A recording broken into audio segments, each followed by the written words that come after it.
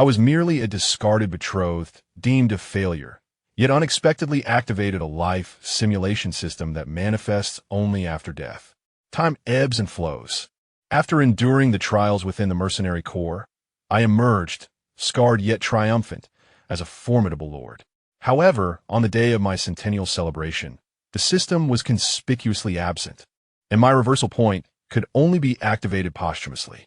Gazing into the mirror revealed a weathered middle-aged man, stripped of the youthful bravado of my earlier days. 30 years prior, I warned others against underestimating the impoverished youth. Now, 3 decades later, my plea is to refrain from scorn towards the middle-aged who struggle. Reflecting on the one who forsook me, Li Qingyue, who has since transcended to the spirit pattern realm and become a true disciple of the Tianlan sect as elder, I realized it was time to seize my destiny. After all, age waits for no one, and if I do not cultivate genuine skills soon, it may be too late. Is it possible that my fortune lies in the blessing of many children? I pondered as the image of a woman lingered in my mind, Lu Shui, whom I encountered on my departure from my family, a fellow exile. Now, we are both past our 40s. How swiftly time has flown. That day, Lu Shui and I wed. In the blink of an eye, 30 years have passed, yet the much-anticipated multitudes of blessings system remained elusive.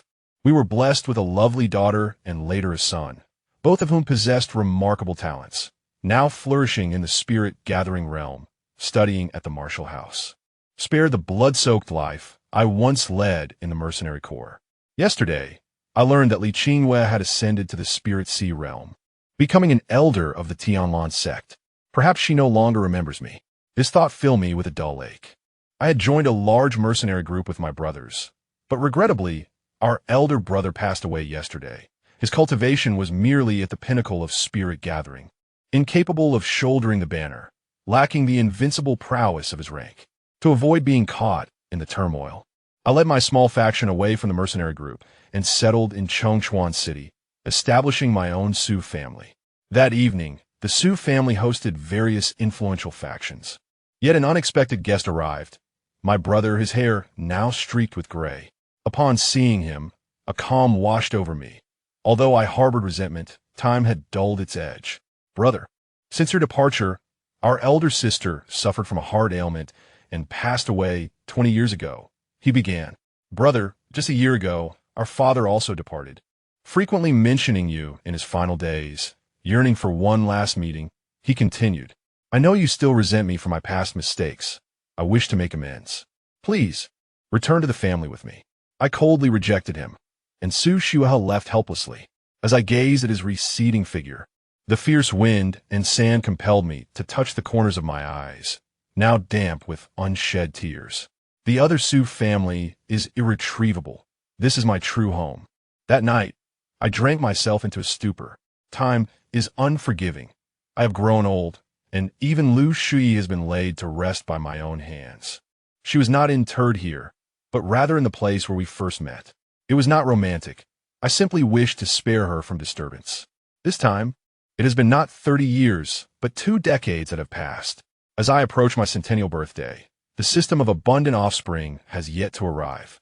I know that this day signifies not only a celebration of longevity, but also my impending demise. Fortunately, my children and grandchildren have all been sent away, prepared for what lies ahead. Outside, the clash of swords and the glint of blades resound. I grasp the long sword, now covered in dust. The old man from the Su family, Su Ba, has broken through to the spirit pattern realm, and in Chongchuan City, no other voice is permitted. I chose the wrong side, mistakenly believing the city lord would break through first, only to be ambushed. My fate sealed in retribution. The door was kicked open, and an elder clad in a stone-blue brocade robe strode in slowly. It was Su Ba, the ancestral patriarch of the Su family, a formidable spirit pattern realm expert. Behind him followed a youth who bore several severed heads, which tumbled to my feet. Recognition washed over me, and my countenance darkened. Then I succumbed to death. A century of storms and tribulations has ultimately led to the annihilation of my clan and my own demise. I faintly heard the youth entering speak to himself, lamenting the loss of Su Chen's 2 children and several elders who fought valiantly to protect them. even with foreknowledge of the Su family's retreat and dispatching numerous men to encircle them. A few young Su descendants managed to escape. He continued, instructing to pursue and apprehend them. For Su Chen, that old fox had many a cunning lair. The disciples he sent forth would undoubtedly possess exceptional talents, and should they grow strong, they would pose a significant threat to our Su family. He added, were it not for the inheritance from a spirit sea realm expert, it might very well have been my Su family facing annihilation. In that moment, although Su Chen's consciousness had faded, he was not entirely extinguished. When I realized I had perished, I found myself in a pitch-black, peculiar space, and I could not help but curse inwardly. Damn it! That old dog of the Su family possesses such fortune. It fills me with indignation. The City Lord's breakthrough to the spirit pattern realm was all but assured. Yet the Su family achieved it first. Fate plays its cruel hand. As the ancestral patriarch of the Su family stated, had the City Lord broken through first, it would have been our Su family that would have taken the fight to them. I am acutely aware that someone is betraying the Su family. Those who could be sent away are either my descendants or my closest friends who have shared life and death with me. Alas, I currently lack the time to ponder these matters, for I must focus intently on that golden finger, the very boon I have yearned for throughout my life, which is only activated after my demise. Could it be that it only awakens on the occasion of my centenary? However, what use is this golden finger now that I am no longer alive? Gritting my teeth, I reluctantly open the book in my hands. The first page boldly declared, in your first life, you were young and impetuous, committing numerous errors, running away from home, enduring hardships, and engaging in battles within the mercenary group. Ultimately, you achieved great power, founded a family, and became an ancestor, leaving your mark upon this world. Though you have passed away, tales of your legend continue to circulate within Changchuan City, rendering this life quite remarkable. Evaluation. White 3 stars reward. 30 reversal points. Immediately following, a prompt appeared on the screen. Please select your allocation of reversal points to enter your second life. Talent. 0. Comprehension. 0. Family background. 0. Mindset. 5. Note. Reversal points can be used immediately or saved for the next life, but after one life. All will reset to 0 except for mindset. I suddenly realized that this golden finger was, in fact, a life simulator. Moreover, it could only be activated after death. What a cruel twist. Though I may grumble, since such a device exists, I have no choice but to make use of it. I expended all 30 reversal points at once, enhancing my aptitude by 15, my comprehension by 10, and my lineage by 5. Having cultivated for an entire lifetime, I understood that early stage training relied heavily on aptitude, while breakthroughs in later stages depended on comprehension. Without aptitude in the early stages, one lacks resources, and without resources, the later stages become utterly hopeless. Thus, I allocated an additional 5 points to my aptitude. A blinding flash of white light enveloped me, and I entered my next life. In the city of Northwind, I, a strikingly handsome youth, stared in astonishment at my reflection in the mirror. Alas, awakening my memories at the age of 17 felt rather late. Had I awakened a year earlier, I could have accomplished so much more, such as participating in the assessments of prestigious martial arts academies and sections. Regrettably, in this life, my status is commendable. I am the son of the Lord of Northwind City, and my name has transformed into Jiangchun. To my surprise, I hail from a noble family, which is indeed a delightful revelation. The Lord of Northwind City bears the surname Jiang and is named Li, making him my father in this lifetime. Even more intriguingly, I find myself in the kingdom of Tianfeng, reflecting that it has only been 20 years since the destruction of the Su family, and the ancestor of the Su family still lives. I am determined to avenge this grudge. While lost in thought, a charming young girl in a pale yellow dress, with a round face exuding cuteness, approached me with small, hurried steps, saying, "Young Master Jiangchun, my lord wishes to discuss something with you. She is my maid in this life." I nodded and followed her to meet my father. The room was spacious, and a meal had already been laid out. My father, Jiang Li, a tall man with a serious demeanor, was seated alongside my mother, Wang Hanyu, who wore a moon-white silk dress. her dark hair elegantly pinned with a jade hairpin, waiting for me.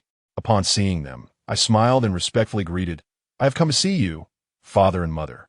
My mother promptly pulled me down into a seat, smiling as she said, "Oh, my child, please sit. There are no such formalities at home." I settled into my seat, and my father stated, "Let us eat first, and we shall discuss matters afterward." I obediently finished my meal, and only then did my father present a delicate little box. Inside lay a spirit-gathering pill. He said, "Chenner, you have now reached the pinnacle of the 9th layer of spirit awakening, and you are but a step away from breaking into the spirit-gathering realm. This pill may offer you the assistance you require." The spirit-gathering pill is no ordinary concoction. It is a precious elixir crafted by top-tier sects. Its price is astonishingly steep, and even wealth cannot guarantee acquisition. Although my father is the city lord and a formidable figure in the spirit pattern realm, obtaining this pill was no small feat, and I was deeply touched. In less than 3 days, I made the breakthrough to the spirit-gathering realm at merely 17. In my previous life, I had only reached this level at the age of 25 upon leaving my family, so achieving it 8 years earlier fills me with immense hope for the future. After my breakthrough, I returned to the Lingyun martial house, brimming with confidence. While it may not rival the 2 foremost martial houses, it is nonetheless one of the top 10 martial houses in the Tianfeng Kingdom. My recent breakthrough in cultivation has caused quite a stir. After all, achieving the spirit-gathering realm at the tender age of 17 is certainly a mark of genius, even amidst the multitude of prodigies within the Lingyun Martial Academy. I find myself among the elite few. Consequently, I entered the inner courtyard ahead of schedule and chose an elder as my mentor. His name is Jiang Xiangyang, a formidable figure at the 7th level of spirit patterns, surpassing my father by 4 levels. I consider myself particularly fortunate to be his disciple. Jiang Xiangyang is a rather disheveled old man. Although he shares my surname, he still took me under his wing, providing me with an additional source of support. That evening, at the urging of my friends, I hosted a banquet to celebrate my entry into the inner sect and my apprenticeship under Jiang Xiangyang. The journey has not been easy, and I nearly faced a beating from my mischievous companions, who believe my life has been a charmed one, having a city lord as a father, successfully gathering spirit at 17, entering the inner sect, and even securing a mentor like Jiang Xiangyang. What else could one call it but the life of victor? They simply do not comprehend the hardships I have endured. I shook my head and sighed, aware that they could never grasp the struggles I have faced, even if they belonged to a past life. As I departed from the tavern, the moonlight cast a hazy glow, and suddenly, I felt a jolt of recognition upon seeing a familiar figure, a figure from my past, uncertain whether friend or foe, possibly related to the Su family. I turned my gaze to the inebriated Li Ming beside me. "Do me a favor," I said. Noting the seriousness in my tone, he immediately sobered up considerably. "I knew you were feigning drunkenness." I shot him an exasperated look, my frustration palpable. Li Ming chuckled awkwardly, explaining that it wasn't that he did not wish to assist me. Rather, had he not pretended to be drunk, he likely would have met an untimely demise in the tavern. I chose not to press the matter further. After all, during our days in the mercenary group, we consumed alcohol as if it were water, but I needed to avoid drawing too much attention now. "Help me investigate that individual." I pointed discreetly at the young man who bore a striking resemblance to someone from my past. The young man turned and flashed me a smile that sent a shiver down my spine. Chapter 3. The Struggles of the Lord's Son, Part 2. Li Ming is Su Chen's dearest companion, a lively friend whose family, the Li clan, wields considerable influence within Lingyun City. Investigating an individual is rather straightforward. Within a day, the information regarding the young man, suspected to be a long-lost acquaintance, lay before Su Chen. The unreliable Li Ming proved to be surprisingly dependable at a critical moment. As anticipated, a cold smile crept across Su Chen's face, his expression fierce. His instincts, akin to that of a solitary wolf, had not misled him. The young man, indeed, was the son of an old acquaintance. The youth who once stood behind Su Ba, 20 years ago, was the most distinguished member of the Su family's younger generation, Su Changji's son. His name is Su Sheng. He too is a scion of the Lingyun Academy, 3 years Su Chen Sr. at the age of 20, still at the 9th level of Qi awakening. Perhaps he is on the verge of a breakthrough. Yet, he shall never have that opportunity again. Suba, though I cannot eliminate you, the old rascal, must I not first eradicate your kin? Su Chen seethed with resentment. Initially, death seemed a fair price for his recklessness. But now it was inconsequential. The gruesome images of severed heads of loved ones and old friends rolling at his feet haunted him incessantly. Until every last remnant of the Su family is obliterated, his heart shall find no solace. Moreover, the Su family possesses the legacy of a spiritual Sea realm expert, a significant boon. In the kingdom of Tianfeng, such a status is undeniably formidable. Even Li Qingyue, who had once called off their engagement, is merely at the spiritual Sea realm now. Such qualifications shine brightly within the kingdom of Tianfeng, explaining why their union was dissolved. They indeed had the right to declare that they were not of the same world. Yet, Su Chen held onto his grudge, unable to forget. They truly are not kindred spirits now. Li Qingyue has aged, while he remains a youthful 17. He would rather die than wed a woman of her years. It is no longer a matter of merely embracing golden bricks. Su Chen pondered how to discreetly eliminate a disciple of Lingyun Academy. It has always been a grave offense for Academy disciples to harm one another, punishable by confinement at best or expulsion at worst. Su Chen could not afford to act brazenly. However, during a mission, Su Shang might encounter vicious criminals with grievances against the Su family, leading to his demise. Such a scenario seems plausible, does it not?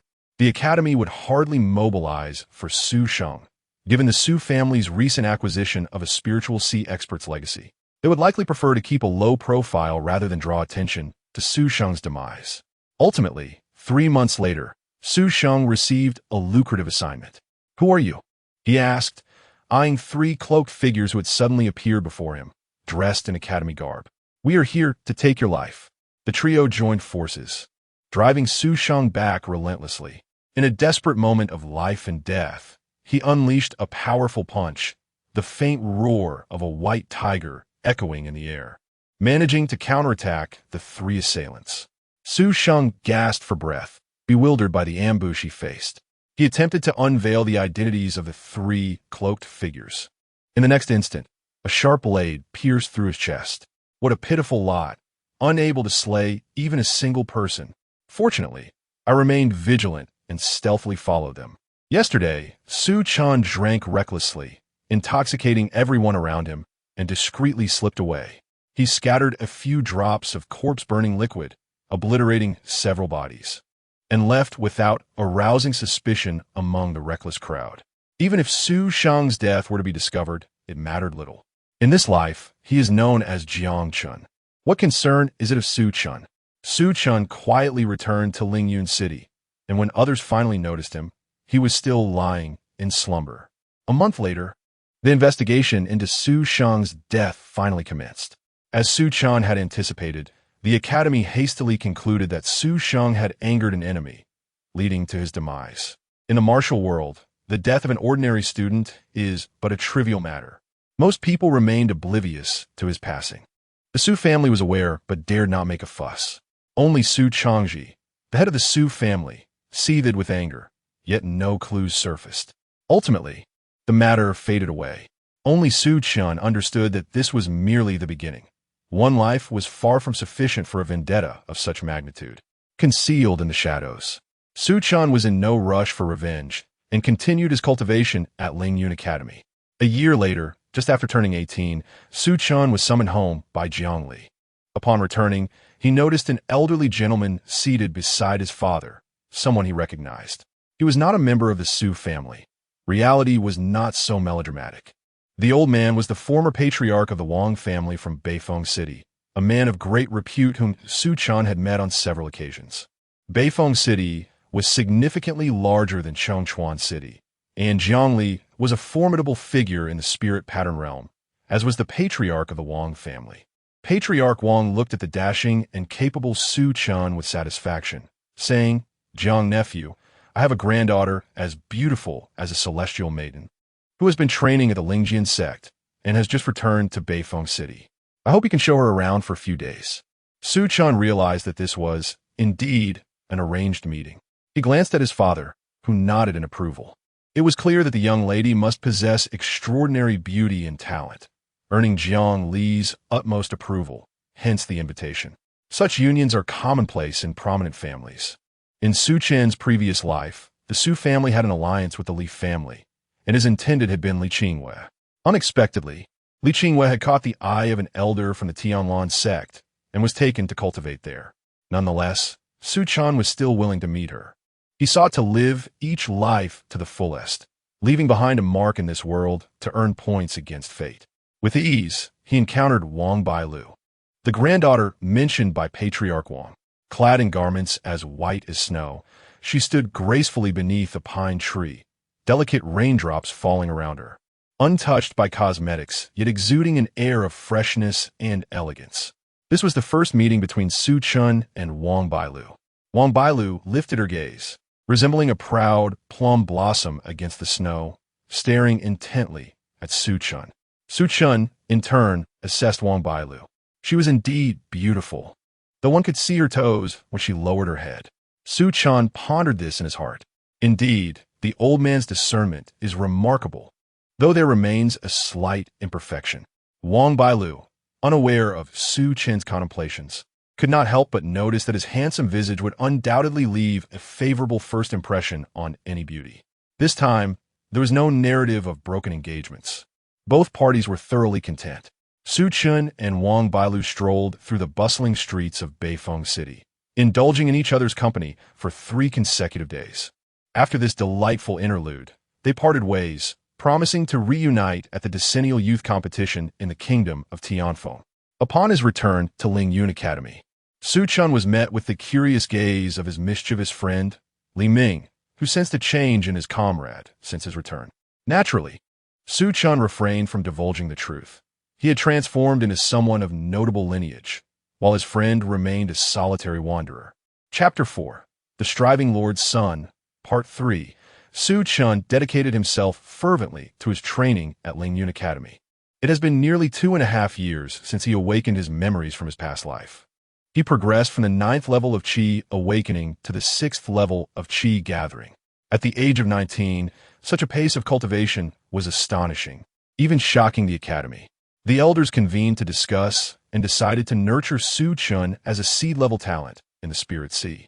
Everyone regarded him as a genius. Yet only Su Chen understood the reasons behind his rapid advancement. On one hand, he had already traversed this path in his previous life. On the other, his innate talent, comprehension, and resources in this life far surpassed those of his former existence. Thus, his cultivation progressed at such an extraordinary rate. Nevertheless, he remained a mere faux seed-level talent in the Spirit Sea. However, Su Chen had no intention of clarifying this misconception. After all, one should seize the opportunities presented to them, viewing it as the Academy's investment in his potential. The Su family remained placid, and there was no news regarding the Su family he had established in his last life. Su Chen no longer cared about these matters. His focus was now on the decade-long competition among the younger generation of the Tianfeng Kingdom. The Academy held high hopes for him, anticipating a commendable ranking. Accompanied by the Academy's elders and a cadre of talented students, Su Chen embarked on the journey to Tianfeng's royal capital. His friend, Li Ming, also accompanied him on this trip. Jiang Chen, do you have confidence in this competition? Li Ming suddenly expressed, feeling an overwhelming sense of pressure. There are so many prodigies at Lingyun Martial House alone. He gazed at the myriad stars in the sky, feeling lost. Over the past 2 years, Li Ming had successfully broken through to the Qi gathering realm and was currently at the 1st level. His best friend, Su Chen, had already reached the 6th level, despite being a year younger. He had once thought Su Chen was the epitome of genius. However, every young disciple from the martial house participating in the competition was equally formidable, with the lowest cultivation level being Qi gathering 5th level. In this world, prodigies were as numerous as the stars. Su Chen looked up at the vast sky. In any given era, there can only be one moon. All other stars are destined to be eclipsed by its brilliance. Li Ming stared at his friend, feeling a surge of emotion. Are you aiming to be the moon? Su Chen shook his head. I am but the smallest of stars. Yet if I can glimpse that moon and witness the true paragons of martial arts, even if overshadowed, I would willingly accept it. Li Ming was taken aback. Was this truly the same friend he had spent every day with? Suddenly, he seemed so elevated, and Li Ming felt a profound sense of discomfort. Su Chen spoke earnestly. I only wish to convey to you not to fear failure. This world is filled with those who excel beyond us. Li Ming nodded, loosening the knots in his heart. If his best friend was unafraid of failure, why should he be? Yet, Su Chen had one more thought unspoken. Sooner or later, I, Su Chen, shall become that most resplendent moon, unique and unparalleled. If not in this life, then in the next or the one after. There will come a time when I, Su Chen, will embody the aspiration of all. After Su Chen and Li Ming returned to their quarters for the night, none noticed a middle-aged man emerging from the shadows, to hear the way in the morning and die in the evening. How many old souls lack the open-mindedness of a younger generation? After enduring much hardship, the group finally arrived at the capital of Tianfeng. The elders of the Wu family had long prepared accommodations for them. Without delay, Su Chen sought out his fiancée, and when he introduced her to the members of the Wu family, Li Ming's expression darkened considerably. They had agreed to remain single together, yet here he was already engaged. Su Chen chuckled awkwardly, confident that Li Ming would understand. The Lingjin sect, while welcoming to Wang Bailu, held a different sentiment towards Su Chen. Wang Bailu was renowned for her beauty within the Lingjin sect, possessing a unique charm, though she could not rival the fame of the sect's senior sister, one of the top 10 beauties in the Tianfeng kingdom. Despite this, she had many admirers within the sect. As Su Chen approached, it was as though he had stirred a hornet's nest, with a throng gathering around him. You are Wang Shimi's fiancé. I challenge you. If you lose, you must keep your distance from her. An irate senior disciple of the Lingjin sect confronted Su Chen. He did not accept the challenge. Where did this delusional fool come from? Are you not a man? Are you afraid to engage in a fair duel? The senior disciple pressed on. If I lose, I will vanish from Wang Shimi's sight. Should you lose, you must annul your engagement. The relentless pursuit of the Lingjin disciple seemed aimed at undermining Su Chen, hoping to elevate his stature in Wang Bailu's eyes. I find it unjust that Miss Wang is treated as a mere wager by someone like you. I will accept your challenge, but I refuse to stake my fiancée on it. She is not an object, she is my future wife. With this declaration, Su Chen garnered newfound respect from the Lingjin sect. Wang Bailu gazed at the refined young man, her eyes sparkling with admiration. The humiliated Lingjin disciple, filled with indignation, launched an attack at Su Chen, only to be subdued in a single move, leaving the sect in astonishment. Ultimately, a middle-aged man escorted the dazed disciple away, who was now questioning his own existence. Throughout the encounter, Su Chen remained oblivious to the disciple's name and had little interest in learning it. They were not on the same level. The elder of the Lingjin sect personally apologized to Su Chen, assuring him that no one from the sect would trouble him again. The attitude of the Lingjin sect underwent a dramatic transformation. Initially, they believed Su Chen unworthy of Wang Bailu, but now they feared that she might not be deserving of him. They concluded that Su Chen would surely emerge as a dark horse in the martial arts competition, likely attracting the attention of numerous noble ladies. Wang Bailu also recognized this predicament. Her fiancé was exceedingly exceptional, and she wondered if fame would lead to a letter of divorce for her. Thus, on the eve of the martial arts tournament, she remained by Su Chen's side. As the tournament commenced, a multitude of talents from various sects gathered. Wang Bailu has granted Su Chen the freedom of time. Su Chen senses that this once promising dark horse is on the brink of collapse, transforming into a mere shadow of his former self. However, despite the exhaustion, Su Chen draws upon his lifetime of battles, having navigated the precarious line between life and death, and his combat experience far surpasses that of these fledgling youths. Along his journey, Su Chen emerged as a dark horse in the grand martial arts competition, capturing the attention of numerous factions. Zhang Yuan, indeed. You and the Lingyun Martial Academy have stumbled upon a remarkable talent. Elders from various powers gathered in unison, expressing their envy towards the Lingyun Martial Academy. At just 19 years of age, Su Chen has achieved the 6th level of Qi gathering, and astonishingly, he has triumphed over a prominent contender ranked within the top 10. Tianlan sect's Nan Gongming, 21 years old, stands at the pinnacle of the 9th level of Qi gathering. She is the pride of the Tianlan sect, a disciple that elderly Qingyue holds in the highest regard. Yet, Su Chen, at merely the 6th level of Qi gathering, with his fearless and relentless martial spirit, compelled Nan Gongming to concede defeat. His name has spread far and wide, earning him the moniker of the martial arts madman. Chapter 5. The Struggles of the Lord's Son, Part 4. At this moment, Su Chen, the dark horse of the Tianfeng kingdom, lay in bed, racked with pain. Every inch of his body felt as if it were being torn apart, akin to 1,000 blades slicing through him. Wang Bailu, Li Ming, and the familiar faces from the Lingyun Martial Arts Academy watched over Su Chen with anxious expressions.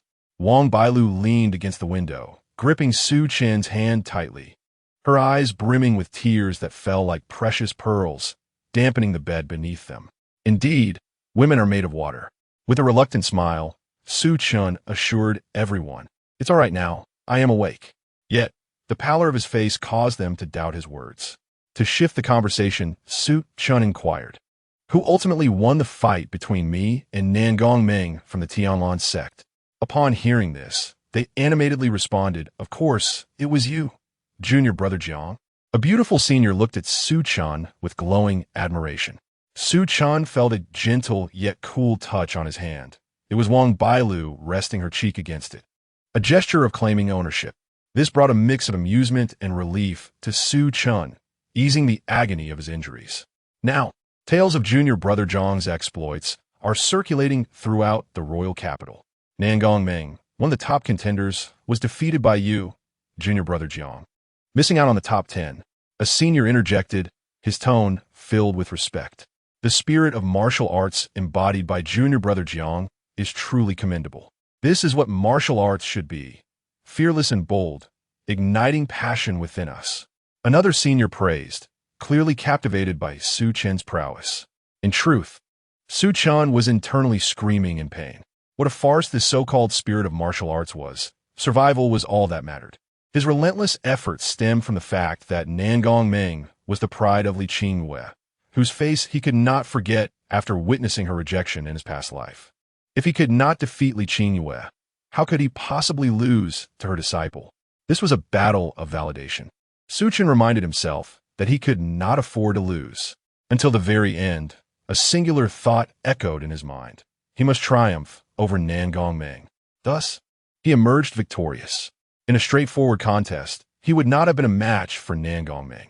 However, in terms of combat experience, she could not rival him. Jiang Chen, you are truly remarkable. Nan Gongming, one of the 10 most beautiful young talents, actually cried and conceded to you. Li Ming exclaimed, his face filled with admiration. Watching his best friend gain fame, Li Ming was overwhelmed with excitement. In times of prosperity, do not forget your friends. Together, we share both honor and disgrace. Su Chen, however, fell into deep contemplation, a question lingering in his mind. Could this truly have happened? How could a prodigy be brought to tears? He slowly asked, when did this occur? Nan Gongming is also a martial arts genius. She surely wouldn't be reduced to tears. Li Mingxin earnestly declared, this matter has become the talk of every street and alley. There are storytellers elaborating on it, claiming that you made the dream fairy weep. Now, many young talents from various factions are preparing to join forces to trouble you. If your injuries have not yet healed, I suggest it would be wise for you to keep a low profile. Su Chen's mind was flooded with a myriad of unique botanical thoughts. Should he discover the identity of the scoundrel spreading these rumors, he would undoubtedly hang him up and give him a thorough thrashing. It was not that Su Chen wished to see Nan Gongming cry. Rather, he found himself entangled in an unwarranted predicament without having caused her tears. What a misfortune! At that moment, a middle-aged man strode into the room, his gaze falling upon the awakening Su Chen. He approached with great enthusiasm and clapped Su Chen on the shoulder. Laughing heartily, Jiang Chen, splendid work. Our Lingyun Martial Academy has finally produced a top 10 contender in this martial arts competition. The middle-aged man's expression was one of delight. But as he looked down, he found Su Chen lying in bed, unable to move. A faint voice emerged, "Elder Mu, could you be a little gentler?" Su Chen drifted off once more, while the onlookers cast glances of dismay at Elder Mu. The elder, feeling a bit embarrassed, sheepishly produced a third-grade elixir for Su Chen to consume. There was no other choice. It had been 5 consecutive competitions without anyone reaching the top 10, and now they had finally produced Su Chen. If he were to be rendered useless, the old-timers in the academy would surely flay him alive. Elder Mu lamented, reflecting on how much better it would have been had he not come here today. That third-grade elixir was worth tens of thousands of gold coins. Eventually, Su Chen awoke, experiencing the effects of the third-grade elixir for the first time. It was akin to a divine potion. The rewards from the Tianfeng royal capital were still quite generous. 3 days of cultivation in the spirit pool, a piece of azure spirit rune, and a low-grade mysterious weapon, which Su Chen chose to be a long spear. An inch longer, an inch stronger. 3 days later, Su Chen's cultivation progressed further, breaking through to the 8th level of spirit gathering. Upon leaving the spirit pool, Su Chen encountered a familiar figure. A graceful silhouette was perfectly enveloped in a purple robe, her face as cold as winter snow, with several strands of hair cascading down her forehead, evoking a dreamlike quality. She was a beauty that many yearned for day and night, if only her gaze did not exude a murderous intent. Su Chen's heart sank as he recognized the newcomer. It was none other than Nangong Meng, the girl he had defeated. "Jiang Chun, I challenge you," Nangong Meng declared, her pride wounded. The streets were abuzz with tales of her being brought to tears by a madman from the Lingyun Martial Academy, and though she accepted her defeat, she would not accept the notion that she wept. Nangong Meng was determined to prove her point by defeating Su Chen and redeeming her honor. Su Chen sidestepped her path. Now that he had advanced to the 8th level of spirit gathering, defeating Nangong Meng would pose little challenge. However, he had no desire to engage in a confrontation. Frustrated by being ignored, Nangong Meng fumed. "Jiang Chun, are you not a man?" Su Chen turned back to face the furious Nangong Meng, his expression one of amusement. "What does my manhood have to do with whether I accept your challenge?" He could not comprehend the logic of those young girls. Nangong Meng, filled with fury, resolved to take matters into her own hands. With sword in hand, she charged toward Su Chen. Observing the seemingly cold and desolate demeanor, he muttered under his breath, "A tempestuous tigress," the words reaching Nangong Meng's ears without omission. As she brandished her spear, its tip glimmered ominously. The chilling glint pressed against her forehead, piercing the delicate skin, causing crimson droplets to cascade down. A strikingly beautiful yet tragic sight. Su Chen sheathed his spear and waved dismissively. "Little girl, perhaps you should wait until you enter the spirit pattern realm before challenging me." He then departed with an air of nonchalance. Nangong Meng stood in stunned silence for a long moment. Aside from the blood staining her forehead, her eyes brimmed with tears like precious pearls, falling drop by drop. "You scoundrel! Jiang Chun, you despicable wretch!" On that day, the royal capital trembled once more. Whispers spread that the dream fairy had been heartlessly abandoned by Jiang Chun, left utterly heartbroken, weeping for an entire day. This stirred the younger generation of the Tianfeng kingdom, who clamored for retribution against those who dared to torment the dream fairy. Chapter 6. The Struggles of the Lord's Son, Part 5. Time flows like water, and 3 years have swiftly passed. In this year, Su Chen is 22. Reflecting on his participation in the martial arts tournament, he feels a throbbing headache. He cannot fathom which wretched soul has exaggerated the tales. From the initial scene of him defeating Nangong Meng in tears to the absurdity of her being abandoned by him, such countless versions have emerged. If he finds the scoundrel behind these rumors, he would surely hang him up and give him a thorough lashing. Moreover, many suitors of Nangong Meng have sought trouble with Su Chen, yet these are mere trifles. After all, he is still a seed-level competitor from Lingyun Martial Academy. However, 3 years have elapsed, and Su Chen's cultivation remains stuck at the 9th level of Qi gathering, despite possessing the spiritual patterns bestowed by the royal palace during the tournament. He still requires another year or two to ascend to the realm of spiritual patterns. Meanwhile, all the other top 10 prodigies, save for Su Chen, have already entered the realm of spiritual patterns. His innate talent ultimately falls short compared to theirs. Even Nan Gongmeng, whom he had easily defeated in the past, has reportedly entered the realm of spiritual patterns several months ago, adorned with a rare blue spiritual pattern. Within the kingdom of Tianfeng, individuals with blue spiritual patterns are exceedingly few. Suddenly, Su Chen recalls Nan Gongmeng, not out of nostalgia, but due to his own words from 3 years prior.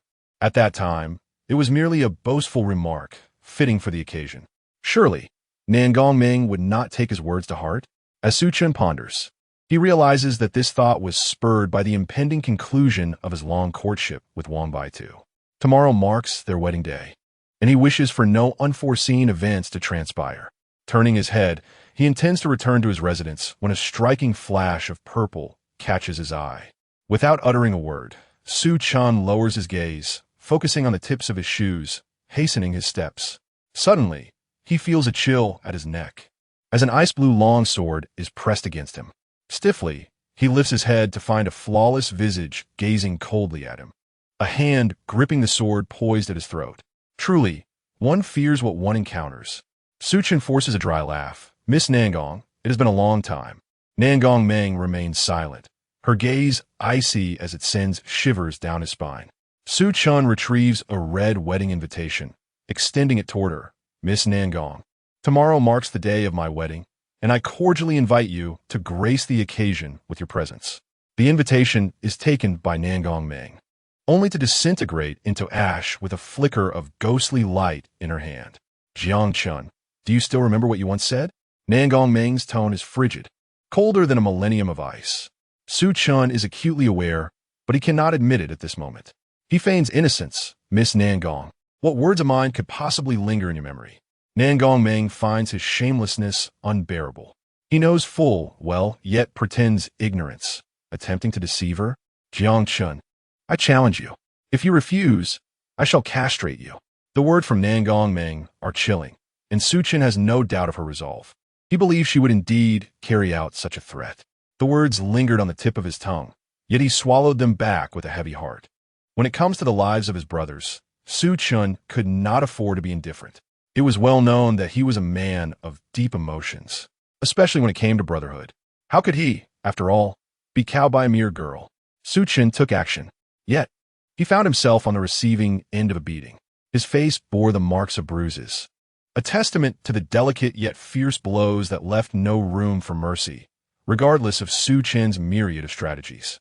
It was bewildering to think that there existed individuals in the kingdom of Tianfeng who would willingly endure a thrashing from Nan Gongmeng, claiming it would take a decade off their lives. Pure masochism. Struggling to his feet, Su Chen discovered that Nan Gongmeng had long since vanished. Left behind was a jade vial, beneath which lay the hastily scrawled words to, clear-etched with a sword's edge. Su Chen mused that even his pet dog's chaotic trails would yield a more aesthetically pleasing script. Such a beautiful girl, yet she proved to be petty, of violent temper, and lamentably illiterate. Her handwriting was atrocious. After venting his frustrations, Su Chen curiously uncorked the jade vial, only to find a third-grade healing elixir within. The pain he had endured seemed to be worth it for such a prize. He murmured to himself, feeling slightly better. She was a generous yet petty soul, a meticulous brute. Regrettably, she was illiterate. Upon returning home, he fortuitously encountered his father, Jiang Li, who looked at him with curiosity. "Chener, why do you bear so many injuries?" Su Chen, looking down, replied gloomily, "I fell accidentally."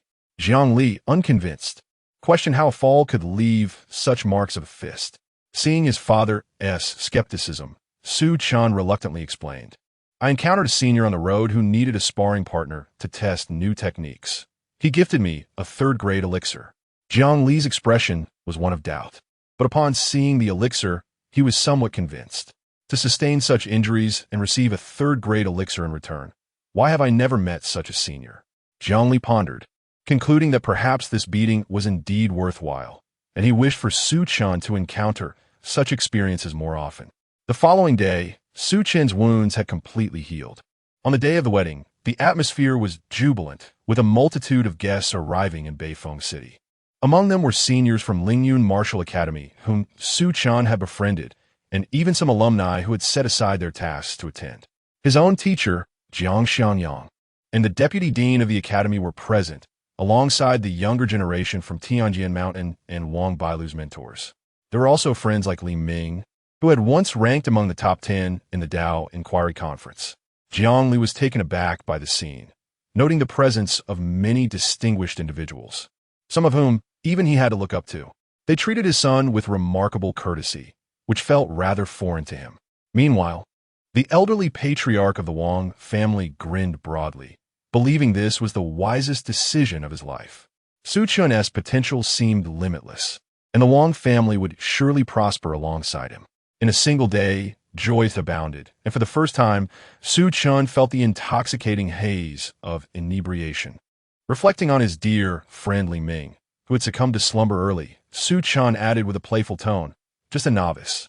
The moonlight, shrouded in a gentle haze, heralded the perfect moment for a wedding night. Su Chen surmised that Wang Bailu had been awaiting him for quite some time. Today he assumed the role of husband, while she embraced that of wife.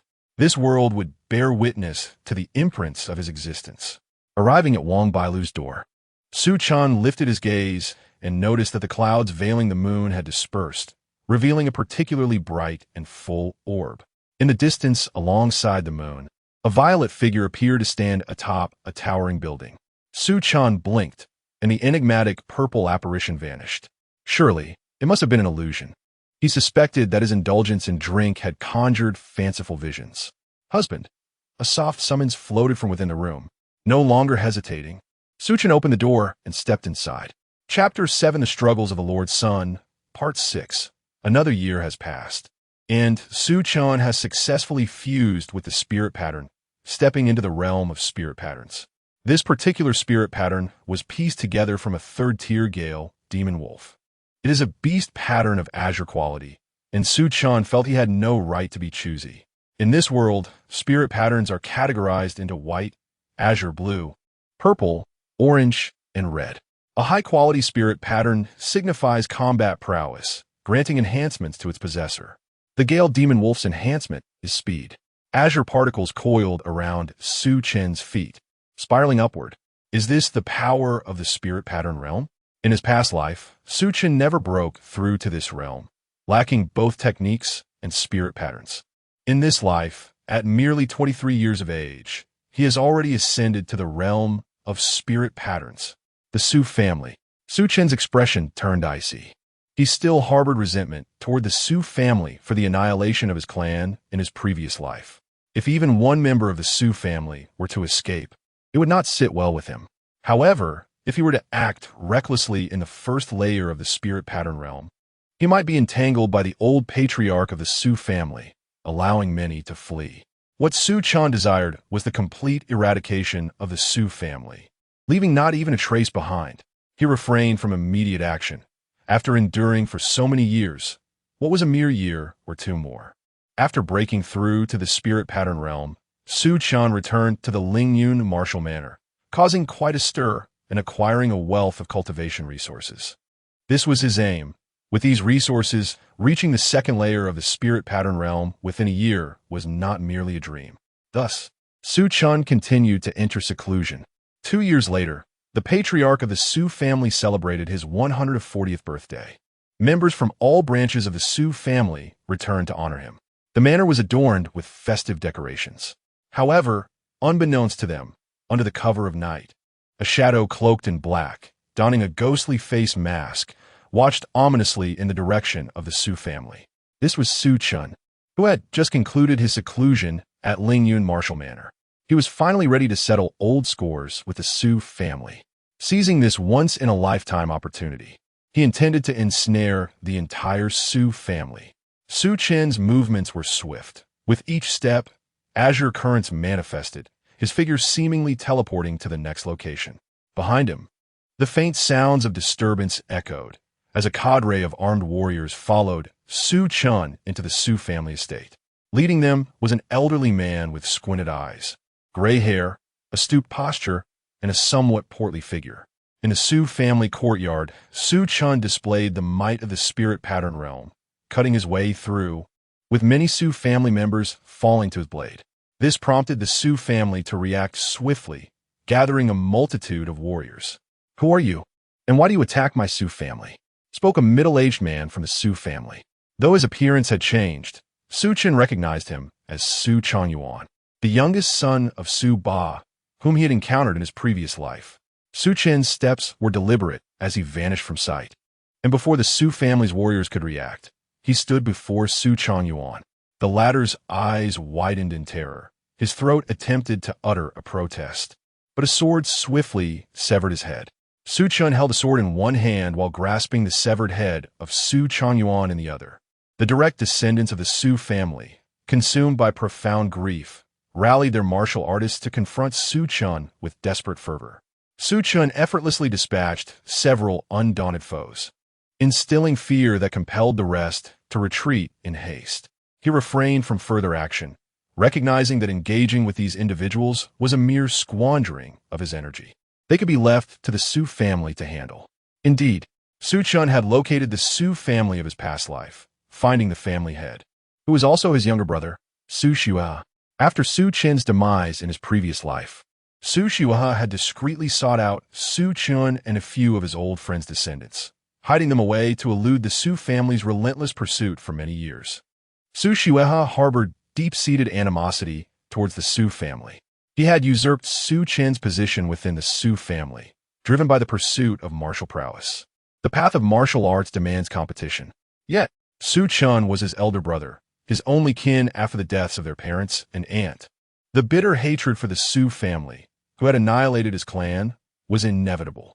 Upon discovering that his descendants were taken in by Su Shihua, Su Chen's heart was a tumult of emotions. Nevertheless, he felt a sense of relief, acknowledging that Su Shihua was more suited to be the family head than he. Hence, Su Chen concealed his identity and approached Su Shihua for collaboration to eradicate the Su family. His aim was to obtain a fortuitous opportunity from the Su family, while all other possessions could be surrendered to Su Shihua, serving as a form of compensation to his former family. When Su Chen revealed his cultivation at the third level of the spirit pattern realm, Su Shihua promptly opted for cooperation. For upon Su Chen demonstrating his prowess, the Su family was left with but one choice.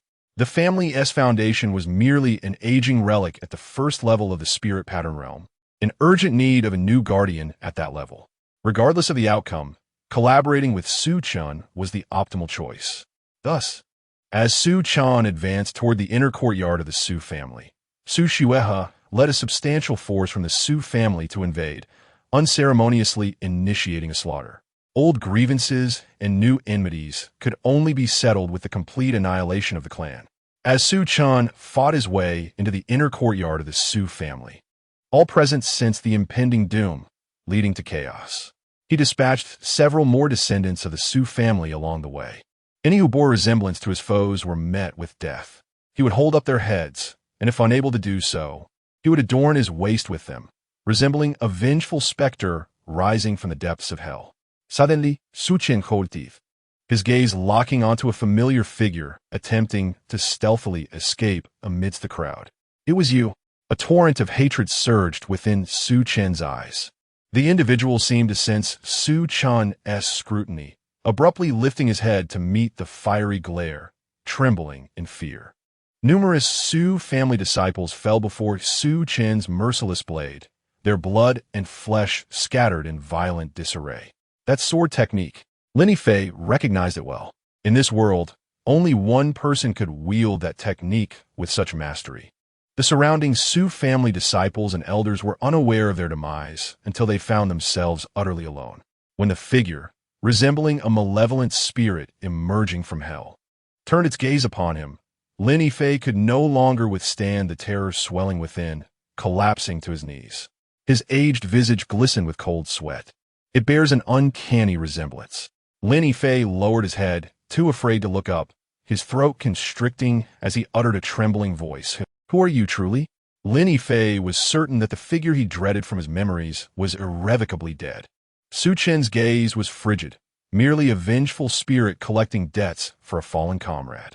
The flash of a sword swept through the air. Lin Fei was slain, his head rolling to the ground, turning over to reveal a pair of incredulous eyes fixed on Su Chen. Su Chen did not inquire why Lin Fei had betrayed him. It was no longer necessary. The price of betrayal was only death, extending even to future generations.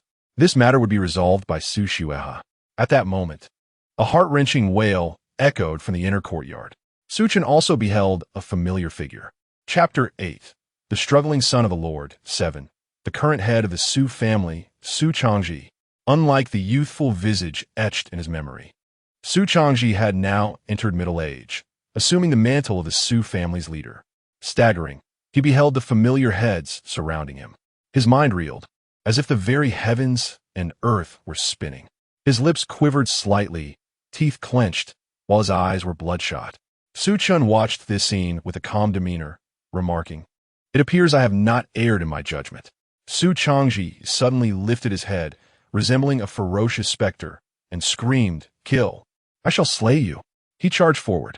In an instant, Su Changji found himself gripped by the throat. Su Chen exhibited no mercy, swiftly rendering Su Changji's cultivation null and void. Overcoming the spirit pattern realm with ease was akin to subduing a mere chick. Of course, this did not apply to extraordinary prodigies, and Su Changji was far from such a talent. Rather than ending Su Changji's life immediately, Su Chen chose to escort him to the elder of the Su family. Su Ba, alerted by the commotion from the Su household, sensed something amiss and hurriedly emerged from his seclusion, only to behold a figure cloaked in black, dragging away his most cherished son, adorned with the severed heads of his descendants, including his beloved great-grandson and great-granddaughter, now lifeless. "Pray tell, what grievance do you harbor against my Su family? Why do you not spare even the youngest of children?" Su Ba wailed in anguish. For there is no greater sorrow than a white-haired person sending a black-haired offspring to the grave. Where is the legacy of the spirit sea? Speak, and perhaps I shall spare this wretch's life, allowing your Su family to retain a flicker of hope. Su Chen replied coldly, his gaze fixed warily on Su Ba. He underestimated no adversary. Su Ba contemplated a desperate struggle against Su Chen, but sensing the elder's intentions, Su Chen unleashed the full might of his cultivation. The third level of the spirit pattern realm. Su Ba felt despair wash over him. His advanced age had diminished his vitality, and this strange being was far superior in strength. Even a desperate fight might not yield significant injury to his opponent. Torn within, he gazed upon the unconscious Su Changji, who still clung to a faint breath, tears streaming down his aged face, having made a resolute decision. "Would you be willing to swear an oath? If I were to relinquish the legacy of the spirit sea, your words must hold true." Su Ba refrained from questioning how this enigmatic figure had learned of the Su family's spirit sea legacy. Such inquiries had become meaningless. Even in the absence of such legacy, it was imperative to claim it now to preserve the last ember of the family lineage. Su Chen nodded in agreement. "My sole purpose is to obtain the spirit sea legacy. Once acquired, it will be permissible to leave a spark of hope for your Su family. Should I break this vow, may my martial path come to an end." Su Ba, having secured the desired outcome, returned to his abode and retrieved a beast skin inscribed with bizarre symbols, alongside translations deciphered by the Su family over the years.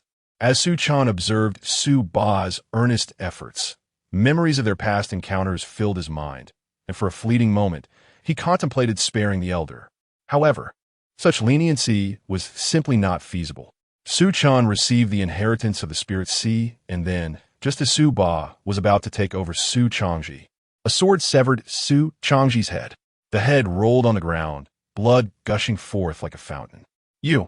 Su Ba was at a loss for words. His heart twisted in agony. A familiar yet cold voice echoed in his ears. "Do you remember the Su family of the ancestral master Su Chen? When you exterminated the Su family, did you ever consider the elderly and the young? Now, it is merely someone coming to collect a debt." Su Ba's eyes widened. From the beginning, this cloaked figure had no intention of letting the Su family off. "You will not die the good death. You have defied the oath of martial arts, and you shall ultimately be devoured by myriad ghosts. The entirety of my Su family will witness your demise on the road to the Yellow Springs." Su Ba let out a wretched scream as he was slain by Su Chen. Arranging all the heads neatly together, Su Chen felt a sense of vengeance fulfilled and fell into a long silence. Finally, he softly murmured, "I will not descend to the Yellow Springs. Even if you wait there until the waters dry up, you will not find me. I shall only experience the cycle of reincarnation, but I will not tread the path of the dead." After acquiring the Spirit Sea inheritance of the Su family and killing Su Ba, Su Chen departed. He paid no heed to the other members of the Su family, for there were others in this world who loathed the Su family even more. Before leaving, Su Chen cast a distant glance at the plump old man entering the inner courtyard and whispered, "Su Shua, the Su family is now in your hands. You must not follow in the footsteps of my past and the Su family." Su Chen left, having forgiven Su Shua for seizing his martial resources in the past. It was evident that Su Shua was more suited to be the heir of the Su family than he had been at that time, and the resources of the Su family would be well managed by him.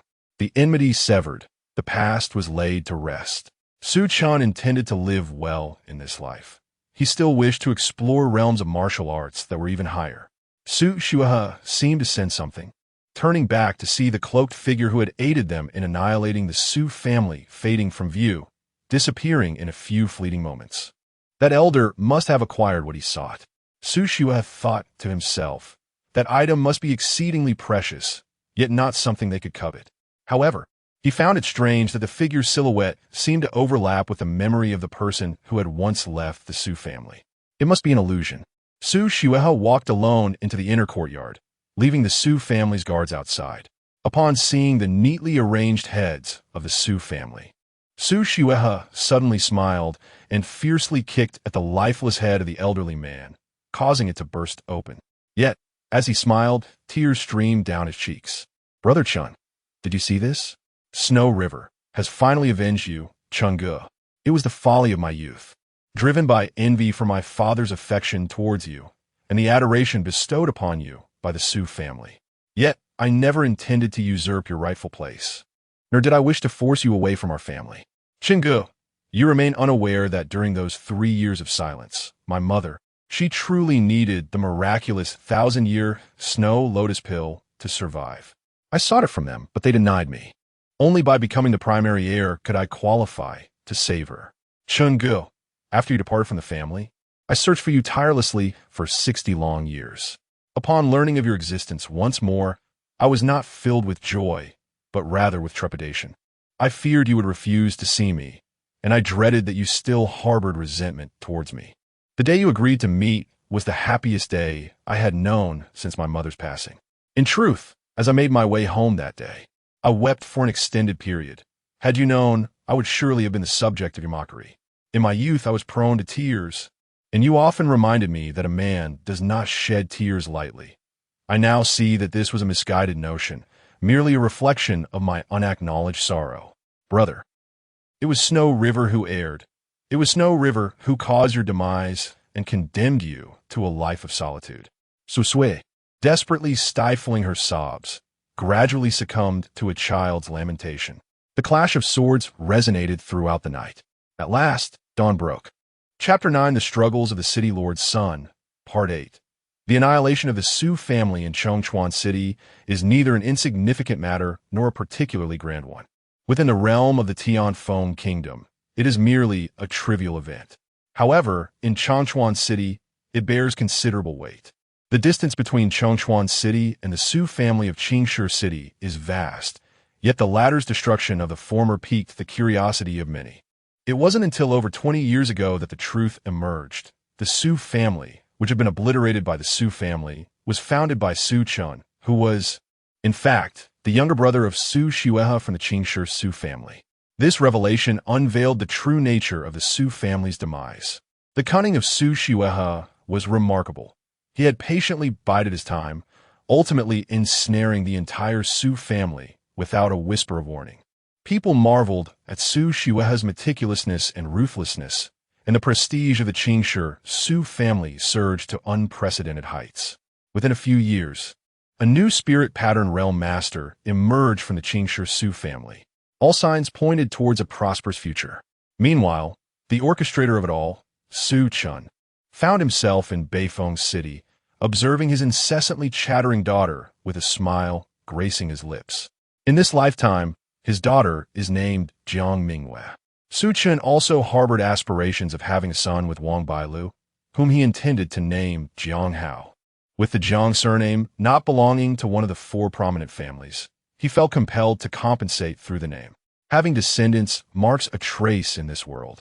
Yet reputation remains elusive. Over the years, countless talents have emerged, and a decade has passed since his entanglement with Nan Gongming. Su Chen began to contemplate how he might lead a more illustrious life.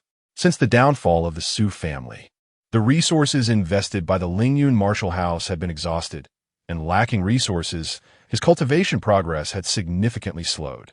For years had passed, and he had barely managed to break through to the fourth level of the spirit pattern realm.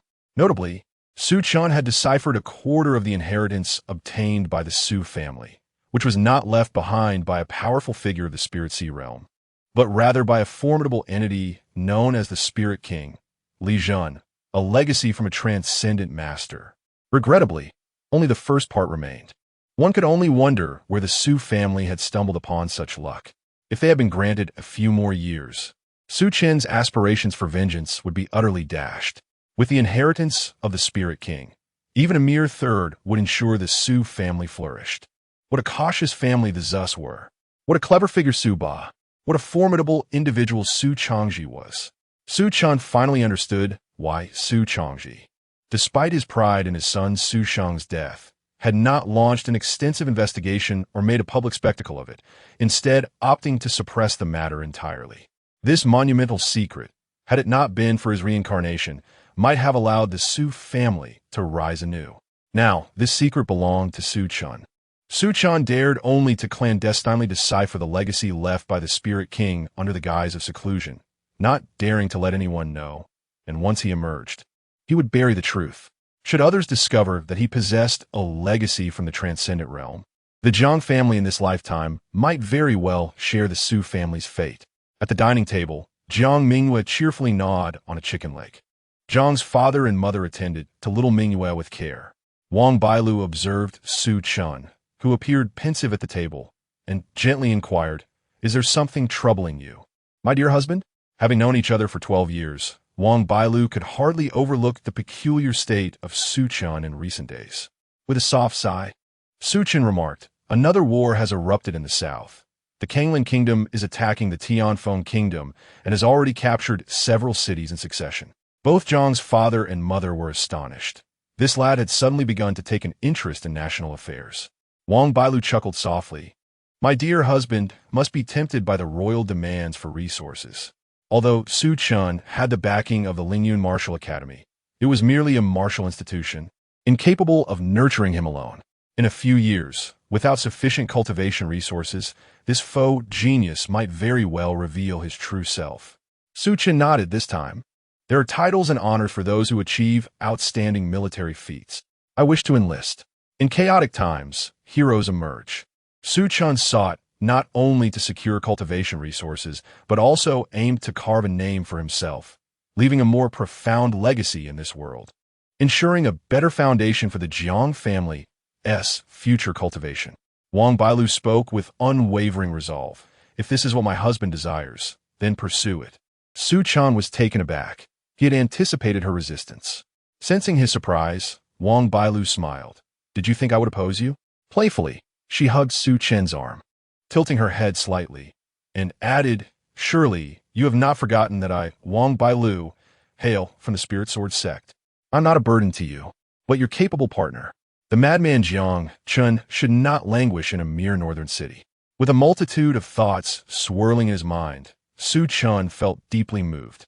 Ultimately, he resolved to enlist, driven by the desire for cultivation resources, to elevate the Jiang family to a higher starting point, and to amass more fateful opportunities for the next life. Upon making this decision, he unexpectedly encountered many familiar faces, particularly Li Ming, whom he had not seen in years. Since his marriage, it had been a full 7 years, and Li Ming had begun to take over the Li family, showing signs of prosperity. Thus, Su Chen confirmed his identity several times, which left Li Ming in a sulky mood, lamenting to Su Chen. Li Ming had his own troubles. Within this generation of the Li family, his talents were considered mediocre, and he found himself quite idle, being the youngest. His whimsical father had entrusted the family to him before wandering off to enjoy life, while none of his siblings were willing to assume responsibility. Only Li Ming, the unfortunate soul, remained. Chengge, I truly miss the times we spent at the martial academy. Those are my happiest days. We would drink, dine, and live carefree, wandering when we grew weary. Li Ming wished to continue reminiscing when a sharp slap struck the back of his head, causing him to exclaim in surprise.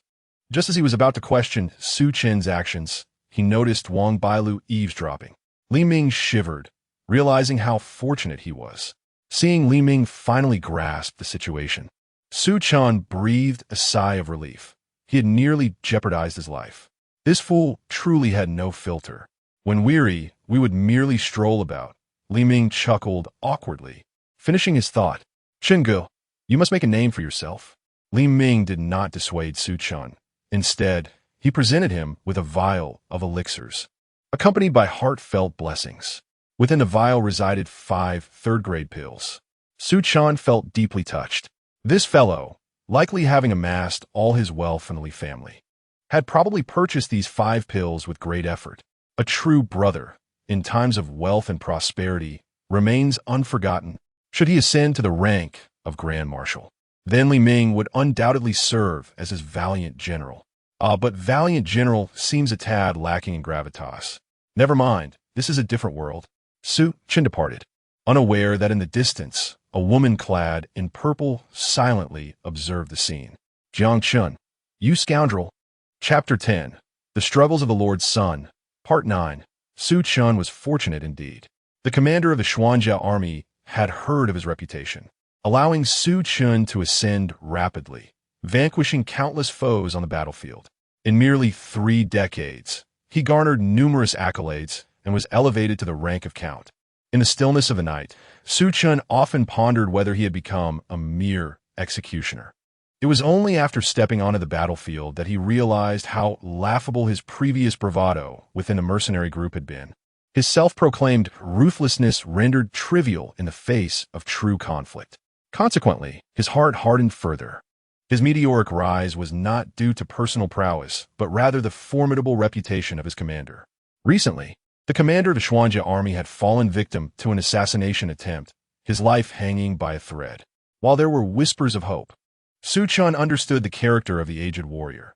He likely had already resigned himself to his fate. If there remained a breath of life, how could he permit those treacherous eunuchs to dictate the course of events? The assassination of a formidable figure at the 9th level of the Spirit Sea within the camp itself could hardly be believed without some ulterior motive. 15 years prior, under the leadership of Commander Mu Qingfeng, the Xuanjia army had triumphed over the forces of the Kanglan Kingdom, earning a fearsome reputation throughout the Tianfeng Kingdom. Commander Lin Qingfeng sought to seize the opportunity to decisively annihilate the Kanglan forces, but was thwarted by the court's intervention, which opted to allow the enemy to escape. The justification was that as long as the invasion was repelled, the 2 nations could remain good allies.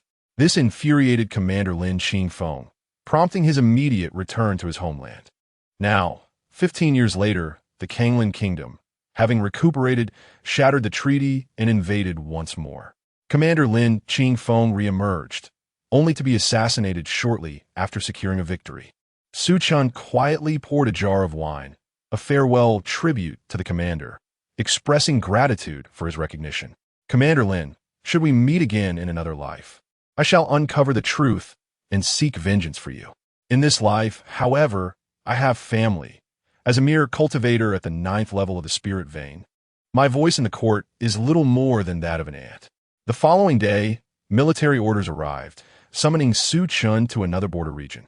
Several comrades sought him out, urging General Jiang, let us revolt. Su Chen declined their entreaty, departing without a backward glance. This is not rebellion, it is sheer folly. In this world, where martial prowess reigns supreme, a handful of spirit vein cultivators attempting a coup would be easily subdued by a single spirit sea expert. Subsequently, Su Chen learned that the traitorous faction faced relentless defeat, nearly allowing the Kanglan forces to advance unchecked.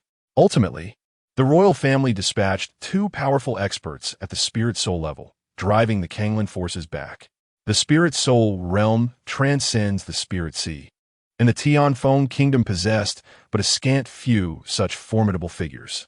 Su Chen briefly monitored the developments of the conflict, choosing to disengage. He had been dismissed, relegated to a life of idleness, and the grand scheme was beyond his influence. However, a series of letters on the table brought a smile to his face. Over the years, Wang Bailu had blessed him with two sons, the elder, named Jiang Hao, and the younger, Jiang Pingyuan. His daughter, Jiang Mingyue, and elder son, Jiang Hao, had both married, while his younger son, Jiang Pingyuan, had ventured into the world as a wandering hero.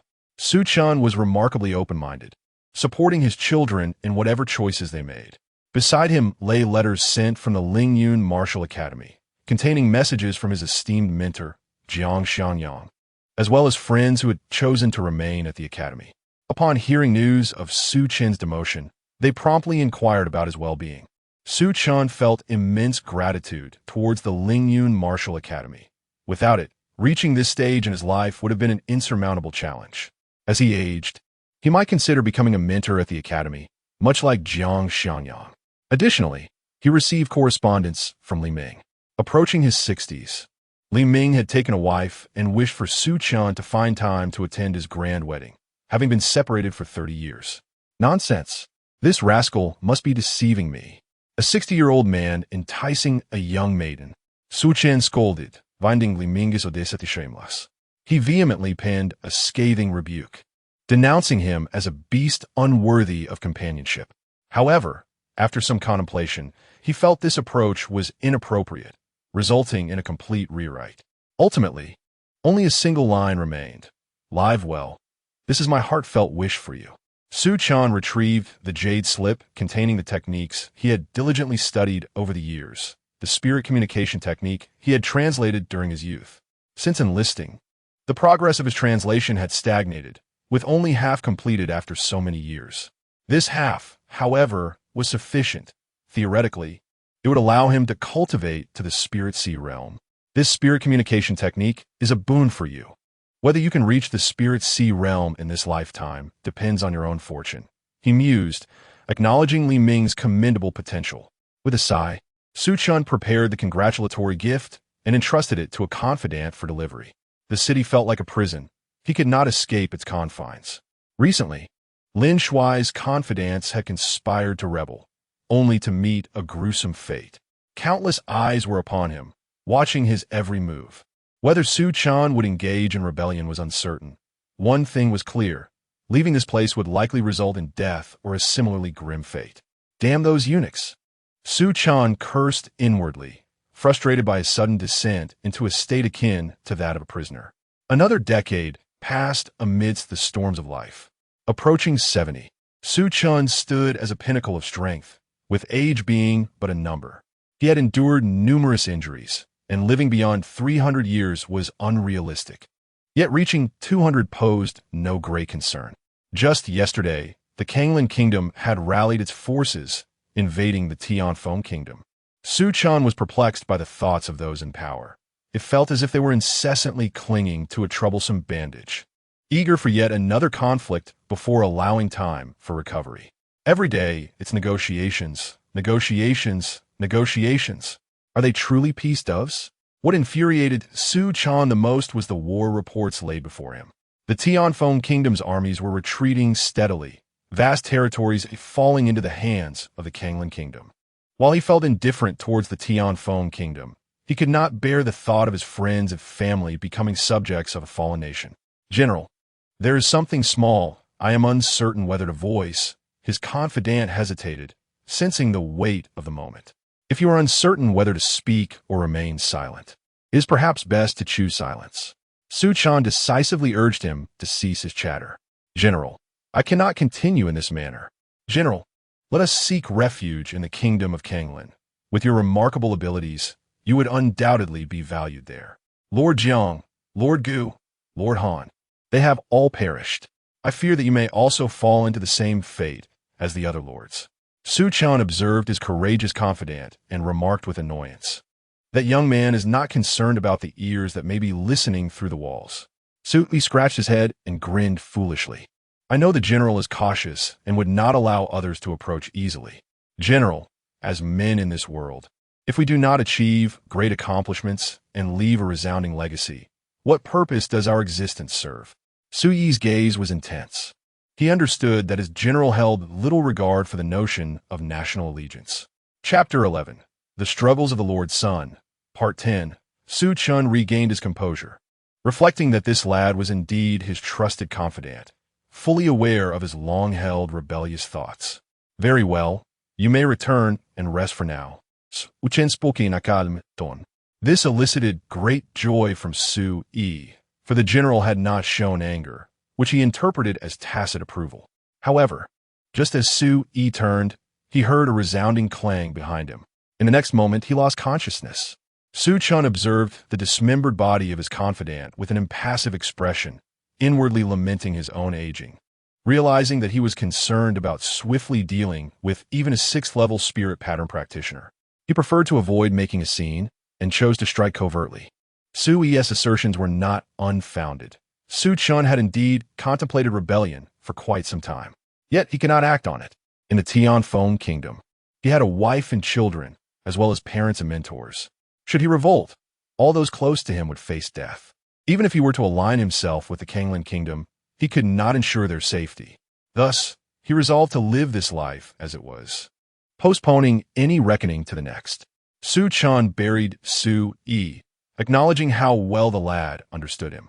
I warned you not to speak of matters best left unspoken. With Su Yi's disappearance, when inquiries arose, Su Chen simply replied that he had sent Su Yi home. After all, remaining in the mundane borderlands held no promise.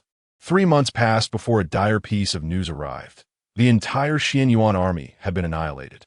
This was a legion that stood on equal footing with the Su Ng army. Now, the forces of the Kanglan kingdom were advancing relentlessly, closing in on the border where Su Chen resided. What the hell was happening? 1 million troops, gone in 3 months? Su Chen felt a surge of frustration. Such unprecedented incompetence. The most alarming part was the message from above, indicating that reinforcements were being mobilized, with hopes that Su Chen could hold out for a month. Hold out my foot. With only an aging Spirit Sea Realm Lord and himself, the strongest at the 9th level of spirit patterns, their prospects were grim. That very night, Su Chen entered seclusion, preparing to break through to the Spirit Sea Realm. The spirit communication technique possessed a secret method for a short-term breakthrough to the Spirit Sea Realm, albeit at the cost of longevity. Given an additional 20 years, he could have achieved a stable breakthrough without resorting to such extremes. But now it mattered little. Death was inevitable, so he might as well break through to the Spirit Sea Realm and take down a few more foes. Before long, as Su Chen was deep in seclusion, a contingent from the Kanglan kingdom arrived to assault his stronghold. After 10 days of steadfast defense, the aged Spirit Sea Realm Lord was brutally slain. A sense of sorrow enveloped the defenders, although the old man had long enriched himself at their expense. Often depriving them of cultivation resources, they all wished for his demise, just not at this moment. How long would General Jiang Chun take to break through to the Spirit Sea Realm? The heart of the city's defense grew cold, realizing the formation had lost its backbone and could not hold much longer. However, just as the city was on the brink of collapse, the once dim formation suddenly surged into action, annihilating thousands of Kanglan soldiers. A formidable figure descended from the skies, lifting the core of the formation that was on the verge of extinguishing. Su Chen had indeed broken through to the Spirit Sea Realm just in the nick of time. I never imagined that I would one day become a savior. Su Chen had never felt such exquisite delight, as if he had unlocked the door to another realm. With a mere gesture, he could split mountains and sever rivers. The first wave of the Kanglan kingdom's assault had finally been withstood. The survivors displayed smiles of relief, eagerly recounting the harrowing details of the battle to Su Chen. When they spoke of Zhou Bapai's final act of valor, sacrificing himself to severely wound an enemy general of the Spirit Sea, Su Chen could not help but feel a deep respect. Zhou Bapai had indeed perished as a true hero, though regrettably, not a trace of his remains could be found. Thus, Su Chen and the others could only gather remnants to erect a modest memorial for him. Su Chen had always held a poor opinion of Zhou Bapai. Their relationship was far from amicable. Yet, upon learning that Su Chen was determined to break through to the Spirit Sea realm, Zhou Bapai had bequeathed all his cultivation resources to him and instructed the soldiers that, upon his death, Su Chen would be the sole leader of the city. Flawed in life, he had managed to attain a moment of purity in death. Before Zhou Bapai's grave, Su Chen poured a flask of strong liquor and murmured, "If only I had broken through sooner, perhaps you, Zhou Bapai, might have been spared."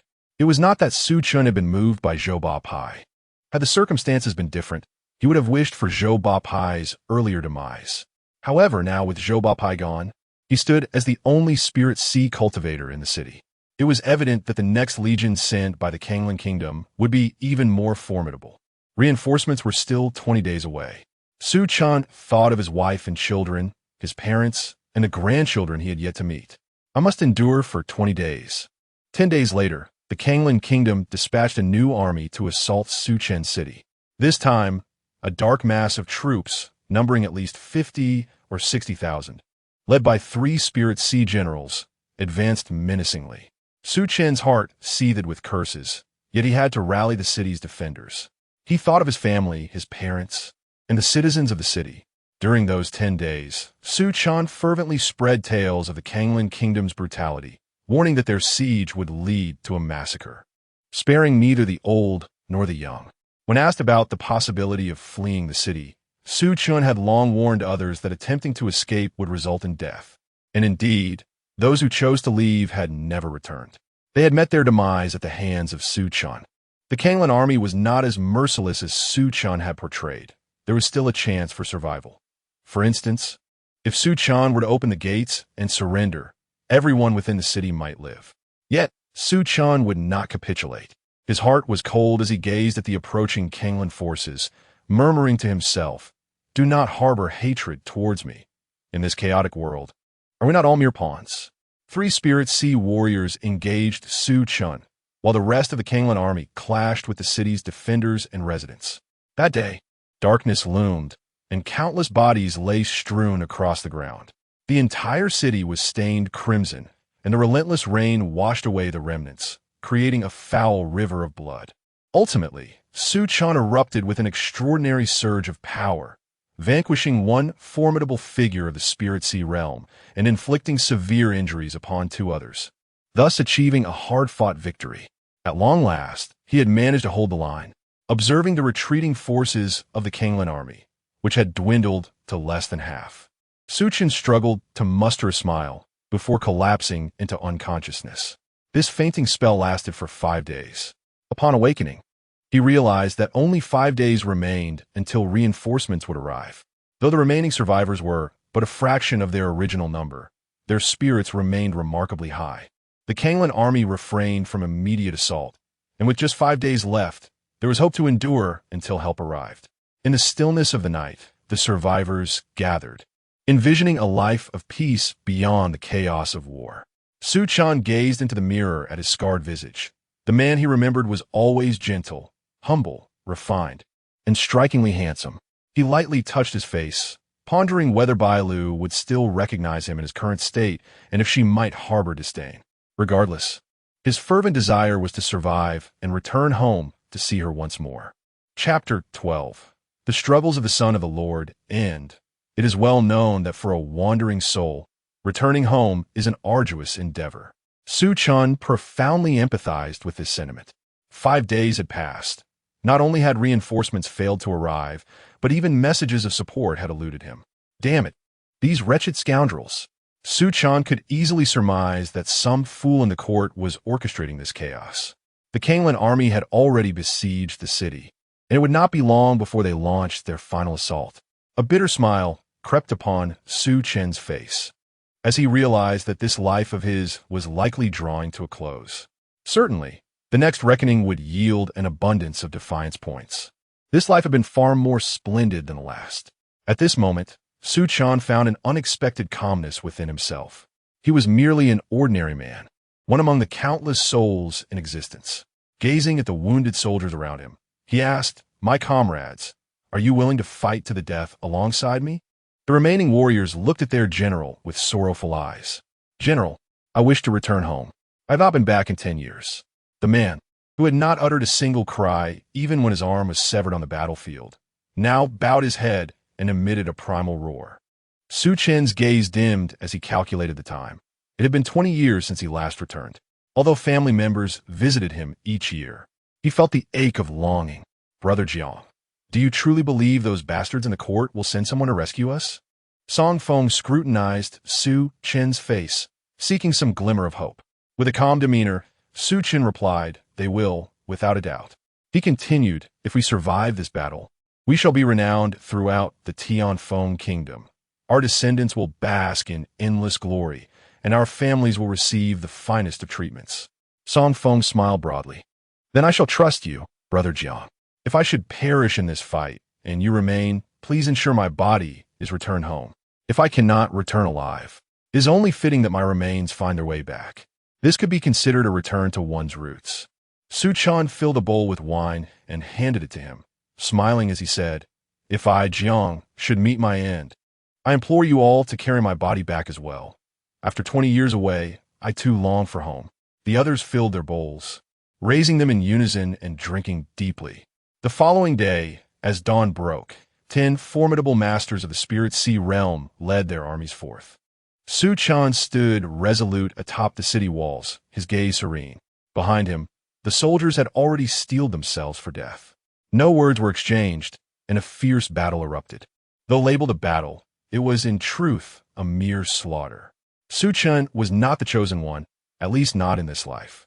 Facing the ruthless assault of 10 Spirit Sea masters, even with the city's formations aiding him, he soon found himself overwhelmed, his body a canvas of blood and flesh. He felt his vitality waning, the city falling silent, with only he remaining. Now, he too was nearing his end. Su Chen sensed his eyelids growing heavier, his vision blurring. In his previous life, death had come too swiftly. He had never experienced the slow approach of demise. This life, at least, offered a chance to rectify the regrets of the past. Jiang Chun, you rascal, you cannot die. In the distance, Su Chen discerned a familiar violet figure breaking through the formation of the Kanglin Kingdom's army, cleaving through 2 Spirit Sea realm cultivators. He felt himself being lifted, droplets of water cascading upon him. The visage of his rescuer became increasingly indistinct. Have reinforcements arrived? He wondered, as the call in his ear faded into the distance. It seemed someone was weeping uncontrollably. Su Chen lost consciousness. Upon awakening once more, he found himself in a mysterious space, gazing vacantly at the inky darkness surrounding him. The experiences he had endured felt like a vivid dream, yet the scenes replaying in his mind attested to their reality. Fool! Su Chen muttered under his breath. He had not anticipated that Nangong Meng, whom he had not seen in half a lifetime, would dare to infiltrate the enemy's ranks alone. What was Tianlan's sect doing? Where had Li Qingwei vanished to? How could such a fool act so recklessly? Su Chen cursed again. Was it a jest, this war between nations? He was unaware if Nangong Meng had managed to break free from the encirclement. At that moment, he could think of nothing but his own demise. Su Chen grasped the reverse fate book, a name he had bestowed upon his extraordinary tool. He opened the book and turned to the first page, which chronicled his first life. Now, he was able to turn to the second page. In your second life, you were a youthful genius, achieving fame at an early age, avenging the blood feud of your previous existence, resolving your inner turmoil, attaining fortuitous blessings, and surpassing the limits of your natural talent. You enjoyed marital harmony and left your lineage in the world, enlisting in the military and achieving remarkable feats. Although later marginalized by petty individuals and exiled to the borders, you met a heroic end, yet your story endured in the kingdom of Tianfeng. Your only regret was that you rushed through your youth, failing to observe those around you with sufficient care. Rating, white 9 stars, reverse fate points, 99 cents. Su Chen scoffed at the reverse fate book. What regrets could he possibly have from his youth? Those 90 reverse fate points seemed quite generous. In his previous life, he had achieved such accomplishments with merely 30 points. With 90 points in the next life, wouldn't that be an explosive start? Talent, 0. Insight, 0. Family background, 0. State of mind. Su Chen pondered for a moment. Talent was crucial, so he allocated 40 points there. Insight was also significant, warranting an allocation of 30 points. As he grappled with the spirit communication technique, he suddenly realized something momentous. He had translated it, but when it came to the levels beyond the spirit sea, he found it utterly incomprehensible. Even the spirit sea realm felt nebulous. With 20 reverse fate points remaining, he directed them towards family background. Family background was vital, representing the resources for cultivation and determining how far he could ultimately ascend. Having completed these allocations, Su Chen resolutely chose to embark on the next chapter of his life. Chapter 13, Rebirth of an Enemy as a Marquis, Part 1, in a lavishly adorned chamber. Su Chen gazed at his fair and delicate hands, uncertain whether to feel joy or sorrow. In this life, he awakened his memories at the tender age of 9, a full 8 years earlier than in his previous existence. After a moment of contemplation, he recalled that in this incarnation, his surname might be Feng Chen. Such a name carries rather ominous connotations. Suddenly, a thought struck Su Chen, causing his pupils to constrict sharply. The royal surname of the Tianfeng kingdom is indeed Feng, is it not? How absurd to have been reborn into the royal bloodline of the Tianfeng kingdom. What ill fortune! Su Chen had intended to confront the Tianfeng kingdom for its transgressions, yet here he was, born into a lineage of such renown. But wait, the Tianfeng kingdom has not yet fallen? Su Chen was taken aback, for the Kanglan army was supposed to be invincible. He was determined to uncover the truth of what had transpired. Without delay, Su Chen exited the room, only to be greeted by a beaming youth. Ninth brother, where are you off to? Su Chen quickly retrieved the information about the boy from his mind. The youth was Feng Zian, the unreliable Marquis' offspring, and Su Chen's half-brother, the third in line. I'm heading to the library to seek out a martial technique for practice, Su Chen replied casually. Ninth brother, if you require martial arts training, you need not go yourself. Simply have a servant fetch it for you. Feng Zian remarked with confusion, then presented an assortment of eclectic illustrated books, grinning widely. Ninth brother, these are treasures I have cherished for many years. What joy is there in practicing martial techniques when one can explore the profound truths of life? Su Chen cast a fleeting glance at the crude materials, inwardly lamenting, I am but a 9-year-old child. Why should I be subjected to such banalities? Nevertheless, he complied, saying, Thank you, third brother. I shall graciously accept these gifts. With that, Su Chen swiftly accepted the unsophisticated items. A subtle gleam of pleasure flickered in Feng Zian's eyes as he cheerfully declared, If you enjoy these, I shall seek out more illustrated tomes that delve into the profound truths of existence. Su Chen nodded with a smile, the two brothers sharing a harmonious rapport. However, once Feng Zian departed, the smile on Su Chen's face instantly vanished. How perplexing, he mused, that this body still only possessed the cultivation of the third level of Qi awakening. He had begun his training at 5 years old, and by this age, he ought to have reached at least the 6th or 7th level of Qi awakening. The contest for the title of heir is indeed fearsome. Determined, Su Chen proceeded to the library. Within the library, not only were there martial arts manuscripts recorded by the Marquis' household, but also accounts of events from various regions. An elderly man with white hair observed Su Chen's solitary arrival with a hint of surprise.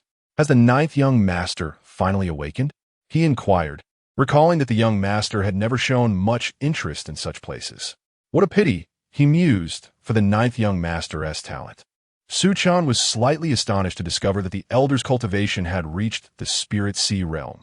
In his previous life, he had toiled extensively to attain this level. Yet here was an elder from the library who had achieved such prowess. Nonetheless, considering the importance of a library, Su Chen found himself accepting this reality with a sense of understanding. For 3 consecutive days, Su Chen found himself perplexed. Could it be that in his previous life, he was so inept that the library of the Marquis' residence held no record of him? Does the 9th young master require my assistance? The elderly librarian, noticing Su Chen's growing despondence after days of fruitless searching, approached him with an offer of help. Su Chen hesitated. He was reluctant to divulge his quest for information regarding Su Chen, fearing it would invite unnecessary complications. However, the absence of news from his past life weighed heavily on his heart. Ultimately, he revealed his purpose, claiming curiosity sparked by having inadvertently heard tales of Su Chen, particularly since both their names contain the character Chen. Upon hearing Su Chen's words, the old man chuckled heartily, dismissing his concern. Ninth young master, Su Chen is merely a name that shares a character with yours. How could he possibly be compared to you? Flattery did little to amuse Su Chen. He yearned only to uncover what transpired after his demise in the previous life. The elder continued. Su Chen disregarded military orders, leading to the loss of the border, which allowed the Kanglan army to advance unchecked. Had it not been for Commander Yu's decisive action to annihilate the main forces of the Kanglan army, our Tianfeng kingdom would have faced dire consequences. It is a pity about the celestial beauty of Tianlan's sect, Nangongming, who dashed into the fray and nearly thwarted Commander Yu's plans, ultimately perishing alongside Su Chen under the siege of the Kanglan army. The elder's chatter faded as Su Chen felt a chill enveloping him, drowning out the old man's voice, leaving only a resounding buzz in his ears. He disregarded military orders? Yu Jingde became a hero by vanquishing the enemy? Nangongming is dead? How could that be? Hadn't reinforcements arrived? Su Chen's heart felt as though it were gripped by an invisible hand, twisting mercilessly, inducing a profound anguish that made his head throb painfully. Ninth young master, are you all right? The elder, noticing beads of sweat on Su Chen's forehead, called out, snapping him back to reality. It appeared there was more to this story. A shadowy smile crept across Su Chen's face, an expression that seemed unsettling. The elder, sensing something amiss, attributed it to the peculiar reputation of the ninth young master, who, instead of honing his remarkable talents, devoted himself to studying strange matters. What of Su Chen's family? What became of them? Su Chen inquired in astediton. At this, the elder spoke with disdain, that Su Chen nearly brought about the downfall of our Feng clan's rule. How could the king allow them to escape unscathed? Rest assured, they have received their just deserts. Anyone who threatens the stability of our rule shall not meet a favorable end. Thank you for enlightening me. Elder, Su Chen replied calmly, before swiftly departing the library. Upon returning to his chamber, he remained silent, gazing into the mirror at the visage of his current self. A profound loathing flickered in his eyes, yet his face betrayed a ghastly smile.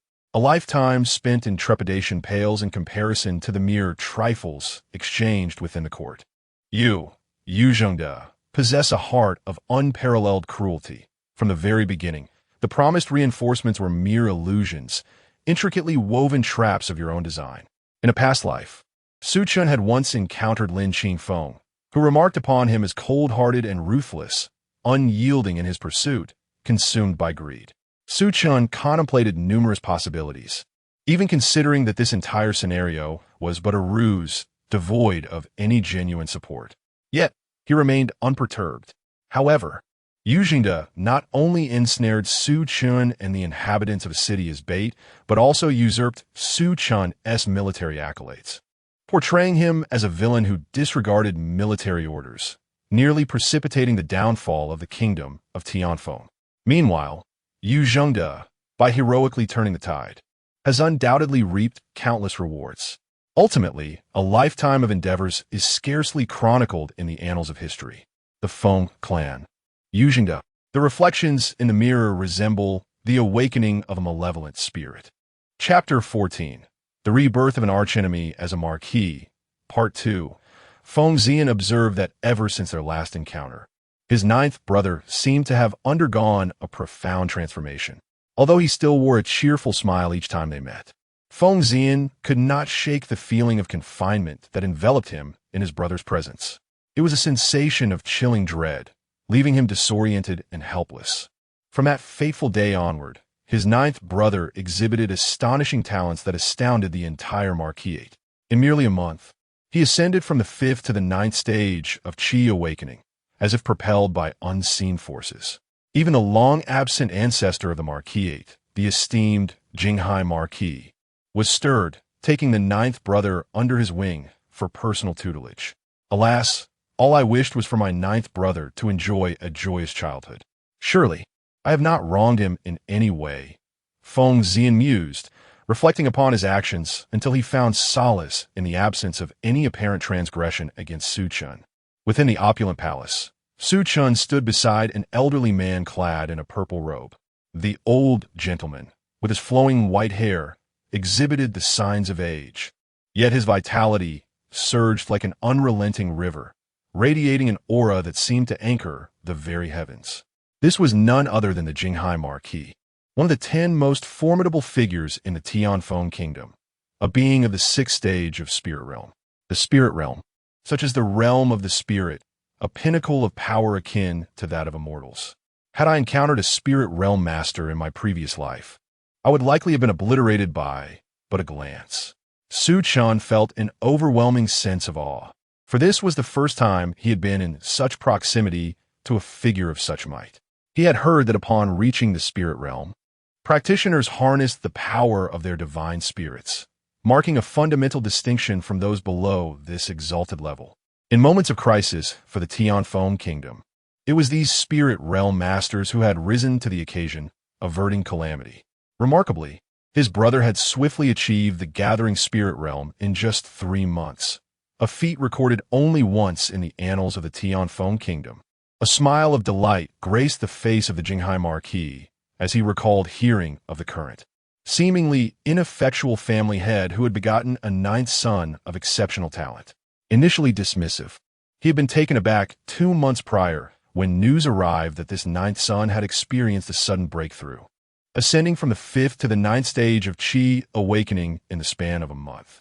Reflecting on this, the Jinghai Marquis felt a deep sense of regret for not having brought the child to his side sooner. It was clearly a harbinger of fortune for their lineage. To think that 4 years of this child's prodigious talent had been squandered. Had it not been wasted, he might have shattered all records of cultivation within the Tianfeng kingdom. "Thank you, Grandfather Jinghai, for your kind words," Su Chen replied, his small frame adorned with wide, sparkling eyes, a visage so endearing that the Jinghai Marquis found himself increasingly captivated. "By the way, Grandfather Jinghai, who is recorded as the greatest prodigy in the annals of the Tianfeng kingdom?" Su Chen inquired, his eyes brimming with curiosity. He was genuinely intrigued, as it seemed that in this lifetime, his cultivation potential might very well surpass the spirit realm. Yet, despite his formidable talent, he knew that it paled in comparison to the extraordinary individuals chronicled in the kingdom's history, such as the present Jinghai Marquis, a master of the 6th stage. A level Su Chen reckoned he might never attain in his lifetime. His rapid advancement in cultivation can be attributed to 2 primary factors. First, his prior experience traversing the path of cultivation in a past life, and second, the secret of the flame spirit technique recorded in the spirit communication skills left by the Spirit King, which allows one to sacrifice lifespan for a temporary boost in cultivation speed. In his previous life, upon breaking through to the Spirit Sea realm, he could have enjoyed a lifespan of 300 years. However, after employing the Flame Spirit technique, his lifespan was reduced to a mere 200 years.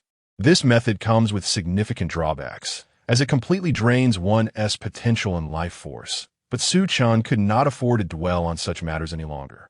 In this lifetime, he harbored a singular thought. Every member of the Feng family must perish. With such a considerable advantage comes an equally hefty price.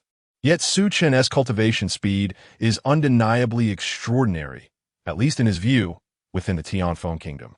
However, he has heard whispers of another individual who surpasses him in talent. Duke Jinghai narrowed his eyes and chuckled. That person is a legend. It is said that the establishment of our Tianfeng kingdom is closely tied to him. Our ancestor of the Feng family was on amicable terms with this mythic figure, aiding him in overthrowing the previous dynasty and founding the Tianfeng kingdom. Even our ancestor once remarked that his own cultivation was far inferior to that of this individual. He said that encountering this figure was akin to a fish in a pond seeing the vast sky. Su Chen's eyes flickered with intrigue. The ancestor of a nation is undoubtedly a legend, yet he so modestly downplays his own abilities. Is that esteemed individual still hidden within our Tianfeng kingdom? Su Chen inquired. Curiosity piqued. Duke Jinghai shook his head. Ever since that legendary figure assisted our ancestor in establishing the kingdom, he ventured alone into broader realms, and has since vanished without a trace. Su Chen blinked in surprise, his heart racing with excitement. Such a formidable figure is not present in the Tianfeng kingdom. This is indeed a stroke of fortune. Yet, his expression betrayed a hint of disappointment. Duke Jinghai teased, "You little rascal, do you harbor desires toward that legendary figure? Do you find my cultivation insufficient to guide you?" Su Chen hurriedly shook his head. "To me, Duke Jinghai, you are the foremost powerhouse of the Tianfeng kingdom, the very pillar of our nation, the most magnificent individual, and the greatest warrior of the Feng family." Duke Jinghai laughed heartily, his grin stretching from ear to ear. "You certainly possess a silver tongue. I am not as remarkable as you claim." Seizing the opportunity, Su Chen pressed, "But who exactly is that mythic figure who assisted our ancestor in founding the kingdom?" In a jovial mood, Duke Jinghai revealed this secret to Su Chen. That legendary figure is known simply as Li Myth. He is the divinely gifted individual of the Li family. 5 years have swiftly passed. Under Duke Jinghai's guidance, Su Chen's cultivation has soared, quickly reaching the first level of spirit patterns. At the tender age of 14, achieving the first level of spirit patterns is nearly astonishing. This year, Duke Jinghai, contemplating Su Chen's progress, decided to send him to the Tianfeng Martial Academy for further honing. In the current lineage of the Duke Jinghai's household, Su Chen is undoubtedly the young master. In many instances, the title of young could even be omitted. He has direct access to all the overt and covert resources of the Duke Jinghai's estate. To the Duke, Su Chen's ineffectual father is merely a figurehead. In his eyes, Su Chen is the true heir. Upon returning to the royal capital, Su Chen was filled with myriad sentiments. In this lifetime, his identity and talents positioned him at the pinnacle of the kingdom of Tianfeng. If only he could slow down and gracefully traverse the journey of this existence, perhaps it would culminate in a life of fulfillment. Alas, as Su Chen closed his eyes, images from his past life surfaced in his mind. Outside the lavish carriage, snow fell like feathers in a gentle flurry. "Young lord, we have arrived at the Tianfeng Martial Academy," murmured the steward, standing beside the carriage, seemingly cautious not to disturb Su Chen. Gradually, Su Chen stepped out of the carriage, where a throng of mentors and students from the kingdom of Tianfeng gathered, their curious gazes fixed upon the opulent vehicle. There, indeed, resided the kingdom's foremost prodigy. Chapter 15, Rebirth of the Vengeful Enemy as a Marquis, Part 3. Since that day, Su Chen has been attending the Tianfeng Martial Academy. As the foremost martial institution of the Tianfeng kingdom, its profound heritage is beyond question. Founded by one of the 10 mightiest figures of the realm, akin to the esteemed Duke of Jinghai, those privileged to study here invariably possess the noble blood of the kingdom's elite. "My lord, young Master Feng Hongyu has sent an invitation for you to attend a banquet." A graceful and cultured young woman inquired respectfully, standing beside Su Chen. Casting a glance at the invitation in her hand, Su Chen noted that the unique metallic engraving alone was worth a fortune. Memories of Feng Hongyu's background flooded his mind. He was a prodigy of the main lineage who had achieved a breakthrough to the first level of spirit patterns at the tender age of 17. Su Chen accepted the invitation, choosing not to elaborate further. The young woman, a maid sent by the Duke of Jinghai to attend to him, had spent 3 years by his side and understood his temperament. She sensed his potential interest in the banquet. Once the young woman departed, Su Chen toyed with the invitation, letting out a soft sigh. His grandfather, the Duke of Jinghai, truly cared for him, even dispatching several Spirit Sea Realm guardians to watch over him day and night. Though well-intentioned, this arrangement hindered him from revisiting the familiar grounds of his past life. Furthermore, the spirit communication technique buried in the earth would not be retrieved anytime soon. Fortunately, the technique he had translated in his previous life could still guide him to cultivate to the Spirit Sea Realm. Setting the invitation aside, Su Chen's intention to attend Feng Hongyu's banquet was not merely for amusement, but rather an opportunity to observe the most exceptional youth of the Tianfeng kingdom, none of whom posed a threat to him. Perhaps he could forge alliances to accomplish his grand ambitions, or even encounter the offspring of old acquaintances. 5 days later, within the opulent mansion, a multitude of young individuals had gathered. Each of these remarkable youths, if plucked from the crowd and cast elsewhere, would undoubtedly cause a stir. Their lineage boasted the most distinguished bloodlines. A luxurious carriage, drawn by 9 magnificent flying steeds, arrived before the mansion, drawing the attention of many. Each steed, a rare breed exuding beauty with its silver curves, possessed the prowess of the spirit pattern's realm. It is the young Marquis of the Duke of Jinghai. Amidst the bustling crowd, the young talents were present, yet the youth seated within the carriage surpassed them in genius and noble blood. Inside the mansion, clouds swirled and colors danced, creating an ethereal scene resembling a paradise. 20 to 30 figures engaged in pleasant conversation. The young Marquis of the Duke of Jinghai has arrived. With the servant's announcement, all eyes turned in unison toward one direction. A boy with an indifferent demeanor, exuding an air of nobility, slowly entered the palace, surveying the surroundings. Su Chen indeed spotted several descendants of his adversaries. Remaining composed, he took his place at the main seat. Upon the arrival of Su Chen, Feng Hongyu's expression brightened with delight. "Cousin, my father has been incessantly speaking of you, portraying you as a celestial being. Today, I see that his praises are indeed well-founded. It is no wonder he holds you in such high regard." Feng Hongyu, the 43rd son of the reigning king of Tianfeng Kingdom, was favored by the monarch. Referring to Su Chen as a cousin was undoubtedly an attempt to bridge the gap between them. Su Chen lifted his gaze and responded calmly. "Thank you for the kind words, Your Highness." Although he expressed gratitude, his face remained devoid of emotion, cold as ice. Feng Hongyu, however, paid no heed to this. Talents often possess a touch of arrogance, especially those whom the old guards of the main lineage praise without reservation. He had ample confidence in his ability to win Su Chen over. As the banquet unfolded with clinking cups and laughter, Su Chen became acquainted with numerous scions of the Tianfeng Kingdom, each boasting illustrious ancestral achievements. Among them was his sworn enemy, the son of the renowned Xuanwu general, the illustrious Xuanwu Marquis, Yu Jingde. Lowering his head, Su Chen's eyes were alight with murderous intent. The old man, who had spent his life siring daughters, had surprisingly produced a son. Su Chen pondered whether this was a divine gift. What would it be like to see the most cherished son of Yu Jingde perish before him? It was not yet the right time. His current status was too exalted, and having expended so many precious reversal points, it would be a grave loss to perish alongside a descendant of Yu Jingde.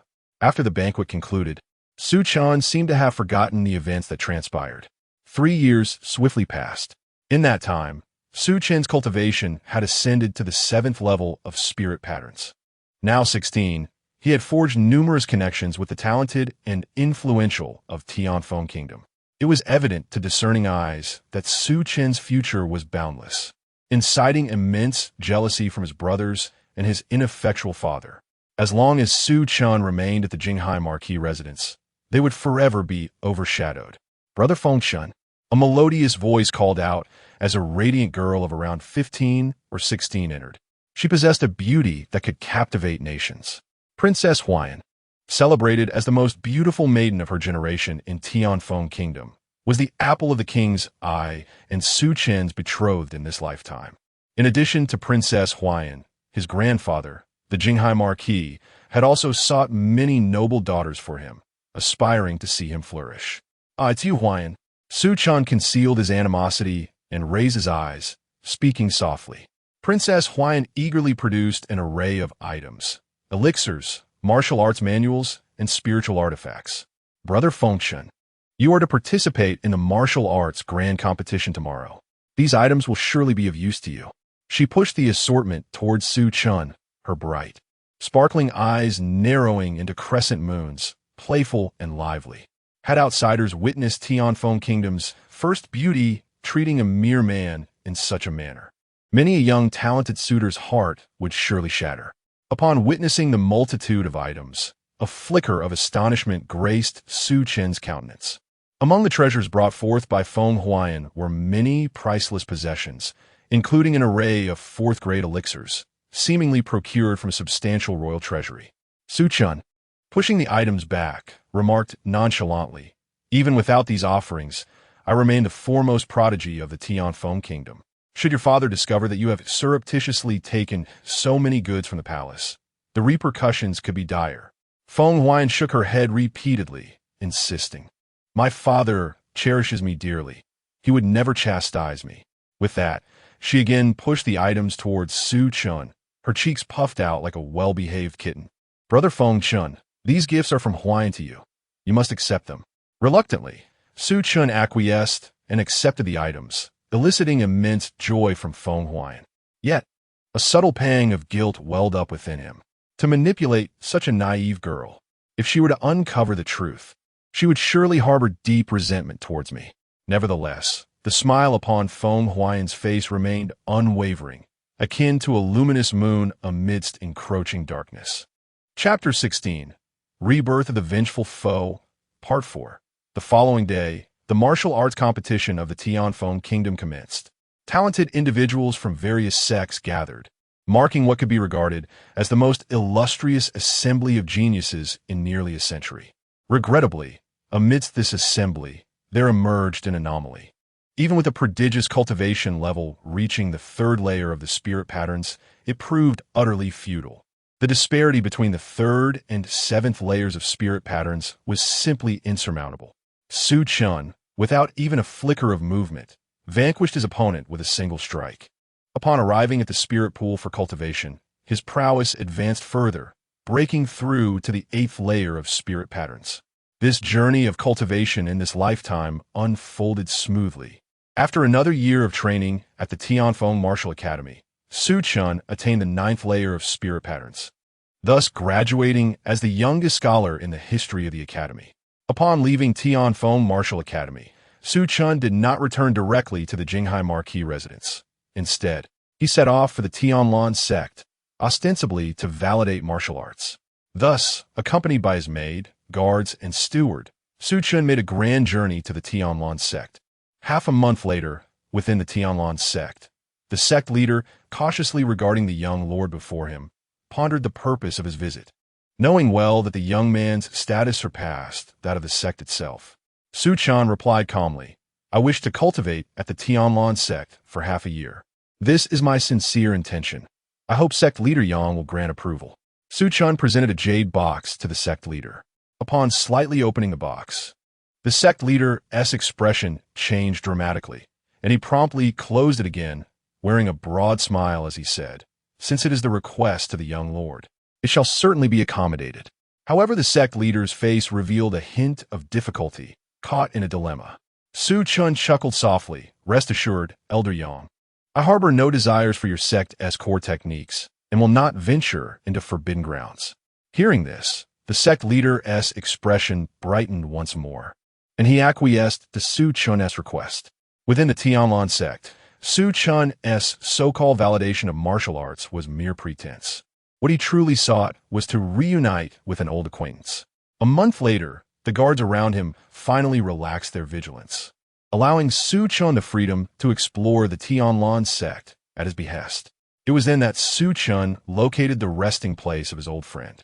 At Zhu Peak, upon encountering Li Qinghua once more, he noted her considerable aging. Su Chen vividly recalled the first life, when Li Qinghua had come to annul their engagement, exuding an air of unparalleled pride. Now, before him stood a solitary elder, spending her days in the company of bamboo groves. It seemed that nearly 2 centuries had slipped by. Does the young lord seem to recognize this old woman?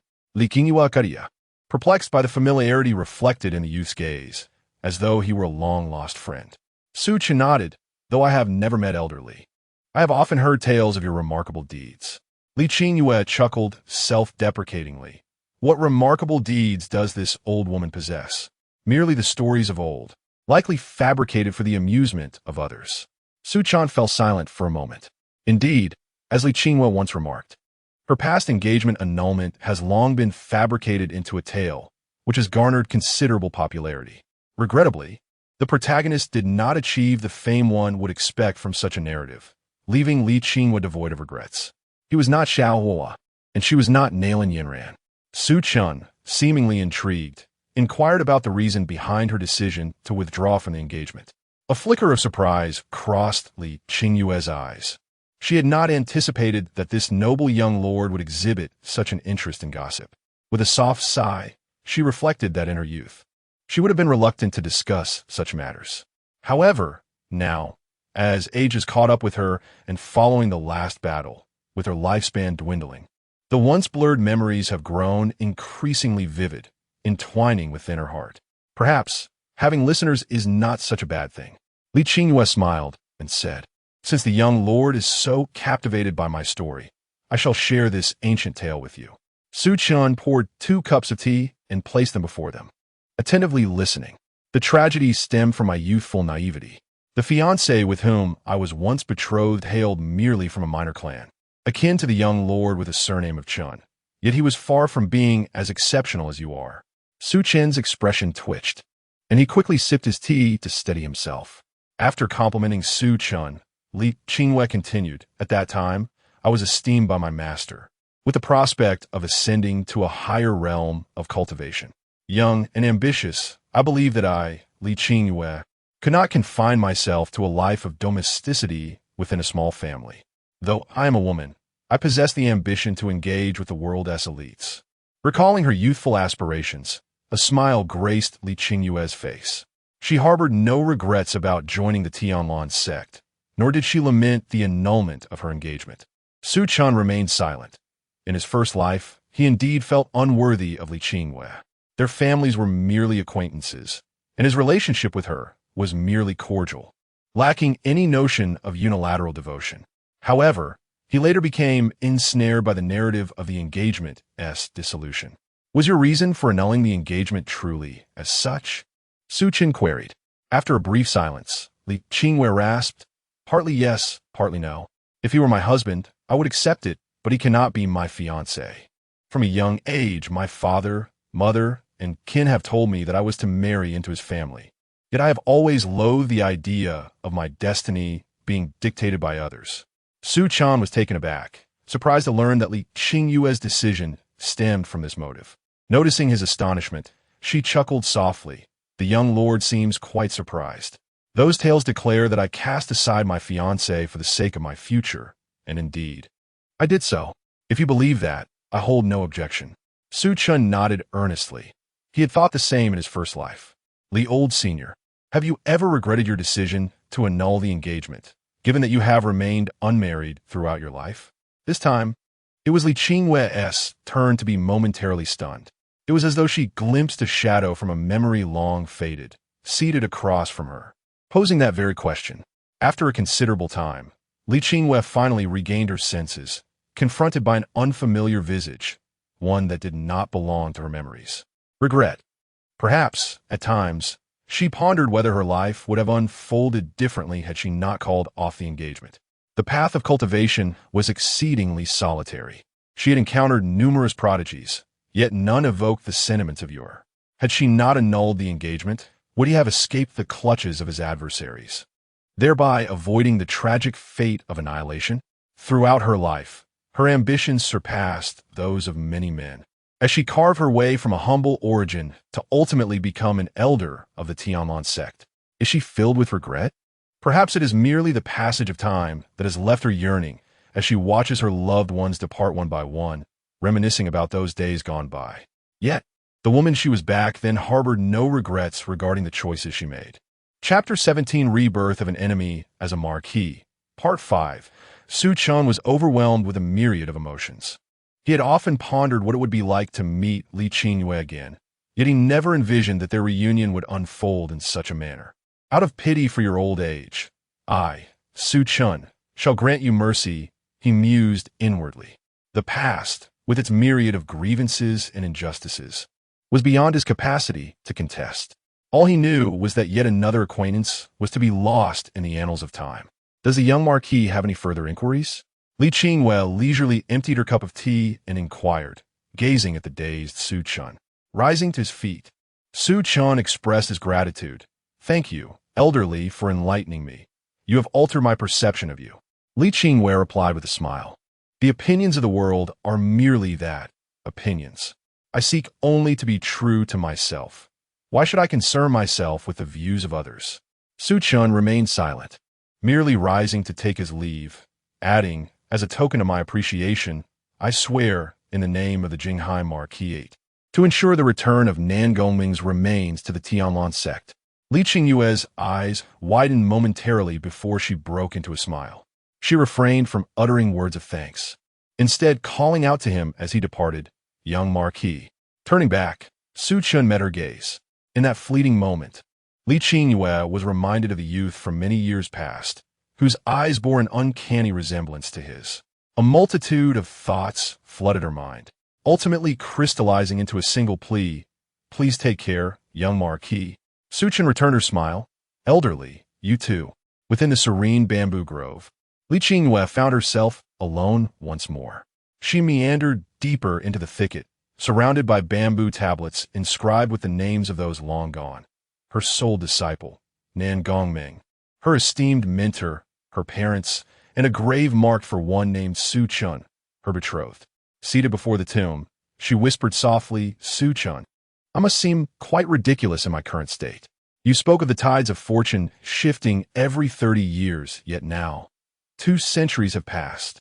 Perhaps my choices were indeed misguided, and you never graced the Tianlan sect. In this world, many matters are beyond our control." Su Chen departed from Li Qingyue's bamboo grove, casting a glance into the depths where the figure of age had long since vanished. With his hands clasped in a salute, strands of hair fell over his forehead. His visit served a dual purpose: to resolve the grievances of his past life and to grant this dear companion her final farewell. Li Qingyue was nearing the end of her days. 20 years prior, after the demise of Jiang Chun and Nan Gongming, she had braved the battlefield alone to retrieve Nan Gongming's body, only to find herself ensnared in peril. It was then that Yu Zhengde and his army arrived, just in time, rescuing her from the jaws of death. However, that day had left her with irrevocable injuries. With a heavy sigh, Su Chen lamented the steady departure of old friends, like leaves drifting in the wind. The grievances of youth had become inconsequential. The traces of his existence in that first life were ultimately erased by the relentless passage of time. 7 days later, the news of Li Qingyue's demise spread, and after a brief moment of mourning, the Tianlan sect ceased to mention her name. Su Chen felt a sense of relief, and his state of mind subtly began to shift. The previously unyielding bottleneck of the Spirit Sea realm showed signs of change, leading Su Chen to sense an opportunity for breakthrough. Thus, he decided to remain in the Tianlan sect, seizing this fleeting chance to see if he could advance to the Spirit Sea realm. What was initially expected to be a stay of 6 months extended into a full year. During this time, Su Chen, at the tender age of 18, emerged as the youngest martial artist of the Spirit Sea realm in the Tianfeng Kingdom.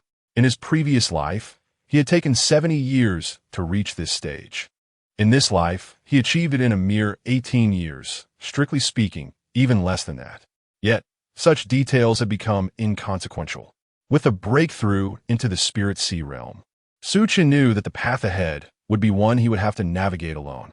Fortunately, in this life, he had the ancestral support of the esteemed Lord Jinghai, one of the top 10 powers in the Tianfeng Kingdom, sparing him the solitary struggle he had faced in previous lives. After achieving his breakthrough in the Tianlan sect, Su Chen paid his respects to Li Qingyue before departing for the Jinghai Marquis. However, as he journeyed back, unforeseen circumstances arose. Su Chen fell into an ambush. Confronted by a total of 15 formidable practitioners of the Spirit Sea realm, their identities obscured and their presence suffused with a chilling aura. What audacity! Who dares to lay a hand on the young lord? Do you not fear the wrath of Lord Jinghai and the repercussions it may bring upon your kin? The steward shielded Su Chen behind him, while a band of Spirit Sea realm guards positioned themselves in front, protecting him yet apprehensively eyeing the cloaked assailants.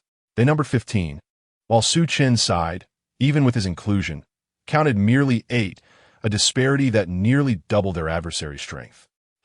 Since we have come to eliminate the young lord, we naturally fear nothing. One of the cloaked figures, seemingly orchestrating the assault, began to mock. Before he could finish, he was interrupted by the leader of the black-clad men. Enough chatter. Seize the young lord at once, lest the situation worsen. In an instant, all the cloaked figures sprang into action. The steward engaged 4 of the Spirit Sea Realm experts, shouting to Su Chen, "Young lord, flee. I will hold them off." Without hesitation, Su Chen unleashed his Spirit Sea Realm aura, dispatching one of the black-clad figures before hastily retreating toward the Jinghai Marquis. Damn it! How could he break through so swiftly? One of the assailants was momentarily stunned. In the blink of an eye, Su Chen's guards and steward fought valiantly, risking their lives to delay the black-clad intruders, who outnumbered them. "Young lord, forgive me, Fengding can no longer serve you. You must survive." A thunderous roar erupted, akin to a dragon stirring from slumber, shaking the surroundings. Su Chen, sensing the commotion, understood that a steward had bought him precious time with his life. Without pausing, he bolted toward the Jinghai Marquis, knowing that should he perish in this life, he would surely bleed from the heart.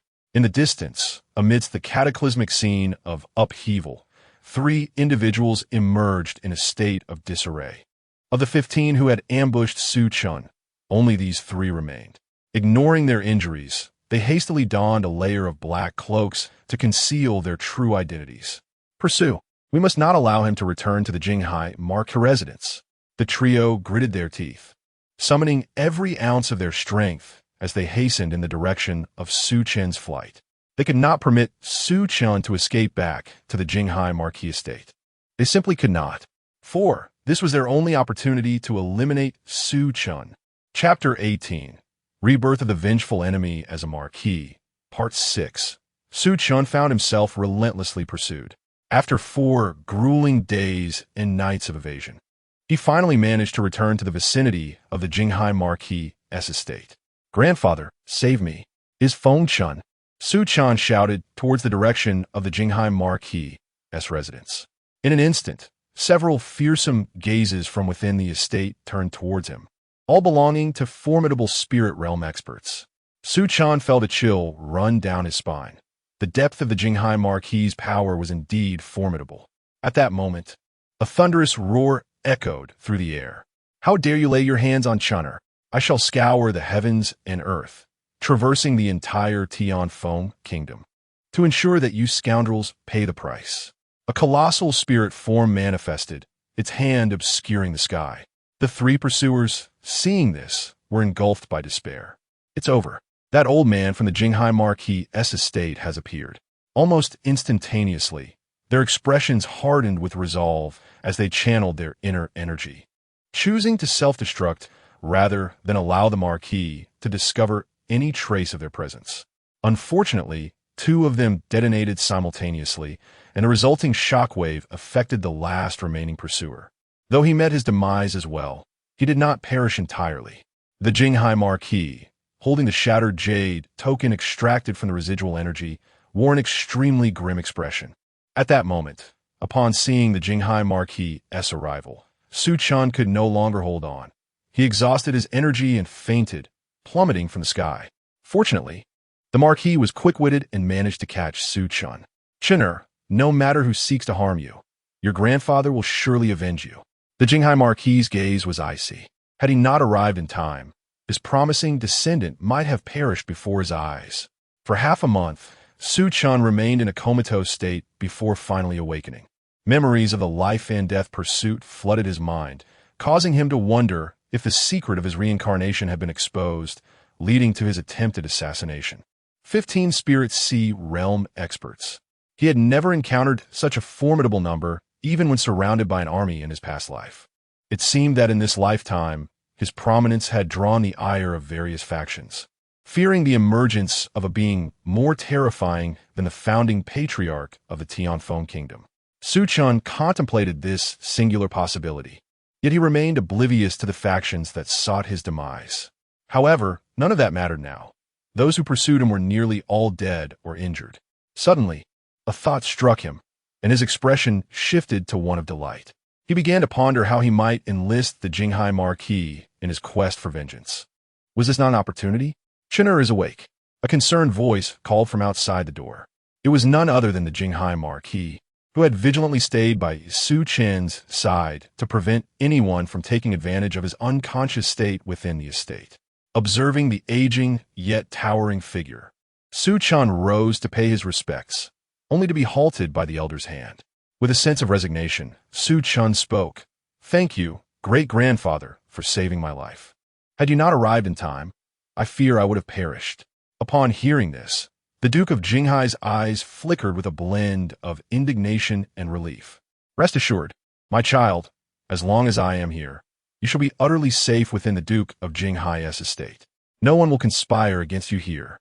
I have already begun investigating the forces behind those who pursued you. Regardless of their identity, I will ensure they face justice." Su Chen inquired, "Do you have any leads now, great-grandfather?" The Duke's expression darkened as he shook his head. "No matter how diligently I investigate, all traces have been systematically erased by a powerful hand.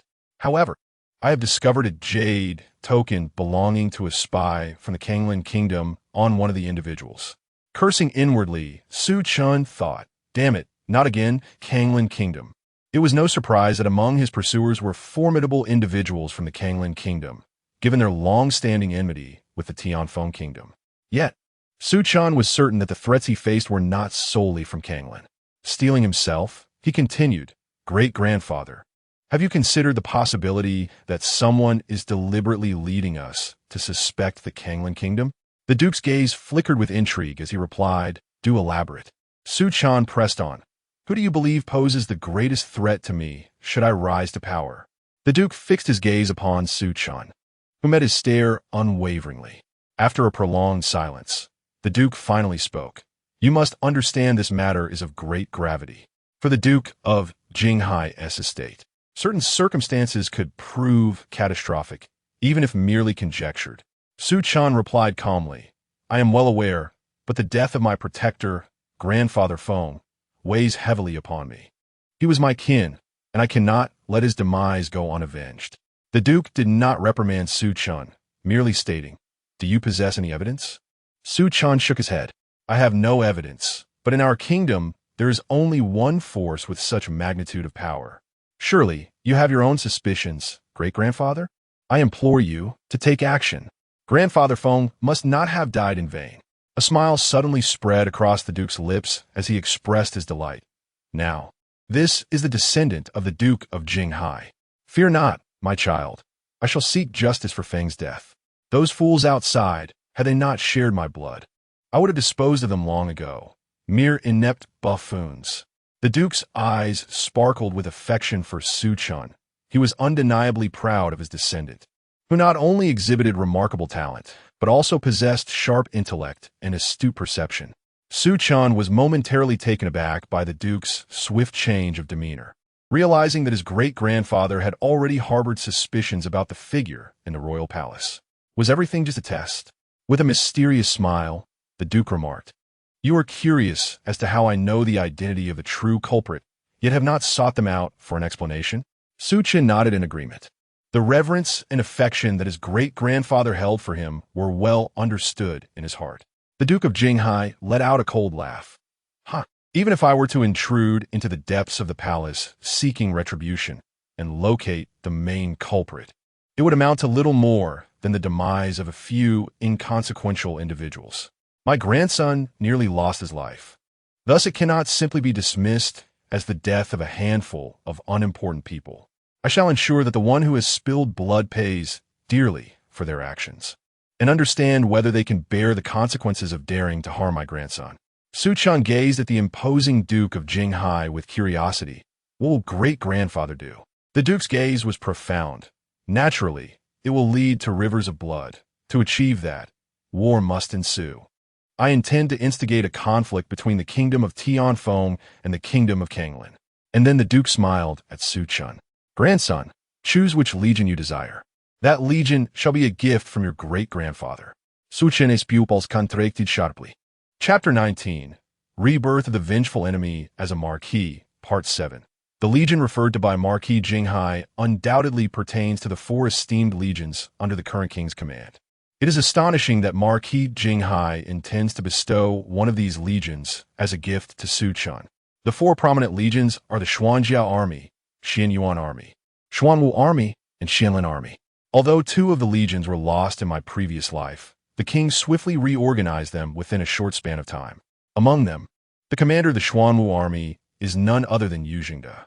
Without hesitation, Su Chen proclaimed, great-grandfather, a desire the Xuanwu Army. He had anticipated that Yu Jingde would have to pay a considerable price, perhaps taking decades to achieve such a feat. To his surprise, it was to occur so swiftly. Marquis Jinghai nodded, stating, I shall ensure that Yu Jingde makes a grave mistake. All you need to do, my grandson, is to deftly seize his command and arrange for the personnel from the Jinghai Marquis to be placed within the Xuanwu Army. A few days later, Marquis Jinghai summoned a trusted guardian of the spirit realm to protect Su Chen while he ventured alone to the royal capital. The news of the assassination attempt on the young Marquis from the Jinghai Marquis spread throughout the kingdom like wildfire, causing widespread astonishment. Marquis Jinghai was furious. An entire kingdom was engulfed in trepidation, fearing any association with the assassination incident. For half a month, the Jinghai Marquis remained silent. Could it be that they had already uncovered some clues? Shortly after Marquis Jinghai's arrival in the royal capital, a piece of news emerged. The assassination of the young Marquis from the Jinghai Marquis by the Kanglin Kingdom nearly deprived the Tianfeng Kingdom of an unparalleled talent, prompting Commander Yu Jingde to lead the Xuanwu Army in a punitive expedition against the Kanglin Kingdom. There was no deliberation, no negotiation. Everything unfolded so abruptly. At the Xuanwu Marquis, Yu Jingde, having earned a claim for his previous defense of the Tianfeng Kingdom, stood at the pinnacle of power within the court, second only to the king. He had a son, who in turn had a child. Cradling the cherubic infant in his arms, Yu Jingde was utterly enamored. Overcome with affection, he leaned in, only for the stubble on his face to cause the little one to wail. An elderly woman nearby, stooping with age, snatched the child away, exclaiming, Look at you, old man, you frightened the baby. Despite the woman's displeasure, Yu Jingde merely smiled sheepishly. My lord, urgent news. A guard hurriedly burst in, shattering the tender moment. The smile vanished from Yu Jingde's face, replaced by a palpable aura of intimidation that sent shivers down the spine. Speak. What has transpired? He commanded. The guard, trembling, replied, My lord, the king has ordered the commander to lead the Xuanwu Army in a campaign against the Kanglin Kingdom. A flicker of surprise crossed Yu Jingde's expression. As the esteemed commander of the four legions, the king would not easily mobilize him. The guard continued, quaking with fear. It is due to the assassination attempt on the young Marquis of the Jinghai Marquis. Marquis Jinghai was enraged and personally traveled to the royal capital. Subsequently, the king acquiesced to Marquis Jinghai's demands, instructing the commander to spare no effort in avenging the young Marquis. Yu Jingde suddenly comprehended the gravity of the situation. The assassination of the young Marquis had indeed caused quite a stir in recent days. He was curious about who could be so audacious. To his surprise, it turned out to be the actions of the Kanglin Kingdom. It was no wonder that it had stirred the king to the point of mobilizing troops against them. Although he too held the title of Marquis, his status paled in comparison to that of the Marquis of Jinghai. His household boasted not a single spirit realm expert, having risen to nobility solely by virtue of his previous victory over the Kanglin army, an achievement that had earned him his title. In contrast, the Marquis of Jinghai was one of the 10 most formidable figures in the Tianfeng Kingdom and belonged to the esteemed Feng lineage, thus enjoying a position of great respect. Once the guards departed, the elderly woman finally spoke. What is the king truly thinking, engaging in direct warfare with the Kanglin Kingdom without a word? Yu Jingde, while playfully entertaining an infant, replied nonchalantly, What do you understand? The young Marquis of the Jinghai household is regarded by the Feng clan as a genius on par with the founding ancestor of the nation. Who knows? He might even break through to the profound realm and become a new sovereign. The assassination of such a talent would not only enrage the Jinghai household, but would also undoubtedly infuriate those old-timers from the Feng clan. Mobilizing troops against the Kanglin Kingdom to seek an explanation is entirely appropriate. The elderly woman still harbored some concern. Why would the king choose to send you? He is clearly beginning to regard you with caution. Yu Jingde waved his hand dismissively. What do you know? This is called being valued. The The king clearly places importance on me. My Xuanwu household doesn't even have a single spirit realm expert. What grounds do I have for the king to fear me? This time, I even plan to take Tianlu with me to the battlefield for some training, making it easier for him to take over the Xuanwu household in the future. The elderly woman gazed at her companion, who had weathered 2 centuries of trials and tribulations by her side, and was about to say something when Yu Zhengde interrupted. You, my dear, are simply growing old, always overthinking. Even if the king truly intended to act against me, how could I resist? My life is destined to serve the king. Even in death, I would do so willingly. Yu Zhengde smiled. Upon hearing this, the elderly woman chose not to speak further. Yet a sense of unease lingered in her heart. Soon, the entire Xuanwu army was mobilized, with Commander Yu Zhengde at the helm, and Su Chen supervising alongside a group of formidable Spirit Sea experts, including an unassuming old man clad in gray robes, whose indifferent gaze exuded an overwhelming spiritual pressure. A spirit realm expert. Su Chen encountered Yu Zhengde, who was all smiles, and introduced his son, a young man named Yu Tianlu. Young Marquis, I have met you before at the banquet of Prince 43. Su Chen nodded curtly, seemingly indifferent to the exchange. This cold demeanor, while rebuffing the 2 men, brought relief to Yu Zhengde. It seemed that the young Marquis was wholly consumed by thoughts of vengeance. If the old man could assist him in exacting some retribution, it would create a debt of gratitude that could ensure the prosperity of the Yu family for centuries to come. The grand army set forth, heading towards the Kanglin kingdom. Although Yu Zhengde had completely overshadowed Su Chen's military achievements in his past life, it had served to elevate his own status as a marquis.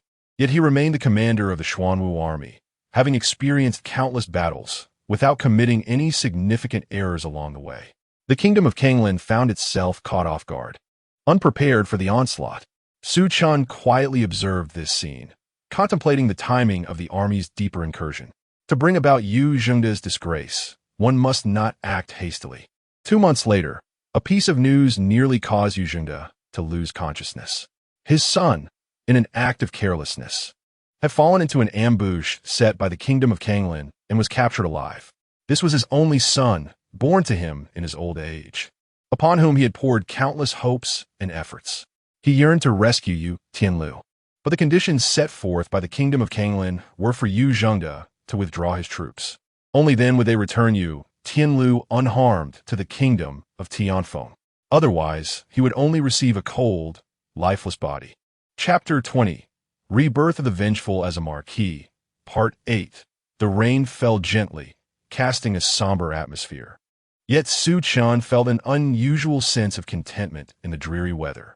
Yu Zhengde gritted his teeth, his aged body dropping to his knees before Su Chen.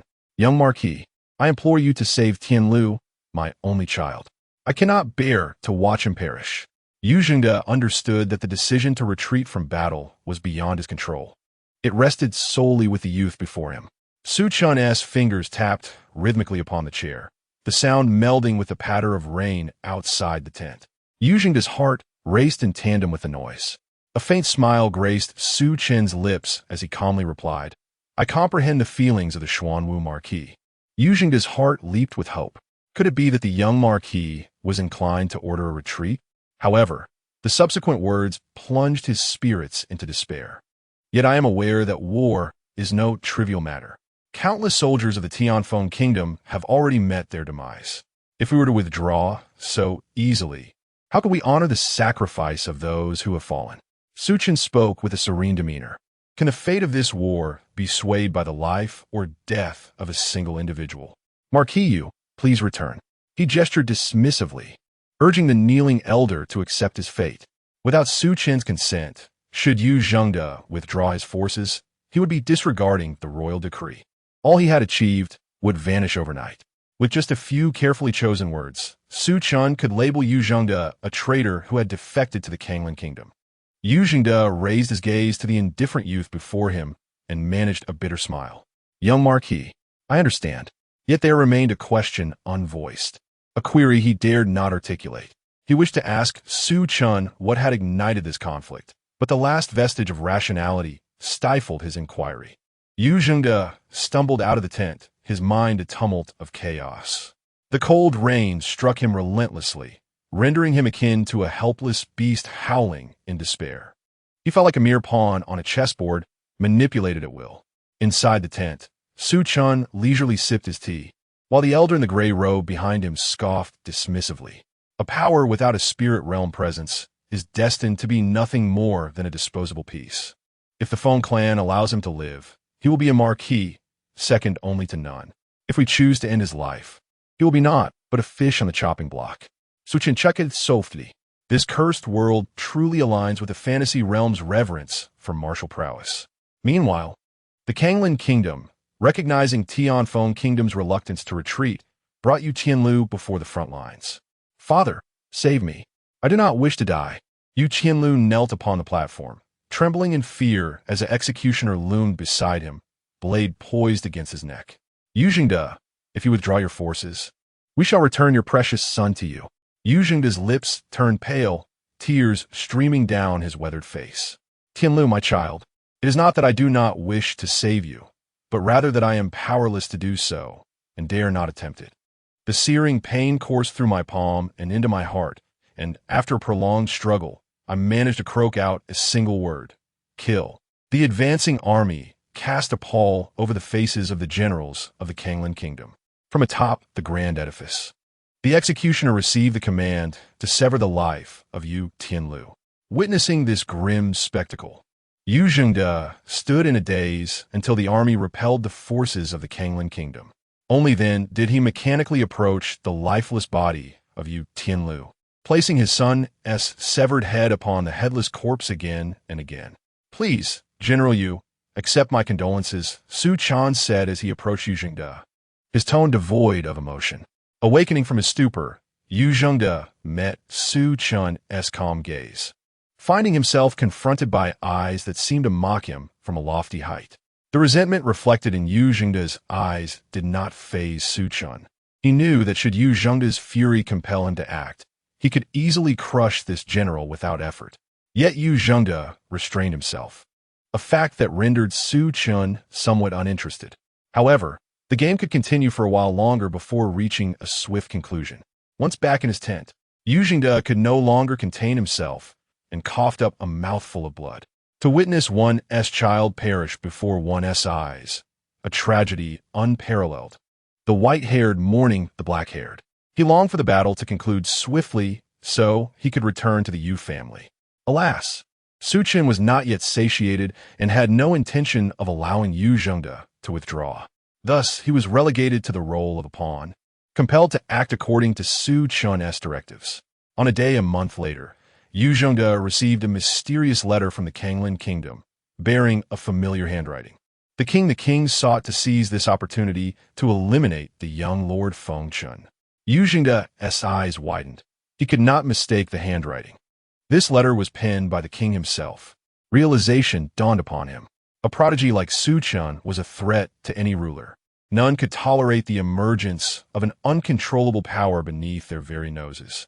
He must cooperate with the Kanglin Kingdom to lay a trap and remove Su Chen from the equation. Without a moment's hesitation, Yu Jingde assented.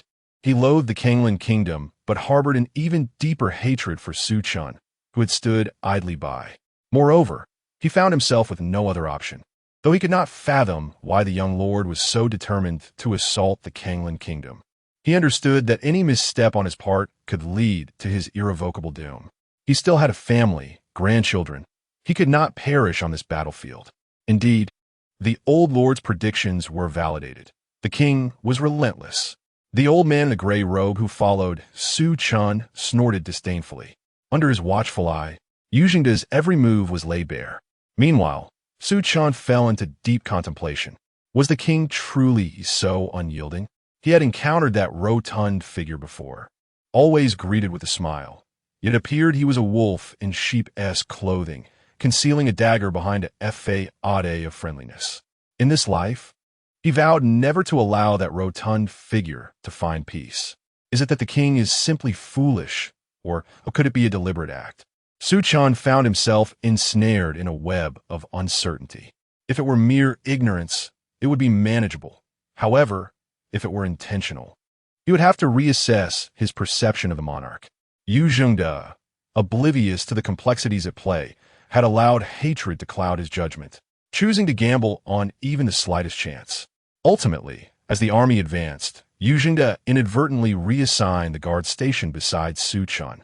Under the cover of night, a shadowy figure materialized within the tent. This was a middle-aged man clad in dark robes, his white hair standing in disarray, exuding a formidable aura of elemental power. Merely his presence seemed to cause the very essence of the heavens and earth to tremble. Lord Zidian, who would have imagined that the Kanglan Kingdom would send you here? Chapter 21. Rebirth of an Enemy as a Marquis. Part 9. Within the military tent, Su Chen clasped his hands together, exhibiting no surprise at the arrival of a formidable spirit realm expert. The gray-robed elder behind him recognized the white-haired man and promptly revealed his identity.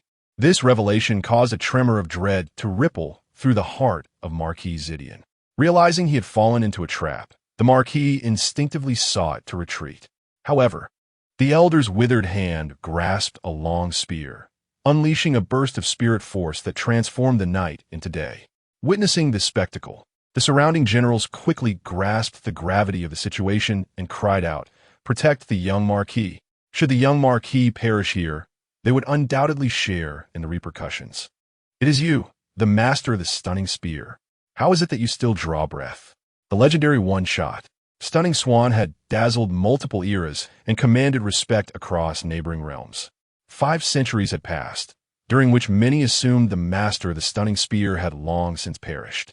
Yet now, he stood vividly before Marquis Zidian, a formidable being of the 5th tier of the spirit realm. Marquis Zidian, merely at the 3rd tier, dared not engage in battle and sought only a swift escape. Yet, how could the master of the stunning spear allow the Marquis to flee from his sight? Damn you! Yu Jingde, you have brought my ruin upon yourself. Is this the so-called ordinary spirit realm expert, a nondescript elder? Marquis Zidian cursed vehemently, for the master of the stunning spear was undoubtedly among the top 10 strongest in the Kanglan Kingdom. His words reached the ears of the assembled soldiers, who were visibly struck with horror. It seemed their commander, Yu, was conspiring with the Kanglan Kingdom to harm the young Marquis. The mere thought sent shivers down their spines, for it hinted at an impending calamity. Meanwhile, Yu Jingde was within the tent, blissfully contemplating how he could retreat if Su Chen, the young Marquis, were to perish. However, the Marquis's words shattered his delusions. In disbelief, Yu Jingde emerged from the tent, witnessing the familiar gray-robed elder pursuing the Marquis. His mind went blank. It was over. Soon, countless soldiers, generals, and guards encircled Yu Jingde. Yu Jingde, how dare you collude with the Kanglan Kingdom to plot against the young Marquis? With a sharp rebuke, the crowd parted to create a path. Su Chen approached leisurely, flanked by 2 guards glaring at Yu Jingde. Upon seeing Su Chen, Yu Jingde felt as if struck by a thunderbolt. His legs buckled, and he collapsed to the ground. Su Chen looked down upon Yu Jingde. "Young Marquis, I swear this was not my doing. I did not conspire with the Kanglan Kingdom against you. This must be a scheme to sow discord." Yu Jingde desperately attempted to defend himself, striving to clear his name. Su Chen coldly commanded, "Subdue him." The guards surged forward, and though Yu Jingde struggled, he was swiftly overpowered. The Xuanwu army was thus placed under Su Chen's temporary command, while the master of the stunning spear returned with the head of Marquis Zidian. This left Su Chen with a sense of awe. Truly, this man was formidable. It was likely that apart from his esteemed grandfather, one of the top 10 powerhouses in the kingdom of Tianfeng, the elderly figure in the gray robe possessed the greatest strength. After assuming command of the Xuanwu army, Su Chen promptly reshuffled its leadership, imprisoning all those associated with Yu Jingde and stripping them of their cultivation. Leading the Xuanwu army, he engaged in a few symbolic battles before returning to the capital. With Su Chen's return, a rumor spread throughout the kingdom of Tianfeng. The commander of the Xuanwu army had colluded with the Kanglan Kingdom in a plot to assassinate the young lord of the Jinghai Marquisate, the kingdom's most gifted talent, who narrowly escaped death, thereby saving 1 million soldiers of the Xuanwu army. Ultimately, the young lord recognized the treachery, turning the tide and compelling the Kanglan Kingdom to sign a series of treaties, achieving a resounding victory. the remains of Nangong Ming, after several decades, were also returned to the Tianlan sect by Su Chen, finally resting with her ancestral home. The king rejoiced and conferred upon Su Chen the title of Champion Marquis. The tale of a young lord being granted nobility swiftly became a cherished story within the kingdom of Tianfeng. From the heights of a tavern in the capital, Su Chen gazed down, reflecting on how Yu Zhengde had irrevocably fallen into the role of a traitor colluding with the Kanglan kingdom, only to meet an early demise in prison. Below, the once prestigious Yu family had now descended to the status of prisoners, each met with the merciless blade of execution. Watching this scene, Su Chen smiled softly, pondering the cyclical nature of fate. Those who had built their fortunes on the erasure of his past accomplishments were now easily brought to ruin in this life. Brother Chen, what are you gazing at? Feng Huayan, adorned in a pink Lucian gown, rested her chin in her hands, watching Su Chen as he looked out the window, pouting slightly. It was a rare occasion to meet with her beloved, yet he chose to stare outside instead of at her, the kingdom's most beautiful maiden. Turning back, Su Chen smiled and replied, "It is nothing, merely scenes that remind me of bygone days."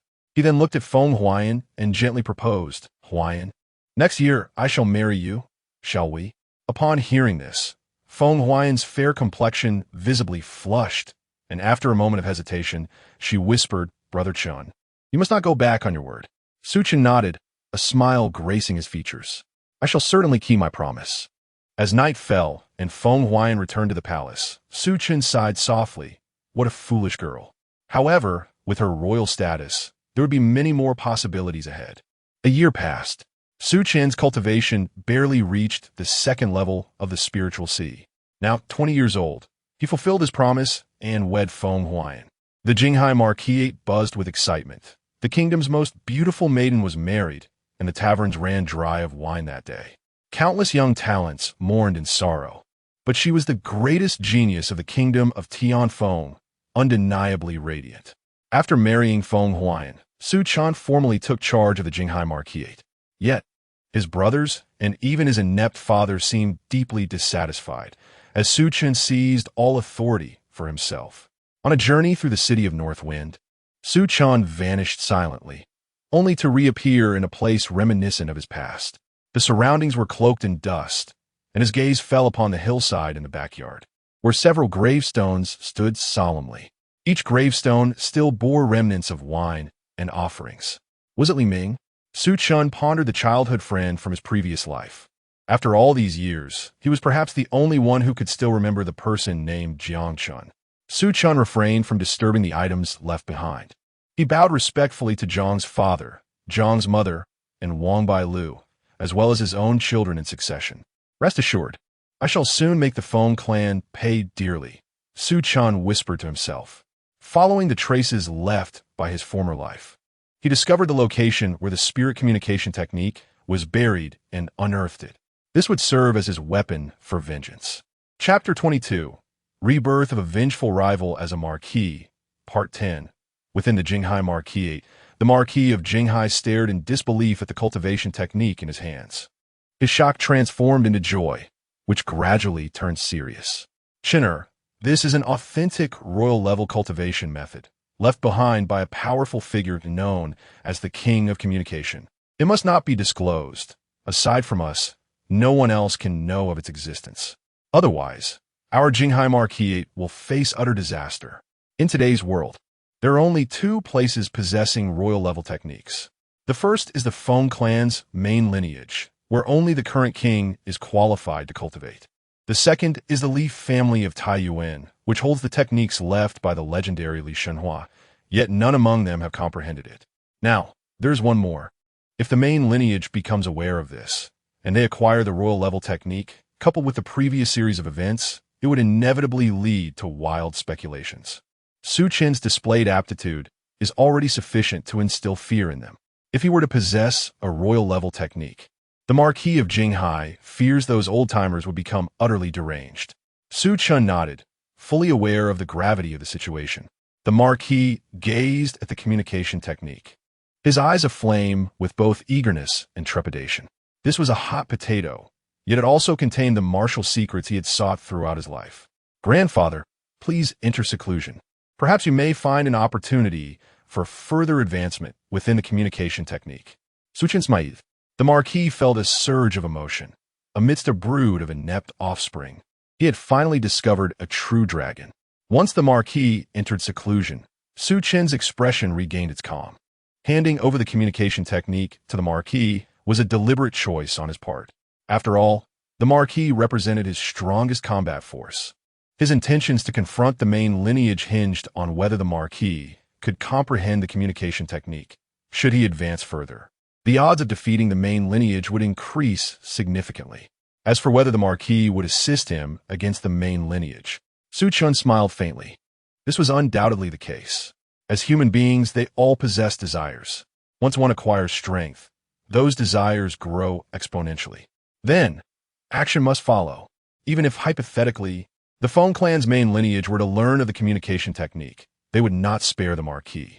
From the moment Su Chen relinquished the communication technique, both parties had entered a mortal struggle, and still in need of an opportunity.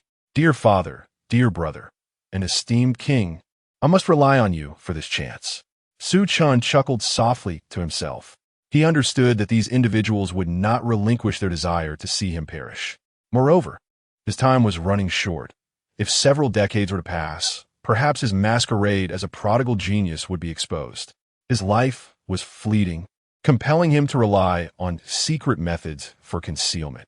10 years later, under Su Chen's governance, the Jinghai Marquis flourished with order.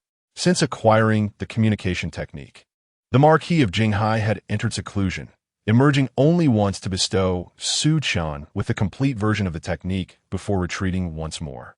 Feng Huai nestled quietly in Su Chen's embrace, akin to a tranquil kitten, being gently stroked as he caressed her silken hair. Huaiyan, do you not wish for our child to become one of the most esteemed individuals in this nation? Su Chen's voice, laced with a hint of mirth, resonated in Feng Huaiyan's ears. Feng Huaiyan shook his head gently, expressing, I merely desire for our family to live in peace and safety. Su Chen, with a hint of resignation, replied, What if your father harbors trepidation towards me and seeks to take my life? Feng Huaiyan's eyes widened in disbelief, and he fervently shook his head, exclaiming, That is impossible. How could father wish to harm you? You are his champion. Su Chen chuckled softly, choosing not to respond. Days later, Su Chen, accompanied by Feng Huaiyan, their child, and a cadre of guards, departed from the Jinghai Marquis estate. The flowers in the 100-Flower Valley had bloomed, a sight that Feng Huaiyan longed to behold, prompting Su Chen to take her there. Following Su Chen's departure, a shadow loomed over the Jinghai Marquis estate, enviously watching the direction in which he left. That old rascal is certainly hiding a monumental secret. A mere bastard dares to covet my Marquisate. This time, let us see how you survive the snare we have laid. The figure in the shadows sneered as he observed Su Chen's retreat. On the way to the 100-Flower Valley, Su Chen fell into an ambush. This time, nearly 20 formidable practitioners of the Spirit Sea realm launched their attack, each exuding a far greater aura than those who had attempted to assassinate him over a decade ago. Among them, there was even a presence as deep as the abyss, a practitioner of the Spirit Soul realm. Boom! It felt as though the very heavens and earth were about to collapse. Su Chen's guards were swiftly annihilated, and he himself sustained grievous injuries while desperately shielding Feng Huaiyan and their child. Who are you? Why have you attacked my husband? Feng Huaiyan cried out, her heart racing as she gazed at the wounded Su Chen. Remembering his earlier words, she looked up at the figure of the Spirit Soul realm. Are you sent by my father? Her gaze, fierce as a serpent, she spread her arms wide, placing herself before Su Chen. Princess, the Spirit Soul realm expert could not help but speak, quickly realizing the gravity of the situation, his voice quivering, Princess Huaiyan. You should never have uttered that question. A cold smile crept upon Feng Huaiyan's lips. Am I to witness my husband perish before my eyes, only to fall into a state of unconsciousness, leaving my child oblivious to inherit the Jinghai Marquis estate, while it gradually succumbs to ruin? Unbeknownst to them, Su Chen smiled. His objective had been achieved. A spear, as imposing as a mountain, descended from the heavens, obliterating the spirit sea practitioners in an instant. An elder clad in gray robes traversed the void, emanating an unparalleled aura of oppression. "Jinghong Spearmaster, is that you?" The black-robed figure of the spirit soul realm exclaimed in astonishment. Fortunately, the old Marquis, concerned for Chinera's safety, had dispatched me to follow in secrecy. "I never anticipated that you would be so ruthless, attempting time and again to bring Chun'er to his demise, even going so far as to wish harm upon his own son." The Jinghong Spear Master cast a cold glance at the figure behind the black-robed elder. The figure, under the watchful gaze of the master of the Jinghong Spear, fled without a backward glance. Yet, the master merely raised a hand, and a shadow of the spear flew forth, piercing through the fleeing figure clad in black. This scene rendered the onlookers breathless with awe. The master of the Jinghong Spear had transcended once more, a decree for death. Today, without fail, Feng Chun must perish. The black-robed figure exerted every ounce of strength to eliminate Su Chen. Alas, he was ultimately intercepted by the master of the Jinghong Spear. The entire army was annihilated. The final victor, Su Chen. Chapter 23, Rebirth of a Vengeful Enemy as a Marquis, Part 11. Returning to the Jinghai Marquis mansion, Su Chen lay gravely wounded and unconscious. Feng Huayan remained vigilantly by his side. When Su Chen finally awoke, Feng Huayan softly spoke, "My husband, I aspire for our child to become the most esteemed individual in this kingdom." She had resolutely chosen her husband and child. Su Chen felt a surge of joy within. He understood that the moment was drawing near. The Marquis of Jinghai also came to visit Su Chen. Observing his cherished disciple once more the victim of an assassination attempt, he realized that had he not been cautious, he might have been met with the sight of a lifeless body. "Curse it! I shall lead my troops into the royal capital. My Jinghai Marquis mansion has never endured such humiliation in its centuries of existence." The Marquis was incensed. Immediately donning his battle armor, arming himself, and rallying his forces toward the capital, Su Chen hurriedly restrained him. The Marquis, having cultivated the spirit communication technique, had advanced from the 7th to the 8th level of spiritual essence in 10 years. However, the reason the royal capital was the main artery was due to the presence of an ancient being at the pinnacle of the 9th level of spiritual essence. "Grandfather, we must not act impulsively. If the Marquis were to storm the royal capital and make a misstep, he could easily find himself besieged." The Marquis chuckled. "I am merely angered by witnessing my disciple being attacked. But that does not imply I have completely lost my reason. It was merely a means to calm him." The Marquis continued, "Chen, what are your thoughts?" Su Chen, with a serious expression, replied, "Grandfather, after this incident, I have been contemplating, will there not be a 3rd, 4th, or 5th assassination attempt? Must every genius from the collateral line live in constant fear of being targeted? Why can't this main lineage be ours? Do nobility and power not depend on merit?" The Marquis fell silent for a moment, and after a lengthy pause, his tone brimmed with unprecedented ambition. "You are right, Chin'er. Do nobility and power not depend on merit? If Feng Tianxing can ascend to the main lineage, why can't my Feng Jinghai claim the same position? With the spirit communication technique, my Jinghai line is not inferior to his Tianxing line, not to mention we have a prodigy like you, Chin'er. Even the old-timers from the Feng clan will surely align with you." Su Chen nodded. "Grandfather, what we need to do now is to build strong fortifications, stockpile provisions, and bide our time until the day you can break through to the half-step transcendence, which will herald the rise of our Jinghai line as the main lineage." With both Feng Huayan and the Marquis of Jinghai as his trump cards, Su Chen felt a high probability of success for his plans. After the Marquis agreed with Su Chen's ambitions, he retreated into seclusion. The affairs of the Marquis mansion were left at Su Chen's disposal. He promptly summoned his siblings. In his hands appeared a list. According to this list, with each place Su Chen traversed, a head would fall. Feng Xian had never witnessed such a terrifying day. The youth before him resembled a cold, merciless demon, devoid of any compassion. Familiar heads rolled and thudded on the ground. Su Chen approached Feng Xian, recalling how this very individual once sought to ensnare him in trivialities, leading to the neglect of his cultivation. Sensing the malevolent gaze of Su Chen, Feng Xian collapsed onto the ground, a yellow liquid trickling steadily around him. Chen, I truly did not conspire against you. You must believe me.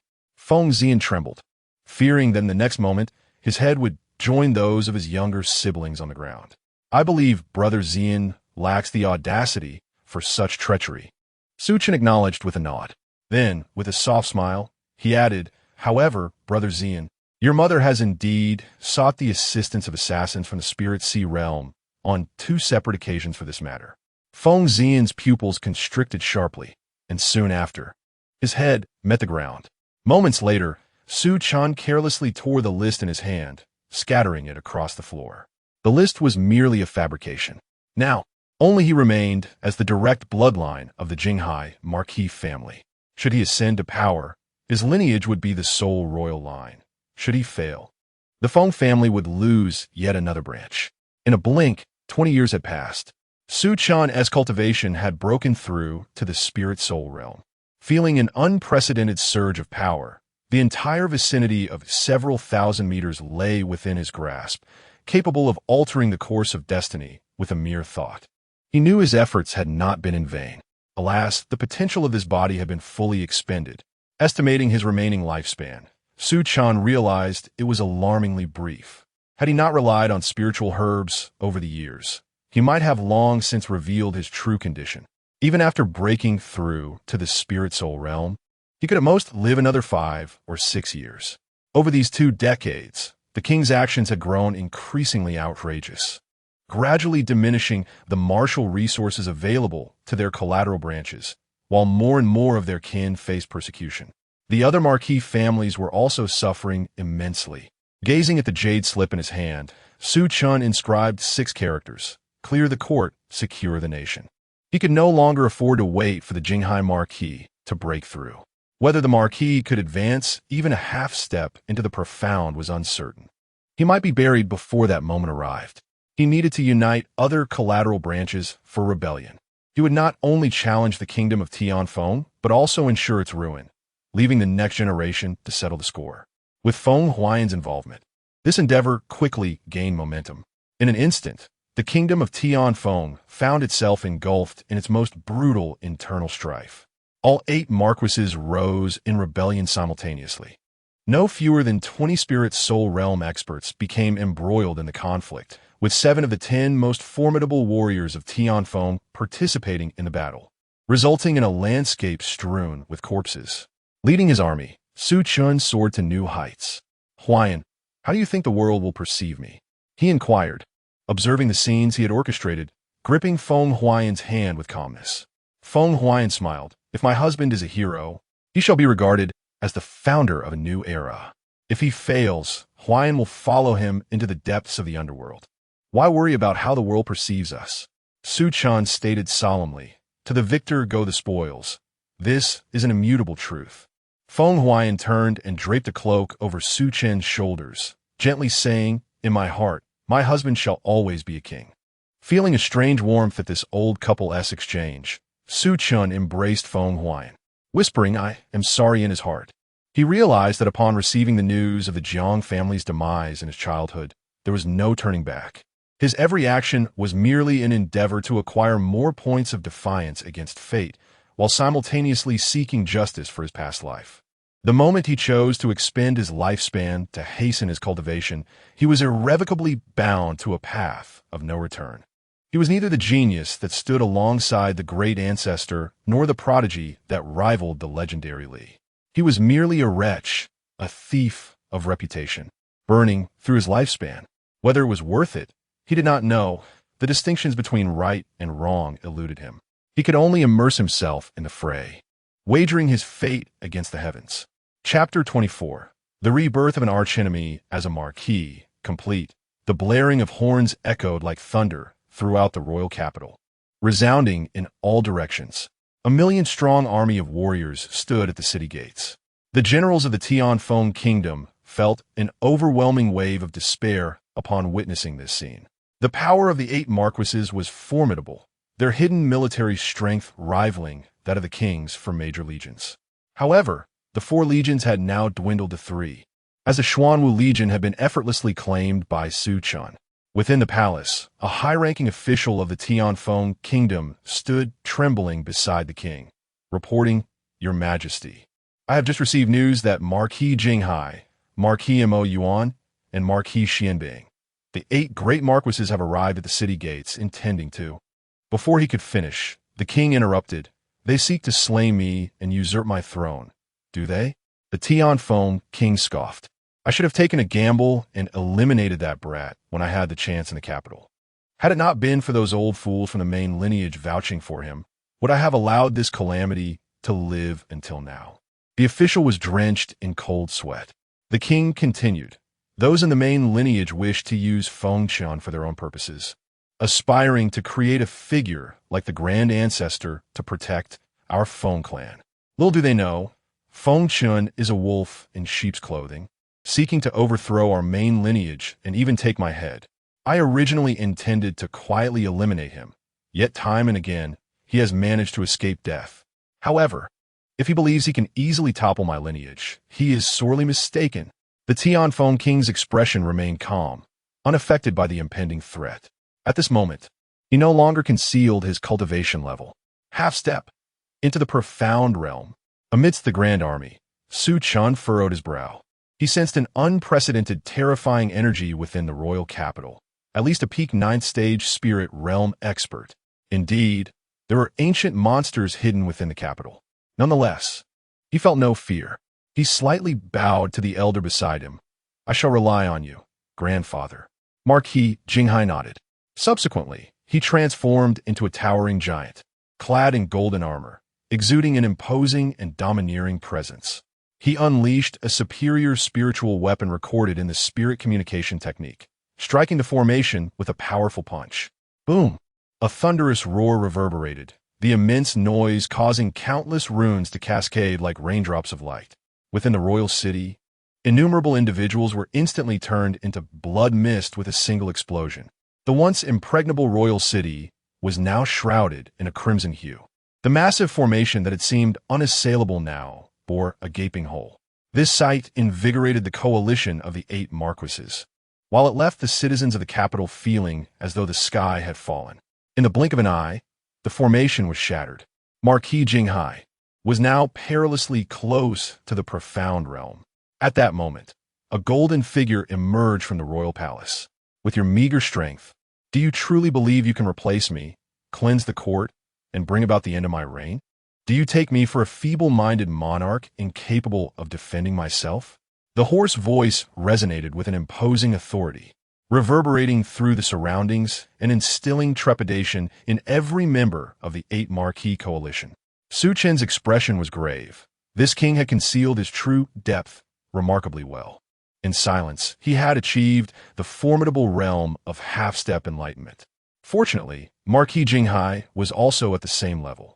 A surge of murderous intent and terrifying energy cascaded forth like a boundless ocean, sweeping across vast distances. "Phone you, despite your hidden prowess, what does it matter? Today, I shall demand an explanation for Chun'er." Marquis Jinghai bellowed, charging directly at King Tianfeng. The clash between 2 half-step enlightenment beings was sufficient to rend the heavens and obliterate the earth in an instant. This was a force beyond the comprehension of ordinary spirit realm practitioners. The enlightenment realm was powerful enough to claim a crown. The 2 combatants stood as sovereigns of the cosmos, even if only at half-step. With the battle between King Tianfeng and Marquis Jinghai underway, Su Chen led his army into the royal capital, while the Feng family's main lineage dispatched their strongest fighters. "Feng Chen, if you retreat, I assure you that such occurrences will never transpire again, and no one will covertly strike against you again." An elder from the Feng lineage attempted to counsel Su Chen. Su Chen merely scoffed. Having revolted, how could one think to surrender? That would be tantamount to courting death. Countless experts joined the fray. Those of the spirit pattern realm fell like ants, while those of the spirit sea realm were merely larger ants. It was only the spirit realm that constituted the main battlefield. Su Chen clashed directly with an elder from the Feng lineage of the spirit realm. This was his first engagement at this level of cultivation. His opponent was formidable, and Su Chen could gain no advantage. Ultimately, He was aided by the master of the shockwave spear, who helped him vanquish the Feng Elder. In the skies, the battle between King Tianfeng and Marquis Jinghai raged on. Su Chen plunged into the ancestral land of the Feng family, intent on exterminating the entire main lineage. Heads rolled and blood flowed freely. Even the high-ranking officials in the court were not spared, stepping upon the bones of noblemen. The order of the kingdom of Tianfeng was irrevocably shattered following this conflict. The other lords speculated that Su Chen might have gone mad, yet inwardly, they rejoiced, wishing fervently for him to eliminate them all. In such a scenario, even if Su Chen ascended to the main lineage and claimed the throne, he would not be able to control them. The realm was poised to descend into utter chaos. Only Su Chen knew that he had not lost his sanity. His eyes were bloodshot with fury. As long as these court officials remained alive, he could find no peace. The fate of the world had ceased to concern him.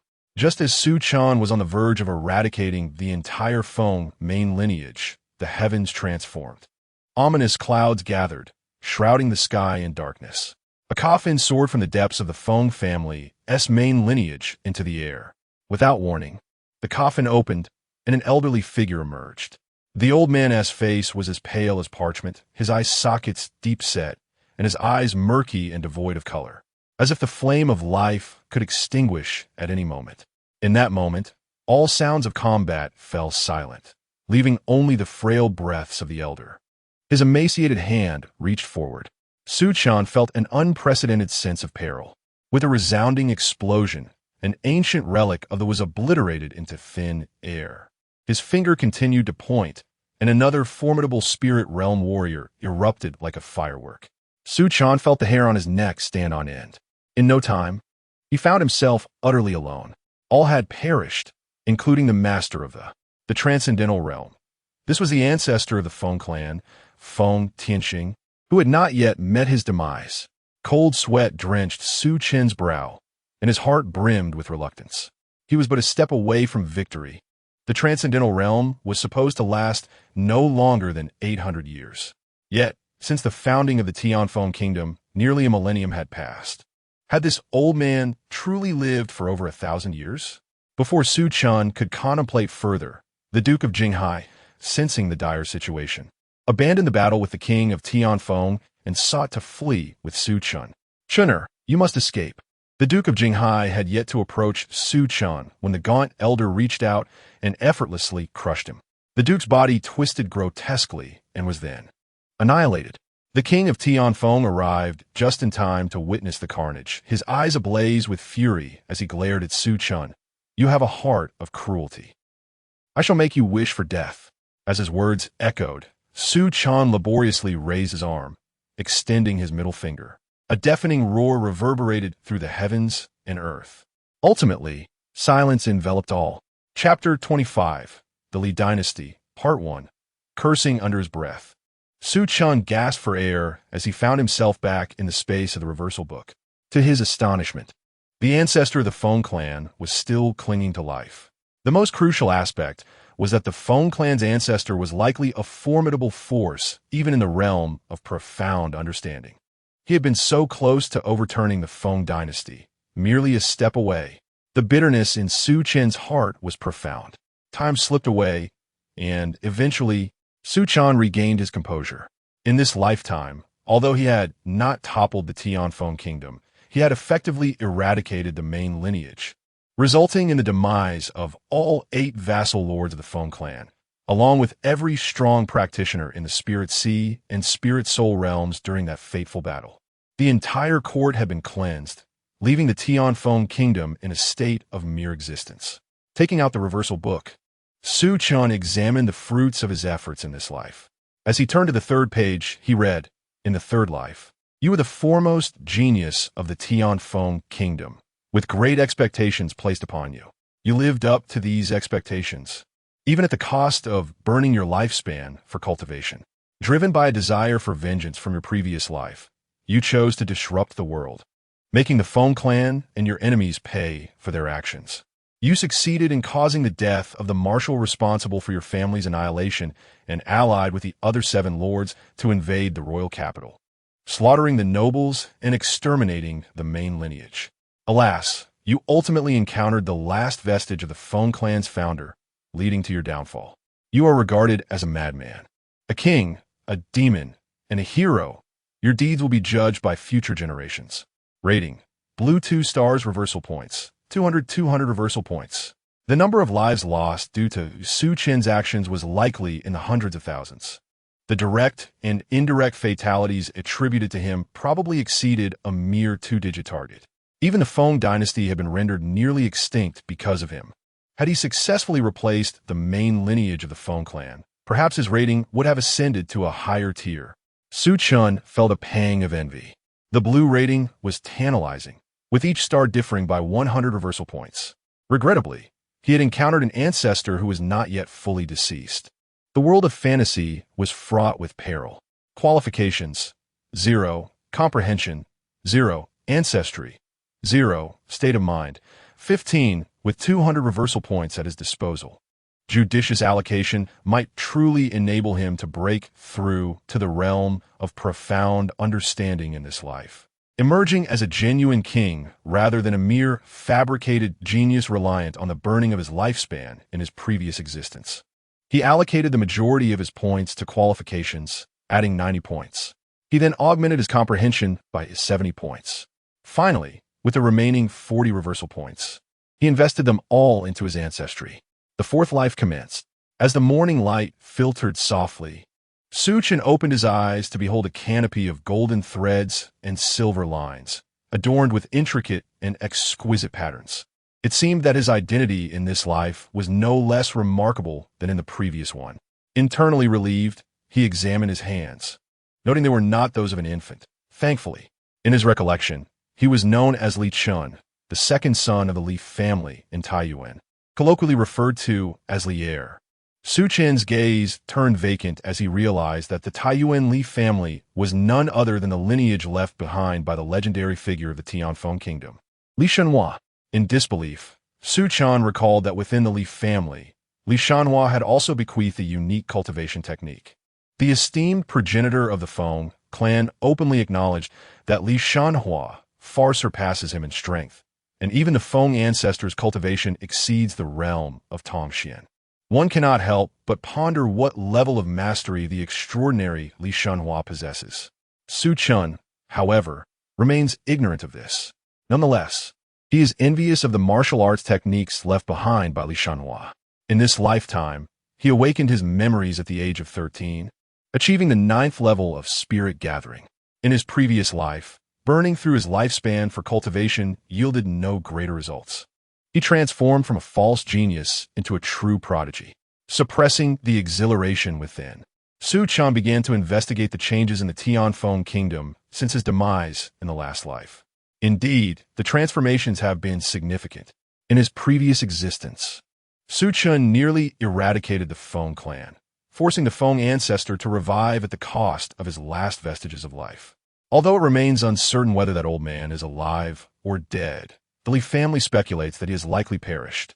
30 years have passed since then. The Tianfeng kingdom has not been obliterated, but exists in a state of mere formality.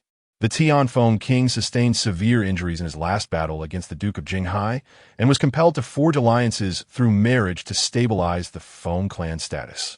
Presently, the Tianfeng kingdom is effectively governed by 4 major factions: the Li clan of Taiyuan, leading the Li group, the Kong clan of Chongping heading the Kong group, the Lingwu Hall commanding the Sect group, and the Wanbao Chamber of Commerce steering the Merchant group.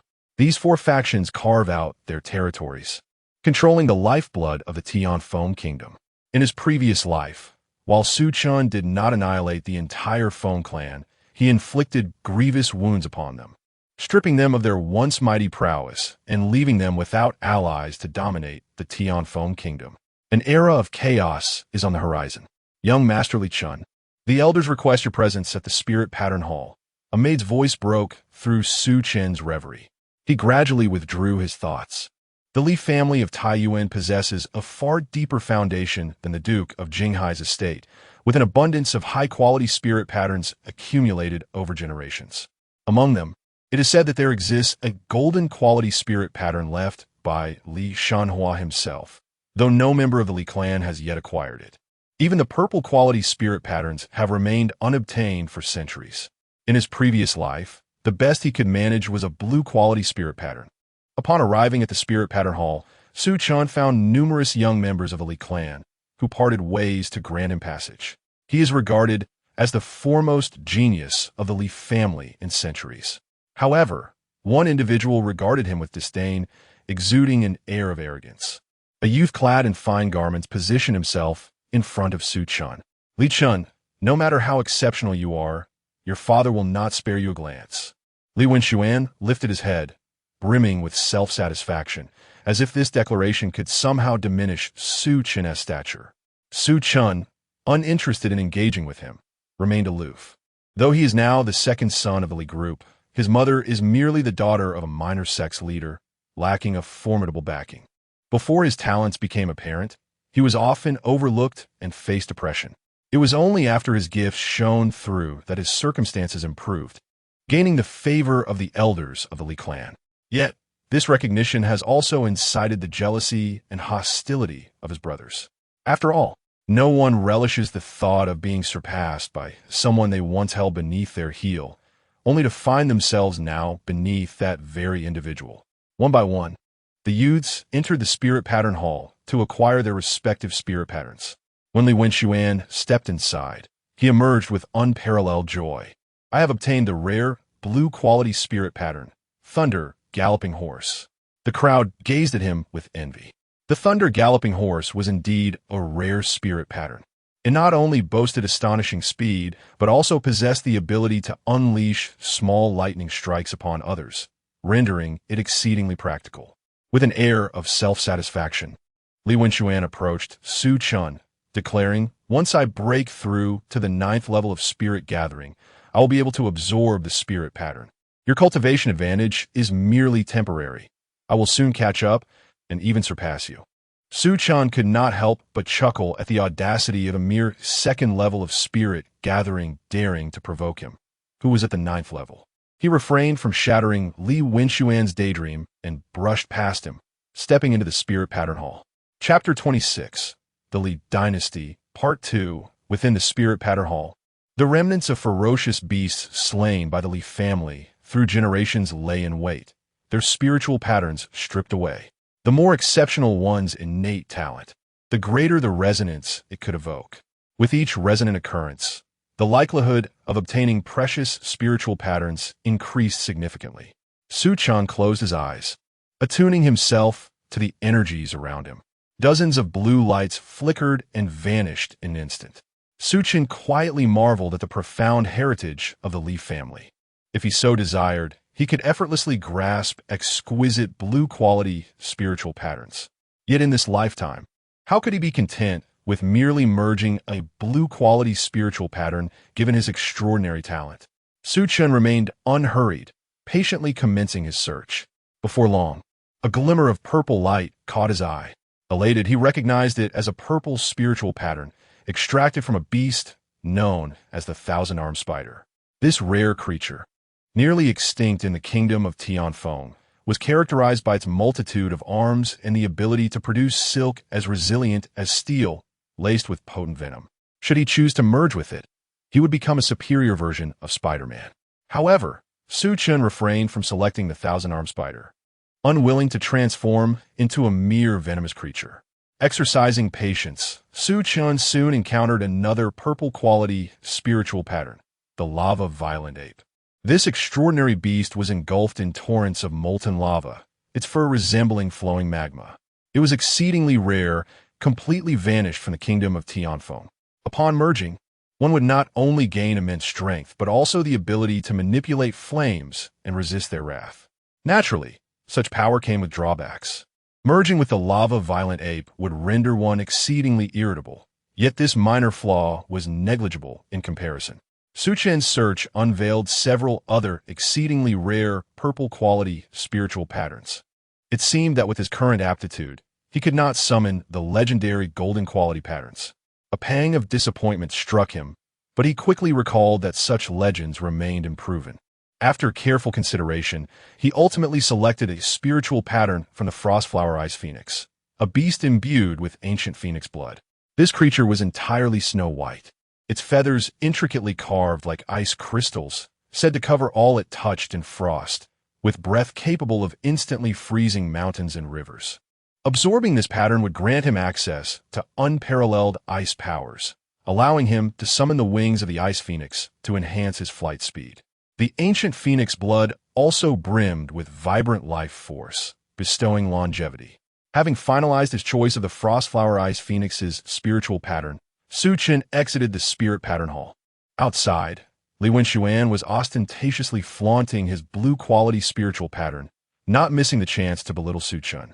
Li Chen, what spiritual pattern did you acquire? Hurry up and show it to us.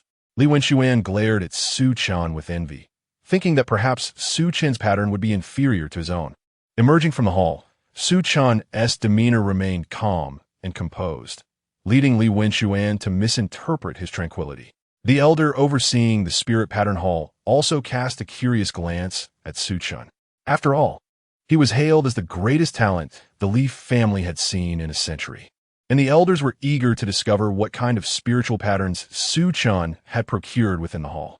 Su Chen extended his hand, and a flicker of violet light shimmered before a completely snow-white ice phoenix materialized. The temperature within the grand hall plummeted dramatically, and soon frost began to form. Although several elders were prepared for this spectacle, they were still taken aback, their mouths agape as they murmured, "Our Li clan truly possesses violet-quality spirit patterns." They had long believed that the tale of their ancestor, Li Shenhua, leaving behind violet-quality spirit patterns upon departing the Tianfeng kingdom, was merely a legend. To their astonishment, it turned out to be true. In Su Chen's mind, he contemplated that the Spirit Pattern Hall housed not only violet-quality spirit patterns, but many others as well. However, Li Shenhua likely never anticipated that since the emergence of this prodigy, the Li clan had plummeted into a downward spiral, devoid of any genius capable of resonating with violet-quality spirit patterns, until the arrival of Su Chen in this lifetime. Impossible! This cannot be, Li Wenxuan exclaimed, his mouth agape as he pointed an accusing finger at Su Chen, exclaiming, "How could you possibly possess a violet-quality spirit pattern? My Li family has no such thing." Su Chen frowned slightly. An elder from the Li clan interjected, "Third young master, cease your nonsensical accusations. This violet spirit pattern was left behind by our ancestor, Shenhua." Li Wenxuan persisted obstinately. "Then why does he have a violet-quality spirit pattern while I do not? This must be favoritism on your part. Li Chen, that violet-quality spirit pattern is mine. I command you to hand it over immediately." His childish tantrum darkened the expressions of several elders from the Li clan, their faces clouded with displeasure. Had Li Wenxuan not been the child of the clan leader and possessed decent talent, they would have long since struck him. Su Chen smiled, bemused by Li Wenxuan's foolishness, a mocking grin adorning his face. As Li Wenxuan saw that Su Chen refused to relinquish the violet-quality spirit pattern, his expression turned fierce as he charged forward to seize it. Su Chen effortlessly grasped Li Wenxuan's wrist and gave it a gentle squeeze. Pain instantly contorted Li Wenxuan's face. "Li Chen, let me go." "Ah!" Unable to endure the shrill cries, Su Chen flung Li Wenxuan away, who landed on the ground and began to wail uncontrollably. "Li Chen, you bully me. I will tell father, and I will have him teach you a lesson." Su Chen paid him little heed. Just then, a formidable middle-aged man, accompanied by several elders, entered the Spirit Pattern Hall. Upon seeing the man's arrival, Su Chen calmly addressed him, "Father." Li Wenxuan, upon sighting his protector, instantly transformed his demeanor, adopting a pitiful expression as he pleaded, "Father, I want the spirit pattern from Brother Li Chen. You must make him give it to me." As his words fell, the gazes of the Li clan elders converged on the middle-aged man. Silence. The man delivered a slap to Li Wenxuan's face. Although he did not employ any spiritual force, the blow sent Li Wenxuan sprawling, blood trickling from his mouth. Clutching his swollen face, Li Wenxuan was bewildered as to why his usually doting father would strike him today, his sense of injustice erupting into tears. "Quickly take Wenxuan away. Is it necessary to remain here and disgrace ourselves?" The middle-aged man's tone was rather frigid, and the guard, realizing belatedly, hurriedly escorted Li Wenxuan away.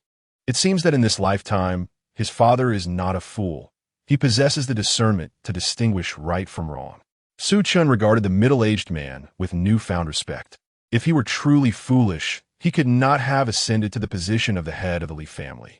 Su Chen exhibited remarkable talent, and naturally, Li Jianquan would not dismiss Su Chen as an inconsequential son. With a purple-grade spiritual pattern, Chener, your talent is quite impressive. You're the finest in the Li clan's history for hundreds of years. I shall arrange for a teacher for you, and you will devote yourself to diligent cultivation within the clan, Li Jianquan said, a smile gracing his face as he kindly advised Su Chen. Chapter 27, The Li Dynasty, Part 3.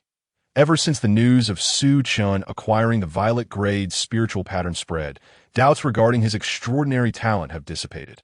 The vigilance surrounding his gifted nature can be traced back to the legacy of his previous incarnation, Feng Chen.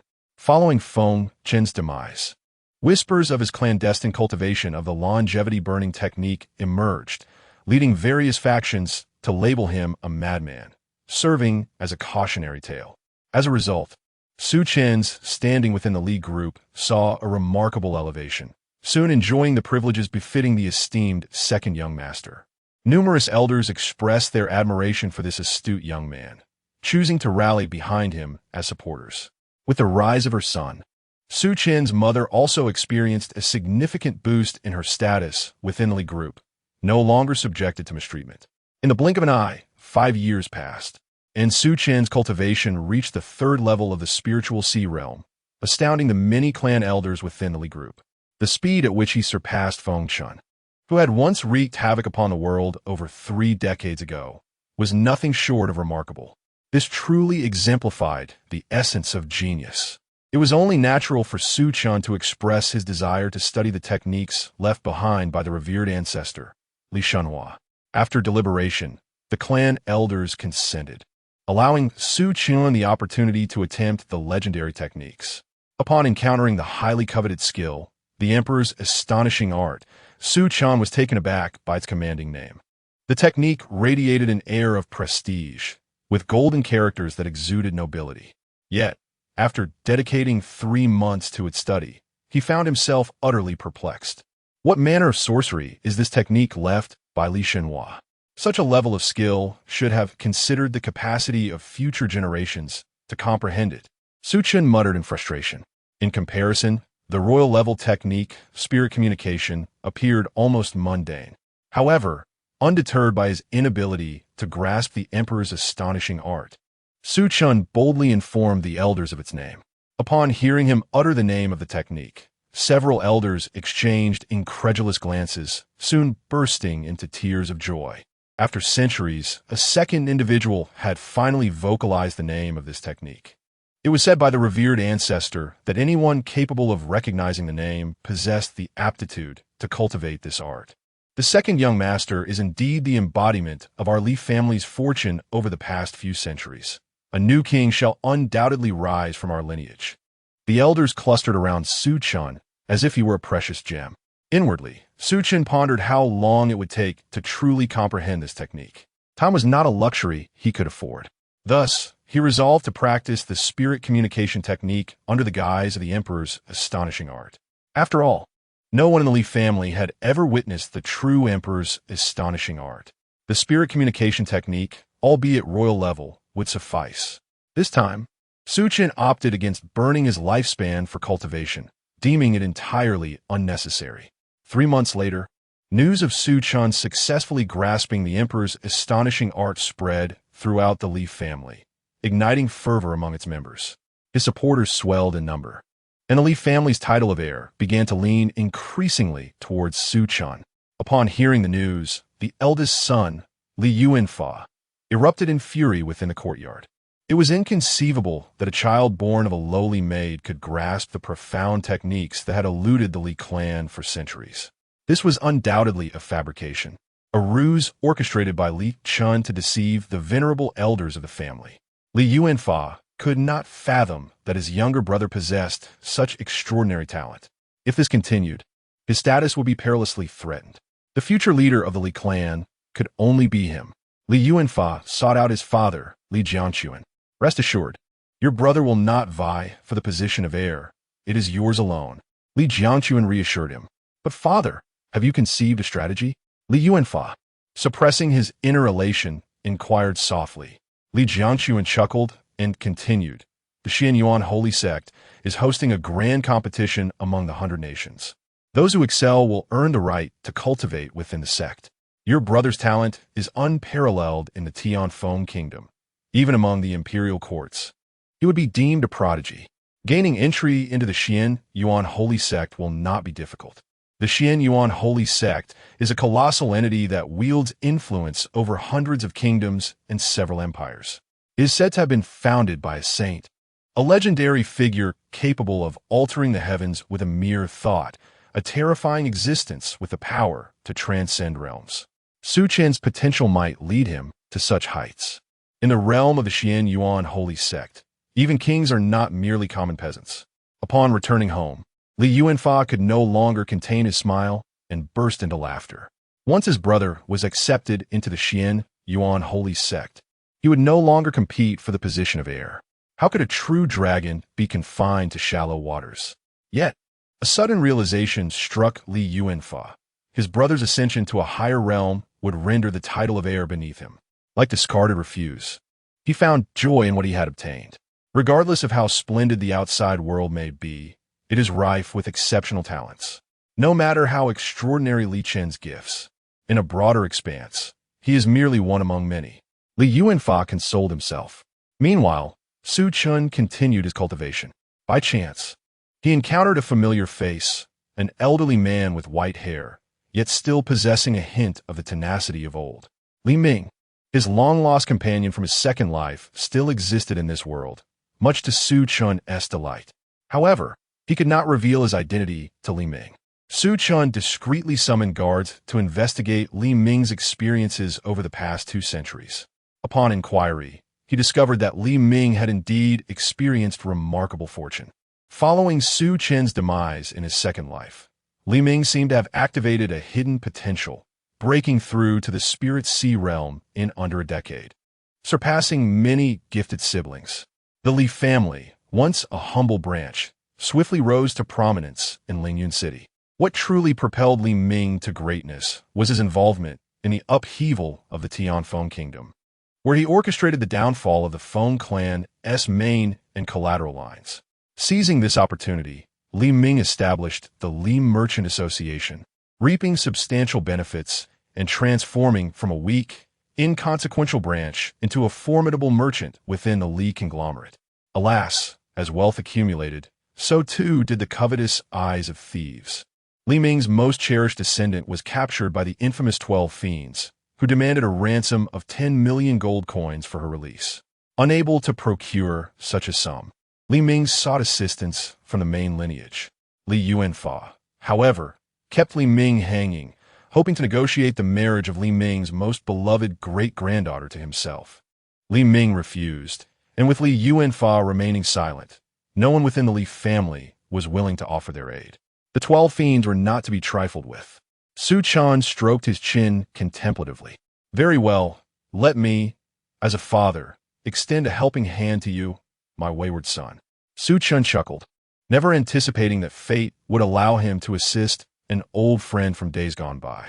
He instructed an elder to bring Li Ming to him. Chapter 28, The Li Dynasty, Part 4. Li Ming was enveloped in a cloud of confusion. The request from the second son of the Li family to meet with him was perplexing, especially since he had no prior acquaintance with this individual. His interactions had predominantly been with the eldest son, Li Yuanfa, who had been his first thought for assistance upon learning that his cherished great-grandson had been abducted by the notorious 12 Fiends. However, the bitter reality struck Li Ming when Li Yuanfa shamelessly demanded that his great-granddaughter marry him. Naturally, Li Ming would not acquiesce. He was well aware of the ulterior motives behind Li Yuanfa's proposition. To comply would mean watching his hard-earned savings dissipate into Li Yuanfa's grasp within a few short years. Furthermore, he harbored a monumental secret that must never be divulged. Li Ming's refusal incited Li Yuanfa's wrath, leading him to issue a decree that the Li group was to withdraw all support from Li Ming, thereby attempting to coerce him into submission. Despair settled over Li Ming as he realized that former allies showed him no mercy. Among the 12 fiends were formidable adversaries possessing spiritual prowess that Li Ming could not contend with, and none dared challenge them. Just as he resigned himself to the notion of sending his gray-haired self to mourn his lost youth, an elder of the Li family approached him, stating that the second son wished to see him. With a heart full of trepidation, Li Ming followed the elder to the place where Su Chen was cultivating. He had heard whispers of the second son, reputed to be a prodigy not seen in the Li family for centuries. Upon meeting, the youth before him was indeed extraordinary. His high nose, slightly upturned lips, and natural poise radiated an undeniable air of nobility and Taoist charm. Most strikingly, this boy, who was nearly the same age as his great-grandson, possessed a cultivation level that left Li Ming utterly unable to gauge. The tales surrounding the Li family were evidently no exaggeration. Anxiety gripped Li Ming. He feared that this second son would present him with demands akin to those of Li Yuanfa. Observing Li Ming's tense demeanor, Su Chen smiled reassuringly. I can assist you in dealing with the 12 fiends.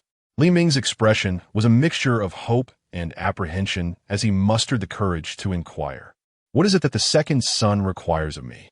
Su Chen chuckled lightly, noting the anxiety that had risen in Li Ming's throat.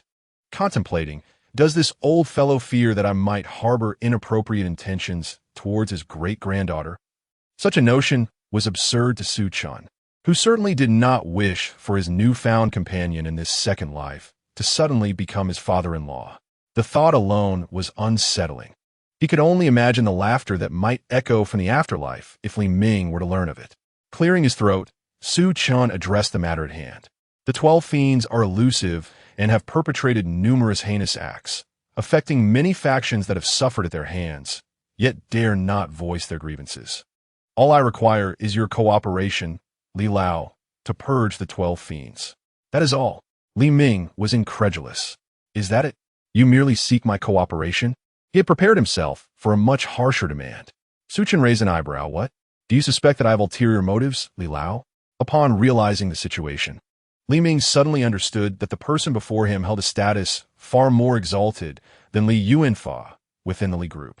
It is no exaggeration to state that the second young master could crush him with greater ease than one would squash an ant. Any charge could be fabricated, and not a soul would dare to speak in his defense. How could such an individual harbor ulterior motives towards him? It was evident that the second young master sought the heads of the 12 great evildoers to orchestrate a grand scheme. Li Ming's mind began to speculate on Su Chen's true intentions. Unbeknownst to Li Ming, Su Chen, upon witnessing his fearful and bewildered demeanor, could not help but chuckle softly. It seemed that this old fellow had spent the years treading on thin ice, cultivating a timid disposition. After instructing the elder to escort Li Ming away, a genuine smile graced Su Chen's face. There was little reason to assist Li Ming, yet upon reuniting with his adopted son, he felt compelled to act. After Li Ming's departure, Su Chen made his way to the ancestral grounds of the Li family, a place where the true essence of the Li group was cultivated. Even the family head, Li Jiangquan, could not enter freely. However, when Su Chen stepped into this sacred space, only a few indifferent gazes flickered towards him. Upon recognizing him, those glances quickly withdrew. The prodigal son of the Li family indeed enjoyed certain privileges. As he entered the ancestral grounds, soft laughter echoed in his ears. Little Chen, what brings you to our ancestral grounds to trouble us old fellows? One by one, formidable beings of the spirit-soul realm emerged, their faces lighting up with long-awaited smiles upon sensing the increase in Su Chen's cultivation. After respectfully greeting these elders, Su Chen smiled and said, "It seems I cannot conceal anything from Grandpa Hongwan. To be honest, I have a matter I wish to entrust to you." An elder, bearing a large sword, chided playfully, "Just because I spoke first, you set your sights on me." The other elders chuckled in response, then withdrew, leaving the task to Li Hongwan. The 3 ancestors of the Li family, possessing the formidable strength of the 8th level of the spirit soul realm, were as rare as they were powerful in this era, easily counted on 2 hands. Su Chen grinned. "All right, what troublesome situation have you encountered, little one?" Li Hongwan asked, somewhat puzzled. Could it be that unfilial family head, Li Jiangquan is biased? Should they convene a meeting to depose Li Jiangquan, bypassing the usual protocols to appoint Little Chen as the family head? Little did Li Jiangquan know that his position was precariously close to being lost. Su Chen recounted Li Ming's predicament and then stated, "I wish for Grandpa Hongwen to take action against the 12 great evildoers." Li Hongwen pondered for a moment. Had anyone else spoken such words, they would have faced his ire long ago. Damn it, do I look so cheap as to offer my services for free? But this was Su Chen. Thus, it was of no concern. After all, he was the future sovereign of the Li group. Li Hongwen, still curious, inquired, "Does Little Chen have any particular thoughts on this matter?" He found it hard to believe that his clever apprentice had suddenly lost his wits. Seeking to resolve troubles for free, and asking a powerhouse of the 8th level of spirit soul to intervene in what could be seen as a case of using a cannon to shoot a mosquito. Su Chen had long devised a strategy and spoke softly. The 12 great evildoers have wreaked havoc for far too long. Their notoriety is immense. Should Grandfather Hongwen take action to eradicate the 12, it would undoubtedly elevate the reputation of the Li family in the hearts of the people, ensuring that our family vessel remains steadfast as we navigate forward. Moreover, Li Ming has been unwaveringly loyal to our Li group. If we disregard this situation, it would inevitably dishearten other branches of the family. I aim to set an example for the other Li family branches, demonstrating that as long as you remain loyal and diligent, the main branch of the Li family will always be the most formidable support. Upon hearing Su Chen's resolute declaration, Li Hongwen was momentarily taken aback, then burst into hearty laughter. "Excellent, excellent. Truly, you are the pride of the Li family." The more he observed, the more his delight grew. The Li family has indeed produced another true dragon. Chapter 29, The Li Dynasty, Part 5. Under the persuasive influence of Su Chen, Li Hongwen consented to intervene. Li Ming then engaged in negotiations with the 12 great evildoers, agreeing upon a rendezvous point. The 12 great evildoers approached the meeting without a hint of trepidation. In their estimation, as long as they did not encounter a formidable opponent above the 7th level of the spirit realm, they could easily flee if overpowered. However, they were utterly unprepared for the fact that a prominent member of the Li family, one of the top 5 powerhouses in the realm, would personally intervene for what they deemed a trivial matter. Li Ming's great-grandson was successfully rescued. The 12 great evildoers, until their last breath, could hardly believe their fate, unleashing cries of disbelief. "Li Hongwen, how could you be here? This is impossible." Li Hongwen executed them all, severing their heads and displaying them neatly in the wilderness, inscribing the ominous warning, "Those who offend the Li family shall face retribution, no matter how distant." The news sent shockwaves throughout the land, igniting a fervor among the populace. Although the 12 great evildoers had wreaked havoc in the Tianfeng kingdom for only a few decades, their transgressions were numerous and unforgivable, enough to fill 3 days and nights of recounting. Yet, now these 12 villains had met their demise at the hands of the Li family. The Taiyuan Li family reaped a significant boost in reputation. As Su Chen had anticipated, the principle of paying a high price for a horse's bones held true everywhere. Witnessing such an example, the branches of the family grew increasingly loyal to the main line. In the spotlight as well was Su Chen, the second son of the Li family. Numerous powerful figures began to pledge their allegiance to him, a most unexpected delight. Shortly after the rescue of Li Ming's great-grandson, Li Ming sought out Su Chen once more, expressing his gratitude and hosting a banquet in his honor. Su Chen mused to himself about the old man's unexpected courtesy and gladly accepted the invitation.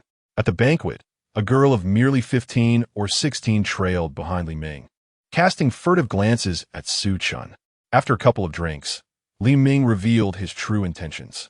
"How could you, Li Ming, face me in the underworld? I regarded you as a brother, yet you wish to take on the role of my ancestor." Su Chen silently scoffed, resolutely declining the proposal. The girl behind Li Ming's eyes brimmed with tears. Unmoved, Su Chen remarked, "Little sister, you can only blame your great-grandfather." Li Ming felt a pang of disappointment. He believed that this second son of the Li family was destined for greatness, a true dragon of the future. Alas, It seemed the second son held little interest in his great-granddaughter, leaving Li Ming with a sense of regret, and he never broached the subject again. As time passed, a piece of news swept through the Tianfeng kingdom. The Xian Yuan sacred sect was commencing a selection among the 100 nations, offering the exceptionally gifted the opportunity to join their ranks. Upon hearing this news, Su Chen was filled with astonishment. In his third life, amidst his quest for vengeance, he had begun to gain a glimpse into the vastness of this world through the texts left by the Feng family. He understood that the realm they inhabited was called the Eastern Desolation. Su Chen speculated that this was not the entirety of the world's name, but rather the designation for the region encompassing the Tianfeng kingdom, known as Eastern Desolation. This land was dominated by sacred sites, which were forces that had given birth to the sacred realm, known as sacred grounds. The sacred realm was the aspiration of countless warriors. The Xian Yuan sacred ground was one of the sacred sites within the Eastern Desolation. The kingdom of Tianfeng is merely an inconspicuous realm beneath the dominion of the Xian Yuan sacred land. Several esteemed elders of high lineage gazed at Su Chen. Su Chen blinked and inquired, "So, esteemed elders, do you wish for me to partake in the 100 Nations trial to see if I may enter the Xian Yuan sacred land?" The elders nodded in agreement. After contemplating for a moment, Su Chen acquiesced. He too yearned to explore the outside world and witness the nature of genius. The kingdom of Tianfeng posed no challenge for him. As Su Chen embarked on the journey to participate in the 100 Nations battle, Li Hongwen accompanied him as his protector. Upon learning of Su Chen's intentions, Li Yuanfa was elated, his joy evident in his beaming countenance. "Ah, Chener, you have finally set forth." In recent days, the elders' gazes toward him had grown increasingly peculiar, and even his father had begun to show a gradual favoritism towards Su Chen. Li Yuanfa had been living under the shadow of Su Chen, yet he understood that this shadow would eventually dissipate. With Su Chen gone, a sense of clarity washed over him. In the royal capital, Su Chen was not the only representative of the kingdom of Tianfeng in the 100 Nations trial. He was joined by Feng Zhengqi of the Feng clan, Wan Mia of the Wanbao Merchants Association, Wan Ganbao, Kong Gaoyu from the Qingping Kong clan, and Song Wuqing of the Lingwu Hall. Additionally, there were a few other prodigies, forming a group of 10. Each of these individuals was undeniably among the most exceptional talents of the kingdom of Tianfeng. If a ranking of geniuses were to be established, they would undoubtedly occupy the top 10 spots. However, Su Chen held little interest in them. None possessed even the Spirit Sea realm, with the highest among them reaching merely the 7th level of spirit patterns. Indeed, for those under 20 years of age, achieving the 7th level of spirit patterns is remarkable. Yet they paled in comparison to Su Chen, who had attained the 4th level of the Spirit Sea. Though each faction fought for their own glory, their participation in the 100 Nations trial represented the final dignity of the kingdom of Tianfeng. The trial was to be held in a location known as Xian Spirit City, which lay far from Tianfeng. Even with a Spirit Soul Realm guide, the journey would take half a year. The kingdom lacked teleportation arrays. Thus, this expedition would span 6 months.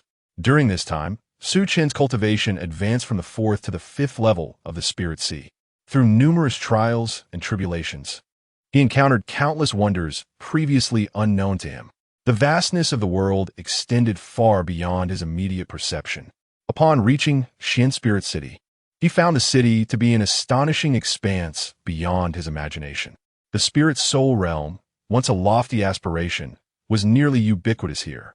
There were even some truly formidable presences, those of the true profound realm. The descendants of those rulers had also come, either to participate in assessments or to broaden their horizons. Among them were some of similar age to Su Chen, who had broken through to the Spirit Sea realm. "Chener, what do you think?" Li Hongwen smiled as he looked at Su Chen. Su Chen took a deep breath and murmured, "The kingdom of Tianfeng is indeed too small." Li Hongwen nodded in agreement, sighing yes. The kingdom of Tianfeng is truly too small. The world of the 100 Nations is but a corner of the eastern wilderness. The crowd was eagerly awaiting the commencement of the trial. However, as the trial had yet to begin, Wan Bao sought out Su Chen. "Please, Brother Li, save my sister." Wan Bao approached Su Chen and, in a gesture of desperation, knelt down, striking his forehead against the ground. This action caused Su Chen to furrow his brows slightly as he hurriedly helped Wan bow to his feet. Over the past 6 months, there had been a certain rapport between the siblings of the Wan Bao Merchant Association and Su Chen, allowing them to be considered friends. Su Chen was well aware of Wan Bao's temperament, and his willingness to kneel in supplication indicated that something grave had transpired. Wan Bao's face was etched with anger and anxiety. Today, we encountered individuals from the Kanglin Kingdom and the Mo Man Kingdom on our journey. They insulted my sister with their words, and unable to tolerate it, I confronted them. In the ensuing chaos, my sister and Elder Gung were captured by those from the Kanglin and Mo Man Kingdoms, who now demand that our Tianfeng Kingdom engage in a battle of prodigies. Chapter 30, The Li Dynasty, Part 6. The Genius Battle is an arena established within Xianling City. A single contract dictates that life and death are of no concern. It is evident that both the Kanglin Kingdom and the Momen Kingdom have come prepared, intent on incapacitating the younger generation of the Tianfeng Kingdom before the commencement of the 100 Kingdoms trial. Both Kanglin and Momen harbor enmity towards Tianfeng. Perhaps their true objective is to target me. Su Chen's gaze turned icy. He was uncertain of the confidence that Kanglin and Momen possessed. Nevertheless, Su Chen decided to honor the appointment. Although he may not be the most talented participant in the 100 Kingdoms trial, he believed he would be invincible among these two lesser kingdoms. Su Chen's direct attendance brought great joy to the prodigies of Kanglin and Momen. They pointed eagerly to a youth clad in plain linen, whose appearance was unremarkable, standing alone. If you can kill him, we will fulfill any promise made to you. Was this a call for outside assistance? Su Chen mused that these two nations had indeed grown bold enough to scheme against him. The linen-clad youth regarded Su Chen with a serious expression. I will kill you. His tone was flat, as if stating an undeniable fact. The sharp sword aura drew blood from Su Chen's skin. How intriguing. A long-lost battle fervor surged within Su Chen as he ascended the genius platform alongside the linen-clad youth, signing the contract of life and death, thus commencing the genius battle, which attracted prodigies from numerous nations. After all, the 100 Kingdoms trial was about to begin, and everyone with a modicum of strength wished to conceal their trump cards, unwilling to lay them bare for all to see. Each individual present was a rival. When someone revealed their ability, it naturally piqued their interest. Upon the genius platform, Su Chen calmly observed the linen-clad youth before him. I am curious. Why does a talent like you allow yourself to be swayed by such mediocrity? Su Chen posed his question. The youth before him was at the 3rd level of the Spirit Sea realm, and his sharp sword aura seemed to indicate a comprehension of sword intent. He was a genius not to be underestimated.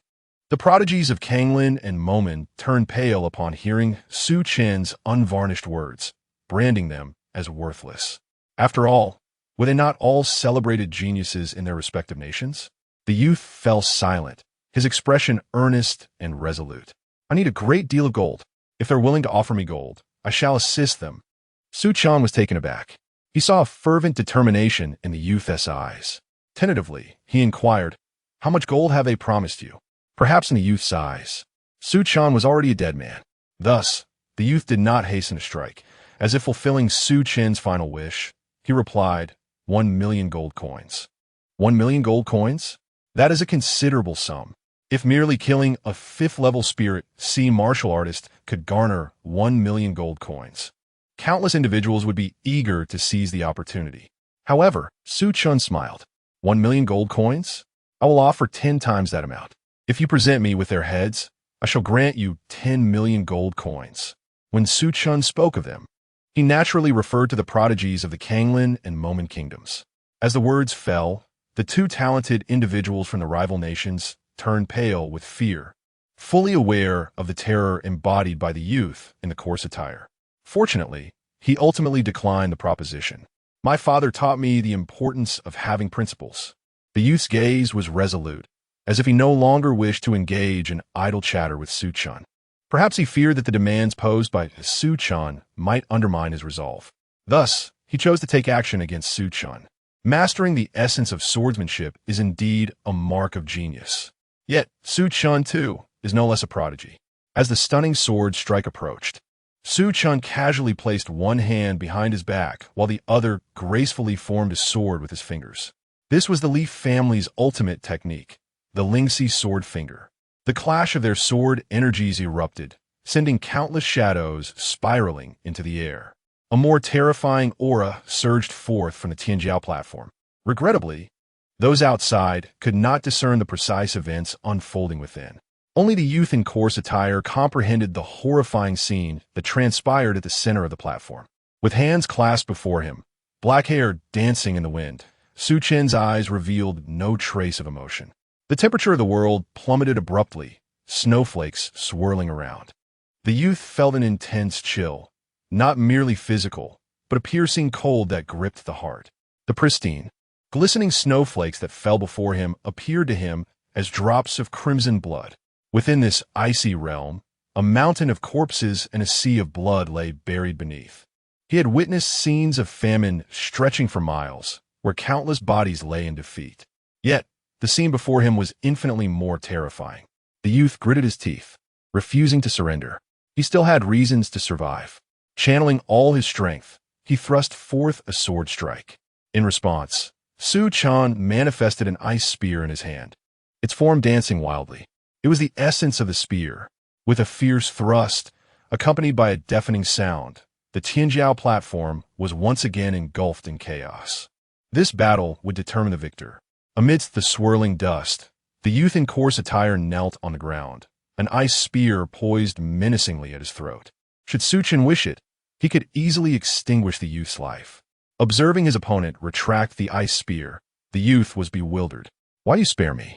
In his understanding, he had failed, and a failure deserved death. Su Chen calmly replied, "Because I believe you should not perish here." The youth was taken aback, then smiled. "I am Lin Wu. Su Chen not slightly. Li Shen." As Lin Wu watched Su Chen depart, he called out loudly, "I owe you a life. If you ever require it, this life is yours to take." Su Chen smiled, having achieved his objective. He was a man of principles, perhaps destined for unexpected fortunes. The prodigies from the Kanglin Kingdom and the Mo Man Kingdom were taken aback.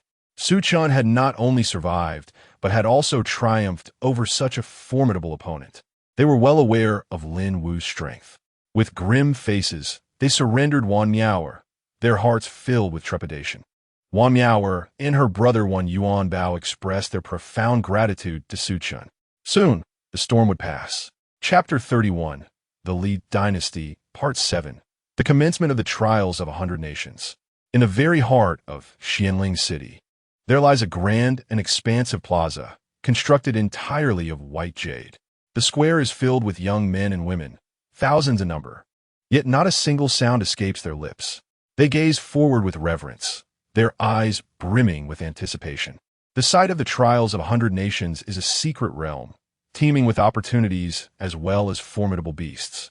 Points are awarded for seizing opportunities and for vanquishing these creatures. Only those with the highest scores can gain entry into the Xian Yuan sacred land. It is a straightforward, yet brutal contest. A beam of light suddenly illuminates the white jade plaza, piercing the heavens and the earth. When the light dissipates, all the participants vanish without a trace. Su Chen opened his eyes once more, finding himself in an unfamiliar setting. He stood upon a towering black mountain, gazing into the distance. This secret realm was vast, resembling a miniature cosmos. Su Chen murmured, "Is this the manifestation of the prowess of those beyond the realm of Xian?" Truly terrifying, beyond human comprehension. He began to search for opportunities. The Xianling secret realm serves as a means for the Xian Yuan sacred land to recruit disciples, and it is rich in invaluable treasures that are difficult to find in the outside world. Obtaining any of these is considered an opportunity, regardless of whether one joins the Xian Yuan sacred land. This is also why, aside from the 100 nations, numerous other factions partake in the trials. Before long, Su Chen encountered a monstrous beast. It was a massive serpent with scales as dark as night, camouflaged against the mountain, its two crimson eyes fixed intently upon Su Chen. This creature was no less formidable than one at the 6th or 7th level of the Spirit Sea. Su Chen was taken aback, a surge of combat fervor igniting within him. It is said that where extraordinary beasts dwell, there exists a high likelihood of extraordinary treasures. He was indeed intrigued by such treasures. As Su Chen contemplated this, the fearsome serpent coiled its several-meter-long body and struck, its hardened scales scraping against the rocky mountain, leaving deep gashes in their wake. The serpent lunged, aiming to swallow the diminutive human whole. The gale roared like blades and swords. Su Chen unfurled a pair of ice wings from his back, evading the serpent's strike. The serpent's head crashed against a nearby hill, shattering upon impact. What terrifying strength! Truly a creature of extraordinary lineage. Su Chen was greatly astonished and promptly drew forth the superior spiritual spear gifted to him by Li Hongwen. This weapon, once wielded by Li Hongwen himself, was now bestowed upon Su Chen. Ordinary weapons would fail to penetrate the defenses of this black-scaled serpent. Yet a superior spiritual artifact would suffice. Seizing the moment, Su Chen thrust the spear into the serpent's abdomen, piercing through its tough scales. Blood gushed forth like a fountain. In agony, the black-scaled serpent went into a frenzy, its massive tail thrashing about, obliterating many hills into fragments.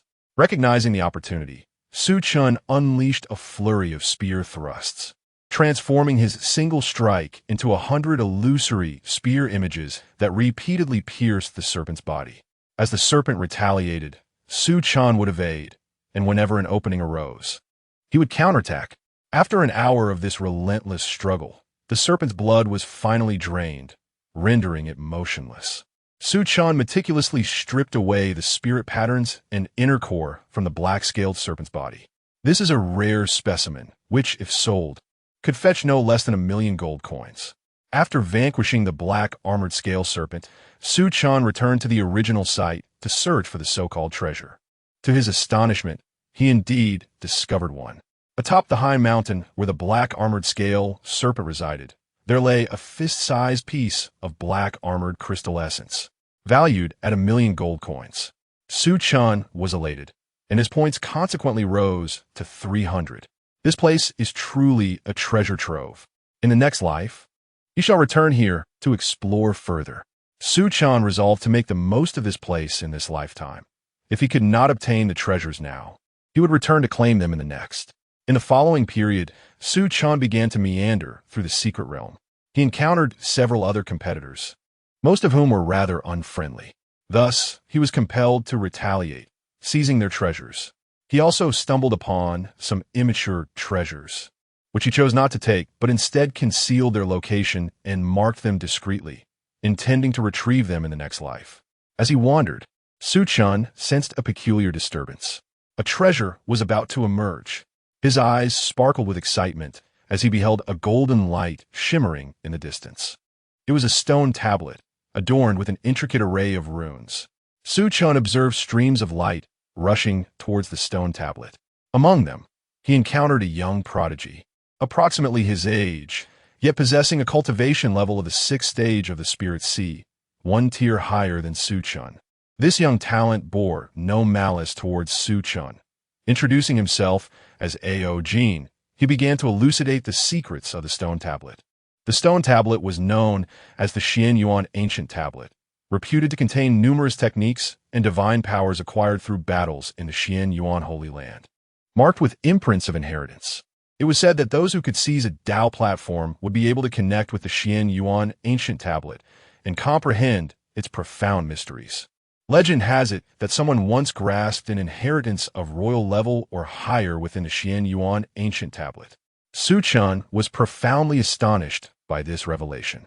As they conversed, the two arrived near the Xian Yuan Ancient Tablet. The area was already bustling with people. Beneath the tablet lay 108 lotus-like Dao platforms, all occupied, seemingly devoid of any vacancies. A.O. Jin dashed towards one of the Dao platforms, tossing Su Chen a remark that the Dao platforms were to be seized, and only those with strength could defend them. Witnessing A.O. Jin engage in battle with an opponent for the Dao platform, Su Chen hesitated not, targeting a seemingly weaker prodigy of the 3rd stage of the Spirit Sea, and swiftly made his move to seize it. "I am a descendant of the Thunderstorm King. Do you dare to claim my Dao platform?" The youth, recognizing Su Chen as the prodigy who had triumphed in the recent talent battle, understood he was outmatched and resorted to threats. With a cold smirk, Su Chen swiftly defeated him, sending him tumbling from the Tao platform. In this realm, who among them does not boast a distinguished lineage? If one is weak, they ought to retreat gracefully. Su Chen paid no heed to the youth's threats as he occupied the Tao platform, awaiting the opening of the Xian Yuan ancient tablet. Soon, he spotted a familiar face. Lin Wu, who had also arrived and was challenging a prodigy guarding a Tao platform, defeating him in combat. There were also talents from the Kanglin Kingdom and the Momen Kingdom. Upon encountering Su Chen, those individuals swiftly fled, fearful that any delay would result in their demise at his hands. Su Chen could not help but scoff at their cowardice. Could they outrun the first day of the month and evade the 15th? He had presumed that the prodigies from these two nations were too intimidated to participate. To his surprise, they displayed a modicum of courage. Should they cross paths again, he would take the opportunity to eliminate them. Before long, the allocation of the 108 platforms was completed. Among the 108 talents, the one who captured Su Chen's attention was a gentle young man clad in white. Remarkably, he possessed the cultivation level of the 9th layer of the Spirit Sea. This was truly astonishing. It is worth noting that after undergoing a second round of cultivation, Su Chen had only reached the 5th layer of the Spirit Sea. Chapter 32. The Li Dynasty, Part 8. As the Tao platform ascended, Su Chen's consciousness entered the ancient Xianyuan monument. In the pitch-black expanse, countless runes floated, each imbued with profound and arcane mysteries. Su Chen and his companions were tasked with comprehending these runes. The more they grasped, the stronger their inheritances would become. Immersed in the process of understanding the runes, Su Chen eventually opened his eyes. Is 73 runes truly my limit? He pondered quietly. His expression settled into calm. In this lifetime, his innate talent lacked extraordinary opportunities, and at best, he could aspire to the Xian realm. From 73 runes, he had acquired a fragment of the inheritance belonging to a formidable Xian practitioner known as the Winter King. I knew the Xianyuan sacred land wouldn't be so benevolent. Su Chen's countenance darkened. The inheritance he obtained was merely a fraction. Fortunately, it was the legacy of the Winter King's martial art known as the Heavenly Seal. Earthly Destruction Technique, a rare half-step king-level skill that harmonized well with Su Chen's own spiritual patterns. He glanced at his points, which had risen by 500. Surrounding the monument, 3/4 of the Tao platform remained. A quarter of the participants were in the same predicament as him. Lin Wu was evidently among that 3/4. It seems this favor was not in vain. Su Chen chuckled, feeling no jealousy within. In life after life, he would eventually trample these prodigies beneath his feet. Lin Wu was a principled individual. Posing as the inheritor of this lifetime and the next would serve him well. Su Chen departed, seeking further opportunities. Half a month later, he serendipitously encountered a genius from the Kanglin Kingdom. Upon seeing Su Chen, their faces turned pale, and they immediately attempted to flee. Yet, how could Su Chen allow their escape? The talents of Kanglin Kingdom had all perished at his hands. However, he gleaned a piece of information from them regarding the inheritance of a transcendent being. Su Chen resolved to investigate. A deep cave concealed an underground palace, resplendent in its glory but protected by formations that rendered entry impossible. This left Su Chen feeling regretful, as he could not seize the opportunities within. He would have to return in a future life. With the palace securely hidden, the trials of the 100 Kingdoms soon drew to a close, claiming many lives and even unveiling king-level treasures, igniting fierce battles among numerous prodigies. Su Chen refrained from participating. This should prevent his entry into the Xianyuan sacred land. The Xianyuan sacred land was undoubtedly a place of longing for Su Chen. Yet, he was acutely aware that with his qualifications, he would merely be an ordinary disciple there. Practicing for centuries, eventually becoming an outer elder and dying in some forgotten corner, or being used as a pawn by other talented individuals from the sacred lands. There were many like him in the Xianyuan sacred land, and he would hardly be remembered, garnering little in the way of fate-defying points. However, in the Tianfeng Kingdom, the scenario was markedly different. Becoming a ruler in the Xian realm would elevate him to the status of an ancestor. Additionally, he had many opportunities to scheme for within the Leaf family. The final results were soon to be revealed. The top 50 are permitted to enter the sacred land of Xianyuan. Su Chen ranked 57th and thus could not gain entry. Was I mistaken? A profound disappointment flickered in Ao Jin's eyes. He believed that Su Chen's prowess would easily secure him a place in the sacred land. Hence his desire to forge a connection. Yet now it seemed he was mistaken. This individual would ultimately fade into obscurity. The mere difference of 7 ranks rendered them inhabitants of different realms. Unbeknownst to Su Chen, Ao Jin harbored these thoughts. He noticed Lin Wu's name on the list. Lin Wu had successfully entered the sacred land. Alongside him was the prodigious figure from the 9th layer of the Spirit Sea, whose name Su Chen now recognized, Lang Chao Tian. A bit glitch. Su Chen chose to disregard it. Li Hongwen felt a tinge of disappointment regarding Su Chen's failure to enter the sacred land. Just a mere 7 ranks. What Li Hongwen did not realize was that this was all part of Su Chen's design. Lin Wu approached Su Chen, believing that Su Chen was more deserving of a place in the sacred land and wishing to relinquish his spot. Su Chen repeatedly gestured in refusal. This opportunity belongs to you, Brother Lin. You should focus on your cultivation in the sacred land. He had painstakingly resolved to forego entry. Lin Wu immediately grasped Su Chen's hand. Brotherly, from this day forth, you shall be my elder brother. Whatever you require, I, Lin Wu, will certainly fulfill. A hint of guilt flickered in Lin Wu's eyes. He thought that his earlier confrontation with Su Chen had exposed Su Chen's capabilities, leading to his exclusion from the sacred land. Su Chen clasped Lin Wu's hand, and the two swore brotherhood, becoming sworn brothers by blood. Lin Wu departed, accompanying the elder to the sacred land, while Su Chen and his companions began their journey back to the kingdom of Tianfeng. They had come with 10, but returned with only 5. The other 5 perished within the mystical realm of the spirit. Such losses were neither trivial nor catastrophic, faring far better than those of the Kanglin Kingdom and the Momen Kingdom. The prodigies of the Kanglin Kingdom had all been vanquished by Su Chen, and none from the Momen Kingdom had emerged. Half a year later, Su Chen and his company returned to the kingdom of Tianfeng in the Taiyuan Li family. Since Su Chen's departure, Li Yuanfa had begun to rally, undertaking numerous initiatives that garnered the respect of many clan elders. However, this newfound momentum was soon shattered. What? My younger brother has returned?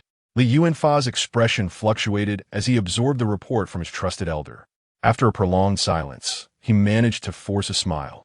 Surely, this is Ayist. Li Yuanfa had relied on Su Chen's entry into the sacred land to secure his future as the head of the Li family. Yet as news of Su Chen's return spread throughout the kingdom of Tianfeng, everything changed.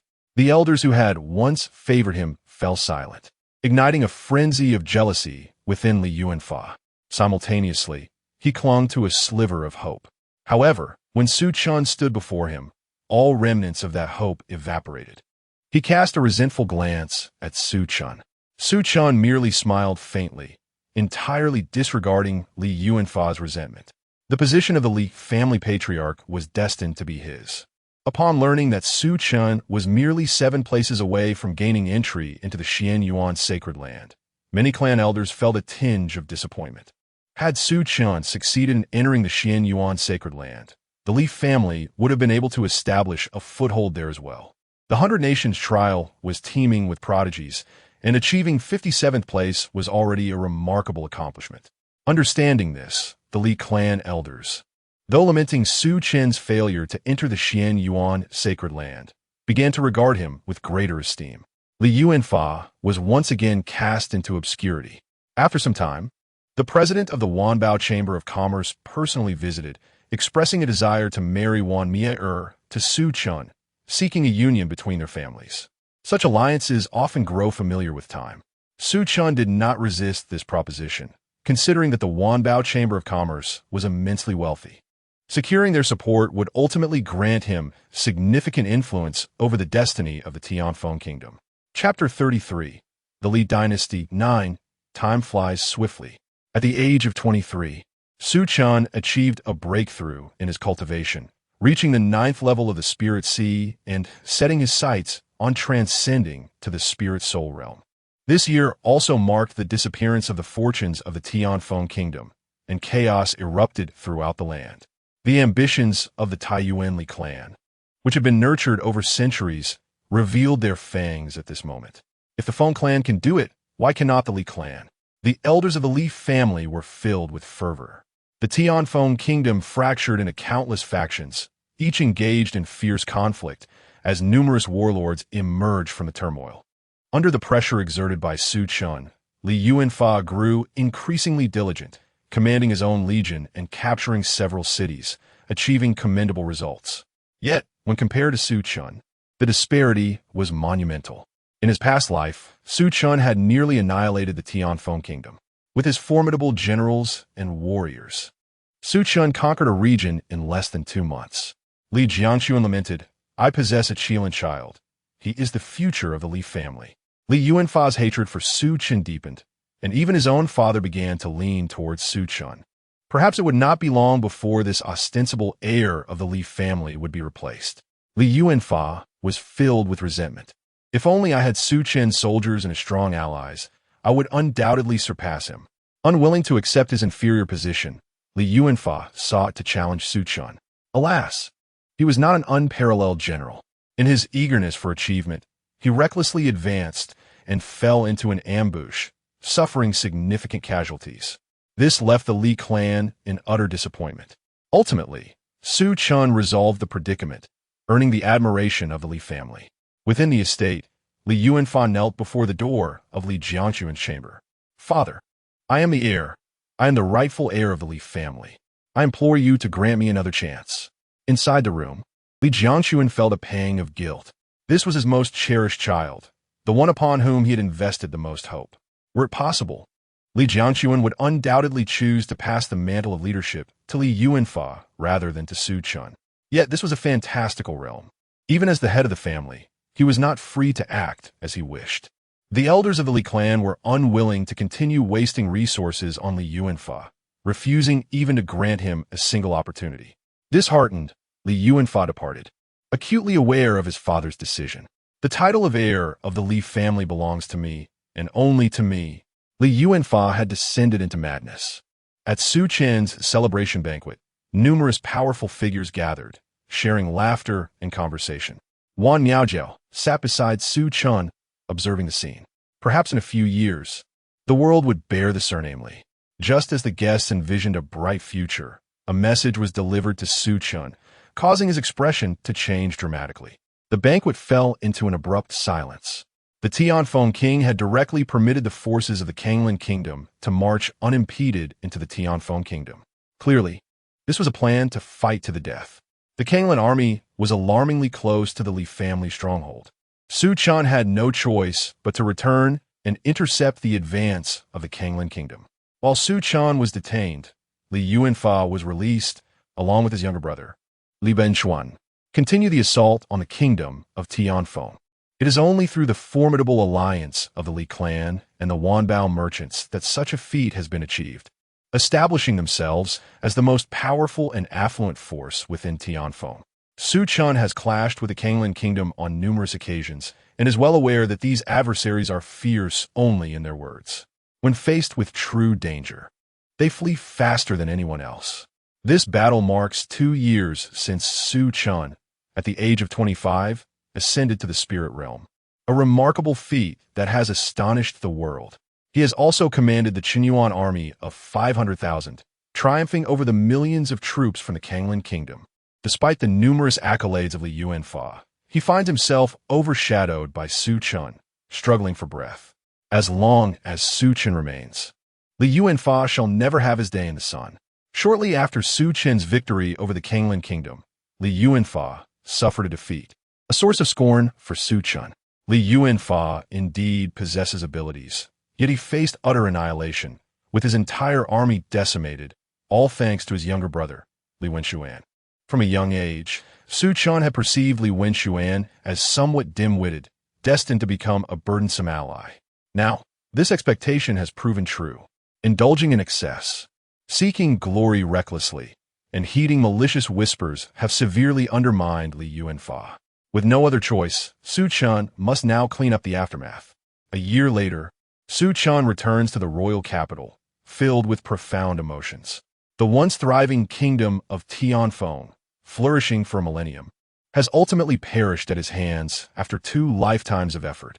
The king of Tianfeng is a formidable warrior, standing at the precipice of the profound realm, while the patriarch of the Li clan is also a powerful figure at the same level. Observing the prosperity of the Li clan, the elder reflects, "I can die without regrets." On the battlefield, the patriarch of the Li clan emerges from his coffin, presenting a warm smile to Su Chen. His voice reverberates among the countless soldiers, reaching the royal capital a millennium ago. Our ancestor Li Shanhua joined forces with the genius Feng Tianxing to establish the kingdom of Tianfeng. The voice of the king of Tianfeng echoes from within the capital. "If that is the case, why does your Li clan rebel against me? Why betray the Feng clan? In this realm, your Feng clan has lost its authority. If you allow the Feng clan to act recklessly, the foundation laid by our ancestors will be destroyed by your hands. Therefore, the dominion of this world rightfully belongs to the Li clan. If you, king of Tianfeng, surrender, I will, in the name of the Li clan, ensure your lineage is spared, honoring the friendship between our ancestors." The patriarch of the Li clan attempts to persuade the king to surrender. The king of Tianfeng scoffs, "Old man, you speak so grandly. Yet it is only because your patriarch has passed. For 1,000 years, your Li clan has harbored covetous gazes. Your ancestor, out of old affection, refrained from eradicating your clan, which has led to today as calamity for my Feng clan. Today, even if I perish, I will fight you to the death. Even if my Feng clan is annihilated, I shall take a piece of flesh from your Li clan." Hatred surges within the king of Tianfeng. If it were not for the chaos of the 8 Marquis, which had left the Feng clan-ass warriors decimated, how could they have fallen into such despair? Had it not been for the rebellion of the 8 lords, how could the great ancestor have been forced into exile, allowing these individuals to discern the Wind family's ultimate trump card? Had the great ancestor not been so benevolent, recalling past affections, the Li clan would have long been exterminated, and such calamity would not have befallen us. Given another century, could he not have glimpsed the profound mysteries of the transcendental realm? Could the Wind family not have continued for another millennium? What the King of the Sky Wind does not comprehend is that the true architect of this turmoil is once again attacking the royal capital. Standing at a distance, I observe the final struggles of this forlorn sovereign with an indifferent gaze. The Sky Wind dynasty roars with wrath. How could the sons of the Wind family ever become slaves to a fallen nation? A host of the surviving warriors from the Wind family, having weathered the chaos, surge forth from the barrier, pledging to fight to the death alongside their king. The King of the Sky Wind lets out a hearty laugh as he ascends into the air with the great ancestor of the Li clan. Su Chen swings his arm. His voice is frigid as ice. "Kill. Leave not a single one alive." Chapter 34. The Li Dynasty, Part 10. The clash of armies resulted in a battlefield strewn with corpses. The kingdom of Tianfeng faced a catastrophic defeat. Even the fiercest warriors could not withstand the relentless tide of historical change. Since the death of the founding emperor of the kingdom of Tianfeng, its fate had been sealed. Shortly after Su Chen led his forces into the royal capital, a heart-wrenching scream echoed through the skies above the city. "Heaven does not wait for me. This is the will of fate. Wind and dust, I detest you. My kingdom of Tianfeng has been destroyed by your hand. My family's legacy has been annihilated by you." Su Chen raised his head, contemplating. "Hatred, yes, that is indeed fitting. The more you hate, the more joy I find." A millennium-old dynasty fell under his hand, and a new era would rise from his grasp. All around, countless eyes were fixed upon him. In the end, did that old fellow from the Li family emerge victorious? Alas, the Li family had seized the opportunity first. Even if that old ghost from the Li family triumphed, it would likely come at a considerable cost. A semi-royal existence is not so easily vanquished. The true chaos of the world was approaching. Within the royal capital, Su Chen observed the returning ancestral figure of the Li family with a sense of concern. After the battle, though the ancestral figure of the Li family had successfully slain the king of Tianfeng, the situation remained dire. One of his hands had been severed, and his life ebbed away like a dried-up river. Li Hongwen hurriedly brought forth a blackened coffin. The ancestral figure of the Li family lay within. Gazing at the bloodstained steps, Li Hongwen was overcome with emotion. Who could have foreseen that the legendary figure of my Li family and the founding ancestor of the Feng family, who together established the kingdom of Tianfeng and thrived for a millennium, would ultimately lead to its downfall at the hands of my Li family? Su Chen smiled faintly and remarked, "Perhaps this can be seen as a beginning and an end." Li Hongwen laughed heartily. "A splendid beginning and end." Su Chen seemed to recall something and curiously inquired, "Grandfather Hongwen, do you know the whereabouts of our founder, the legendary ancestor Li Shenhua? Is he still alive?" Li Hongwen pondered for a moment before responding. "This is a secret of the Li family, but given your status, it is permissible to share these hidden truths with you." Su Chen's expression grew serious as he focused intently. When the legendary ancestor departed from the kingdom of Tianfeng, he had already attained the realm of Dongxiu, a state beyond comprehension, revered as an emperor.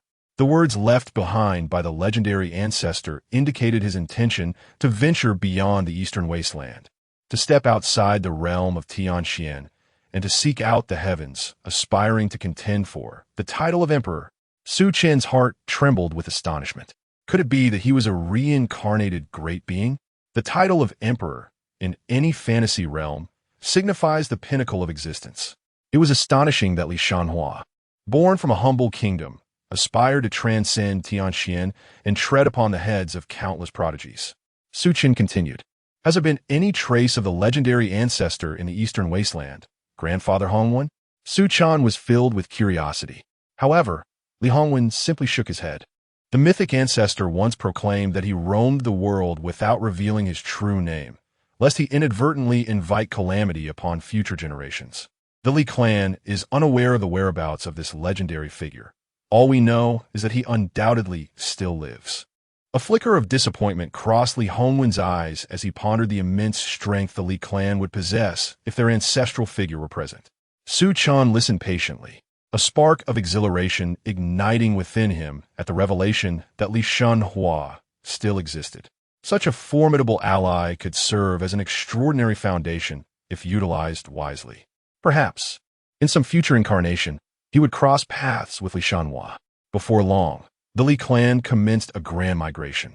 With the fall of the Tianfeng kingdom, the Li clan, having seized control of its dragon vein, emerged as the new sovereign of the region. After extensive deliberation among the clan elders, they declared the founding of the Yuan-Tian dynasty, with Su Chen's adoptive father, Li Jiangquan, as its sovereign. Shortly after the establishment of the Yuan-Tian dynasty, several other powerful factions also proclaimed their nations, unwilling to relinquish their ambitions of contesting the Li clan for supremacy. Among them were the Great Martial Kingdom, supported by the Lingwu Hall to the east and the Tian Qing dynasty, founded by the Kong clan to the north, both formidable forces in their own right. Upon the establishment of the nation, Li Jiangquan entrusted Li Yuanfa with leading the military campaign against the Lingwu Hall. It appeared that my benevolent father was still not ready to relinquish his ambitions. Su Chen narrowed his eyes, fully aware that Li Jiangquan sought to cultivate Li Yuanfa as a rival. However, this time, the throne was his to claim. Before Su Chen's arrival, Li Yuanfa was the prime heir of the Li clan, possessing considerable abilities, and soon, reports of his victories began to pour in. Su Chen regarded these tidings with a calm smile, choosing not to intervene as he devoted himself to rigorous cultivation, having allowed his progress to stagnate slightly during years of warfare. By the 30th year, Su Chen's cultivation had ascended to the third tier of the spirit realm, earning him recognition as a formidable warrior within the Li clan, surpassing even some elders who had lived for centuries. That year, Li Yuanfa encountered an extraordinary talent from the Lingwu Hall, facing repeated setbacks. Under mounting pressure, Li Jiangquan had no choice but to send Su Chen to lead the military campaign against the Great Martial Kingdom once more. Su Chen led his forces eastward, capturing cities and defeating enemies with unyielding resolve. "Brother Song, it is good to see you well." Su Chen greeted a familiar face with a subtle smile. The exceptional talent from the Lingwu Hall, who had bested Li Yuanfa time and again, was none other than Song Wuqiu, who had previously accompanied Su Chen to Xianling City for the recruitment at the Xianyuan sacred land. Song Wuqiu smiled wryly after defeating Li Yuanfa. I sensed an ominous portent, not realizing it would lead me to you, Brother Li. Alas, our meeting today may not allow for reminiscence. The mighty river flowed between the soldiers of the Yuan Tian dynasty and those of the great martial kingdom, as a million warriors assembled, their every movement influencing the very heavens. Clouds would gather ominously, torrential rains would pour, snow would swirl, and at times, the sky would be clear and boundless. Su Chen laughed heartily. Fear not, Brother Song. Once I vanquish the great martial kingdom and capture you, we shall certainly have the opportunity to reminisce at length. Song Wuqiu's expression turned solemn, for he recognized the formidable nature of the man before him.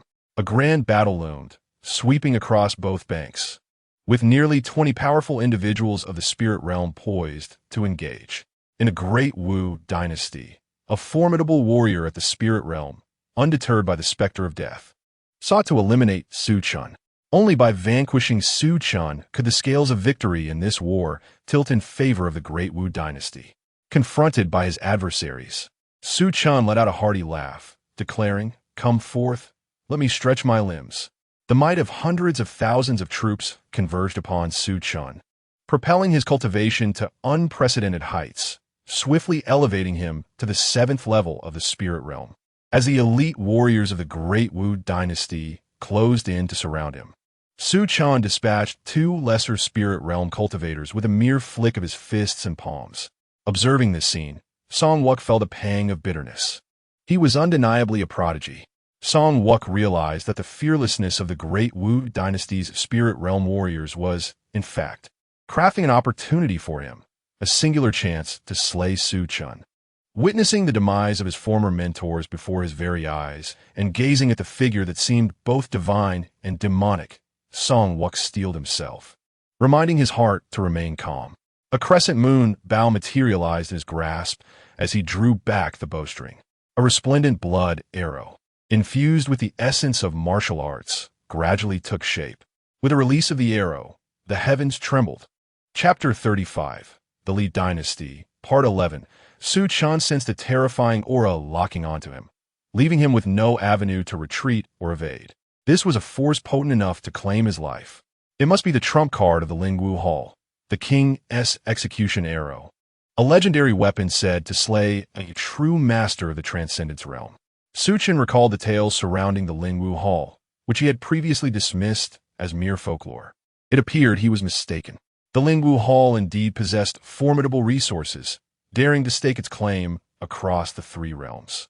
However, while the Lingwu Hall had its hidden cards, what the Li clan? The Imperial Battle Armor. A golden aura spread across the heavens, revealing a divinely resplendent golden armor that enveloped Su Chen. This was the legacy of the Li clan, bestowed by their mythical ancestor to protect future generations. It was through this very armor that the great ancestor of the Li clan triumphed over the King of the Wind. Clad in the Imperial Battle Armor, Su Chen had never felt such exquisite power. It was as if he could shatter the very heavens with a single punch, even harboring a fleeting delusion of being able to slay gods. The clash between the King's execution arrow and the Imperial Battle Armor caused tremors that rippled for miles, radiating blinding white light. Even those at the Spirit Soul realm could not discern the events within. Yet, the confrontation between these hidden powers ultimately concluded with Su Chen's victory. The armor on his chest shattered, his body drenched in blood, but he bore a brilliant smile under the sun. In this battle, it was indeed he who emerged triumphant. The hidden cards of the great martial dynasty failed to extinguish Su Chen's life. Aware of the shifting tides, Song Wuqian discarded his bow and arrows, opting for submission. Even if the Lingwu Hall harbored intentions of resistance, it was futile. The great martial dynasty was no more. Following the demise of the Tianfeng dynasty, yet another dynasty fell to Su Chen's might. The Tianfeng dynasty had the assistance of the great ancestor of the Li clan. Yet the great martial dynasty was vanquished solely by Su Chen's own strength. Upon returning to court, Su Chen was bestowed the title of Champion Marquis, becoming the Grand Marshal of the Tianyuan dynasty. With no more titles to bestow, It would not be long before the elders of the Li clan chose to dethrone Li Jiangquan in favor of a younger ruler. However, Li Jiangquan had presided over the Li clan for many years and now held the mantle of a sovereign. He would not easily tolerate being supplanted, even by his own son. A current of intrigue surged through the court. Su Chen was a guest at Li Ming's home. Li Ming, aging yet still hopeful, sought to marry his great-granddaughter to Su Chen, only to be met with refusal. "Perhaps I am truly old," he lamented. Petals fell like rain, settling on the garments of the two men. Li Ming was filled with nostalgia, recalling the vigor of his youth, when he had companions by his side. Now, all his old friends had passed, and his own time was limited. Listening to Li Ming reminisce, Su Chen quietly vowed, "Old friend, rest assured. As long as I draw breath, your lineage will continue to thrive due to the several bottles of third-grade elixirs you once gifted me. However, I must decline your wish to wed your great-granddaughter to me. I do not wish for my dear friend to become an elderly patriarch." In the corner, a beautiful woman played the guzheng, her melancholic demeanor reflecting the passage of time. A decade had swiftly elapsed, during which the Tianyuan dynasty had subdued the seas and once again achieved unification. Su Chen's cultivation had reached the 5th stage of the spirit realm, yet his progress had slowed significantly. Throughout these 10 years, he had not relinquished his pursuit of the imperial marvelous scripture left by Li Shenhua, but ultimately, he had gleaned nothing. The requirements for comprehension of this technique were exceedingly high. Given Su Chen's innate talents in this lifetime, merely grasping the name of the technique was the limit of his capabilities. "Father, oh father, please do not turn against me." Su Chen sighed softly, burdened by his father's increasingly conspicuous maneuvers. A sovereign in this realm is not only exalted above all, but also possesses the fortune of the nation, which can expedite cultivation. Li Jiangquan had no intention of abdicating prematurely. Within the palace, Li Jiangquan summoned Li Yuanfa. "Yuanfa, do you wish to become crown prince?" Li Yuanfa's eyes widened in astonishment, a surge of indescribable excitement flooding his heart. Could it be that my father has not forsaken me? Ever since his defeat against Song Wuqiu, everyone had deemed Li Yuanfa unworthy of his position, and he had languished in gloom within the estate. Now, Li Jiangquan's renewed attitude rekindled his hope. With a gentle smile, Li Jiangquan said, "Among my many offspring, Yi Yuanfa are the one I cherish and regard with the highest esteem. This title of crown prince rightfully belongs to you." Li Yuanfa, brimming with enthusiasm, asked, "Is what you say true, father? Do I truly still have hope of becoming the crown prince? Will the elders of the Li clan allow this? They all support Brother Chen." Li Jiangquan's gaze turned icy. "As a ruler, how dare those old fools attempt to dictate my decisions? The foundation of a nation cannot be swayed by mere words." Li Yuanfa nodded in agreement, indignantly asserting, "As the sovereign, your words should hold the weight of heaven.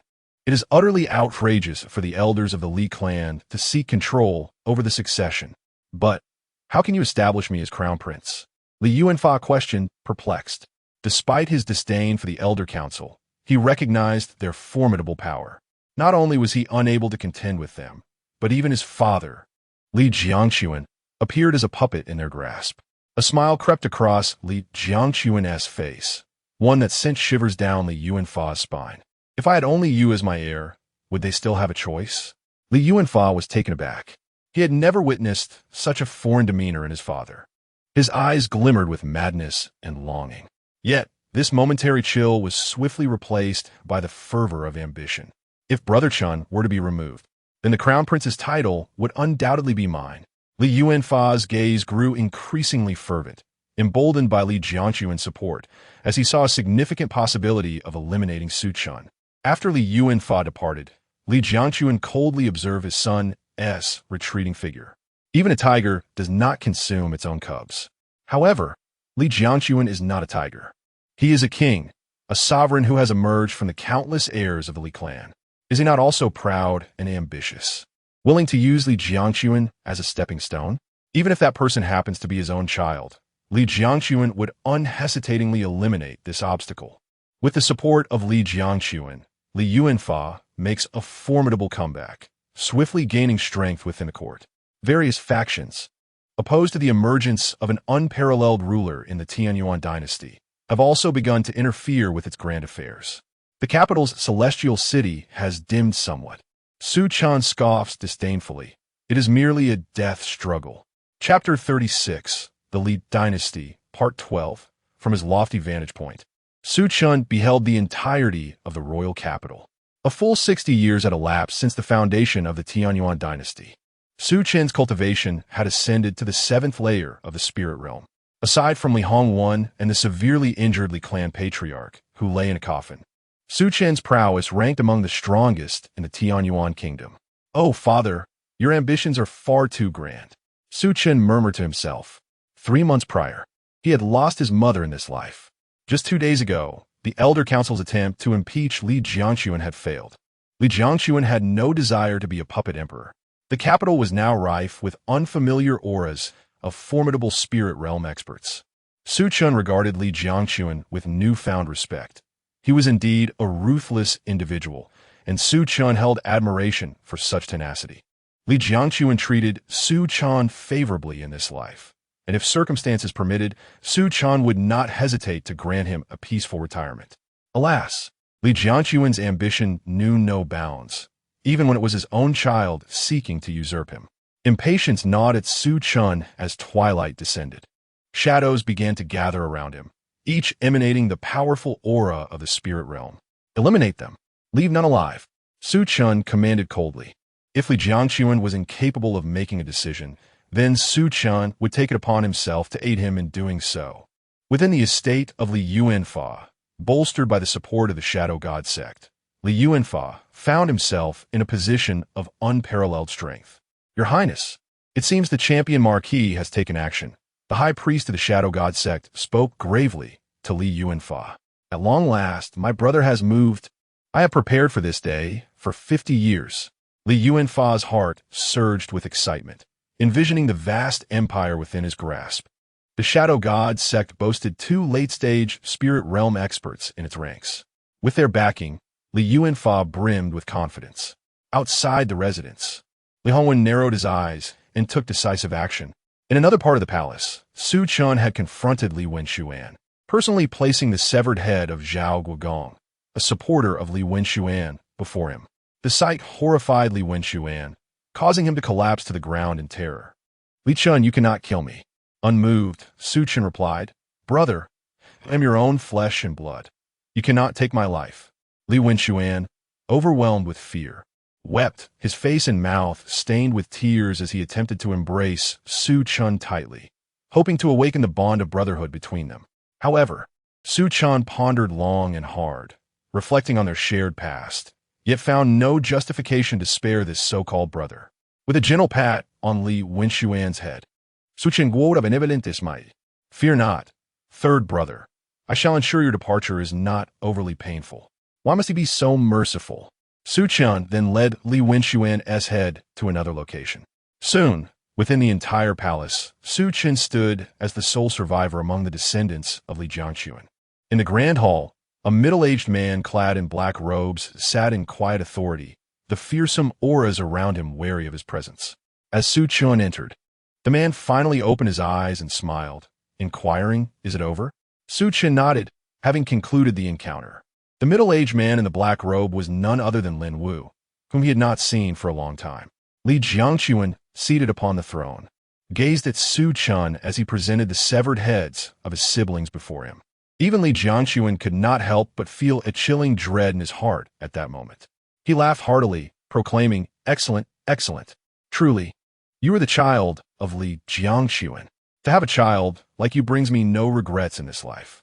It is my honor, and I hope the Tianyuan dynasty reaches unprecedented heights in your capable hands." The victor was crowned king, and Li Jiangxuan recognized that his reign was at an end. Su Chen successfully claimed the throne of the Tianyuan dynasty from Li Jiangxuan. With the blessings of national fortune, Su Chen felt his cultivation accelerate several-fold. After presiding over the national ceremony, he engaged in lively conversation with Lin Wu, seeking knowledge about the tales of the Eastern Wilderness. The realm in which they resided was known as the Tianxian Domain, which was divided into 5 major factions: the Eastern Wilderness, the Northern Desert, the southern barbarians, the western regions, and the central continent. The central continent served as the sacred ground for all martial practitioners, home to countless sanctuaries, and was once the birthplace of emperors and superlative sections. The eastern wilderness was slightly inferior in vitality, but still harbored some saintly lineages and remnants of imperial sections. Among these was the Xian Yuan Sanctuary, one of the 10 or so notable sects in the eastern wilderness, where prodigies flourished like fish crossing a river, an abundance beyond counting. Su Chen marveled at the vastness of this world. The Tianyuan dynasty, in this expansive realm, was scarcely more significant than a grain of dust. He and Lin Wu celebrated with wine, sharing tales not only about the world around them, but also recounting their experiences since departing from Xianling City. Through Lin Wu, Su Chen learned that Lin Wu had been taken under the wing of an elder from the Xian Yuan Sanctuary, a figure of the Dongxi realm, a status akin to that of sovereign. 70 swift years had passed, and Lin Wu had attained the 8th level of Lingpa, surpassing Su Chen by 1 tier. He was now dispatched by his sect to gain experience, serving as one of the inspectors for the 100 nations, a position abundant with opportunities. The Tianyuan dynasty was also one of these 100 nations. A seemingly casual act had yielded such significant returns, a surprise even to Su Chen. In the 100th year, under Su Chen's governance, the Tianyuan dynasty thrived. By the 143rd year, Su Chen found himself at the Duke Li's residence, where Li Ming lay upon his bed, dismissing all attendants. "Your Majesty, I may no longer serve you, to share tea and converse on philosophy, or to drink and hunt together," Li Ming uttered, his life nearing its end after 3 centuries. "Your Majesty, I have one final wish. May I implore you to grant it?" Su Chen, intrigued, wondered if this old man had sensed something amiss. Li Ming, drawing his last breath, said, "Your Majesty, my great-granddaughter has long harbored deep affection for you, remaining unmarried for many years. Perhaps you might consider marrying her?" Su Chen's expression darkened. "My dear minister, on this matter, I shall never acquiesce." Li Ming chuckled softly, his breath growing weaker. Once again, a familiar face slipped away from his sight. Su Chen was flooded with memories, vivid scenes of his youthful exuberance flashing through his mind like a fleeting panorama. In that lifetime, he was known as Jiang Chun, merely the son of an ordinary city lord. Likewise, Li Ming was nothing more than the son of a common family head. That old rascal, even in his final moments, had not forgotten to seek an advantage over me. Su Chen chuckled and chided softly. This time, he voiced his thoughts aloud, yet Li Ming offered no further response. The traces of Jiang Chun had all but vanished from this world. Su Chen felt a stirring within him. His cultivation had already reached the pinnacle of the spirit-soul realm, merely a step away from the profound transition. He entered seclusion, determined to seize the opportunity to break through to the profound transition realm. Chapter 37, The Li Dynasty, 13. Su Chen secluded himself to break through to the transcendence realm. The surrounding dynasties could no longer remain at ease. A powerful figure in the transcendence realm, who had lived for 800 years, posed a significant threat. Su Chen, at merely 150 years of age, would instill fear in them if he ascended to kingship. Could a young king truly remain confined within a single territory? Not all dynasties boasted a powerful transcendence figure to safeguard them. Only the mightiest among them enjoyed such a privilege. After much deliberation, they resolved to bribe the inspector from the Xianyuan sacred land, enlisting another inspector to help obstruct Lin Wu. Initially, the inspector was reluctant, but as over a dozen dynasties became involved, the offered price soared. The other inspector, Wang Zuan, agreed to assist the various nations in thwarting Lin Wu. Before the inspection hall, Wang Zuan chuckled while handling the storage ring in his hand. With this wealth, he need not worry about cultivation resources for decades to come. The following day, chaos erupted across the 13 dynasties. Upon receiving the news, Lin Wu was instantly incensed, fully aware that Su Chen was in a crucial phase of breaking through to the transcendence realm. Should he be disturbed, the consequences would be dire. Just as Lin Wu planned to support the Tianyuan dynasty, Wang Zuan barred his path. "Junior brother Lin, as an inspector, you must diligently fulfill your duties and refrain from exploiting your position for personal gain." Lin Wu's expression darkened. Wang Ziyuan was at the third level of the Transcendence Realm, while he himself was merely at the first level. Wang, if anything befalls Brother Li, I shall not hesitate to slay you. Lin Wu vowed silently. Both were inspectors, but with Wang Ziyuan standing in his way, Lin Wu found himself unable to reach the Tianyuan dynasty. Within the Tianyuan dynasty, the coalition of 13 dynasties pressed upon them. Despite the influx of talented individuals in recent years, the Tianyuan dynasty stood little chance against the united front of the 13 dynasties. They fought to the death. Countless corpses littered the battlefield, and the rivers ran red with blood. Numerous soldiers of the Tianyuan dynasty perished, stalling the advance of the coalition. This battle claimed many lives, decimating sects and erasing lineages from history. Many noble families rose in defiance, forever marking the last page of their family trees. Others, in despair, chose to surrender. The Great Xia was on the brink of collapse. Many familiar faces of Su Chen also fell in this conflict. It seemed that this old body of mine was destined to perish for the country, mused Li Hongwan with a faint smile. The foundation of the Li family was nearing depletion in this battle. Only he and the ancestor in the coffin remained at the spirit soul realm. As the coffin opened, the ancestor of the Li family, clad in imperial battle armor, remained silent, his aura steadily ascending. This battle would be his final stand. Do these two old bones believe they can halt our grand army? The coalition roared with laughter as spirit soul realm experts ascended like stars in the sky. Two old bones? Let me join as well. A beam of golden light descended, revealing the figure of Li Jiangquan. After stepping down from the throne, he had traveled through various nations, attaining the 7th level of the spirit soul realm. Upon learning of Su Chen's seclusion and the invasion of the Tianyuan dynasty, he wasted no time in returning to the Tianyuan kingdom. No matter how one puts it, I'm still a member of the Li family. Li Jiangquan cast a glance towards the direction of the royal capital, a look of contentment gracing his face. Such ignorance of the impending doom, with an army approaching, bolstered by the formidable presence of the Li family's great ancestor, a master of the half-step transcendence realm, and Li Hongwan, a powerhouse of the 8th layer of spiritual essence. Alongside Li Jiangquan himself, a 7th layer spiritual essence warrior, support from every direction was at hand.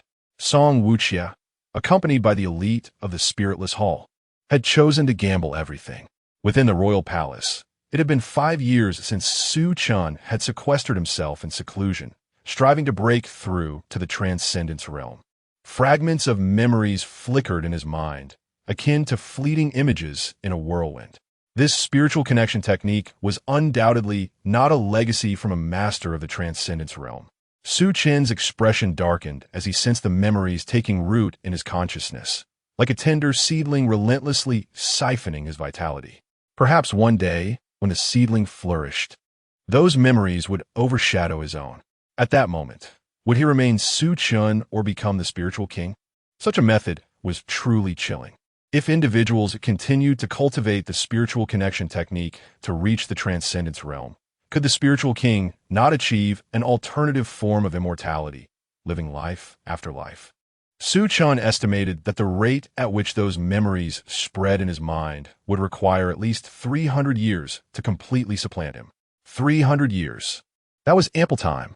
With unwavering resolve, he could no longer contain the energy surging within him. A colossal ice phoenix, hundreds of feet tall, manifested above the royal capital, unleashing a hailstorm upon the city. The mountains and rivers trembled as a master of transcendence emerged. In less than half an hour, Su Chen arrived on the battlefield, where the scene was one of utter devastation. The great ancestor of the Li family had perished, and Li Hongwan donned the imperial battle armor, confronting 7 formidable warriors at the peak of the spiritual essence realm. Li Jiangquan, on the brink of collapse, beheld Su Chen's arrival, his presence radiating like a sun suspended in the sky, overshadowing all others present, akin to a blazing deity. A smile of relief graced his lips as he closed his eyes. His life had been enveloped by the brilliance of Su Chen. As the head of the Li family, he found himself perpetually overshadowed by Su Chen, fueling his jealousy towards this flesh and blood kin. He, Li Jiangquan, had fought his way through generations of Li family's prodigies to become the patriarch. He was no puppet. Yet, the blood coursing through his veins was that of the Li family. Song Wuchie looked upon Su Chen's arrival with a sense of relief, knowing that in this gamble, the spiritless Hall had triumphed. "I have arrived." Su Chen, his expression impassive, regarded the powerful figures from various kingdoms. A collective of 68 warriors at the spiritual essence realm. They advanced together, yet he had only just broken through to the transcendence realm, his cultivation still unsteady. Otherwise, the repercussions from the inspectors would be all too clear. One by one, the spiritual essence warriors launched their attacks against Su Chen. The heavens and earth were engulfed by the brilliance of their powers, a dazzling interplay of white and red. A colossal halo materialized behind Su Chen, resembling a deity, from which he drew forth a long spear that split into thousands, overwhelming all in its path. The might of transcendence transcended humanity. With a single strike, fewer than 10 spiritual essence warriors remained alive. The remaining coalition forces were utterly astonished. The strength of those in the transcendence realm was indeed beyond their capacity to conquer. They sought to flee. Yet how could Su Chen grant them such a reprieve? Tens of millions had perished within the Tianyuan dynasty. Su Chen successfully ascended to the transcendence realm, sending shockwaves throughout the nations. After half a month of his breakthrough, Lin Wu managed to escape and found Su Chen in the Tianyuan dynasty. Through Lin Wu, Su Chen learned that his absence was not due to a lack of desire to come, but rather because he was restrained by others. Su Chen merely smiled, saying little, which left Lin Wu feeling quite guilty. Despite having transcended, Su Chen did not immediately seek vengeance. The aftermath of the Great Battle had claimed far too many lives in the Kaiyuan dynasty. Su Chen established the Kaiyuan Martial Academy, attracting talent and advocating for martial prowess among the populace. In the wake of the conflict, over 100 formidable spirit realm warriors had perished, their spirits remaining in the Tianyuan kingdom, thereby fostering a multitude of prodigies for the realm. Chapter 38. The Li Dynasty complete. The 2nd century in the kingdom of Tianyuan. A new generation of talents emerged.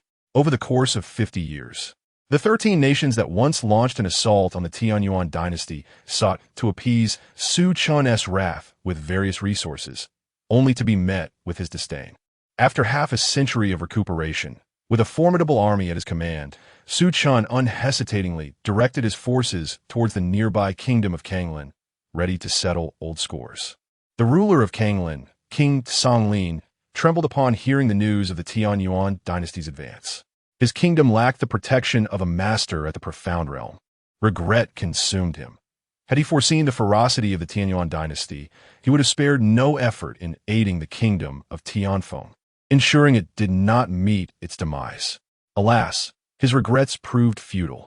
Within 6 months, the grand army of the Tianyuan dynasty besieged the city, effortlessly shattering the supposedly impregnable defensive array, which appeared to Su Chen as nothing more than a jest.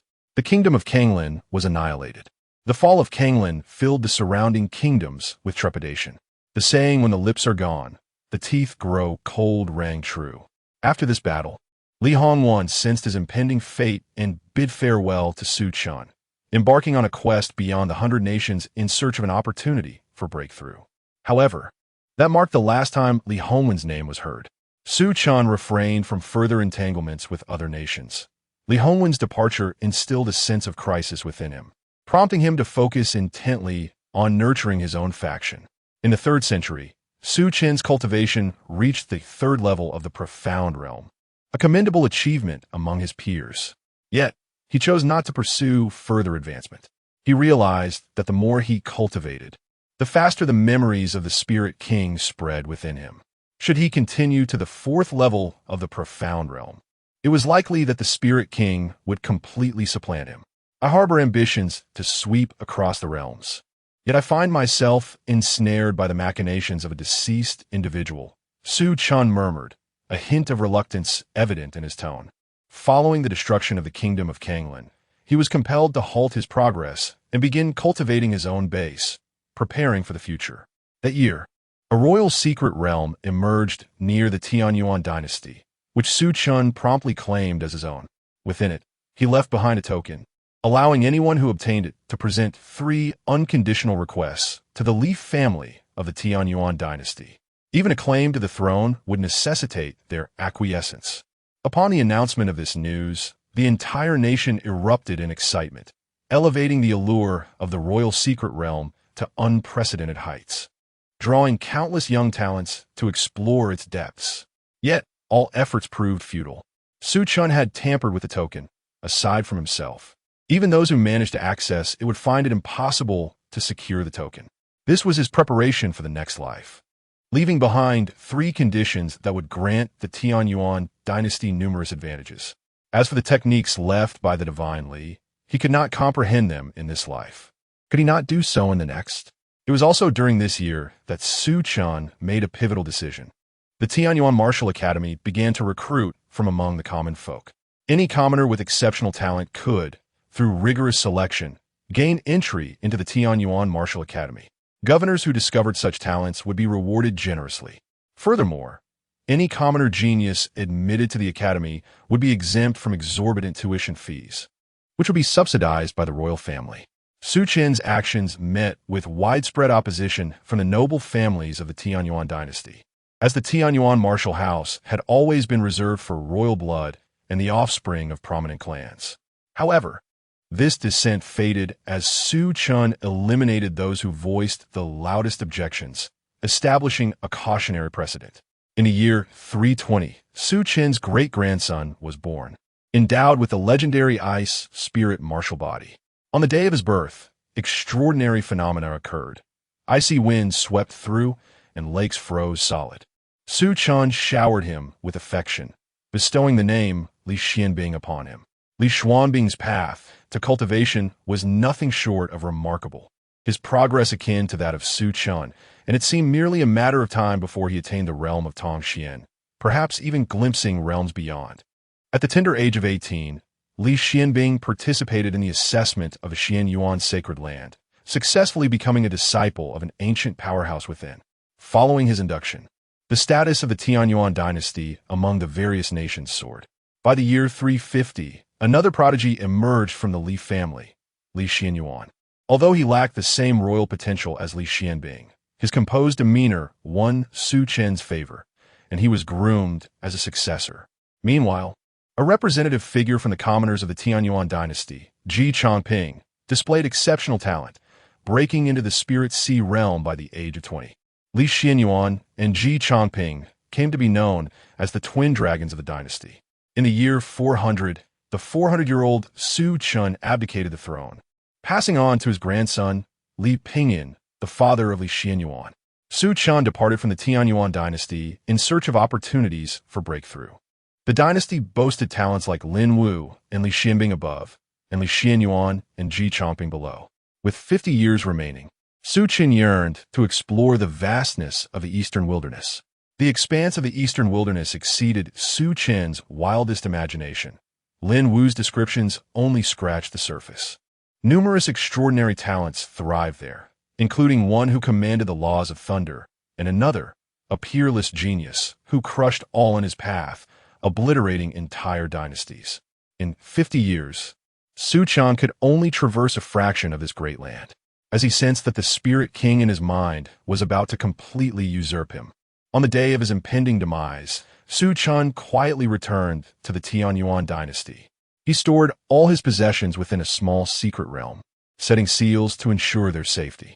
In that instant, a sparse spiritual rain began to fall within a 10-mile radius outside the secret realm.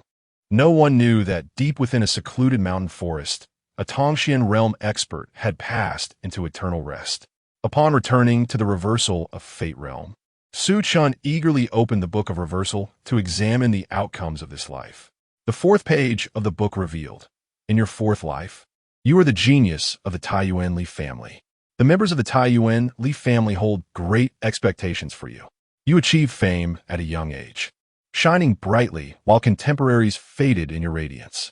You participated in the trials of the Xianyuan sacred land, where you could have entered, yet you chose to forego this opportunity, preferring to be a head among chickens rather than a tail among phoenixes, a decision that was not without wisdom.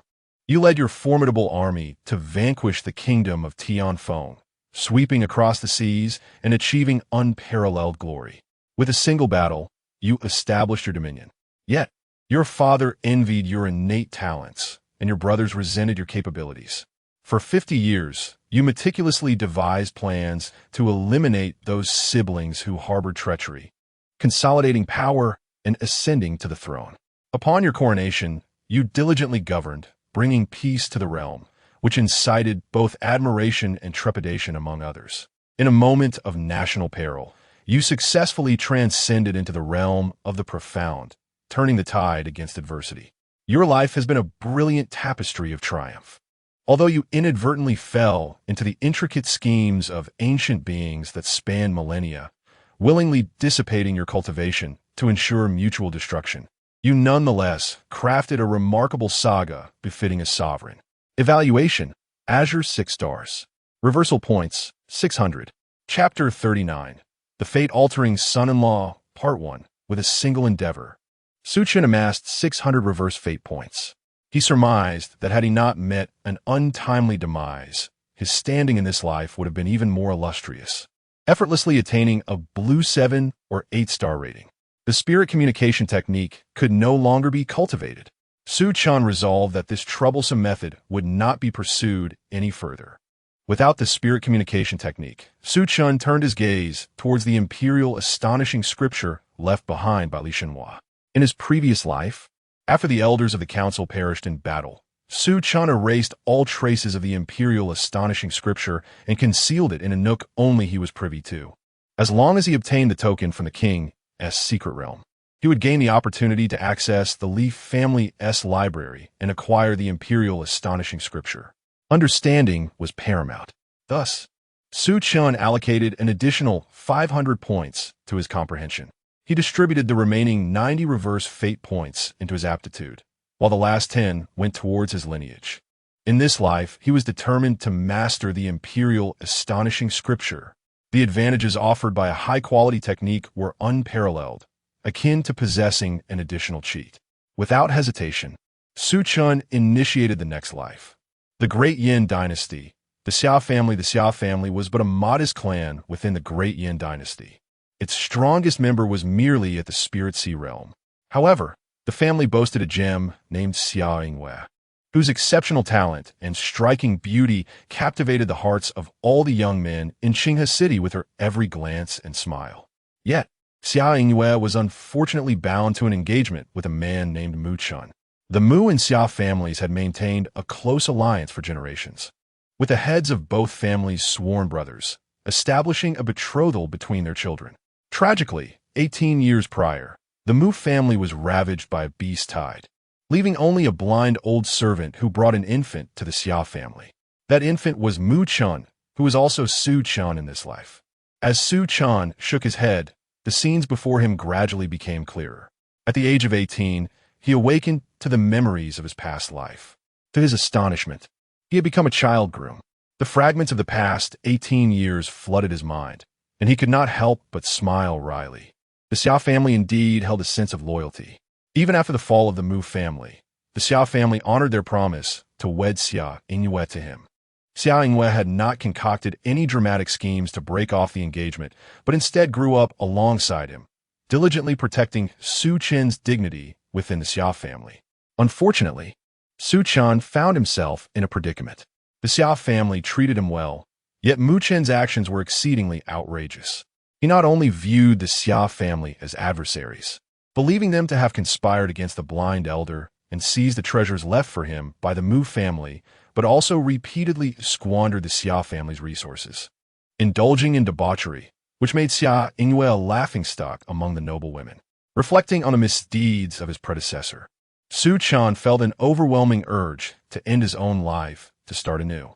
However, the investments made in this life were too significant.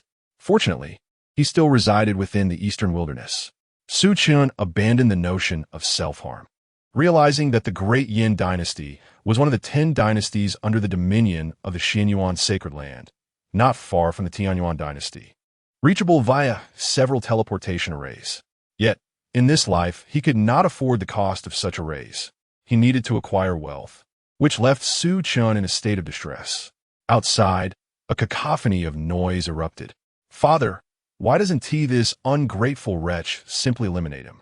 He has consumed the resources of the Xia family, sullied our name, and tarnished my sister's reputation, forcing her into a union with this low-born scoundrel. Father, allow me to enter and strike him down. I assure you, for the sake of both families, I will grant him a swift and painless end. Father, I understand your reluctance to let the last bloodline of the Mu family perish, but does this fool truly merit your protection?" Su Chen's features twitched. Such a tempestuous voice could only belong to his younger uncle, Xia Chunfeng, the brother of Xia Yingwei. Xia Chunfeng harbored a desire to slay him for quite some time. "Silence. Mu Chun is your half-brother. Should you utter such words again, do not blame me for enforcing family discipline." The middle-aged man's deep reprimand left Xia Chunfeng visibly displeased. With a swift kick, he forcefully opened Su Chen's door, taunting, "Ah, young Master Mu, truly impressive. Being grievously wounded by a mere wastrel from the Fong family. If I were you, I might choose never to awaken again." The middle-aged man's face darkened with anger as he admonished, "Chunfeng, you shall not speak to Chun'er in such a manner." Xia Chunfeng, feeling wronged, stormed out in a huff. Concern etched on his face.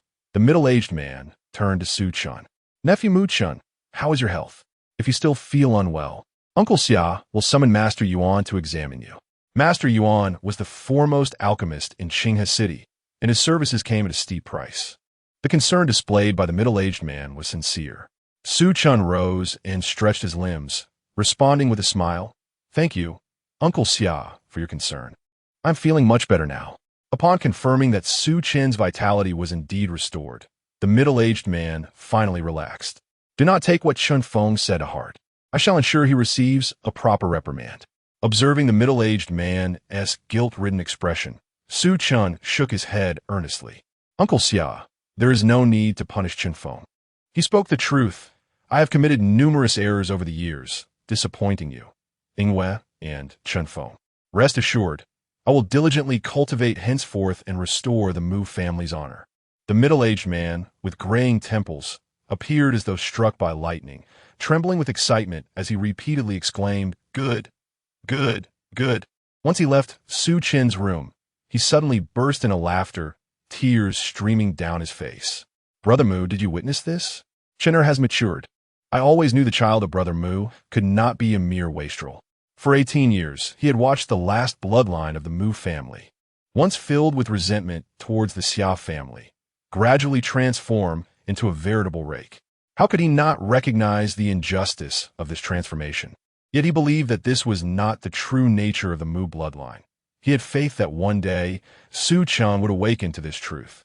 That day had finally arrived. After the Xia father and son departed, Su Chen began to sift through the memories within his mind. The Xia family's martial arts were of little renown, lacking even spiritual grade techniques. In contrast, every technique within his mind surpassed the spiritual grade. The art of spiritual communication can no longer be cultivated. Instead, it is advisable to temporarily adopt a spiritual technique of a lesser grade. Soon, a supreme spiritual technique, known as the Heavenly Gang Thunder Control Formula, emerged in Su Chen's mind. This formidable technique, crafted by a semi-king level practitioner, boasts unparalleled power, ranking among the finest in terms of both lethality and speed within the realm of spiritual methods. With the enhancement of his 500 comprehension points, Su Chen mastered the Heavenly Gang Thunder Control Formula in less than half a day. Wisps of milky white lightning danced like ethereal dragons across every inch of his skin. His cultivation level surged from the 9th stage of spirit awakening to the 1st stage of spirit gathering. Such a pace of cultivation is truly astonishing. For Su Chen, it merely felt like retracing the familiar paths of his past training. Chapter 40. The Fate-Altering Son-in-Law, Part 2. 3 days later, Su Chen emerged from his seclusion. Xia Yingwei, who had been cultivating at Shuiyun's sect, returned to her family. Xia Yingwei was stunningly beautiful, truly deserving of the title of the city flower of Qinghe City. clad in a flowing moon-white gown. Her dark hair cascaded like ink, exuding an ethereal grace reminiscent of a celestial being detached from the mundane world, instantly evoking a sense of affection. Ah, the feeling of first love. It was truly disheartening that such a fiancé would indulge in the pleasures of the brothel. Su Chen chastised Mu Chen for his indiscretions. Xia Yingwei returned to her family not only to honor her commitment, but also to wed Su Chen. The daughter of heavens favored marrying a man who could not even triumph over a mere wastrel. Su Chen felt as if he had assumed the role of the protagonist in a grand narrative. Yet, as he pondered, an unsettling doubt nagged at him. Suddenly, his expression turned grim. Damn it, I knew there was a flaw. The one who had bested him was also a wastrel, the scion of the Fong family. A genius from a decade ago whose cultivation vanished overnight. 3 days prior, he had defeated Su Chen, garnering widespread acclaim, with everyone believing that the young master from the Fong family was merely concealing his true strength. But Su Chen knew better. This was not mere pretense. This was a classic archetype of the elder master, not a mere imitation of a reincarnated protagonist. He suddenly found that Xia Yingwei appeared less enchanting. According to the script, he had offended the protagonist, who would subsequently develop a deep admiration for Xia Yingwei after several encounters. Upon discovering that she was betrothed to a man who had crossed the protagonist, the latter would effortlessly eliminate him. Even with the memories of a powerful figure from his past life, Su Chen was certain he could not contend with those ancient beings who had lived for centuries. He harbored a deep-seated fear of these old monsters. A single technique from his previous life had led to his demise. No, he could not bear such humiliation. Xia Yingwei observed Su Chen's momentary daze, her heart filled with confusion. Could it be that Mu Chen was dissatisfied with her request to marry only after fulfilling her sect duties? Xia Yingwei's return to her family was not solely to honor her promise to wed Su Chen, but also to fulfill the mission of recruiting disciples for her sect. Su Chen felt the weight of immense pressure. The following day, Su Chen stealthily departed from the Xia residence and made his way to the local auction house. The previous night, he had tirelessly penned a volume of profound techniques. Auctioning it for tens of thousands of gold coins would pose no challenge. With a figure suspected of being a child of fortune looming over him, Su Chen felt the pressure acutely. One misstep, and he might lose his wife. As Su Chen exited the auction house, he unexpectedly collided with 2 individuals clad in black robes. They exchanged a glance, each perceiving a hint of familiarity in the other's eyes. Fong Bubi pondered internally. Master, why does this figure in black robes seem so familiar to me? He felt as though he had encountered this person before. Su Chen, too, sensed a faint familiarity emanating from the figure before him. Could it be mere coincidence? His expression grew peculiar.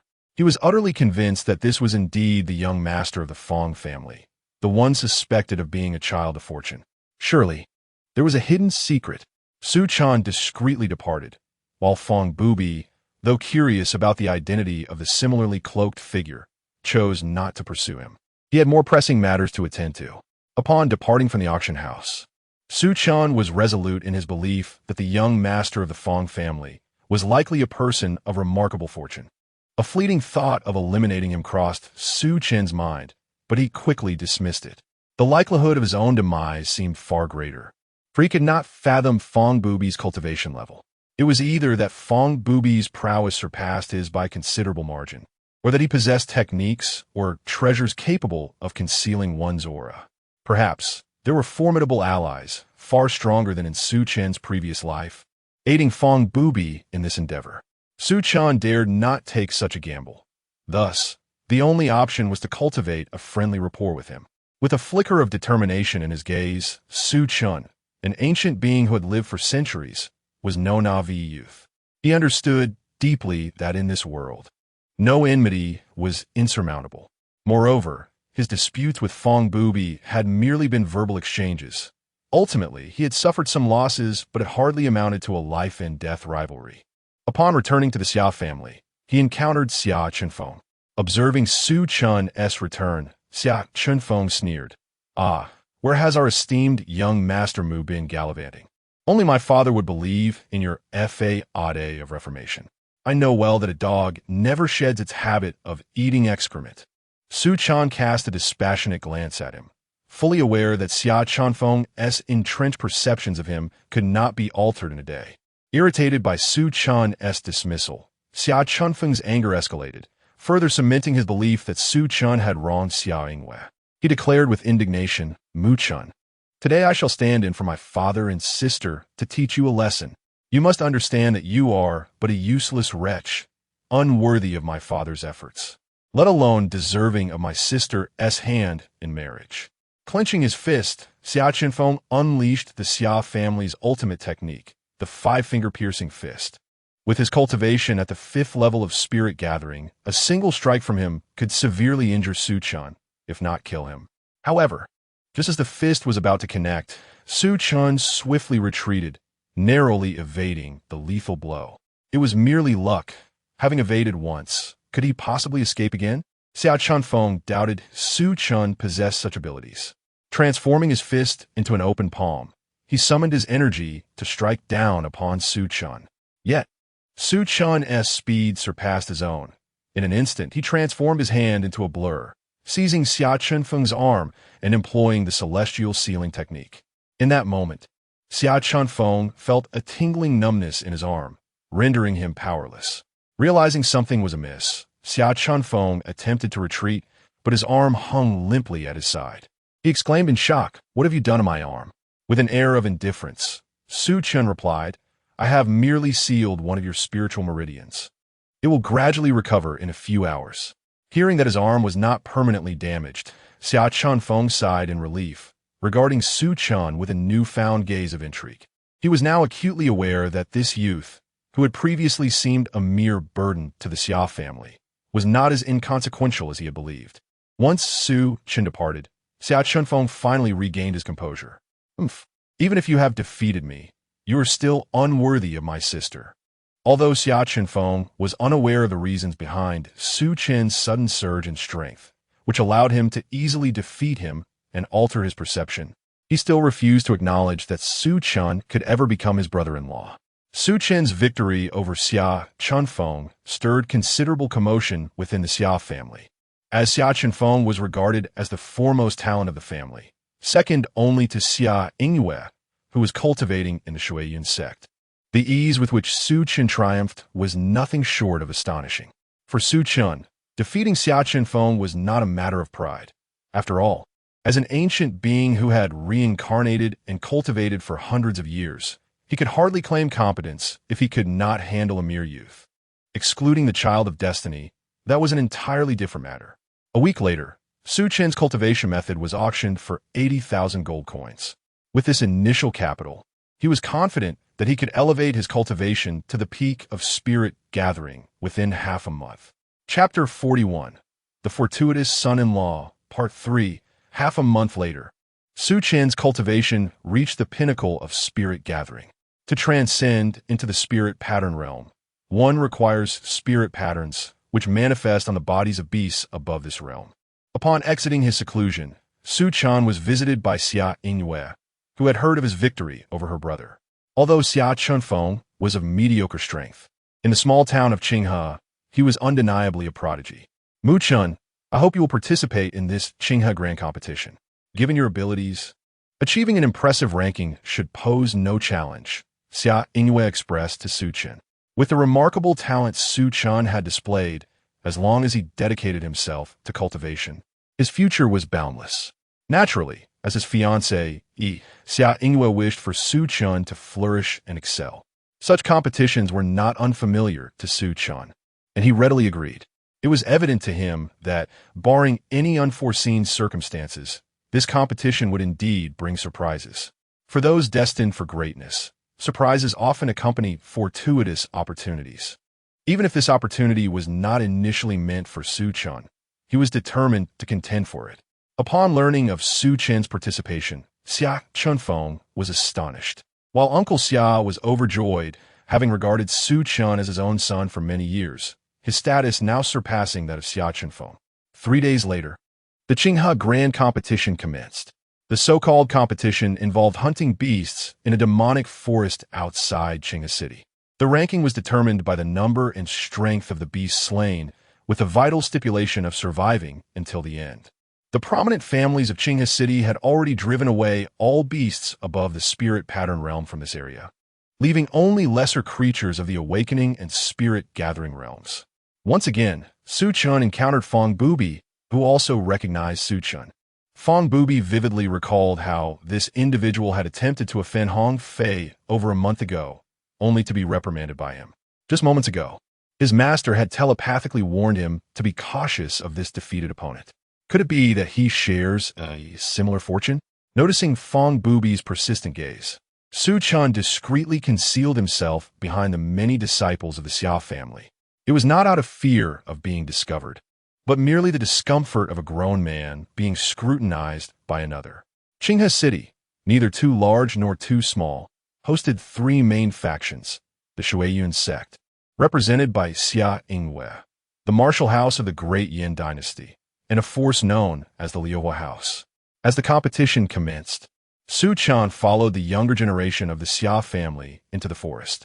How intriguing that I have drawn attention so quickly, Su Chen mused with a smile, aware that some were coveting the secrets he harbored, suspecting he had received a heavenly opportunity. He had anticipated such intrigue, yet he was surprised by the blatant interest of these individuals. Feigning ignorance, Su Chen sought a more secluded spot. "There is no need to hide. Come out," he called softly over his shoulder. A rustling sound emerged from behind him, as figures emerged from the lush underbrush and towering trees, some even leaping down from the branches. A total of 12 individuals intercepted Su Chen. "Mu Chen, you truly possess a fortuitous opportunity. Hand it over, and perhaps we shall grant you a chance at survival." Su Chen, perplexed, responded, "Fortune? What fortune? I merely stumbled upon a fruit and consumed it." The crowd exchanged glances. Of fruit? Could it be the legendary spirit fruit that can cleanse one's marrow? Su Chen shrugged, indicating his own confusion. Upon learning that Su Chen's fortune was a spirit fruit that had already been devoured, their disappointment was palpable. He must die. He cannot be allowed to live. "Mu Chen, you should blame this world where some treasures are beyond your grasp." The crowd remained relentless, intent on eliminating Su Chen. Faced with their lethal intentions, Su Chen maintained an air of calm. A long spear materialized in his hand, and as he wielded it, it danced like a thunderous apparition, effortlessly piercing the skulls of the first few attackers. Blood splattered across Su Chen's face, accentuating his ethereal beauty. Why seek death? Su Chen saith, "It is hardly entertaining to bully these youngsters. Roots must be severed." Su Chen's terrifying prowess left the remaining individuals momentarily stunned, an indescribable fear enveloping their hearts. Unfortunately, it was too late. Within moments, only one of the 12 remained, a familiar face, and thus Su Chen refrained from dispatching him immediately. He leisurely approached the youth, who sat paralyzed on the ground, and thrust the spear between his legs, causing the youth to lose control, a foul stench filling the air. "So close," Su Chen remarked disdainfully, gradually crouching down. The youth gulped, trembling with fear. "Mu Chen, you cannot kill me. I will answer your questions." He nodded vigorously. Observing the youth's compliance, Su Chen inquired, "Why are you so intent on my demise? Who orchestrated this?" The youth, bewildered, shook his head insistently. "No one instructed me. It was merely my greed for your fortune." Su Chen lifted the spear, pointing it forward before bringing it down with force. The sharp tip made the youth shrink back, drenched in cold sweat, acutely aware of the icy steel and the sticky blood. A chill ran through him. "Mu Chen, you are too ruthless. Given our past friendship, you would not go this far, would you?" Inside, Su Chen scoffed. The youth before him was the son of the city lord, a quintessential scion of privilege, often mingling with him and encouraging him to sever ties with the Xia family, urging him to annul his engagement with Xia Yingwei. Raising the spear, Su Chen aimed, preparing to thrust it down. "Mu Chen, I will speak, I will tell all." Faced with imminent danger, the youth, thinking of his younger brother, blurted out, "It is my elder brother.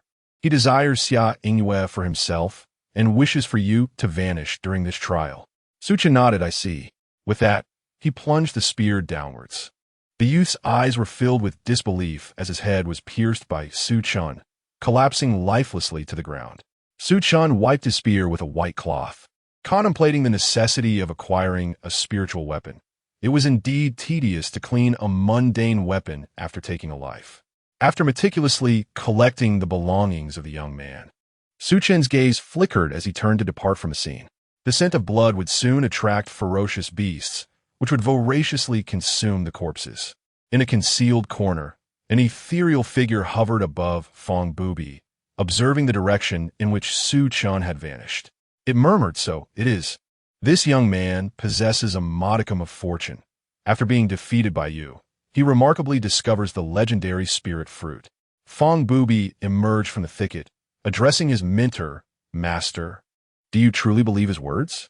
The elder replied, "I harbor doubts, yet this world is never devoid of fortunate souls. Little Bubi, you would do well to pray that. In this contest, you do not encounter him directly." The old man's eyes glinted with intrigue. Fong Bubi, brimming with confidence, asserted, "Master, even should we cross paths, the one destined to be vanquished shall be him." Chapter 42. The Son-in-Law of Destiny, Part 4. 3 days later, as Su Chen anticipated, wherever the child of destiny appeared, calamity followed.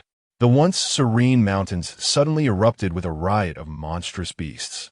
Upon encountering members of the Xia family, who were under siege by these creatures, Su Chen felt compelled to assist. "Young Master Mu Chen, that is a spirit-patterned beast." Xiaoro expressed her uncertainty. Although Mu Chen had changed significantly, having defeated Xia family's premier genius, Xia Chunfeng, she remained apprehensive. "Ah, the prejudices of man are like mountains," Su Chen remarked, exasperated. "Lead the way quickly. If we delay, there will only be corpses to recover." Under Su Chen's urging, Xiaoro guided him to support Xia Chunfeng. The Xia family suffered heavy casualties as they faced a recently ascended spirit-patterned beast, the Gale Demon Wolf, accompanied by a dozen minions. The Xia disciples were utterly outmatched, despite Xia Chunfeng's numerous hidden cards. The cunning Wolf King leisurely wore down the Xia family members, and it would not be long before their trump cards were exhausted, turning the Xia disciples into mere prey for the wolf pack. Damn it, how could there be a spirit-patterned Wolf King here? Xia Chunfeng seethed with frustration. He had yet to witness his sister's wedding and longed for his father's approval. If he were to perish, would Su Chen then torment his sister? Xia Chunfeng was determined to survive, yet fate seemed indifferent to his pleas. In the concealed thicket, the venerable Fong Bubi was astonished. "This is indeed a mutated Wolf King. It appears there are treasures to be found nearby, perhaps a rare celestial artifact. Little Bubi, you are quite fortunate." As Fong Bubi observed Xia Chunfeng being worn down by the Wolf King, he contemplated whether to intervene and save him.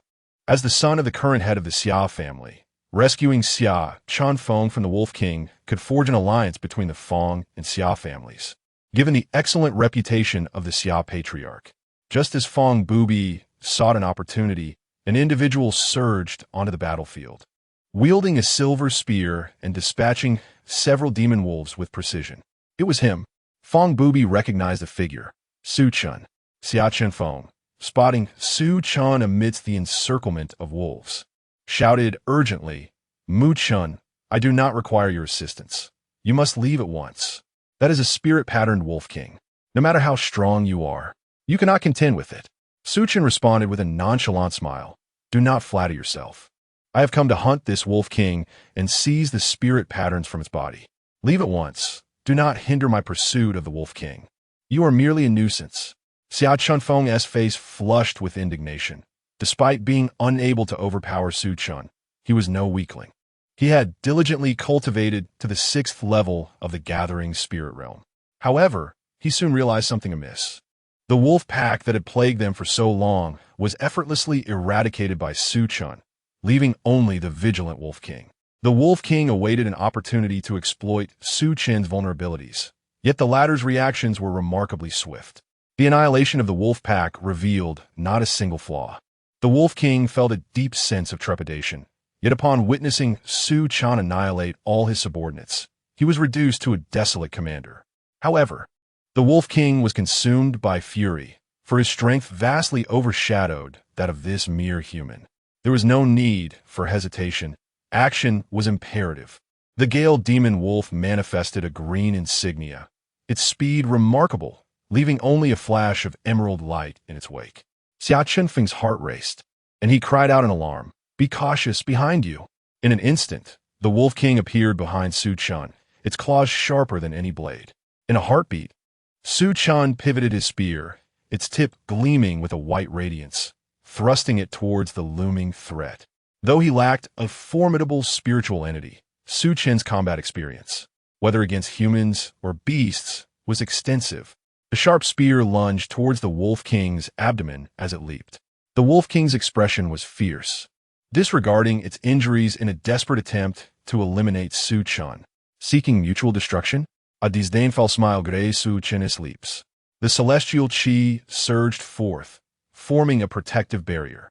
As the Wolf King's paw struck down, the barrier creaked ominously on the verge of shattering. Quick to react, Su Chen executed a swift slide, evading the Wolf King's lethal claws and unleashed a flurry of thrusts.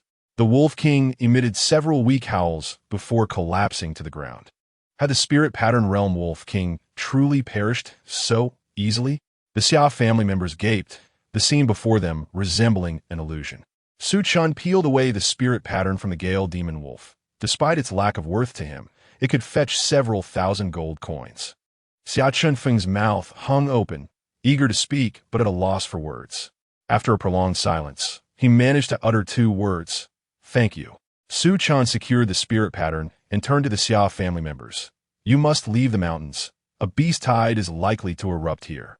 Xia Chunfeng inquired. "And what about you?" Su Chen cast him a sidelong glance.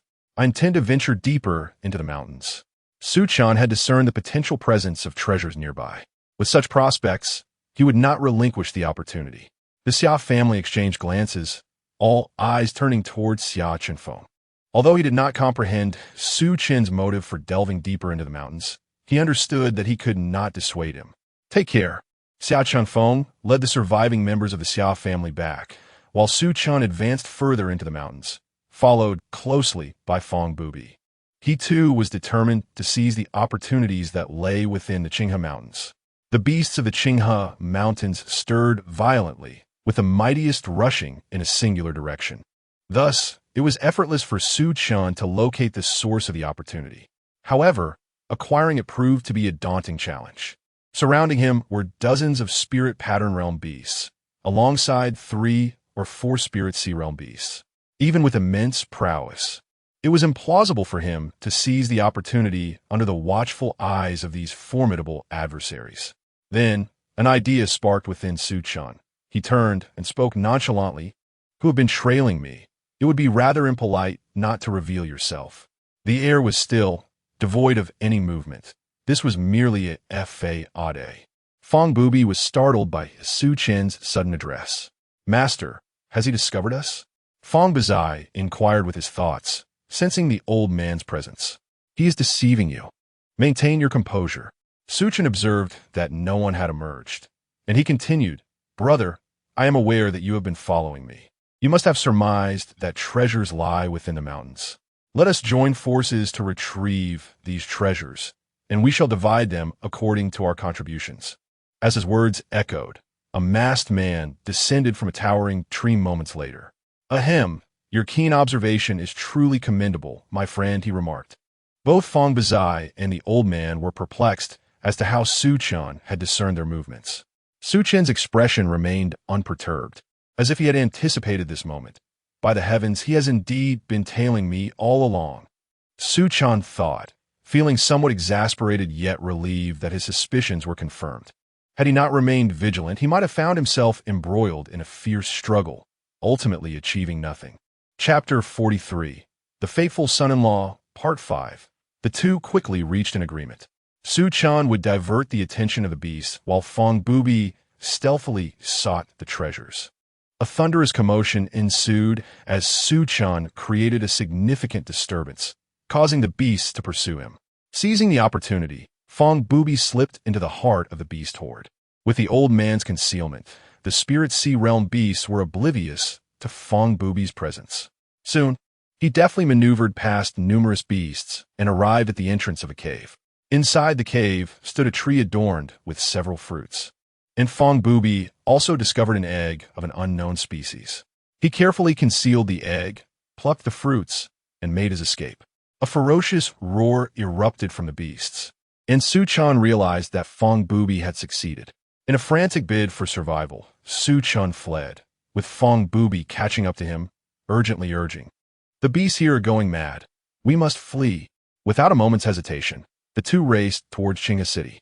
The Qinghe Mountains erupted into chaos, with the beasts pouring forth, intent on finding and devouring any intruder.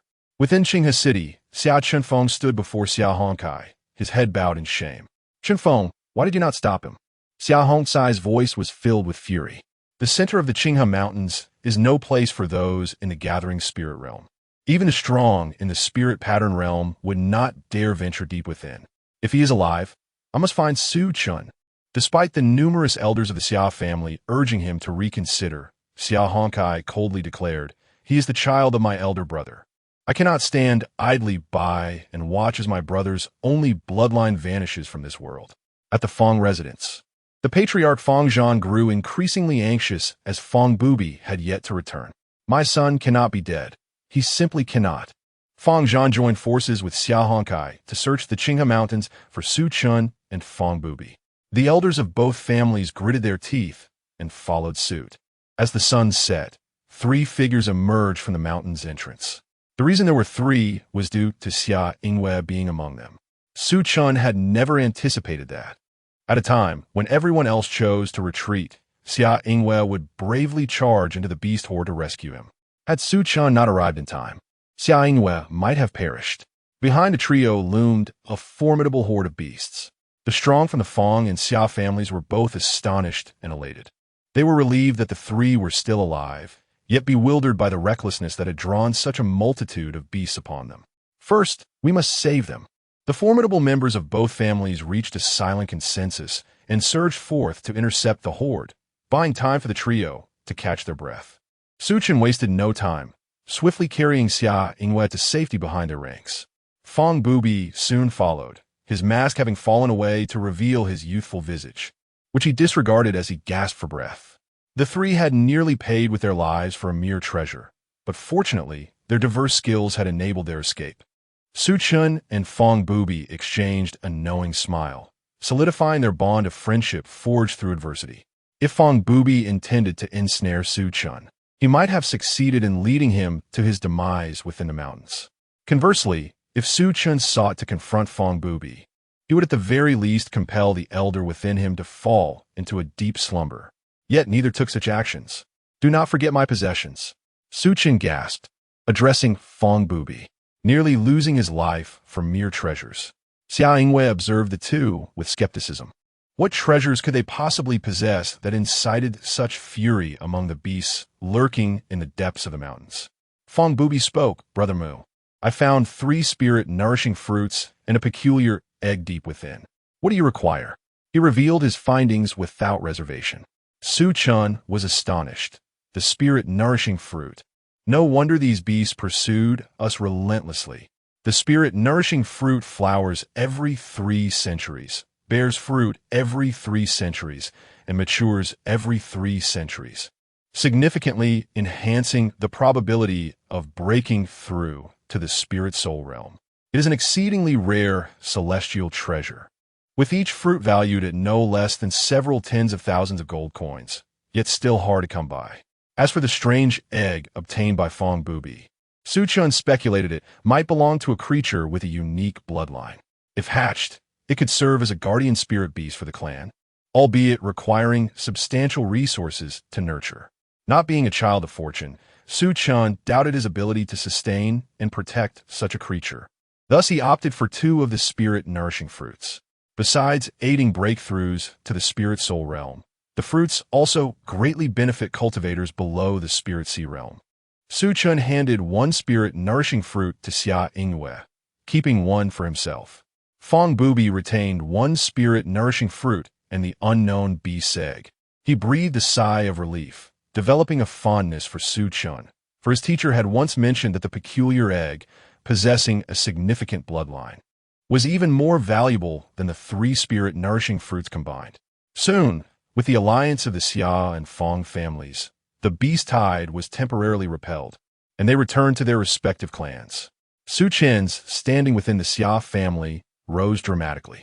Upon returning to the Xia family, he began to work towards breaking through to the spirit pattern realm. However, the Xia family's reserves of spirit patterns were woefully inadequate, comprising only low-grade white and blue patterns. Disdainful of such inferior patterns, Su Chen could only devise his own methods and await a suitable opportunity. The most pressing matter for the Xia family remained the marriage between Su Chen and Xia Yingwei. They performed the wedding rites and entered the bridal chamber. Xia Yingwei, with a delicate demeanor, implored, "Please cherish me, my husband." Su Chen, intrigued, inquired, "Why did you choose to adhere to your family's wishes and marry me?" Xia Yingwei leaned closer, her porcelain-like face radiant and alluring as she shyly responded, "Do you still remember our first encounter?" Su Chen pondered, memories flooding his mind. It was a night beset by snow. An elderly blind man from the Mu family held him at the gates of the Xia family. He recalled seeing Xia Hongkai arrive accompanied by Xia Yingwei. There seemed to be nothing particularly remarkable about the moment.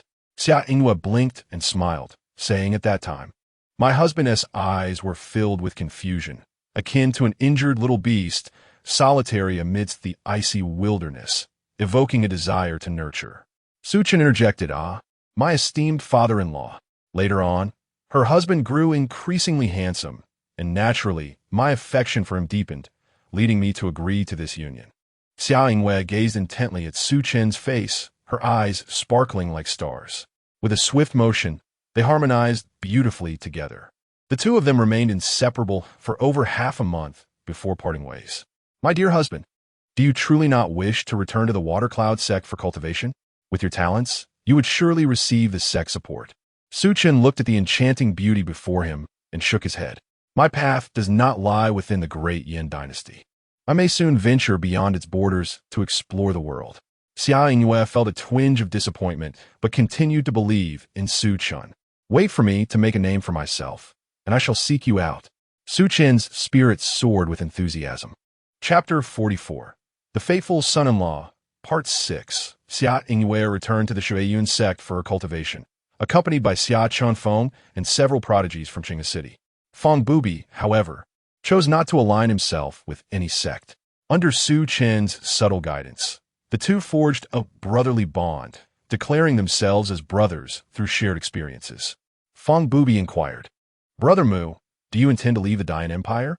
Su Chen nodded, "I must depart from the Dayan Empire to accomplish a task, after which I shall join the Xian Yuan sacred land." In this lifetime, Su Chen's aspirations extended beyond the legacy left by the legendary Li Shanhua. He yearned for the Xian Yuan sacred land. This sacred land represented the pinnacle of aspiration for all martial prodigies, a place that was the stuff of dreams.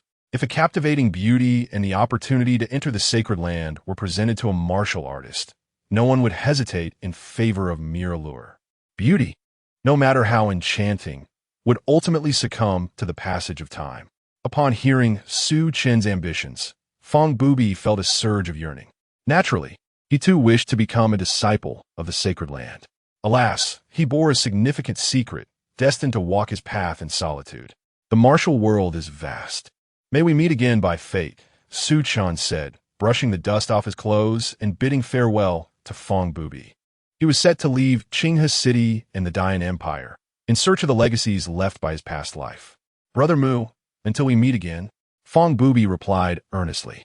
Once Su Chen departed, Feng Bubi's elder spirit emerged, gazing at the vanishing figure of Su Chen with a tone of admiration.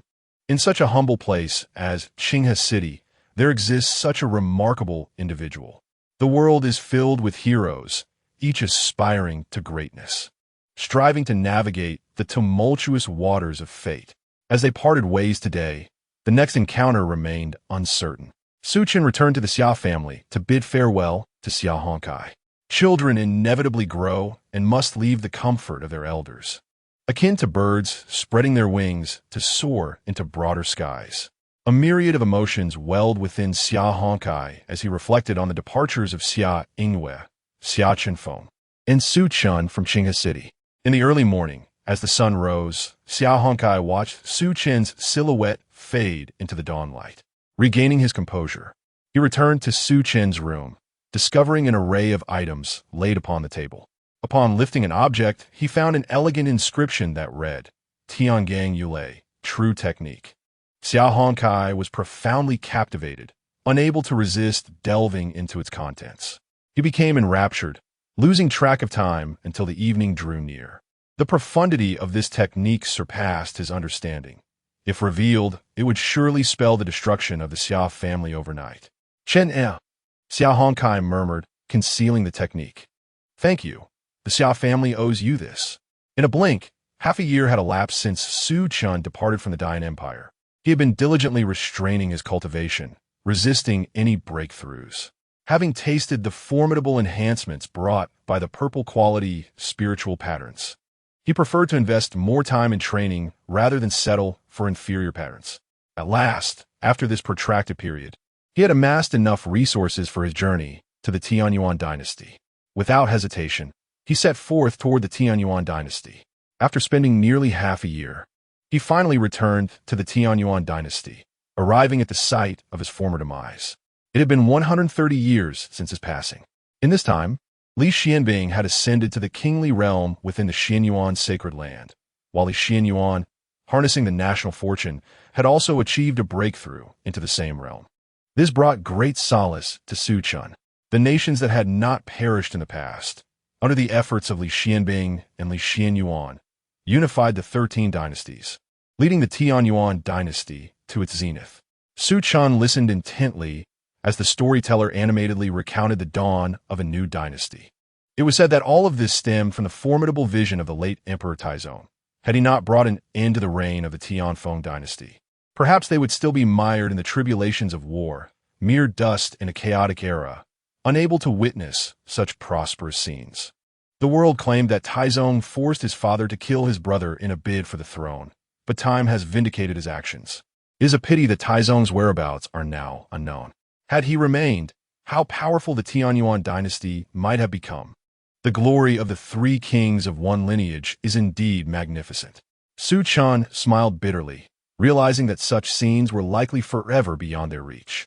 For their Taizong had perished, slain in the mountains not far from the city, his demise attributed to nearly having his essence usurped during the cultivation of a technique.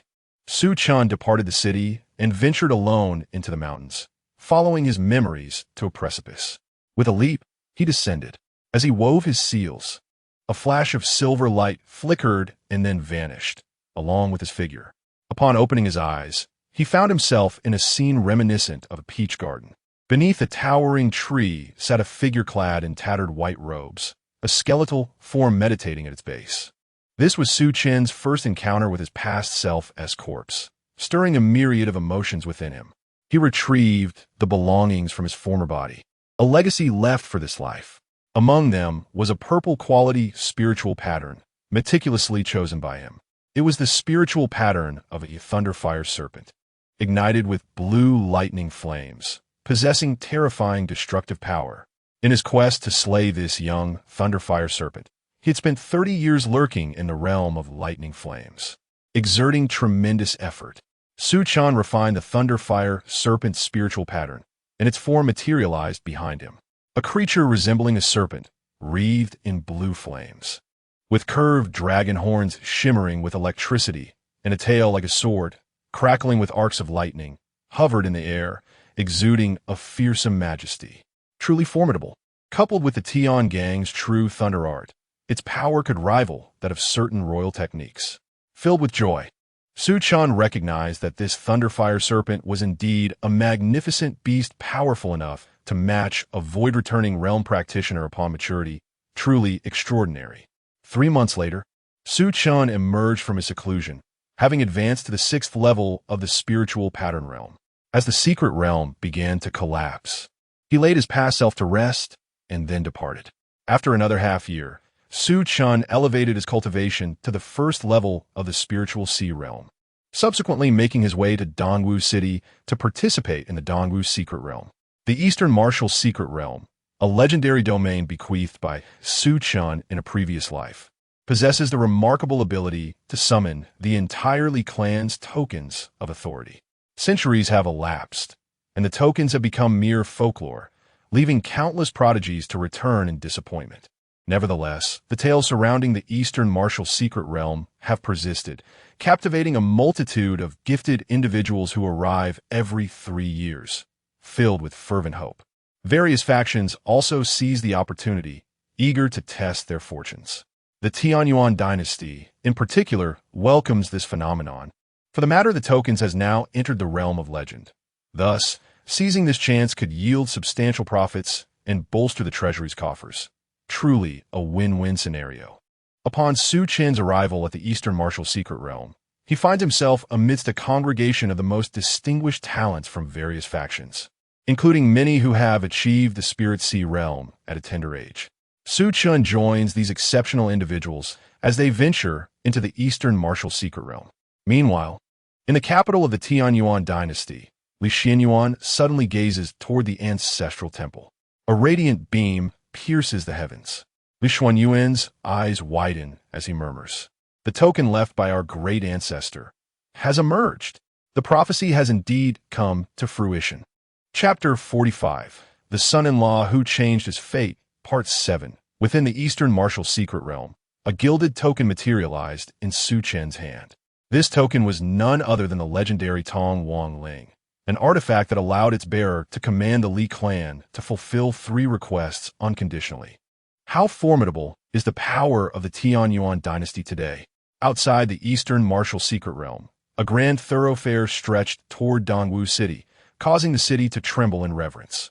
For the one approaching was none other than the ruler of the current Tianyuan dynasty, King Yuan, Li Xianyuan. What event could possibly stir this sovereign?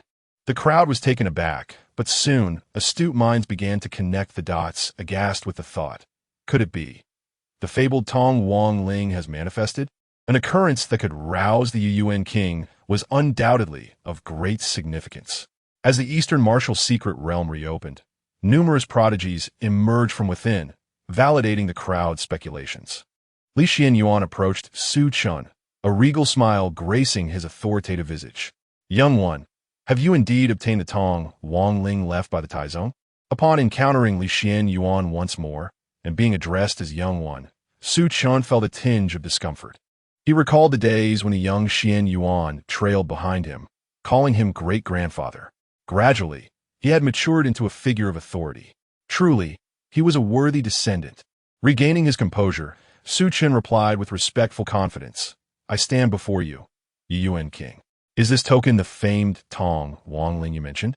A shimmer of golden starlight danced upon Su Chen's palm. Li Xianyuan sensed a faint familiarity emanating from it, though he could not discern its source. Perhaps it was the aura of the token that resonated with him. Indeed, it bore the essence of his great-grandfather. Within Dongwu City, fervent gazes fixated upon the golden token in Su Chen's grasp, igniting feelings of jealousy, greed, and envy. It was clear to all that this young man had struck fortune. Li Xianyuan cast a brief glance at the token, affirming its authenticity before nodding. Indeed, this is the Tong Wang Ling left by the venerable Taizong. With it, you may command the Li clan to assist you in fulfilling 3 wishes unconditionally, even if your desire is to ascend as the king of the Tianyuan dynasty. The Li clan shall comply. Li Xianyuan's expression was grave, and his words ignited fervor among the myriad factions in Dongwu City. The prospect of kingship, a position that captivated countless souls, was now within reach. However, in Su Chen's heart lingered doubts. Should he choose to become the king of the Tianyuan dynasty, he feared he would not last a decade before his demise. He understood the temperaments of the descendants he had raised. Their character was not inherently flawed, but rather suited for the Li clan's longevity. Moreover, he had no desire to reign. In his previous life, he had grown weary of such power. In this life, he sought only the path of martial arts, wishing to live for himself.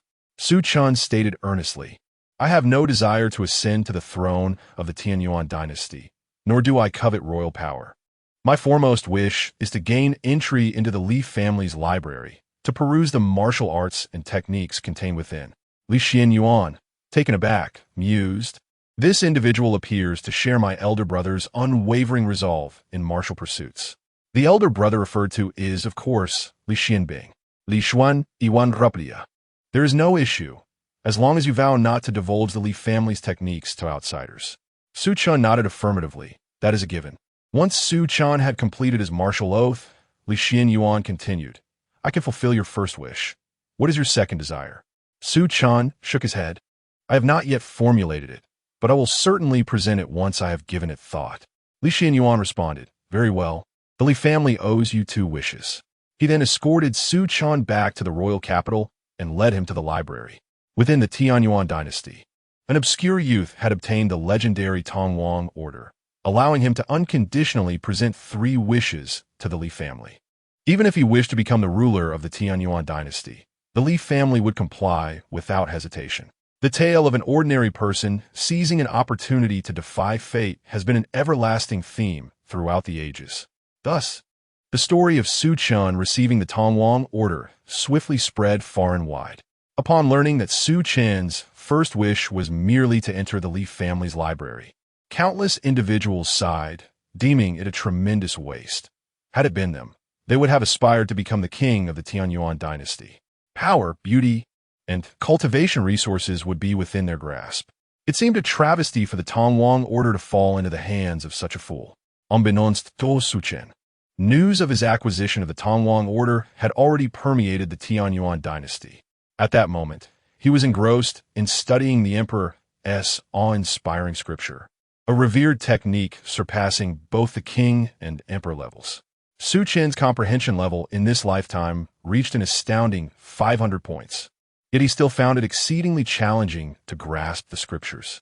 The emperor's awe-inspiring scripture comprises 9 tiers, of which Su Chen could only comprehend the 6th. What kind of prodigy was Li Shanhua to have crafted such a technique?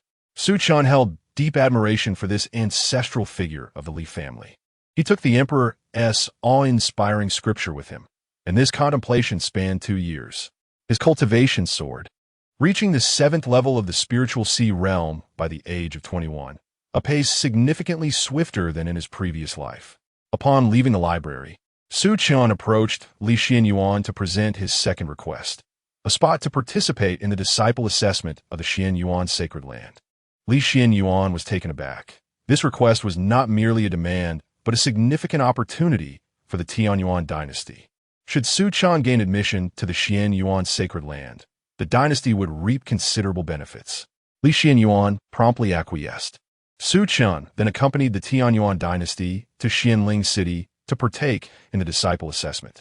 To his surprise, the elder overseeing the assessment was none other than his dear brother from his past life, Lin Wu.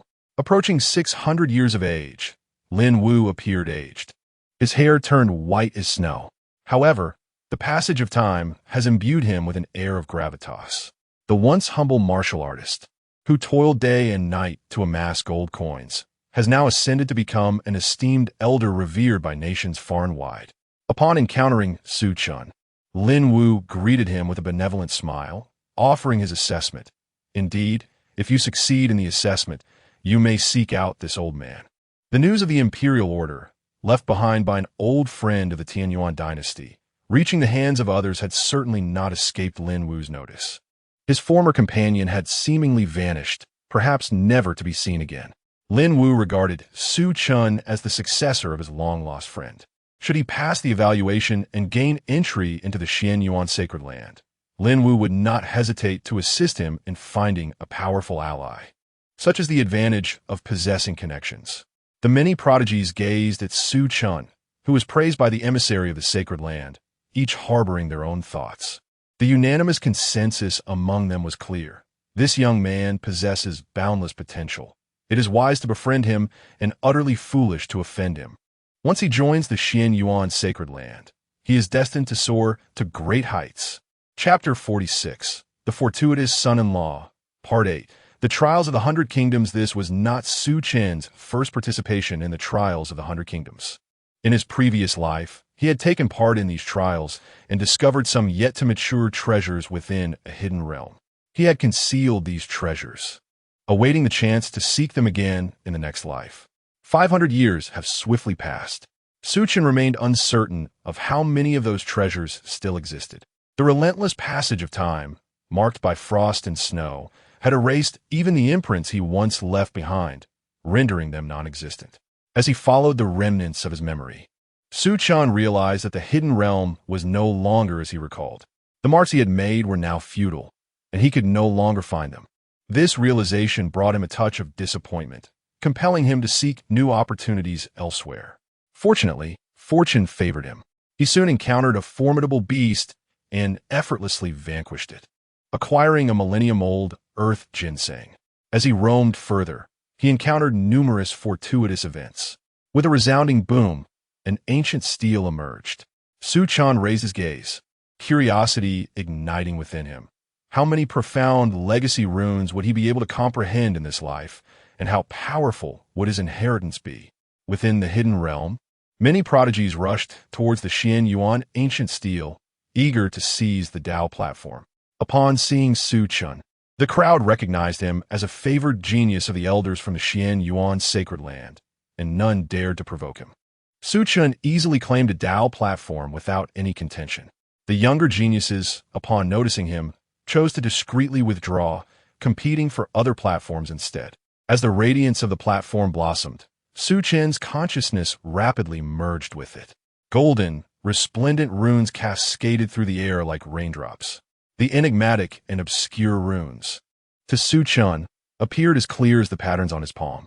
1 day, 2 days, 3 days. More and more geniuses began to awaken.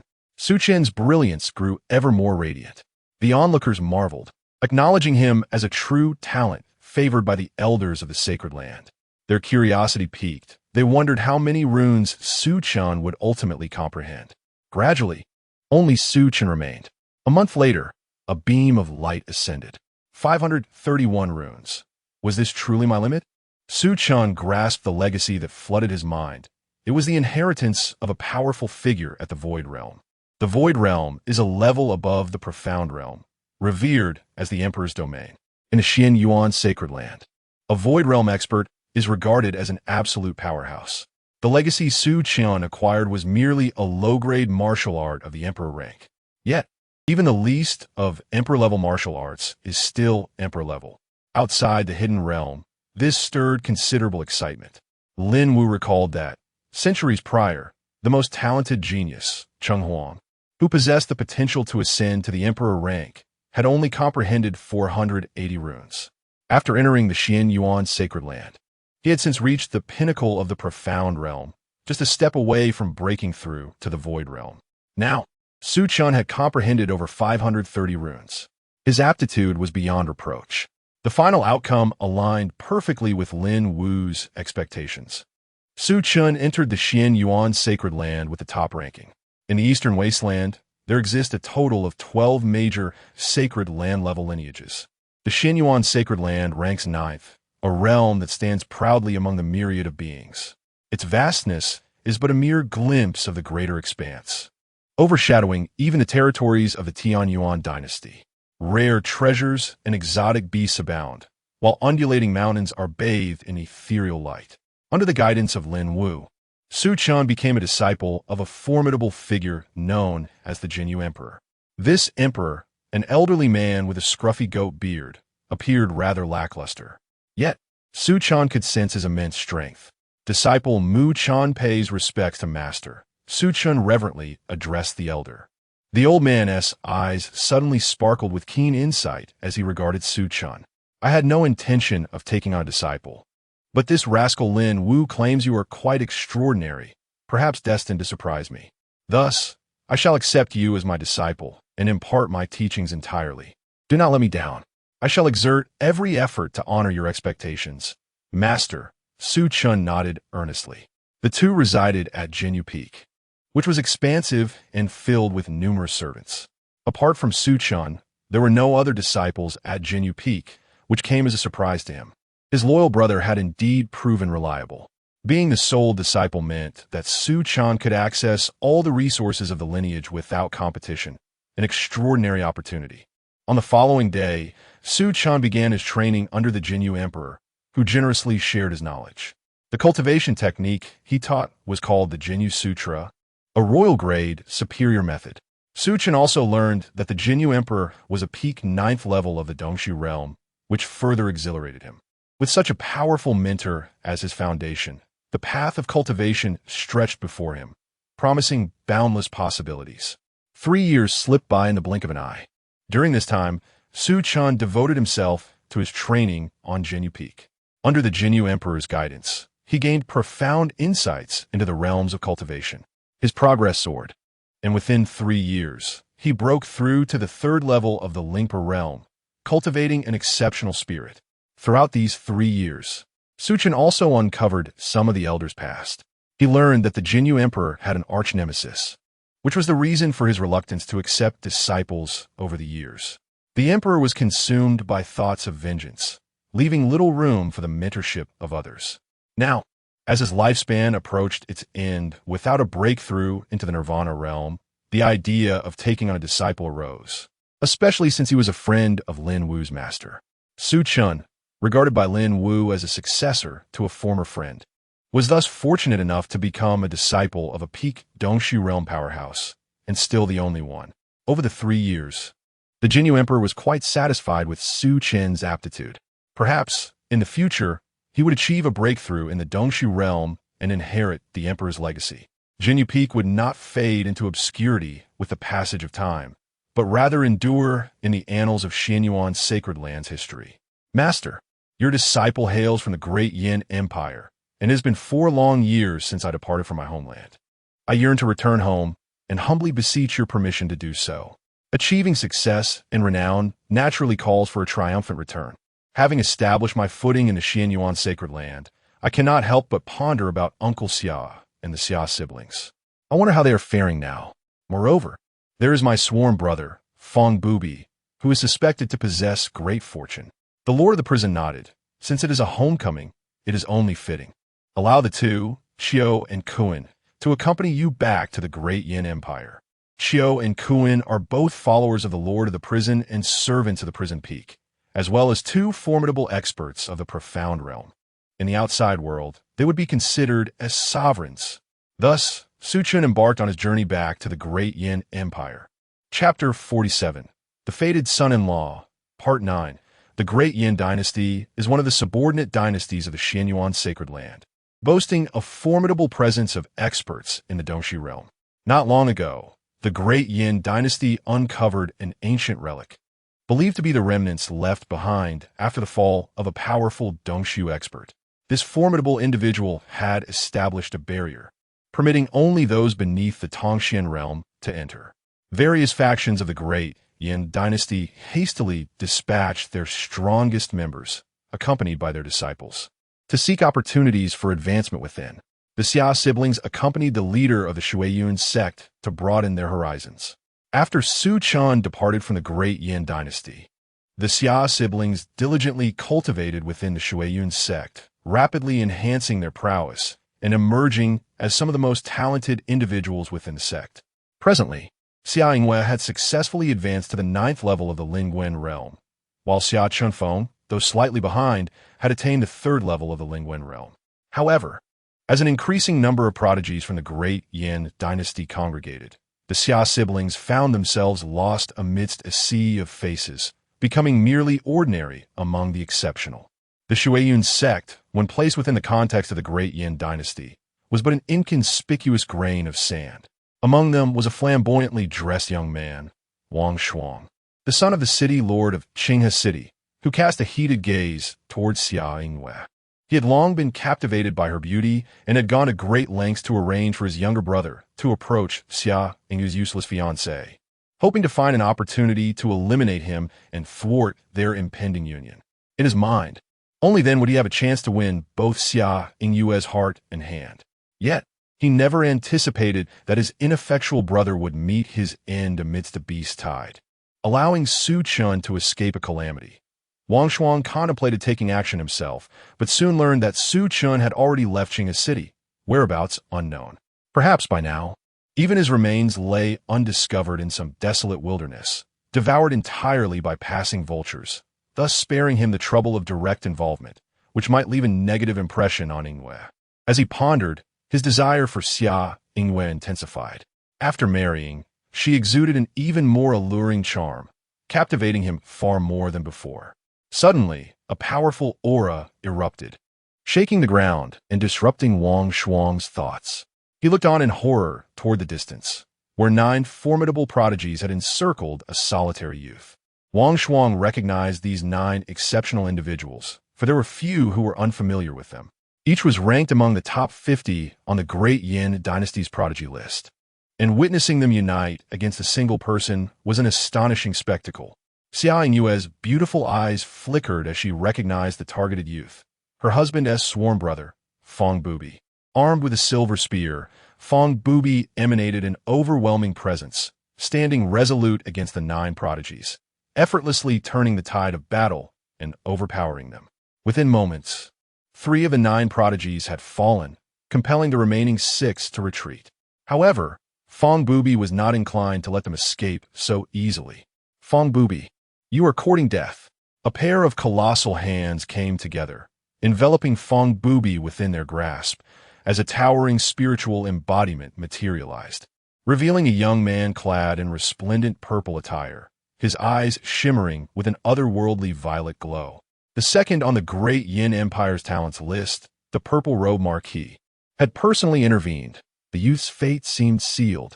Rumor had it that Fong Bubi had slain the Marquis's younger brother, provoking the Marquis's wrath and prompting the issuance of a manhunt. Yet against all odds, Fong Bubi not only survived the hunt, but also garnered immense renown within the span of a single year, ultimately defeating the 9 great talents before the watchful eyes of the crowd. It seemed improbable that such a formidable talent would be allowed to live by the Purple Robe Marquis. In the natural order, the towering tree must bend to the wind. Alas, this prodigy lacked the wisdom to temper his ambitions. Opposing the Marquis would surely lead to his demise. Confronted by the imposing figure of the purple-robed youth, Fong Bubi felt a surge of animosity. It was a case of sworn enemies meeting face to face. The purple-robed youth revealed his cultivation level, first stage of the spiritual embodiment. In contrast, Fong Bubi stood at merely the 9th stage of the Spirit Sea realm. The outcome of this battle seemed predetermined. However, Fong Bubi unexpectedly employed some unknown means to forcibly elevate his cultivation to the first stage of the spiritual embodiment. Enraged and humiliated, the purple-robed youth ceased to conceal his abilities and unleashed a power comparable to the 3rd stage of the spiritual embodiment. This was dire. This adversary was hiding his true strength. Fong Bubi had not anticipated encountering someone akin to himself, masking their cultivation. And as the tide of battle began to turn against him, he contemplated retreat. The Purple Robe Marquis, infuriated, had been compelled to reveal his true prowess. He must eliminate Fong Bubi. At that moment, the clouds parted above, giving way to a magnificent carriage, flanked by 2 tall, impeccably poised figures exuding an aura both divine and demonic, akin to 2 steadfast pillars, causing the air around them to solidify. It was undoubtedly a pair of sovereign-level experts from the profound realm. The prominent powers of the Great Yin Empire were struck with awe. In the vast expanse of the empire, profound realm sovereigns were unparalleled, capable of sealing lands as kings. These 2 appeared merely as guardians. Seated within the opulent carriage was a remarkably youthful man, his long hair cascading gracefully, emanating a tranquil presence akin to an undisturbed ocean, exhibiting an unfathomable mastery over vital energy. Wang Shuang looked up at the young man, feeling an unsettling familiarity, as if he had seen him before, yet could not place the figure in his mind. Unbeknownst to Wang Shuang, the Xia siblings were engulfed in excitement upon the appearance of that silhouette. Xia Chunfeng widened his eyes, murmuring, "This fellow, it truly is him." More than 4 years had passed without a word from Su Chen. Xia Yingyue's eyes sparkled with clarity. "I knew he would be fine. He has returned. For years, a span neither too long nor too short. In the life of an exceptionally gifted martial artist, for years is but a fleeting moment. Yet, for loved ones who hold a cherished place in their hearts, for years cast a shadow that occupies half of eternity." Su Chen spotted the Xia siblings and offered a faint smile. He then turned his gaze toward the targeted Fong Bubi and whispered, "Brother, it has been a long time." Fong Bubi's expression brightened with surprise. "Brother Mo?" Su Chen nodded and indicated towards the young man in purple. Gesturing to Fong Bubi, I have ensured your safety with this individual. Do you have any objections? The young man in purple's countenance shifted, his voice darkening. You certainly do not regard me highly, do you? To dismiss me with a mere phrase, inviting the ridicule of the world? Su Chen retorted, are you dissatisfied? Observing that Su Chen paid him no heed, the young man in purple became enraged and struck out. Su Chen commended, your courage is commendable, which only served to infuriate the young man further. Chapter 48. The Reformed Son-in-Law, Part 10. Su Chen extended a single finger, commanding the mountains and rivers beneath its influence. The world became a prison. Even the purple-clad youth, despite exhausting all means, appeared utterly futile beneath this singular gesture. Dimmed of all light. Cease. My young master is the offspring of the Eastern King. An elder, filled with indignation, attempted to intervene and rescue the purple-clad youth. The Eastern King? What significance does that hold? Su Chen retorted, my young master is a direct disciple of the Emperor of the Xinyuan Sacred Land. Not only would an unheard-of Eastern King bow in reverence, but even the sovereign of the Dian Empire must show utmost respect in his presence. Upon hearing the words of Su Chen's guards, the elder was struck with horror, only to be swiftly subdued alongside the youth. With a mere wave of his hand, Su Chen spared their lives, decreeing, 3 years hence, let my sworn brother resolve this enmity with his own hands. The purple-clad youth, struggling to rise, succumbed to fury and fainted upon hearing this proclamation. The purple marquis would be dealt with by Fong Bubi himself. This was but a sharpening stone for him. Fong Bubi's face revealed gratitude amidst the surrounding astonishment. The mysterious youth was, astonishingly, a direct disciple of a sovereign from the Xinyuan Sacred Land. Xia Yingwei recalled Su Chen's previous words, when I achieve my ambitions, I shall return. The identity of a sacred land disciple, a true heir of a sovereign, shone as brilliantly as the sun, rendering her modesty painfully apparent. Step by step, Su Chen approached Xia Yingwei's side. Under the gaze of the multitude, he softly declared, I have returned. Xia Yingwei was overwhelmed with joy, tears streaming down her face. Brother-in-law, I've missed you too, Xia Chunfeng exclaimed, brimming with excitement. His brother-in-law was a disciple of the sacred land, a true heir of a sovereign. Su Chen paid no heed to Xia Chunfeng. The members of the Shuiyun sect were left speechless upon witnessing Su Chen's acquaintance with Xia Yingwei. The sect leader, eager to curry favor, wore a smile that sought to appease. Wang Shuang gazed at his goddess nestled beside another, his eyes nearly ablaze with fury, his fists clenched tightly, teeth grinding audibly in a show of suppressed rage, successfully drawing Su Chen's attention. After a moment's contemplation, a familiar name surfaced in Su Chen's mind, the son of the city lord of Qinghe City, Wang Shuang. Like Xia Yingwei, he had also entered the Shuiyun sect. For years prior, he had sought to take advantage of an opportunity to slay Su Chen, but had failed miserably. Facing Wang Shuang's hatred, Su Chen cast a mere glance in his direction. Just that single look was enough to awaken Wang Shuang, whose fiery gaze filled with dread, akin to witnessing the most terrifying sight imaginable. Subsequently, he lost his sanity. The Shuiyun sect dared not express their anger, nor voice their grievances. As the secret realm opened, an enigmatic domain left behind by a fallen sovereign, Su Chen found himself intrigued. His prowess, while considered average within the Xinyuan Sacred Land, rendered him unparalleled among the younger generation of the Dian Empire. Even against a ninth-tier spirit, Su Chen possessed the means to vanquish them. Within the secret realm, the landscape of mountains and rivers unfolded like a miniature world, even giving rise to life forms that formed their own races, endowed with peculiar abilities. Su Chen's yearning for the realm beyond the transcendent deepened. After death, the power within him transformed into a secret realm. His blood became rivers, his teeth, bones, and marrow formed various precious mineral veins, while his skin and hair morphed into towering trees, nurturing new life forms. Such formidable power transcended imagination. The beings birthed within this secret realm found themselves powerless against the invasion, relying on cultivation methods that were nothing more than obsolete bloodline legacies, exceedingly thin in their lineage. How could they possibly compare to the crystallization of wisdom amassed by countless individuals over the years in the outside world? Witnessing a race being plundered and extinguished stirred no ripples within Su Chen's heart.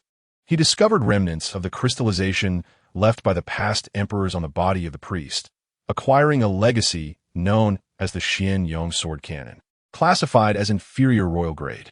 He even unearthed several pieces of low-grade spirit crystals, each the size of a fist, which filled Su Chen with elation. Others within the secret realm also reaped substantial rewards, particularly Fong Bubi. Fong Bubi's soul had been overdrawn and fell into slumber. Yet he fortuitously found a star spirit herb to heal his spirit. If another century were to pass, perhaps this secret realm would collapse with the passage of time. Some expressed relief. Outside the secret realm, the emperor of the great Yin dynasty had not arrived. However, the eunuch Huang appeared beside him. Addressing Su Chen with utmost respect and a flattering smile, "Your Majesty has heard of your arrival and has prepared a banquet. Might you be available?" Even the ruler of a dynasty had to tread carefully in the presence of a disciple from a sacred land, exhibiting a humble demeanor. Naturally, Su Chen understood that this deference stemmed primarily from the formidable presence of the Jinyu Emperor, a powerful figure at the 9th level of the Void Realm.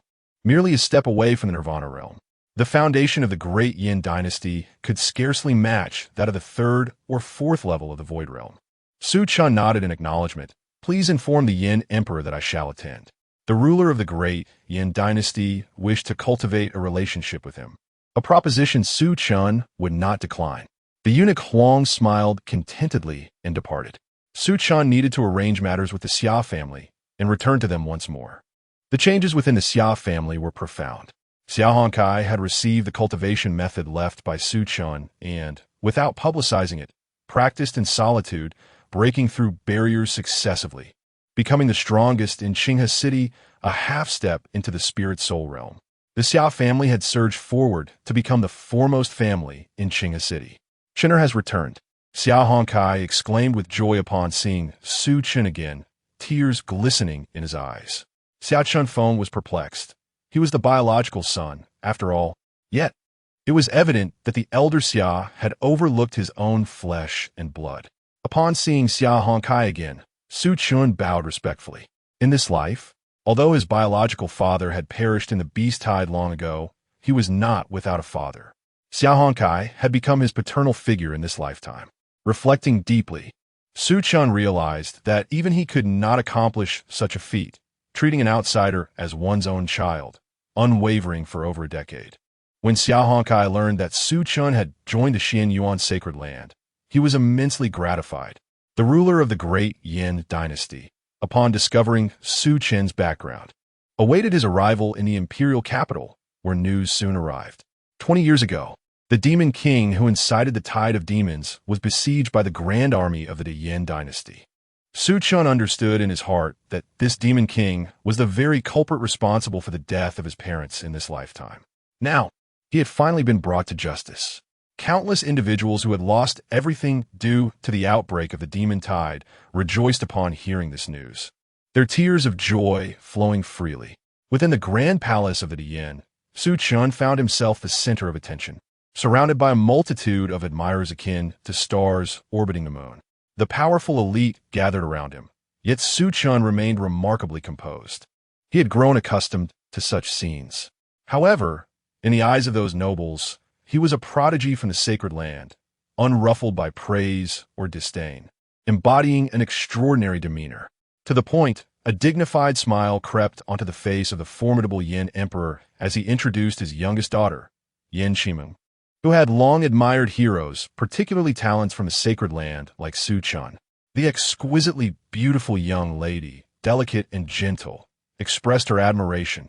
"I have long admired you, esteemed one, and wish to follow you, to always remain by your side." "Su Chen, what nonsense is this? Am I the kind of person who would entertain such notions?" Chapter 49, The Destiny-Altering Son-in-Law, Part 11. When faced with the allure of beauty from the sovereign of the great Yin Empire, Su Chen resolutely declined. Perhaps in his first and second lives, he found some temptation in such charms. However, as his experiences multiplied, These superficial beauties could no longer ignite his interest. With beauty fading like withered bones, he found himself more captivated by intriguing souls. After stabilizing the Xia family, Su Chen returned to the Xianyuan sacred land with the Xia siblings. He immersed himself in cultivation, and as time swiftly passed, 5 years elapsed, during which Su Chen's cultivation advanced to the 7th level of the spirit realm at a remarkable pace. Yet, he remained humble, aware that even an ordinary disciple from the Xianyuan sacred land would be considered a genius in the outside world. Among them, some ranked disciples had even attained the title of king before the age of 20. The decennial Tao Inquiry Conference was on the horizon, a grand event in the eastern wilderness, attracting countless prodigies. Disciple, you may accompany the senior brothers of the sacred land to partake in the trials and witness a broader sky, summoned the emperor of the prison town. The Tao Inquiry Conference would see participation from numerous core disciples of the sacred land, stirring Su Chen's aspirations. He had yet to engage with the pinnacle talents of the sacred land, and he yearned to meet the elite of the world. On the ship of the sacred land, young men and women stood, each emanating at least the aura of the spirit realm. Among them were prodigies whose strengths Su Chen could not fathom, far surpassing his former self. This realization left him in awe of the emperor of the prison town's intentions. The sky was indeed vast beyond imagination. Having joined the Xianyuan sacred land for 8 years, Su Chen primarily trained under the emperor of the prison town. Though aware of the many formidable prodigies within the sacred land, he had yet to meet any. On the ship, he spotted a familiar face, Li Xianbing, the proud descendant from his previous life, having become a disciple of a Nirvana realm elder in the Xianyuan sacred land. Su Chen could not discern the depths of his cultivation, but he knew Li Xianbing was close to breaking through to the void realm. Li Xianbing noticed Su Chen and greeted him with a smile and a nod. Following the crowd, Su Chen arrived at the Inquiry City, a gathering place for countless prodigies. These exceptional individuals hailed from the 12 sacred lands, ancient clans, and top forces beneath the sacred lands. The assembly of such brilliance was reminiscent of a constellation shimmering in the night sky.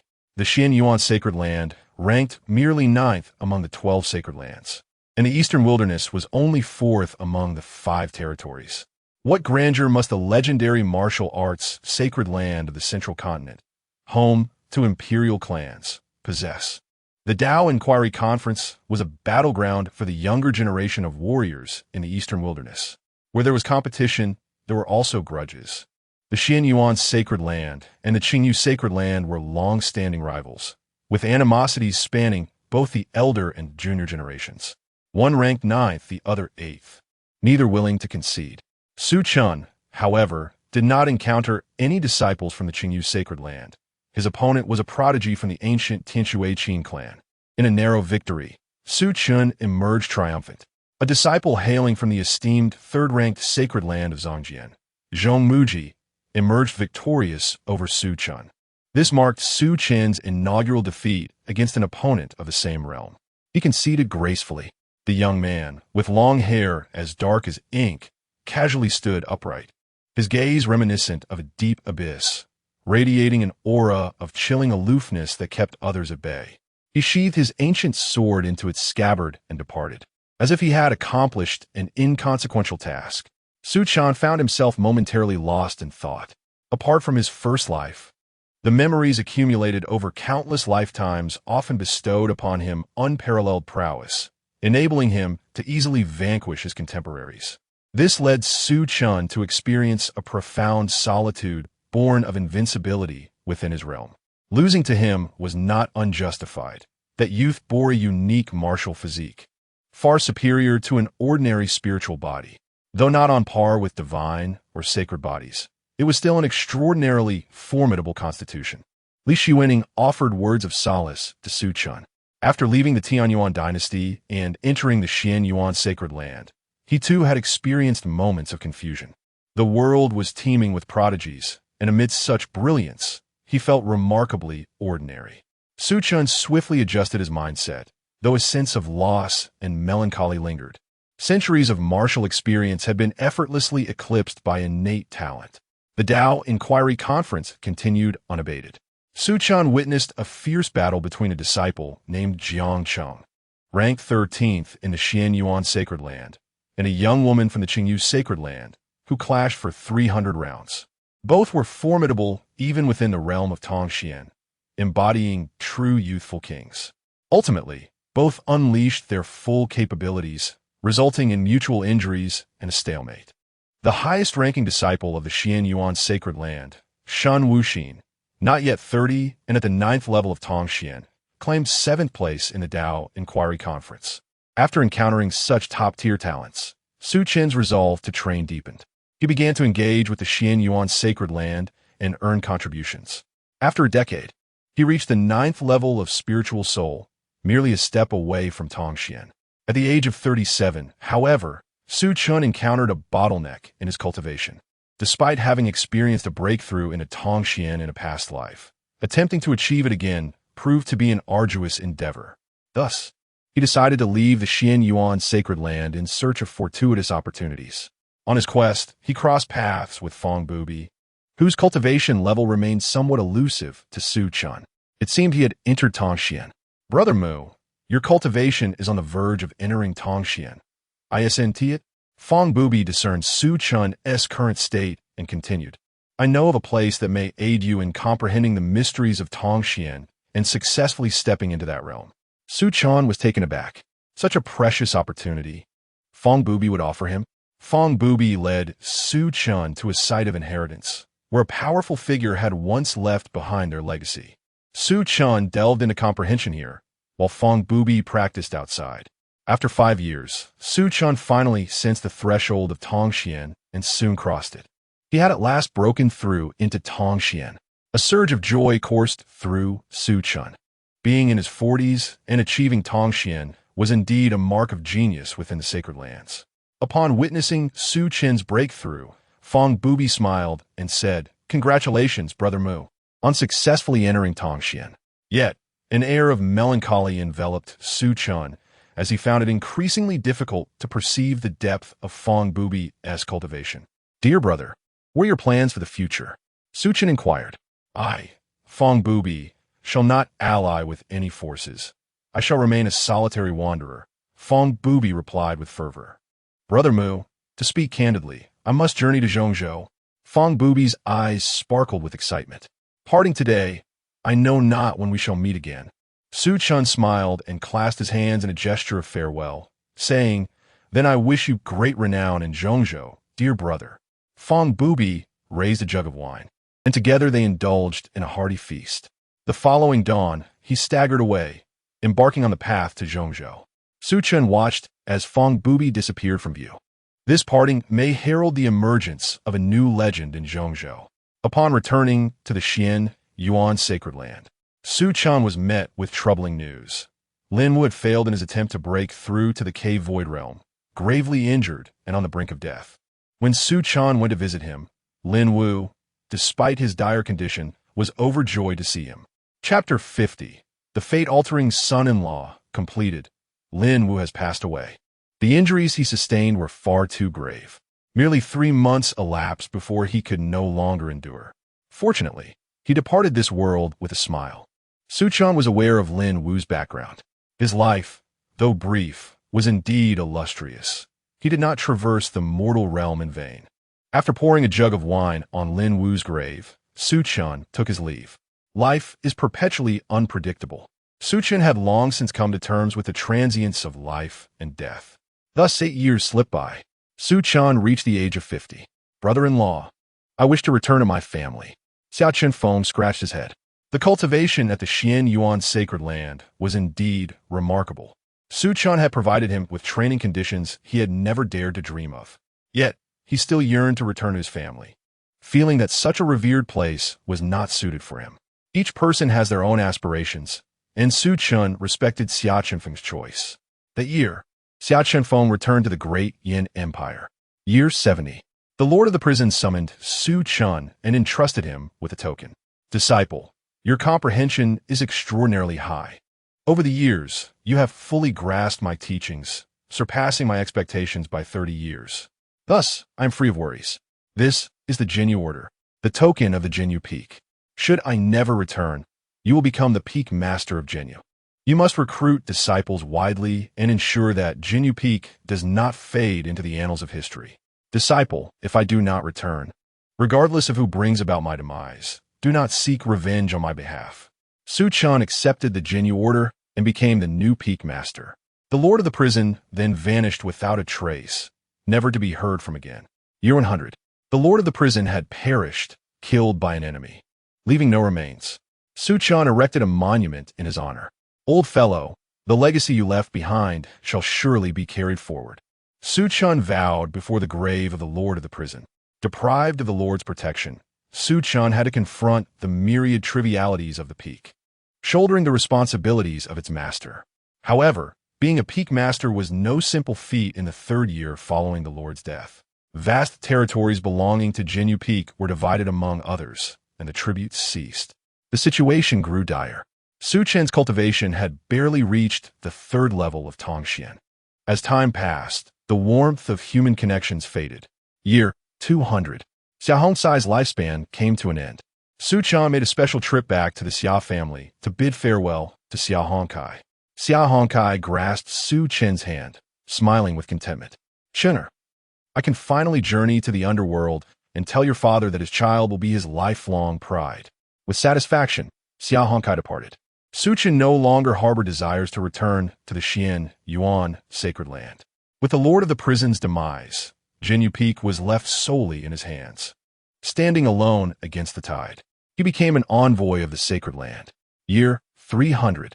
Su Chen's cultivation broke through to the 5th level of Tongxian, surpassing his previous life. A significant event unfolded within the sacred land.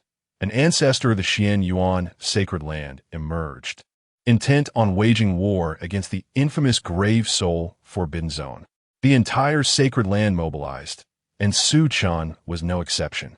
The Forbidden Zone concealed a multitude of terrifying creatures, as well as countless opportunities. As Su Chen advanced into the sacred land, he plunged into the Forbidden Zone, reaping abundant rewards. However, as he delved deeper, the pressure from the sacred land intensified, and even he faced perilous situations multiple times, narrowly escaping death. He resolved that he could not venture further, fearing a catastrophic consequence. The sacred land did not impede his decision, merely expressing regret, as predicted by Su Chen. While progressing further into the Xianyuan sacred land, he inadvertently provoked an ancient entity within the soul burial forbidden zone, leading to devastating casualties in a single day. Even several revered ancestors of the Xianyuan sacred land fell in battle within the soul burial forbidden zone. The last remaining sage of the Xianyuan sacred land, sensing impending doom, attempted to preserve the legacy of his sect, but ultimately fell victim to a coalition of saints and perished in the soul burial forbidden zone. The elite forces of the sacred land were vanquished, leaving its legacy in shambles. Su Chen could only smile wryly at the ironic fate of a once mighty sacred tradition that had overseen the mortal realm for millennia, now meeting its end in such a dramatic manner. In his lifetime of merely 300 years, he had witnessed the rise and fall of the sacred land. Following the demise of its saints, the Xianyuan sacred land was left in disarray, besieged by numerous powerful factions eager to seize its heritage and precious artifacts. By the 400th year, the Xianyuan sacred land faded into the annals of history, reduced to a myriad of lesser sections. In the wake of this devastation, Su Chen established the Jinyu sect, taking in disciples and achieving the 6th level of the Tongxian realm. By the 500th year, the eastern wilderness faced the emergence of sinister beings, seemingly from other domains. Unfortunately, Su Chen encountered one such malevolent entity, formidable despite only possessing the 3rd level of the Tongxian realm. After much struggle, he discovered its weakness and ultimately vanquished it. In the 6th century, the Dian Empire was besieged by demonic forces, and Su Chen, alongside the Jinyu sect, rushed to their aid, though the situation was dire. In that battle, Xia Chunfeng perished. An aged warrior, he sacrificed himself to buy time for his kin.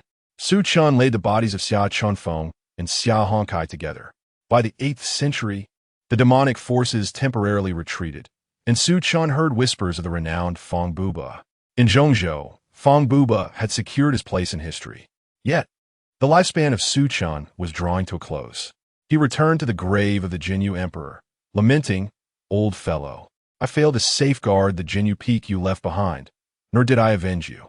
I have broken my promise. Even the Xianyuan sacred land has fallen." In a state of confusion, Su Chen heard numerous voices calling out to him, yet he could no longer open his eyes. He departed from the world, concluding his life. And then he returned. Su Chen opened his eyes, finding himself once more in the space of reversal. In this life, he had met his end. He had come perilously close to vanishing alongside the Xianyuan sacred land into the depths of history. In the fifth life, he became a son-in-law, displaced by a beast tide that obliterated his family. Yet fortune smiled upon him as he was taken in by a close friend of his father, who regarded him with greater affection than his own children. In his youth, he was rebellious, but as he matured, his character steadied. He skillfully navigated numerous crises, rapidly advancing in cultivation, and eventually shone brightly, becoming a disciple of an elder within the Xianyuan sacred land. In the preceding 70 years, your journey was smooth sailing. However, with the passing of your revered master, you lost your greatest support within the sacred grounds.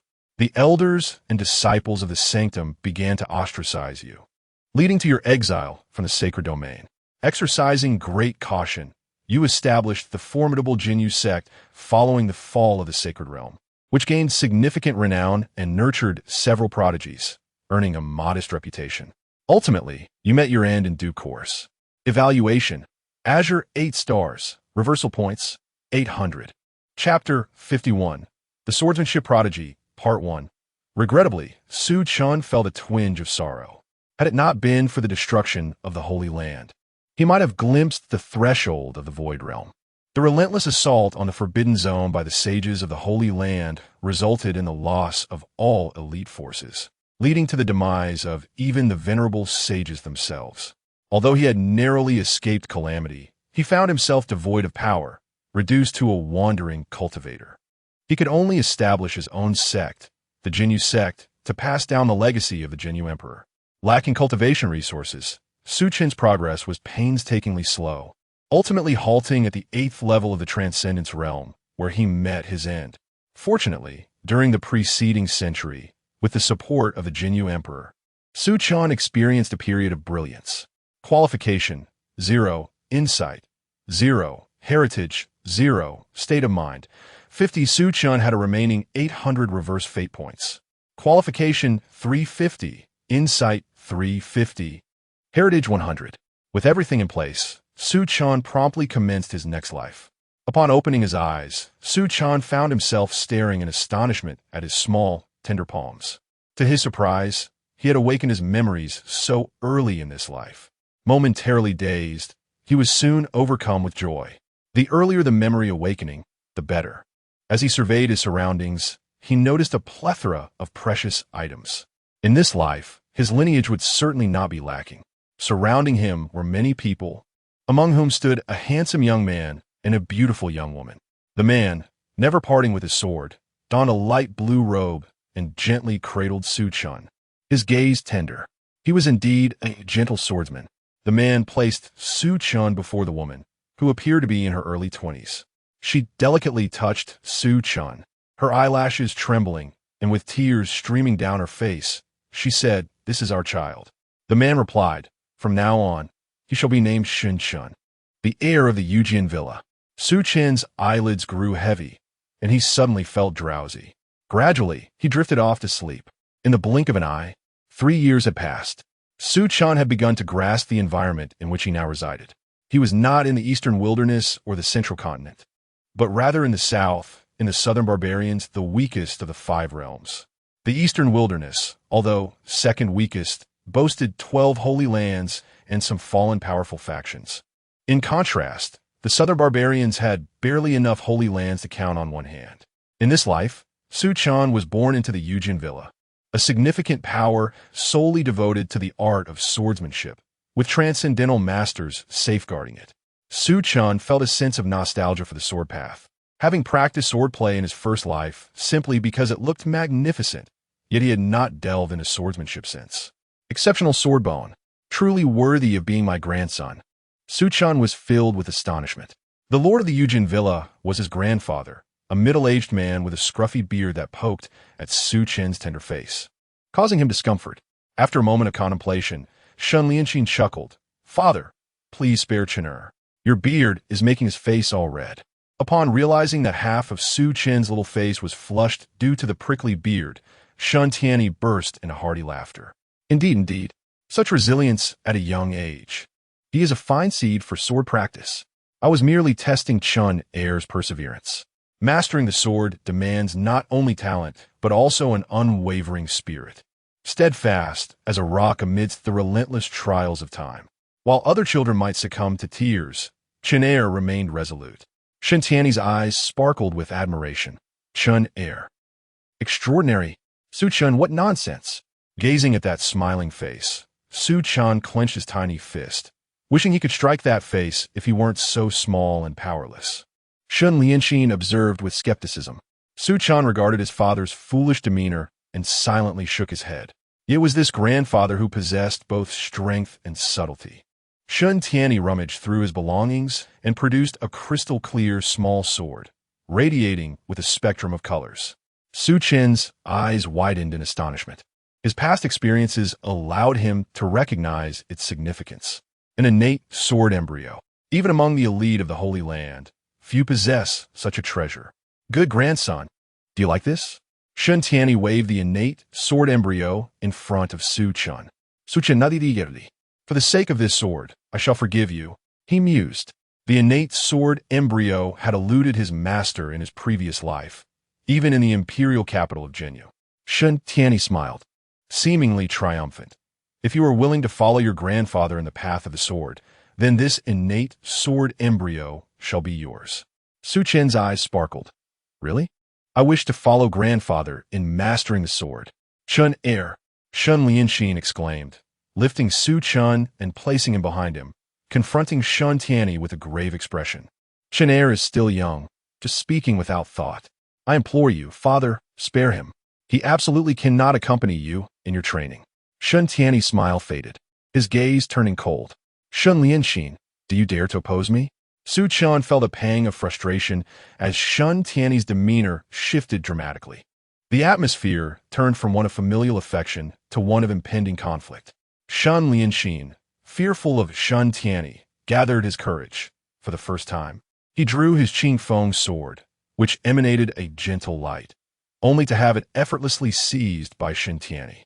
The Qingfeng sword cried out in despair before being cast aside. Shen Lianxin was lifted with ease by Shen Tianyi, the disparity in their powers glaringly evident. Seeing this, Su Chen sensed that his grandfather intended to harm his father and hurriedly interjected, "Grandfather, please spare my father. I am willing to follow you in mastering the sword." Upon hearing this, Shen Tianyi released Shen Lianxin, laughing heartily. "Now, this is my grandson. Shen Lianxin, you are outdone by a mere child." Shen Lianxin's face turned ashen, his mouth opening to speak, but no words emerged. Su Chen discerned that his father in this life was a gentle soul, while his grandfather was a domineering figure, intolerant of defiance, even from his own kin. Su Chen willingly chose to study swordsmanship under Shen Tianyi, who graciously bestowed the innate sword embryo upon him. The two departed from the Yujin Mountain Manor. Su Chen finally comprehended why Shen Lianxin sought to prevent Shen Tianyi from guiding him in his cultivation. After all, he was merely a 3-year-old child. Su Chen felt utterly speechless. Within the scorching confines of the sword refining furnace, the searing intent of the sword seemed poised to pierce him with 1,000 wounds. Gritting his teeth, Su Chen cursed inwardly. 3 days later, upon witnessing Su Chen barely clinging to life, Shen Tianyi's eyes sparkled with excitement as he boisterously proclaimed, "Good grandson, I truly did not misjudge you. You are indeed a natural talent for the way of the sword." Su Chen could only respond with silent disbelief. He was on the verge of death, yet not even a morsel of medicine had been offered. Was this truly his grandfather? To an outsider, it would seem as though he were facing an adversary. Thus, Su Chen continued to accompany his unreliable grandfather in the pursuit of swordsmanship, enduring every conceivable form of torment. The trials inflicted upon him were beyond description, leaving him in despair. Yet, surprisingly, Su Chen found joy in the experience. He was astonished to discover that, as a result of the rigorous trials imposed by the venerable elder, his cultivation aptitude had indeed begun to rise. Chapter 52. The Swordsmanship Prodigy, Part 2, 10 years later. Su Chen is 13 years old. During this decade, Su Chen has come to understand why Sun Tianyi would go to such lengths to torment him. The creator of the sword control body refinement method is indeed a remarkable individual, and Su Chen cannot help but criticize. Were it not for his countless lifetimes of experience that have fortified his resolve in martial arts, he might not have withstood the pressure and perished. The sword control body refinement method boasts a mortality rate of 99.99999999. No wonder Sun Lianxin is reluctant for him to train under Sun Tianyi. It is a journey with no return.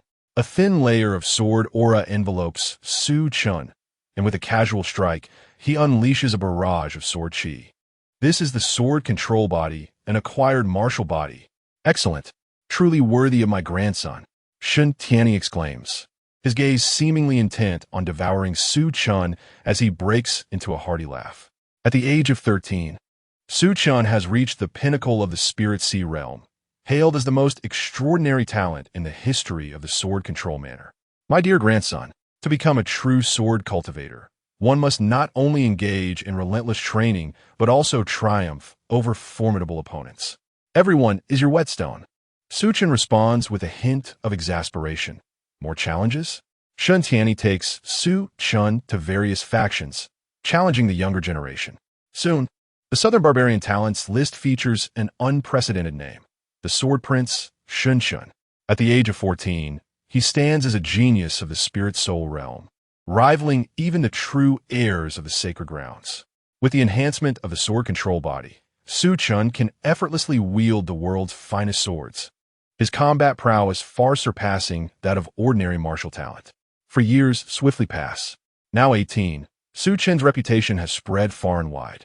Numerous factions in the Southern Barbarian region are aware that the sword control manner has produced an extraordinary genius, ranking 63rd on the talents list. Over these 4 years, Su Chen has ascended to the 5th level of the Spirit Soul realm.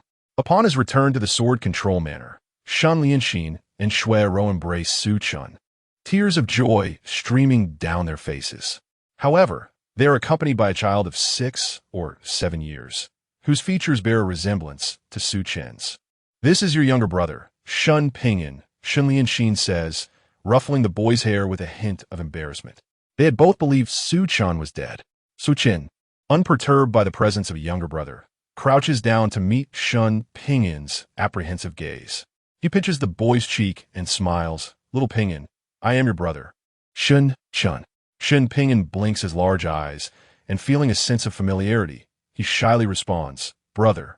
With a smile, Su Chen gently pats Shun Pingyan's head.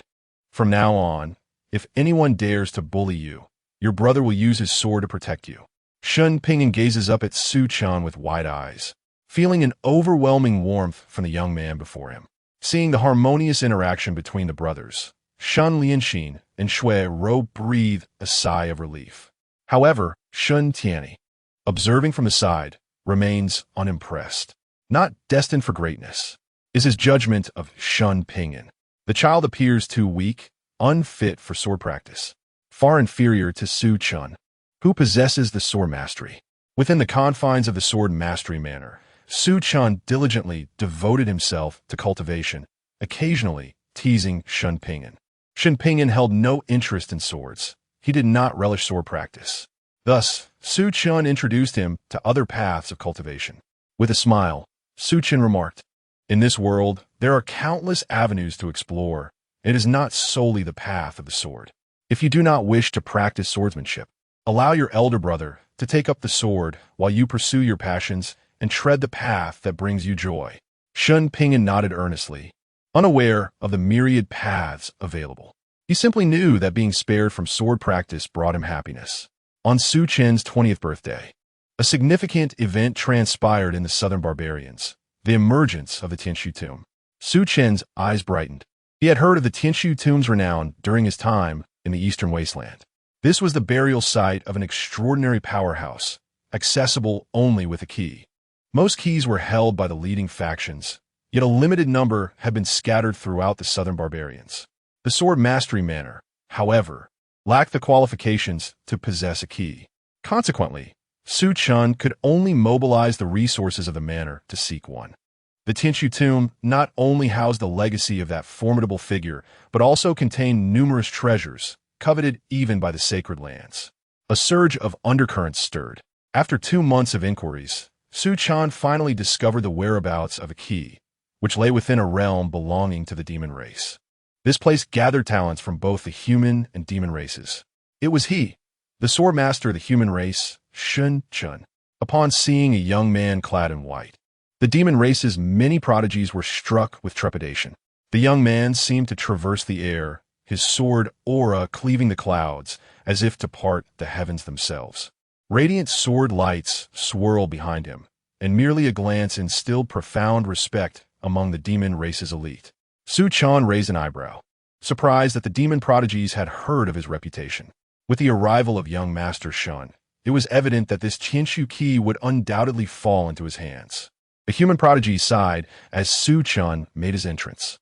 His ranking had surged to 54th on the prodigy list.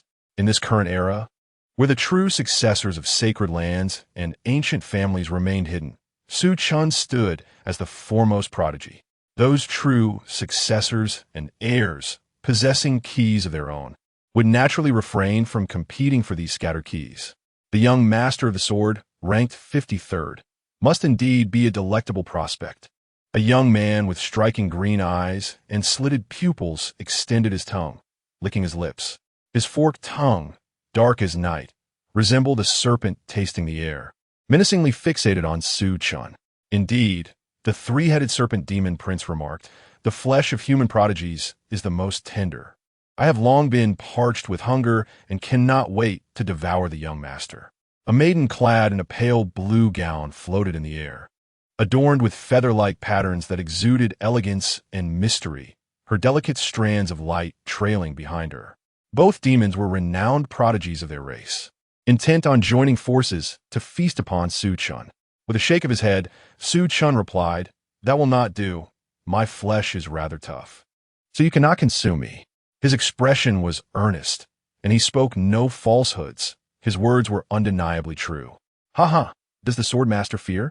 Fear not, for I shall indulge gently, savoring each bite of you."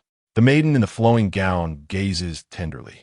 Then she transforms into a majestic Qinghuan, opening her wide beak. "Intent on devouring Sununtaitian." Beside her, the three-headed serpent roars in fury. "Wait for me, you glutton! How dare you attempt to feast alone?" All three heads simultaneously unleash their cavernous maws, spewing forth flames, hail, and thunder. Su Chen, with a resigned touch to his nose, reflects on his appearance. Does he truly seem like a mere novice? Without hesitation, he draws his sword from its sheath. The phenomena behind him coalesce at the sword's tip. With this strike, the overwhelming sword energy blots out the sun. Every onlooker feels as though countless sharp blades have sliced through their very essence. Accompanied by 2 anguished wails, 2 prodigies of the demon clan unexpectedly perish beneath this single sword. Record: the sword master slays 2 esteemed prodigies of the demon clan with 1 stroke, gaining renown across the southern lands of 3,000 nations. Chapter 53. The Swordsmanship Prodigy, Part 3. Su Chen, having achieved his desire, obtained the key to the Tianshu tomb. He vanquished 2 prominent demons, further enhancing his reputation. The concept of demons consuming humans and vice versa is a natural order. Thus, Su Chen's slaying of the demon elites serves to elevate the status of humanity, deserving of applause. Within the sword control manor, Su Chen caressed the Jiechen sword, his gaze filled with anticipation. In this life, he had successfully cultivated the sword control body, a feat with an infinitesimal probability of success. Across the entire southern region, he had become a swordsmanship prodigy in the eyes of countless admirers. He pondered the extent of his disparity with the renowned sons of the sacred lands, growing increasingly eager. Swordsmanship has always been a relentless pursuit, Only through continuous trials and tribulations does one earn the right to be deemed powerful. 3 months later, Su Chen departed from the Sword Control Manor, making his way to Tianshu Mountain. Upon his arrival, he found the area teeming with prodigies, their auras coalescing into radiant mist. Some exuded majesty, others unparalleled grace, and some bore fierce battle intent. Each prodigy qualified to enter the Tianshu tomb was undoubtedly formidable. With instinctive reflex, Su Chen lifted his gaze. A powerful roar echoed, instilling a primal sense of fear. He clutched the Jiechen sword at his waist tightly. 9 crimson dragons tore through the void, pulling an ornate chariot adorned with intricate and luxurious runes. The raised banners heralded an ancient call, the Feathered Ascendancy, one of the ancient sacred lands of the southern region. In the chariot sat a young man clad in feathered robes, strikingly handsome with an extraordinary demeanor. His eyes closed, yet radiating an overwhelming authority that compelled submission. Su Chen, in astonishment, realized that he could not conjure even a fleeting thought of confrontation. His sword trembled in trepidation. There was no way he could triumph over such a formidable being. It was akin to a mere mortal standing before an emperor, an insurmountable barrier. Second on the prodigy rankings, a disciple of the Feathered Ascendancy, possessing a sacred soul body, Guyan, such power, it was truly overwhelming. Was this the caliber of a supreme prodigy? Su Chen felt the immense strength of the sacred body. In his previous life, he had witnessed the clashes of the Sacred Land disciples, yet he had been too weak, his qualifications insufficient. He knew those disciples were powerful, but he could not grasp the true extent of their strength. The Feathered Ascendancy commanded great respect, with dragons drawing their chariot. How magnificent! The sky darkened ominously, as if a colossal form shrouded the heavens.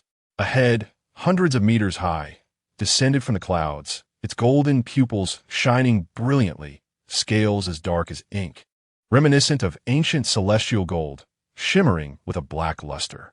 The Void Dragon Emperor, so it was he. It seemed the Azure Dragon lineage had indeed produced an extraordinary heir. Su Chen overheard an elder from an ancient clan nearby, his voice laced with astonishment. The Azure Dragon clan, rumored to have once birthed true emperors, had now fallen into decline. Yet even so, they should not be underestimated. A colossal figure, stretching for kilometers, transformed into a middle-aged man clad in black robes. Yet his resplendent golden eyes remained unchanged. The 9-headed crimson dragon trembled before the Sky Rift Dragon Sovereign, overwhelmed by disdain. Such a wretch! How dare he claim to possess the noble blood of my dragon lineage? The Sky Rift Dragon Sovereign raised his hand, intent on striking down the 9-headed dragon. How dare you? An indignant voice echoed from the direction of the Sanctum of Ascension. An Eldaliman, his hair as white as frost and his frail body rivaling the heavens, engaged the Sky Rift Dragon Sovereign in battle. The aftermath of their clash caused mountains and rivers to shatter under the immense pressure. The confrontation between two powerful beings of the Void Realm was truly terrifying.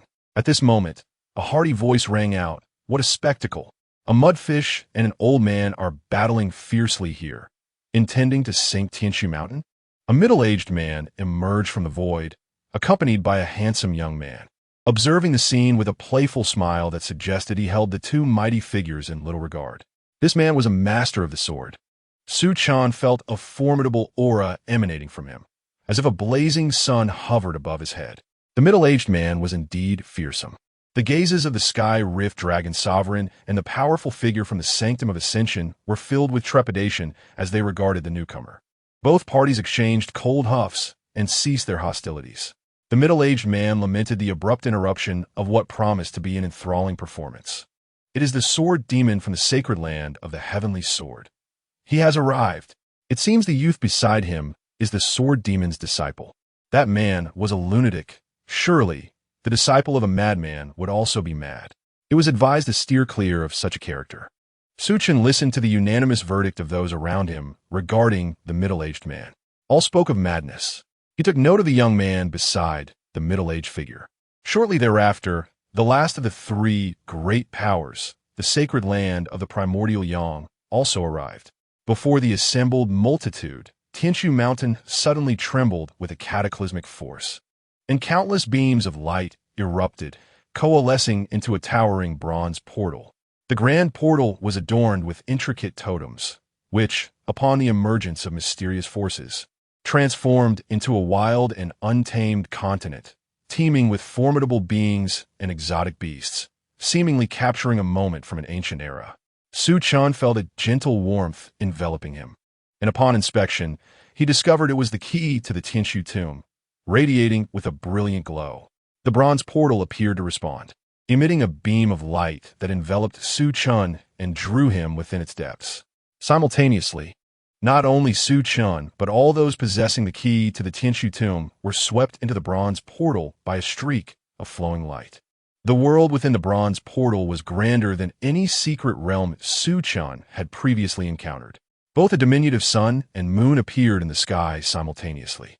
Su Chen squinted as he found himself in a dense forest, with a serene lake before him. The lake, suffused with rich spiritual energy, was shrouded in a layer of mist, concealing a latent danger. However, at the heart of the lake lies an island, adorned with lush, verdant vines that spiral upward with grace. The tendrils of these vines exhibit peculiar patterns, as if alive, exhaling and inhaling the mist that hovers above the lake surface. What astonished Su Chen the most was a fruit hanging from the vine, resembling a piece of jade, brimming with vibrant life force. Su Chen murmured to himself, "It is a treasure, yet it conceals a perilous threat." The treasures within the Tianshu tomb are plentiful, yet so are the dangers, indeed. There have been disciples from the sacred land's ranks who met their demise within. Thus, Su Chen knew he must proceed with caution. It is a member of the human race. Su Chen turned to see a towering figure from the tiger-headed demon clan, radiating joy as he gazed at Su Chen with an avaricious glint in his eyes. Su Chen felt a surge of excitement. "You are the one," unbeknownst to the tiger-headed demon, who was oblivious to Su Chen's murmured words. A sword hung ominously above his head, its sharp blade piercing through, creating a modest opening in his skull. The joy on the tiger-headed demon's face froze instantly. Chapter 54. The Swordsmanship Prodigy, Part 4. "Dear sir, let us converse amiably." Meow. With a sudden thud, the tiger-headed demon's knees buckled, causing him to kneel before Su Chen, hoping this gesture would persuade Su Chen to spare him. "Is this fellow a tiger or a cat?" Su Chen pondered, finding the situation peculiar. The tigers of the southern region were indeed odd. Raising his hand, he gestured towards the center of the lake, where fruits dangled from the vines. "Retrieve that fruit for me, and I shall grant you your life." Su Chen was not one to take risks himself. The little tiger presented a perfect opportunity. Upon realizing the peril that lurked within the depths of the lake, the tiger-headed prodigy grimaced, "Sir, can I refuse?" Faced with the choice of imminent death or a slim chance of survival, he felt the metaphorical sword hanging over him deepen its threat. Without further hesitation, he plunged into the lake. As he stepped into the water, Su Chen observed a massive shadow rise beneath the surface, a ferocious blood shadow fish, its power formidable, intent on devouring the tiger-headed prodigy in one gulp. Terrified, the prodigy cried out, "Meow, master, save me." In an instant, a sword cheese sliced through the air, striking the blood shadow fish, which recoiled in pain and sank to the depths, releasing a series of bubbling gasps, the water rapidly turning crimson. Elated, the tiger-headed prodigy reached the small island, eager to pluck the fruit. However, upon touching the verdant vines, he froze, his eyes glazing over as if under some enchantment. Su Chen narrowed his eyes at the scene, recognizing the danger. Indeed, there's a problem. These vines can control the mind. Should one recklessly enter, they would surely fall victim. Resolutely, he approached with caution, carefully harvesting the turquoise fruit. The green vines visibly withered at an alarming rate, becoming desiccated. Gradually, the tiger-headed prodigy regained his senses, overwhelmed with gratitude. He knelt before Su Chen, proclaiming, "Thank you for your life-saving grace. I have no means to repay you, and I willingly offer myself as your steed." Su Chen chuckled softly. "You are indeed quite perceptive." Just as he contemplated severing the life of the demon before him, The tiger-headed prodigy had knelt in submission. "Very well, I am in need of a capable mount. I shall spare your life." With a wave, Su Chen sheathed his sword. The prodigy transformed into a magnificent spirit tiger, now adorned with wings, showcasing impressive lineage. Su Chen nodded in satisfaction, mounting the spirit tiger as they ventured forth to their next destination. Within the Tianshu tomb, the elite gathered, a constellation of brilliance. Some wielded their blades with unmatched prowess, while others left their marks upon towering mountains. Some immortalized their names through artistry for posterity's veneration, shining like the sun, while others radiated the serene glow of the moon. Amidst this spectacle, Su Chen rode the spirit tiger through the secret realm, standing tall among the prodigies of both humans and demons. At the age of 20, Su Chen had attained the 9th level of spiritual refinement. "Sun Chen, have you heard that the Tianshu Palace is about to open? Will you not join in the revelry?" called a youth wielding a spear. His name was Yin Chong, a genius ranked 48th among the prodigies of the southern region. Su Chen located him, and the two engaged in a fierce battle, resonating with mutual admiration. With keen interest, Su Chen inquired, "Brother Yin, might you elaborate on the Celestial Void Palace?" Yin Chong chuckled softly and responded, "Within the Celestial Void Palace lies the true treasure. This Celestial Void tomb, as proclaimed by the formidable figures of our clan, is the resting place of a sage. The Celestial Void Palace is where that sage selected his inheritors. While the treasures outside are commendable, they pale in comparison to the legacy within the palace. It's akin to the difference between mere refuse and gold.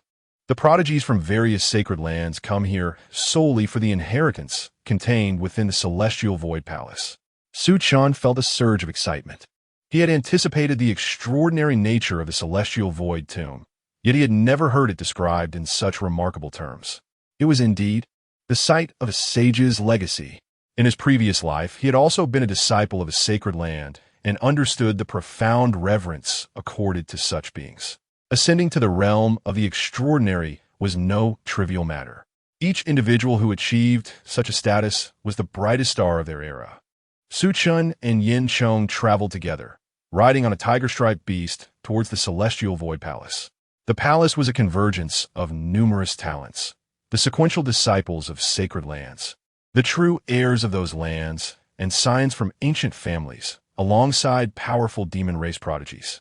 However, Su Chen's arrival garnered the attention of some. The human race.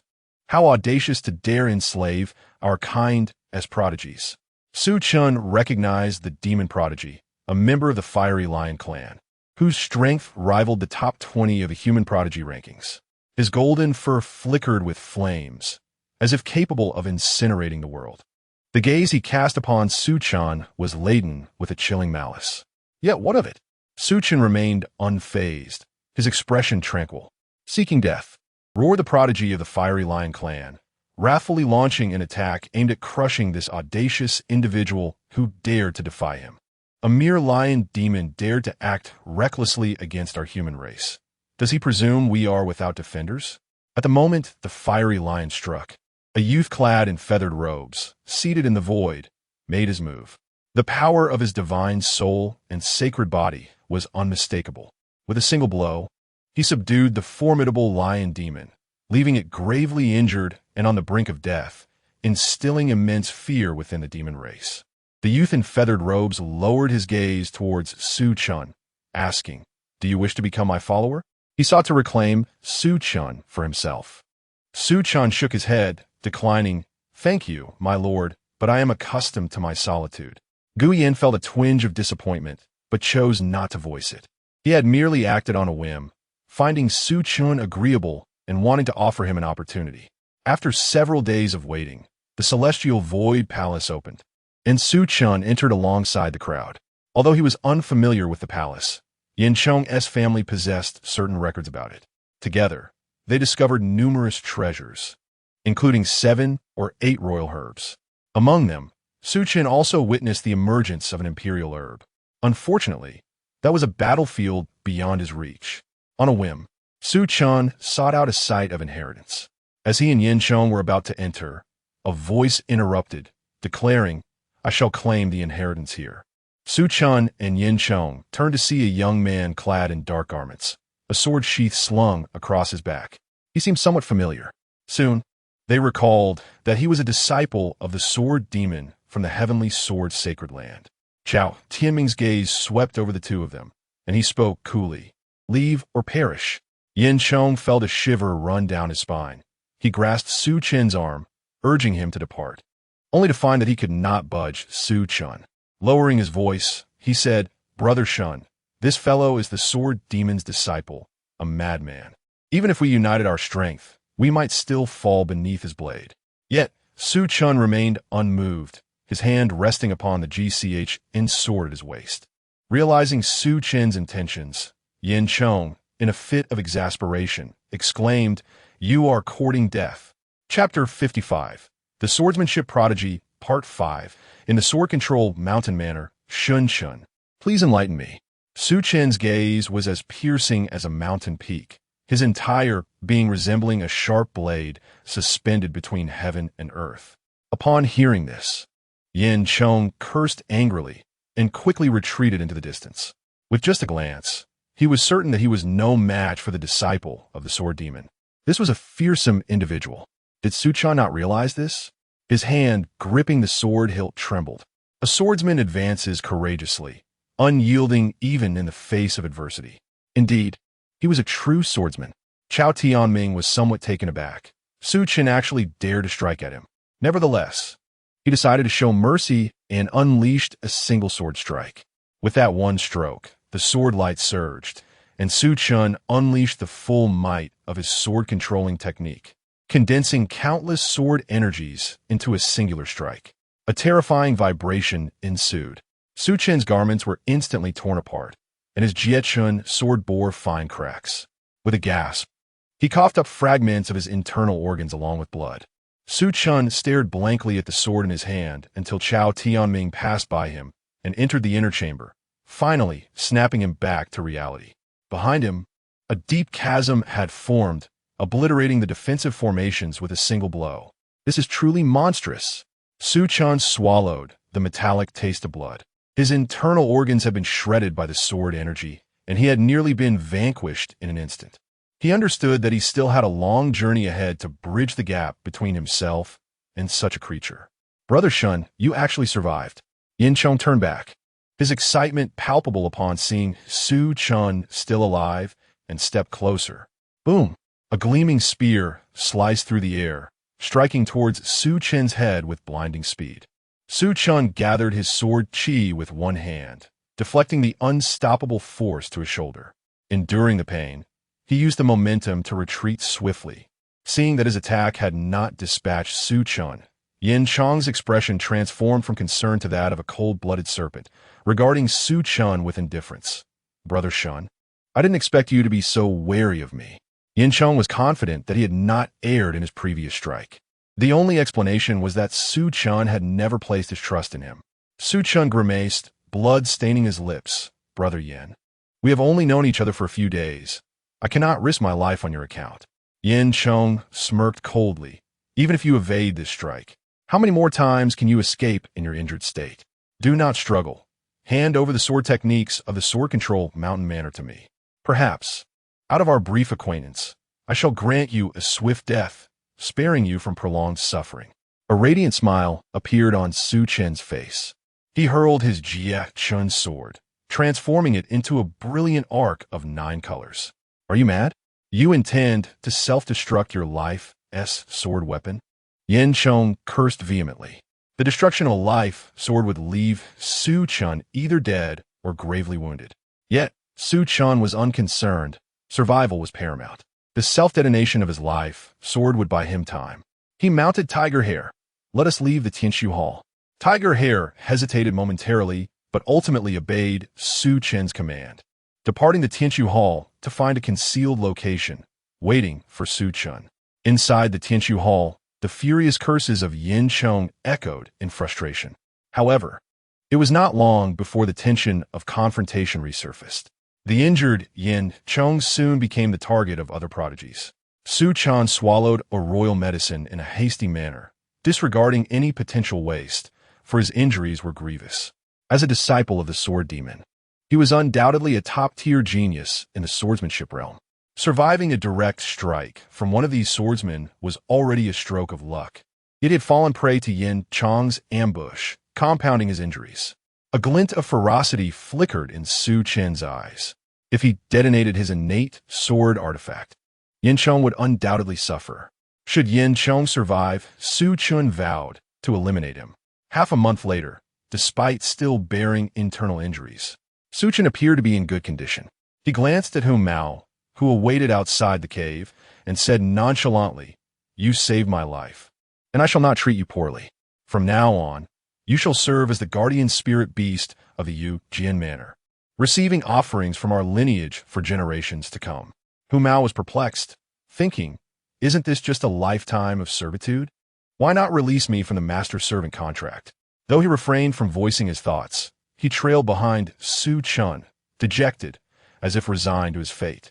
Inside the Tianshu Hall, he had refrained from attacking Su Chen, and now the opportunity had vanished. Even if he had killed Su Chen within the hall, his own survival would have been impossible. It seemed to be the way of fate. As Su Chen recuperated, he began searching for traces of Yin Chong. Had Yin Chong perished? Su Chen was somewhat surprised. The genius of the Yin family had evidently possessed no means of self-preservation and had met his end so hastily. It appeared that the self-detonation had attracted numerous ruthless individuals who had banded together to slay Yin Chong. A life extinguished is akin to a lamp extinguished. There was no need for Su Chen to seek vengeance against Yin Chong any longer. The Tianshu tomb reopened, claiming the lives of many prodigies within. This was a grave destined to entomb countless corpses. Fortunately, Su Chen's luck was relatively favorable, yielding considerable gains. He was not far from breaking through to the Tongxian realm. Upon returning to Yu Jian Manor, Su Chen entered seclusion. More than a year later, Su Chen emerged from his retreat, his cultivation having ascended to the Tongxian realm. At the age of 22, the entire Yu Jian Manor rejoiced. Their young master had achieved a breakthrough, adding another king to their ranks, one with limitless potential. Just as Su Chen's reputation reached its zenith, a piece of gossip swiftly circulated, claiming that Su Chen had clashed with a disciple of the sword demon from the heavenly sword sacred land and had been easily defeated by a single strike. Such a prodigy was not a match for the sword demon's disciple. Su Chen clenched the report, various thoughts swirling in his mind. Someone had deliberately disseminated this news, intending to amplify the prowess of that young sword demon by contrasting it with his own reputation, or perhaps to sow discord between him and that young sword demon. Such a ploy was rather crude. For a young and impetuous genius, it was the perfect open scheme. Yet, Su Chen was no fledgling, easily swayed. However, there was one aspect that Su Chen had not anticipated. Shen Tianyi unexpectedly paid him a visit. His face darkened as he inquired, "Chener, did you truly fall to that young sword demon?" Su Chen nodded, acknowledging the truth. Losing to the young sword demon was not a matter of shame. Shen Tianyi's face flushed with indignation. Impossible. The sword body of my Yujian mountain is the pinnacle of swordsmanship. If you have mastered the sword body, you should undoubtedly be the foremost genius in the realm of swordsmanship. There cannot be anyone surpassing you. Observing the frenzied Shen Tianyi, Su Chen felt a twinge of sorrow. A frog in a well. What significance does the sword body hold? There exist countless formidable physiques in this world.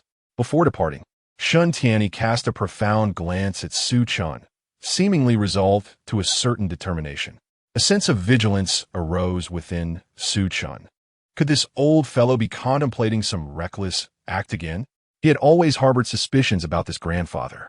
With this thought, a chill enveloped Su Chen's heart. His gaze as cold as frost. Should Shen Tianyi harbor any ulterior motives towards him, he would undoubtedly strike first. Chapter 56. The Swordsmanship Prodigy. Part 6. Ever since learning of Su Chen's defeat at the hands of the sword demon disciple from the heavenly sword sacred ground, Shen Tianyi underwent a transformation. It seemed he could not accept that the legendary physique of the Yujin Villa had been so easily vanquished. "Chener, you have greatly disappointed me." Shen Tianyi's gaze was frigid. He staggered into the ancestral hall of Yujin Villa, unearthing a black iron box, as if resolved to undertake a significant decision. With a box in hand, he departed from the ancestral hall. Months later, the sky crackled with thunder, and torrential rain poured down. Shun Lianxin felt a persistent unease, as though an important event were on the cusp of unfolding. Observing his wife and Shun Ping'an, who was reading in the pavilion, he noted their well-being, reminded that he had not seen Shen Tianyi for quite some time. He informed his family of his intent to step out and left. Arriving at Shen Tianyi's residence, he found the place deserted. A faint scent of blood lingered in the air. Shun Lianxin hastily pushed open the door and was met with the sight of the black box at the center of the room, which he quickly retrieved for inspection. The inscription that met his gaze sent chills coursing through him. Bloodline sword forging technique. This is bad. Chener is in danger. The rain pattered relentlessly, and a fierce wind howled. Within a mere 3 feet, the young man in white created a realm of his own. Su Chen's eyes were indifferent as a 3-foot azure peak materialized in his grasp. Countless discarded swords were interspersed among the desolate mountains, an utterly mournful sight. Ahead stood a towering cauldron, within which flowed molten red magma.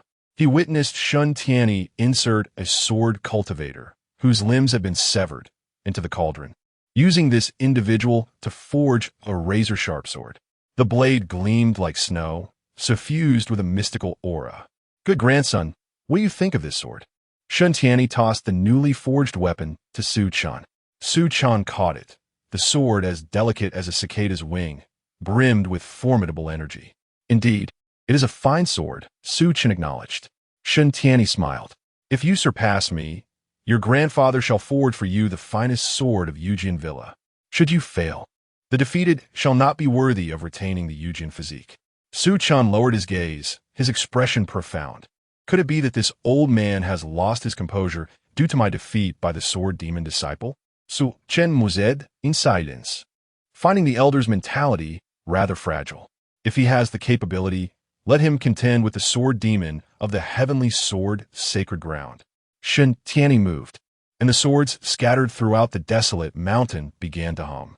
Thousands of abandoned swords shook off the dust and rust from their blades, radiating a chilling brilliance akin to a river of steel.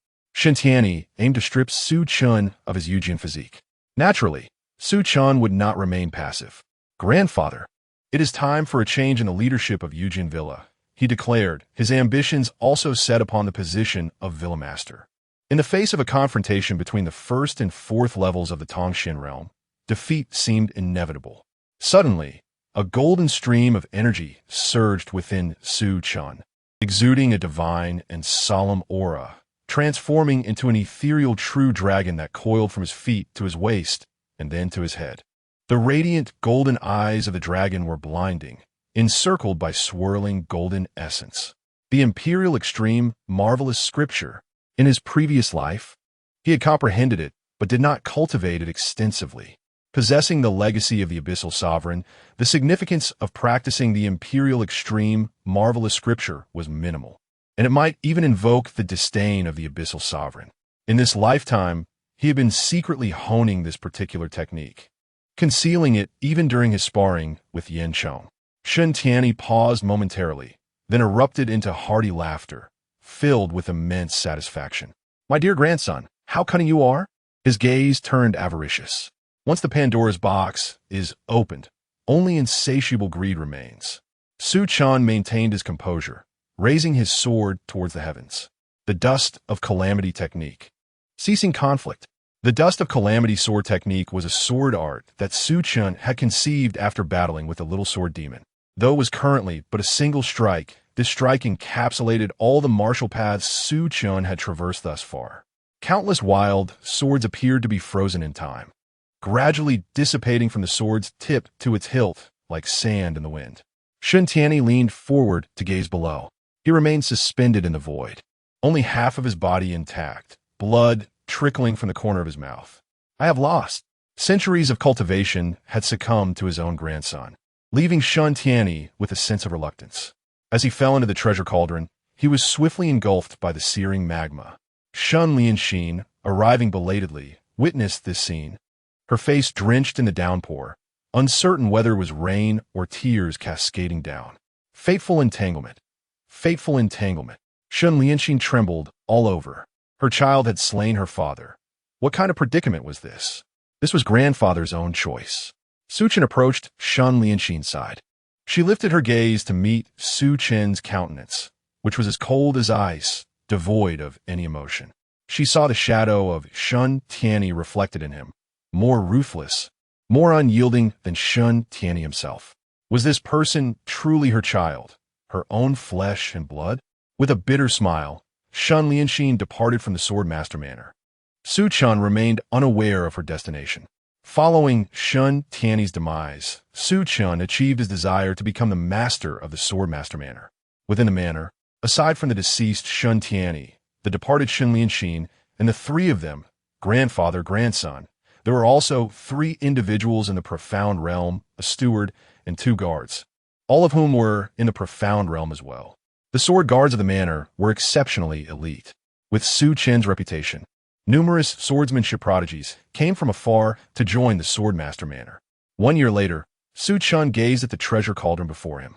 The magma within gradually receded, revealing a divine sword, entirely black and enveloped in a layer of ghostly flames. This divine sword had been forged from Shun Tianyi's entire swordsmanship prowess, inherently possessing sentience, and could only be wielded by those of the Shun bloodline. As Su Chen grasped the divine sword, the black flames spread along his arm to his neck, the dark veins resembling serpents, yet he felt not a hint of pain. Su Chen's eyes sparkled with delight as he praised, "A fine sword indeed. From now on, I shall name you Guichen. Dust returns to dust, earth returns to earth." With the Guichen sword in hand, Su Chen departed from the desolate mountain. In the blink of an eye, a decade had slipped by. Ever since Shun Lianxin left the Yujin villa, there had been no word from him. During these 10 years, Su Chen devoted himself to his cultivation, advancing from the first level of Tongxian to the third. Such a rapid progression, crossing 2 realms in 10 years, was indeed impressive. The prospect of breaking through to the Dongshu realm seemed almost inevitable. "Brother, have you emerged from seclusion?" Shun Pingen hurried over. Having matured into a poised young man over the decade, now serving as Su Chen's steadfast ally. Su Chen nodded and inquired, "During my 2 years of seclusion, have there been any significant developments?" Shun Pingen replied with a wry smile, "Brother, the tasks you entrusted to me have borne fruit. Both the Qingwu dynasty and the Chang'e dynasty are willing to submit to our Yujin villa, becoming our subordinate forces. However, the Yenyuan dynasty has been meddled with by the Feishing sect, causing constant disruptions. Elder Shun Kai has even sustained injuries, and the leader of the Feishing sect has proclaimed that the Yenyuan dynasty is under his protection, even should you personally pay a visit. He threatens that you would not return." Chapter 57, The Swordsmanship Prodigy, Part 7, The Flying Star Sect. Su Chen discovered information about this sect in his mind. The Flying Star sect emerged only in the past millennium, flourishing with vigor. The founder of the sect, the King of Flying Stars, is a formidable master at the 6th level of the Profound Realm, surpassing even Shun Tianyi. They have set their sights on the territory of the Yuan dynasty. Since they oppose my Yujian Mountain Manor, I shall grant them their wish and personally visit the Flying Star sect to discern whether that old man as Flying Star is indeed formidable, or if the sword in my hand is sharper. Su Chen's tone was chilling. In this life, he possessed talent, and naturally, he harbored ambition. He aimed to transform Yujian Mountain Manor into a colossal entity. Anyone who obstructed him would have to inquire whether his sword was indeed sharp. "Pingen, you stay at the manor and take care of Mother," Su Chen instructed Shun Ping, and before departing with the elite of Yujian Mountain Manor, heading straight for the Yun Yuan dynasty. 1 month later, above the Yun Yuan dynasty, powerful sword cultivators appeared. Su Chen effortlessly breached the barrier of the Yun Yuan dynasty. His black hair danced wildly as he stood in the skies above the dynasty, resembling a deity or a demon. "I am Sun Chen of Yujian Mountain Manor." Upon hearing this name, the ancestral elder of the Yun Yuan dynasty's pupils constricted sharply. "Sun Chen is the master of Yujian Mountain Manor." The elder trembled all over. He was merely half a step into the Profound Realm, and before Su Chen, he was no different from an ant. Su Chen approached the royal palace, flanked by dozens of powerful sword cultivators, entering unimpeded as none dared to obstruct him. The ministers within the hall prostrated themselves on the ground, uncertain whether they were paying homage to the figure on the dragon throne or to Su Chen. Silence enveloped the room, with no one daring to raise their head. The young man seated on the dragon throne felt as though a massive hand had seized his throat, rendering him incapable of breathing. Beads of sweat cascaded down his cheeks. It was the master of Yujian Mountain Manor. How could he have come in person? Yin Hua was baffled. How could such a prominent figure personally visit the Yin Yuan dynasty? A few months prior, he had aligned with the Flying Star sect, eliminating dissenters to secure his throne, all the while contemplating the resurgence of the Yin Yuan dynasty. Su Chen's arrival shattered his illusions. In conflicts between such great sects, figures of leadership rarely descended to the battlefield. Yet, Su Chen had done just that, accompanied by the elite of Yujian Mountain Manor. Directly arriving at the Yin Yuan dynasty, Su Chen spoke coolly. Get down. A flicker of anger appeared on the youthful monarch's face, quickly suppressed as he lowered his head and respectfully departed from the throne. Su Chen took a seat upon the throne, reflecting, he is a patient individual. If he survives, he may yet become the revitalizing leader of the Yin Yuan dynasty. Alas, he has crossed paths with me. In his heart, Su Chen had already pronounced the death sentence upon this ambitious youth who sought to reshape the Yin Yuan dynasty. Tell me the location of the Flying Star sect. This was Su Chen's aim. My lord, though we are a subordinate power of the Flying Star sect, our allegiance has been brief, and we are unaware of the sect's precise location. Yin Hua spoke, bracing himself. As Yin Hua gazed at the obscured location of the Flying Star Gate, a wave of disappointment washed over him. Acquiring information regarding the gate's whereabouts would undoubtedly require a substantial amount of resources.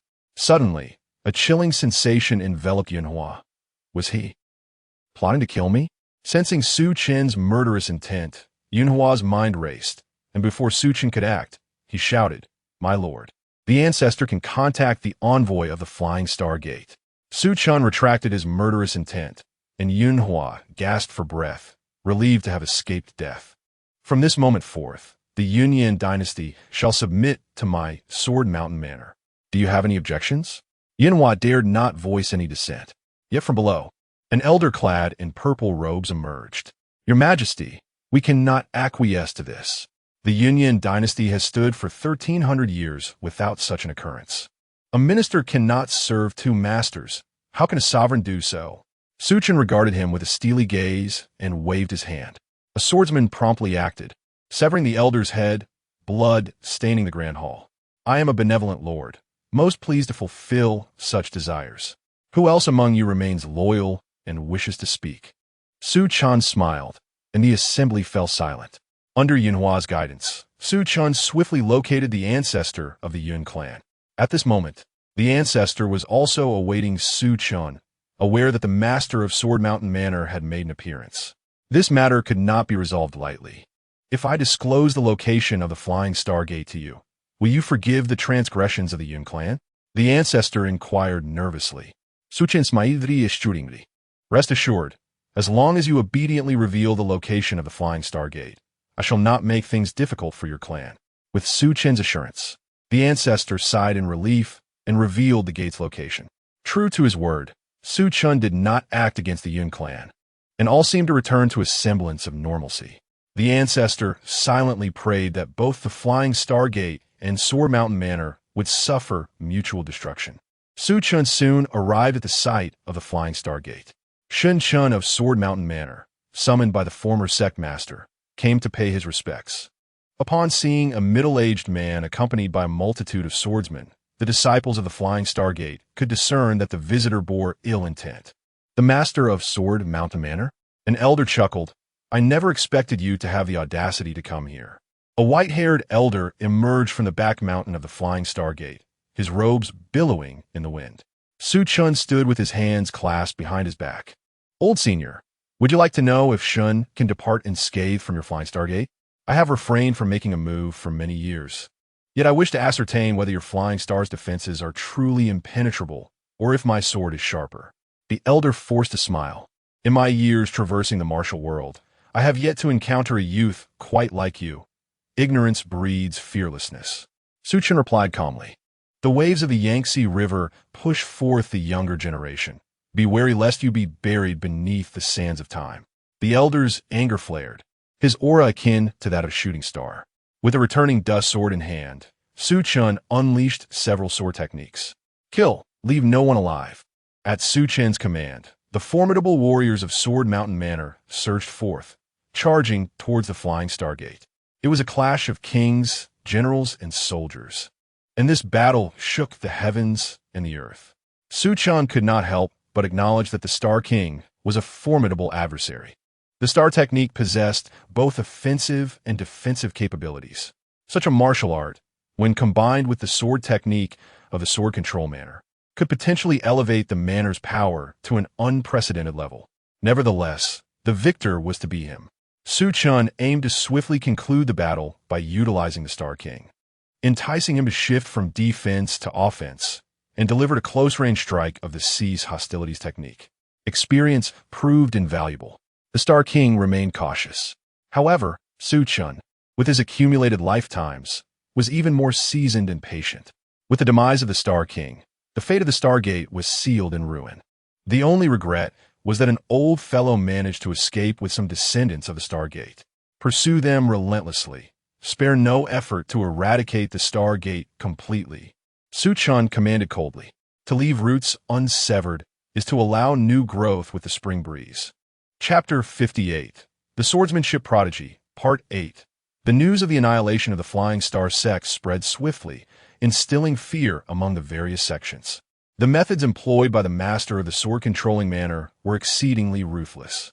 Those who comply prosper, while those who oppose perish. He already bore the semblance of a dominant ruler. With the destruction of the Flying Star sect, Su Chen returned triumphantly. Brother, you have returned. Shen Ping sighed in relief upon seeing Su Chen. United as brothers, their combined strength was formidable. Su Chen held great regard for this brother who shared his bloodline. The Yin Yuan dynasty had already consented to submit to my sword-controlling manor, and the Flying Star sect behind them has been eradicated. Shen Ping was taken aback. Had his elder brother grown so powerful? Under the brilliance of Su Chen's aura, Shen Ping felt rather ordinary. At 20 years of age, he had reached the spirit realm, and his ascension to the profound realm was a mere formality.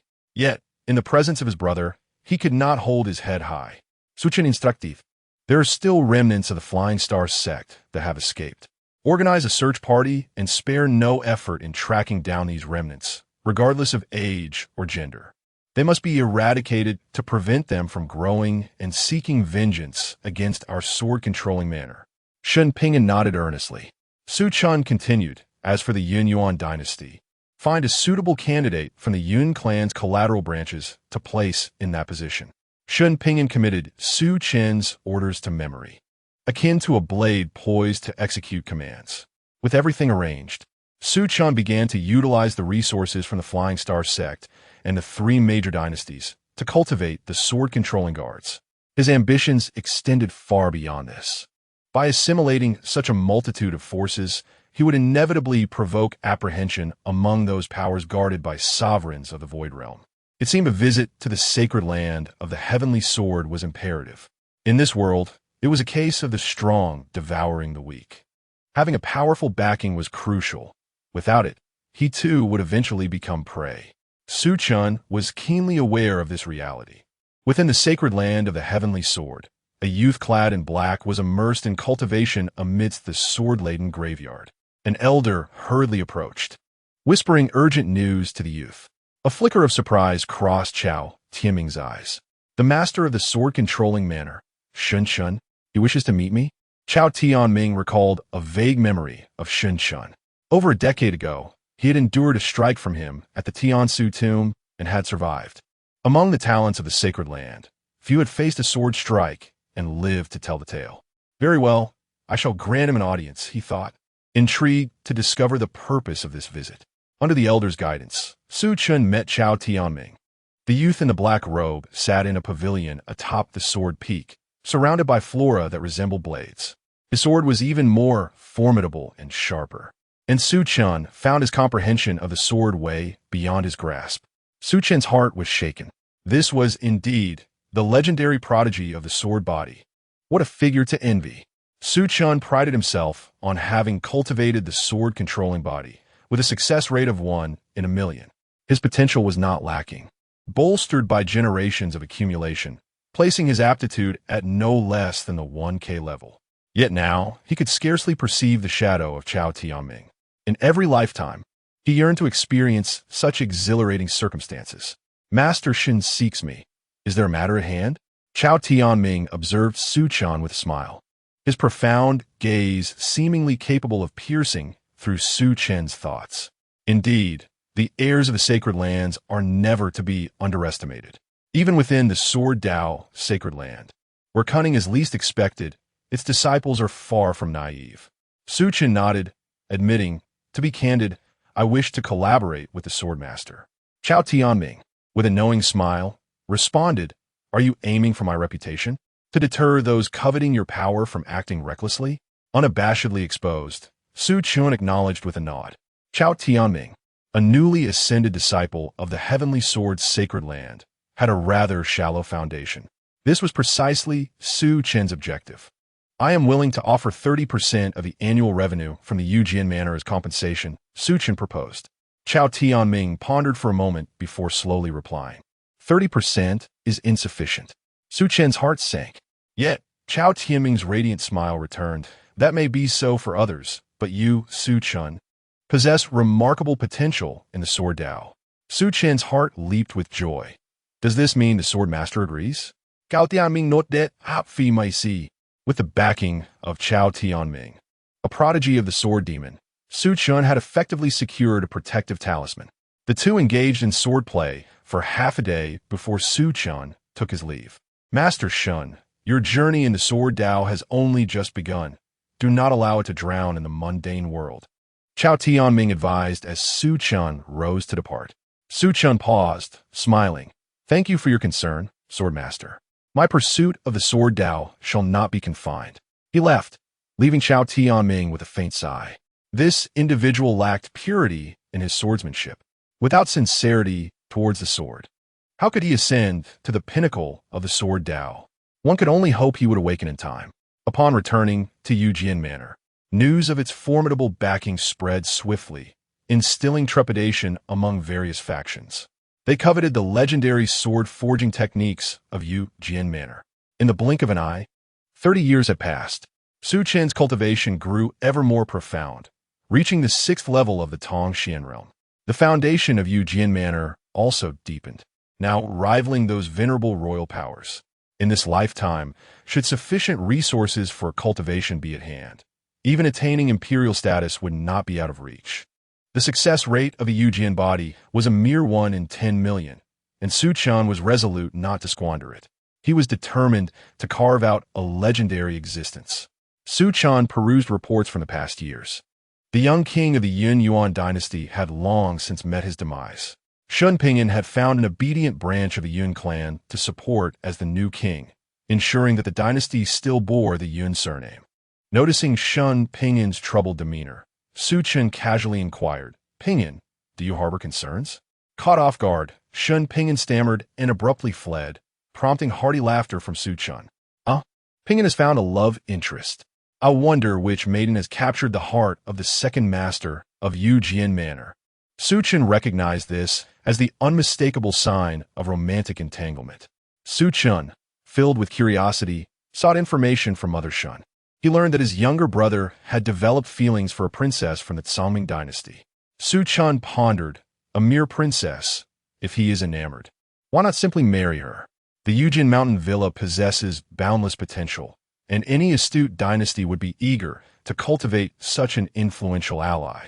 Mother Shun sighed bitterly. That princess has laid down 2 demands which Pinyin cannot fulfill. Intrigued, Su Chen inquired, what are these demands? As long as they are not excessive, Yujin Mountain Villa would be willing to accommodate them.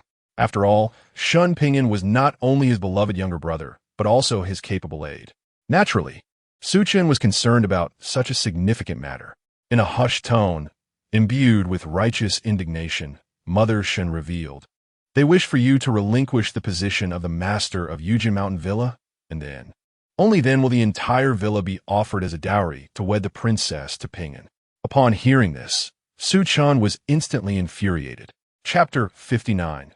The Swordsmanship Prodigy, Part 9. How audacious to think one could seize his Yujian Mountain Manor with mere words. To propose the manor as a betrothal gift. Such boldness. Su Chen finally comprehended why Shen Ping'an fled after his intentions were unveiled. He likely could not bear to confront him. Shen Ping'an, it seems, still harbored feelings for that lady. The allure of a beautiful woman holds no sway over an ancient being such as himself, who has lived multiple lifetimes. Yet, Shen Ping'an had always been his sword, untouched by the venom of love. Even the most indifferent soul cannot escape the intoxicating poison of love upon their first encounter. No antidote can be found. The following day, Su Chen summoned Shen Ping'an to his side. Ping'an, do you truly desire the princess of the Tsangming dynasty? Shen Ping'an lowered his head and confessed, Elder brother, I am fond of her. Su Chen nodded, indicating his understanding. Since you cherish her, I shall naturally assist you. Shen Ping'an's expression brightened momentarily, only to shift to concern. Elder brother, I cannot accept your position as the manor's master, nor can I use Yujian Mountain Manor as a betrothal gift. Su Chen replied. You are indeed audacious in your thoughts. Shen Ping'an appeared awkward, eagerly awaiting Su Chen's plan. Su Chen spoke with a calm demeanor. To win the affection of a lofty princess is quite simple. One merely needs to annihilate the Tsangming dynasty. Once it is destroyed, stripped of her identity and status, what choices will remain for her? Shen Ping'an regarded his elder brother with a sense of awe at his ruthlessness. Su Chen was unconcerned. He understood the character of such noble daughters of dynasties. While it may suffice to treat her as a mere plaything, should Shen Ping'an formally wed her, he would inevitably be devoured by her machinations. That very day, Su Chen journeyed to the dying dynasty, rivals of the Tsangming dynasty. These two great dynasties belonged to opposing powers, and their enmity had endured for over 2 millennia, each yearning to consume the other. Upon learning that the master of Yujian Mountain Manor had come to pay his respects, the Emperor of Dying was greatly pleased. What brings Master Shen of Yujian Mountain Manor to my dying dynasty? The Emperor pondered Su Chen's intentions with keen interest. Su Chen spoke candidly. I wish to discuss a grand strategy with your majesty. The Emperor's expression turned serious, and he promptly dismissed his attendants. I am aware that the dying dynasty and the Tsangming dynasty have harbored grievances for long. My Yujian Mountain Manor can lend you great assistance. The Emperor rejoiced, though confusion soon clouded his joy. Such a fortuitous opportunity. How could it possibly fall upon the dying dynasty? Yujian Mountain Manor, backed by the sacred land of Heavenly Sword, was renowned. Even without this backing, under the guidance of its legendary master, it was undoubtedly among the most formidable forces beneath the royal level, boasting no fewer than a dozen experts in the profound realm. The strength of its master was unfathomable, and his ascension to royalty seemed assured. With a sigh, Su Chen relayed a mixture of truth and half-truth regarding Shen Ping'an's situation. Upon hearing this, the Emperor's countenance darkened with rage, slamming his palm on the table. This is outrageous. The Tsangming is far too excessive. My dying dynasty has numerous unmarried princesses, all of exquisite beauty. Should your brother have any favorites? Even if he were to take one as a concubine, it would be their honor. Behold, such was the attitude. However, Su Chen declined to assist Shen Ping'an in this matter. He was acutely aware of Shen Ping'an's character. Given the current standing of the Yujian Mountain Manor, what sort of woman could Shen Ping'an not attract if he merely sought beauty and grace? The Emperor of Jing sighed, then proposed. Since Shen Manor Master and I have developed a rapport, how about we forge a brotherhood, adopting different surnames to support one another? Su Chen pondered this for a moment, finding no significant drawbacks. Their brotherhood would symbolize the formal alliance between Yujian Mountain Manor and the Great Jing Dynasty. Within a month, the Great Jing Dynasty launched an unexpected assault on the Tsangming Dynasty, catching them entirely off guard. Upon returning to Yujian Mountain Manor, Shen Ping'an, feeling a twinge of guilt, sought out Su Chen. Ping'an, you must understand, for the sake of Yujian Mountain Manor, you cannot afford to be merciful. Rest assured, my elder brother will ensure that your beloved is returned to you unscathed. Su Chen offered a half-smile, feigning concern. Shen Pingyan sensed an ineffable disquiet but chose to trust his elder brother, who evidently had his best interests at heart. Su Chen convened the sword guards of Yujian Mountain Manor. Over the past 30 to 40 years, he had instructed them in the blood-burning secret technique from the spirit communication art. Every individual selected as a sword guard was a prodigy. Engaging in this technique, they burned their lifespans to enhance their cultivation, rapidly elevating their prowess. The weakest among them had reached the high stages of the spirit realm, with many stepping into the profound realm of mastery. "It is high time this sword tasted blood," Su Chen remarked coldly. Without bloodshed, this sword would soon grow dull. He had anticipated seeking an opportunity, yet the Songming dynasty had unwittingly presented itself. Vanquishing the Songming dynasty would yield vast territories, producing even more sword seedlings. Su Chen commanded millions from the armies of the three nations, accompanied by the sword guards of Yujian Mountain Manor, striking like a keen blade into the heart of the Songming dynasty. Inside the Songming dynasty, the emperor's expression darkened. After 2 decades of warfare, the toll had been catastrophic. "Your Majesty, it is dire. General Wang has been defeated by Su Chen in the decisive battle at Songming River and is now missing."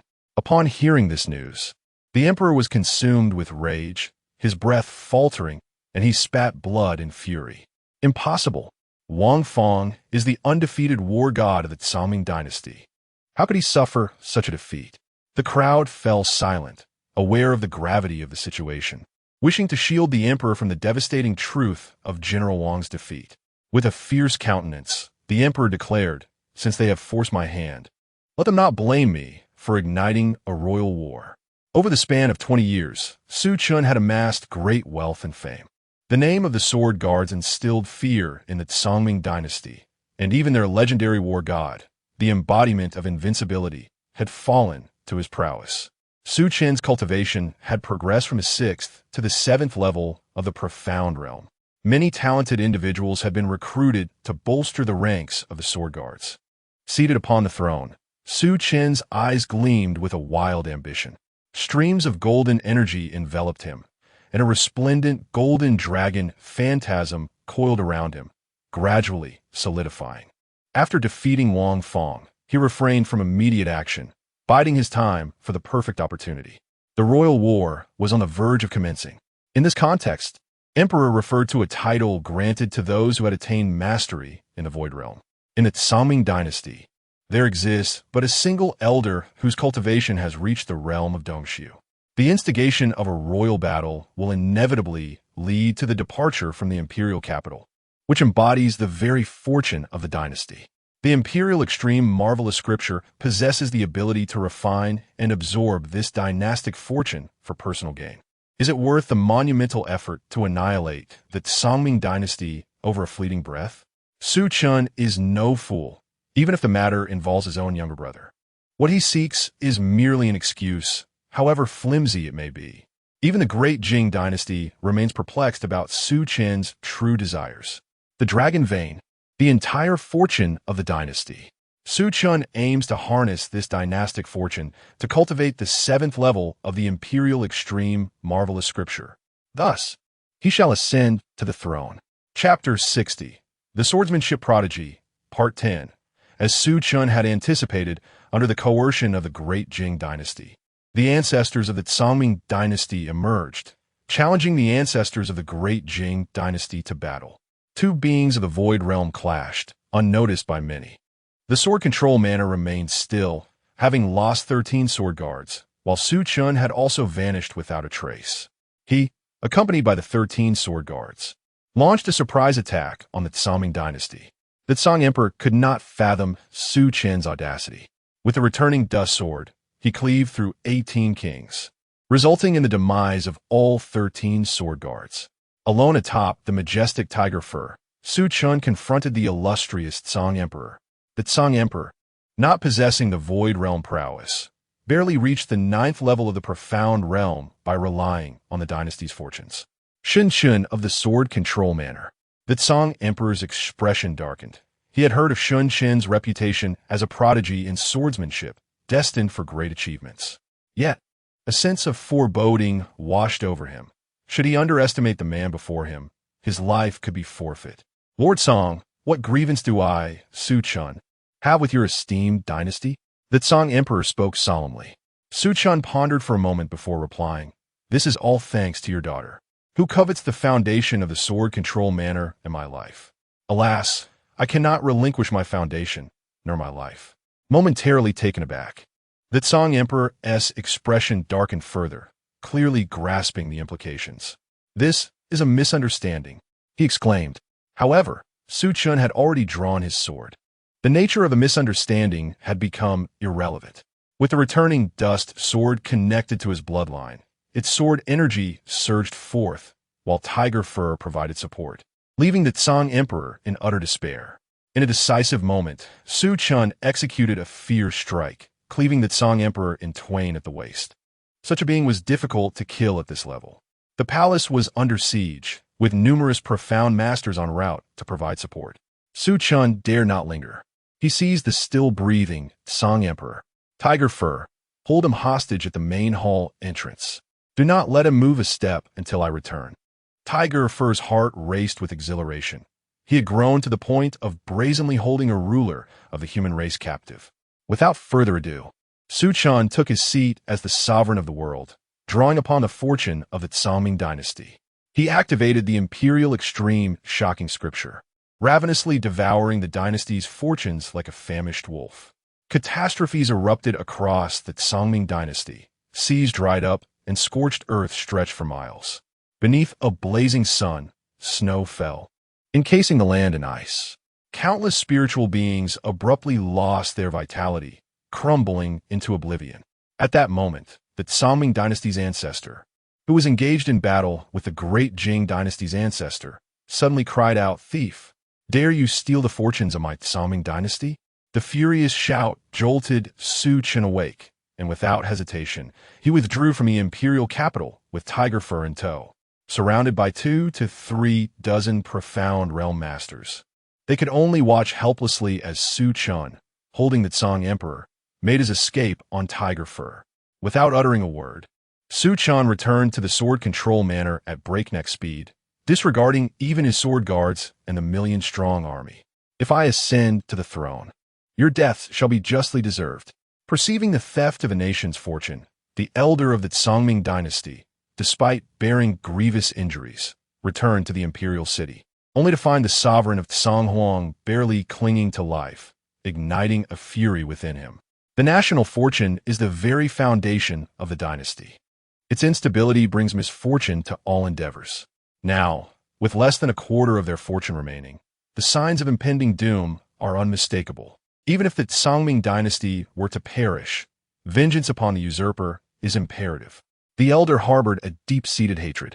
A seasoned cultivator of the Void Realm unleashed a massacre, incinerating 1,000,000 troops and claiming the lives of over 100 sword guards.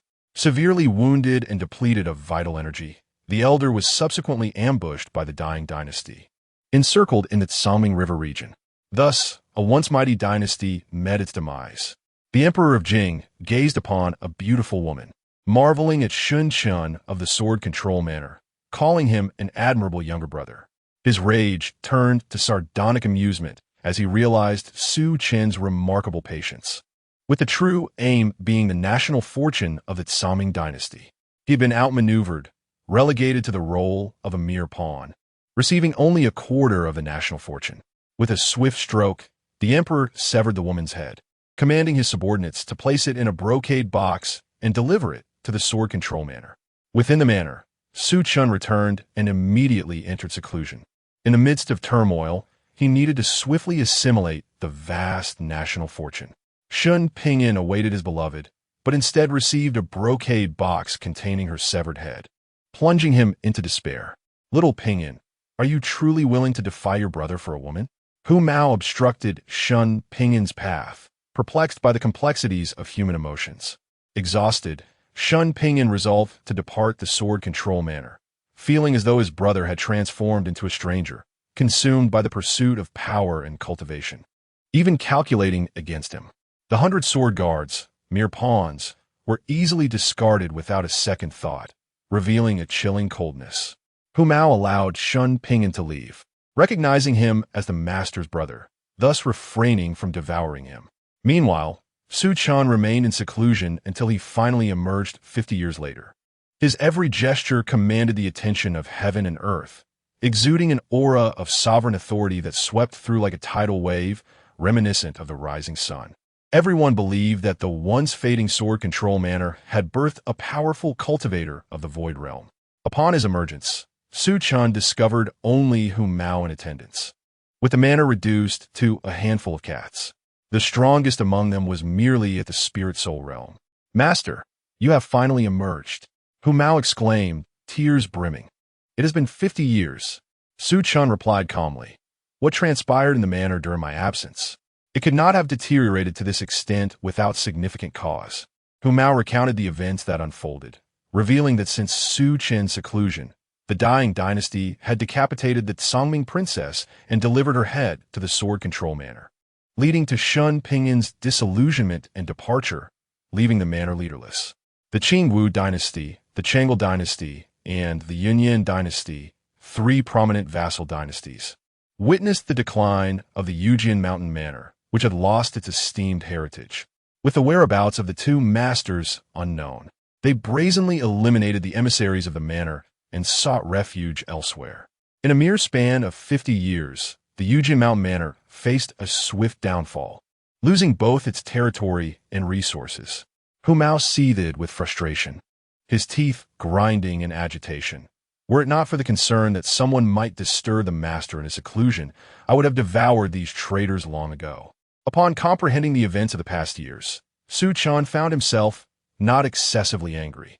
He summoned the remaining loyal individuals of the Yujian Mountain Manor, carefully selecting them to form the 18 sword guards, bestowing upon them the Bloodfire secret technique. Su Chen then visited his mother in this lifetime. Once a graceful and gentle woman, now aged with silver hair, her face brightened with a smile upon seeing Su Chen. "Chen'er, you have come." Su Chen remained silent. Shui Rou had relinquished her cultivation, becoming an ordinary mortal. Chapter 61. The Swordsmanship Prodigy, Part 11. 10 days later, Su Chen laid to rest his biological mother of this life. The loss of loved ones and the departure of old friends had become a recurring theme throughout his existence. He found it difficult to evoke the same emotions that had stirred within him in his previous 3 lives. As petals fall and waters flow eastward, how many great ambitions have been lost in mere conversation. Nevertheless, Su Chen rebuilt the sword-controlling villa and assembled a cadre of sword guards. To capitalize on the auspicious beginnings of this life, and to accrue more fateful points, he aimed to leave a more profound mark on this world. In less than a decade, news of the resurgence of the sword-controlling villa swept across 100 nations. The royal families of the 3 kingdoms that had betrayed the villa were utterly annihilated, leaving no trace of royalty, all replaced by emissaries of the sword-controlling villa. However, this was merely the beginning. After taking over the 3 kingdoms, Su Chen waged relentless war, aggressively invading neighboring dynasties to exploit their resources for the cultivation of his sword guards. At the heavenly sword sacred ground, Su Chen encountered Chao Tianming once more. After a century apart, he found Chao Tianming's prowess far more formidable than he had anticipated. Upon seeing Su Chen and realizing he had successfully broken through to the Void Realm, Chao Tianming regarded him with increased esteem. "It has been 60 years since I last heard from you. Even the sword-controlling villa has fallen into decline. I thought you had perished." "Su Chen, you truly have surprised me," he remarked. "To attain the Void Realm and the sacred ground is akin to being among the elders," Su Chen replied with a smile. "You flatter me, Sword Master. I merely stumbled upon a breakthrough. I cannot compare to someone of your caliber, who has surely taken that next step." Chao Tianming nodded in acknowledgement. "I recently traveled to Central Continent and happened upon some fortuitous opportunities." Su Chen felt a twinge of envy, as expected of a talent of divine physique. He prided himself on his rapid cultivation, having ascended to the Void Realm in just over a century. But Chao Tianming had reached the Nirvana realm, with prospects of becoming a saint in the future. "What brings you to seek me out this time?" Chao Tianming inquired, unperturbed by Su Chen's intentions. Su Chen was inherently a person who sought assistance only when necessary. "I wish to request a royal edict from you," he stated. Chao Tianming was slightly taken aback. "Do you intend to establish a dynasty?" "The creation of a dynasty requires the approval of the sacred ground." Su Chen nodded. "The cultivation of the imperial supreme scripture hinges upon national fortune. I will seek the Holy Lord's counsel on this matter." Chao Tianming acquiesced. "As you establish your dynasty, do not neglect the cultivation of your swordsmanship." His expression turned serious, as though imparting a solemn admonition. With Chao Tianming as support, the royal edict was swiftly delivered into Su Chen's hands. With the edict in hand, Su Chen gained the qualification to establish a dynasty. He was no stranger to the establishment of a dynasty. He decided to name it the Sword-Controlling Dynasty, honoring the ancestors of the Sword-Controlling Villa. With the name finalized, a formidable dynasty emerged in this realm. Naturally, Su Chen ascended as the sovereign governing the world. Upon learning of the establishment of the Sword-Controlling Dynasty, the major powers surrounding them reacted with varied sentiments. Some offered congratulations, others expressed disdain, while some were gripped with terror. The Emperor Jing wore a somber expression. Once deceived by Su Chen, he suffered a significant loss of national fortune. Even though he conquered the Songming dynasty, the ensuing chaos remained unresolved for 50 years. With perpetual rebellions draining the resources and manpower of the great Jing dynasty, he harbored a deep-seated resentment towards this sworn brother. Establishing a dynasty. Is it truly that simple? The world's resources are finite. The emergence of another dynasty, especially one so close, would undoubtedly impact the great Jing dynasty. Soon, a strategy began to form in his mind. The Sword Sovereign Dynasty. Su Chen gazed impassively at the memorials laid before him. The Scale Crocodile clan, the Spirit Shark clan, the Ice Turtle clan demanded annual tributes from the Sword Sovereign Dynasty. Otherwise, they threatened to unleash their armies to obliterate his realm. Su Chen scoffed. "Am I truly such a soft target? A clan producing 10 million warriors and 1,000 prodigies each year could very well be their undoing." Though he was cold-hearted, he was still human. These three clans were backed by formidable beings of the demon race. Yet, behind him stood the holy land of the heavenly sword. With a blood-burning secret technique, the time required to cultivate sword guardians was significantly reduced. Though their lifespans were tragically short, for Su Chen, as long as they kept coming, that was sufficient. Refusing to offer tributes to the three clans in exchange for peace incited their fury. The newly established monarch of the dynasty was so ignorant of the rules. Did he truly think that relying on the holy land of the heavenly sword made him invincible? Then let the battle commence. A bloodbath across the land, with the head of the Sword Sovereign Dynasty's ruler displayed upon the city walls, serving as a warning to those who dared defy the three clans' dictates. The three clans unanimously resolved to unite against the Sword Sovereign Dynasty. This was the first calamity for the fledgling nation, founded on the principles of swordsmanship. Countless sword cultivators willingly charged into the fray. The war, which lasted 33 years, resulted in innumerable casualties. The sword guardians were replaced time and again, until the three clans found themselves overwhelmed and reluctantly sought peace. Yet Su Chen was not satisfied. He single-handedly charged into the Scale Crocodile clan, slaying the ninth-headed demon king of the Profound Realm and severely injuring a Void Realm demon emperor. Despite being pursued by the clan's ancestors, he emerged unscathed, leaving the world in awe. The terrifying prowess of the sword sovereign body astonished all. The name of Emperor Shun reverberated across 100 nations. Upon returning to the imperial city, this battle had left the Sword Sovereign Dynasty severely weakened, necessitating a period of recuperation. Su Chen began to select women of exceptional talent from various regions to become his consorts and nurture future generations. He had encountered countless extraordinary women and celestial beings. During this time, Su Chen also attempted to cultivate the sword sovereign body, but the success rate was nearly zero. After a century of planning, not a single soul succeeded. In the 300th year, Su Chen encountered a familiar figure, Shun Lianxin, his father in this lifetime. However, Shun Lianxin appeared frail and aged, with little time left. Su Chen observed him calmly. knowing that his mother had long passed, and he had forsaken his cultivation, giving up on life. Sun Lianxin's lips trembled, and after a long silence, he spoke, "Take me to see her." Su Chen led Sun Lianxin to the ruins of the Sword's Sovereign Manor, where the grass grew lush and the orioles sang. Sun Lianxin knelt, unable to rise. As Su Chen descended the mountain, the sky unexpectedly opened up, unleashing a gentle rain that gradually intensified, bringing a refreshing coolness. Over the past 2 centuries, what trials and tribulations had Sun Lianxin endured?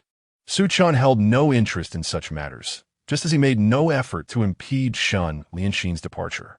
In this lifetime, I seem to have become somewhat callous. I wonder how posterity will judge me. Su Chen squinted, a smile playing upon his lips. In the 360th year, through Su Chen's relentless endeavors, a prodigy possessing a martial physique finally emerged, the Tiangang Pa Jian body. Su Chen named him Shen Yinjian. Shen Yinjian did not disappoint Su Chen's expectations.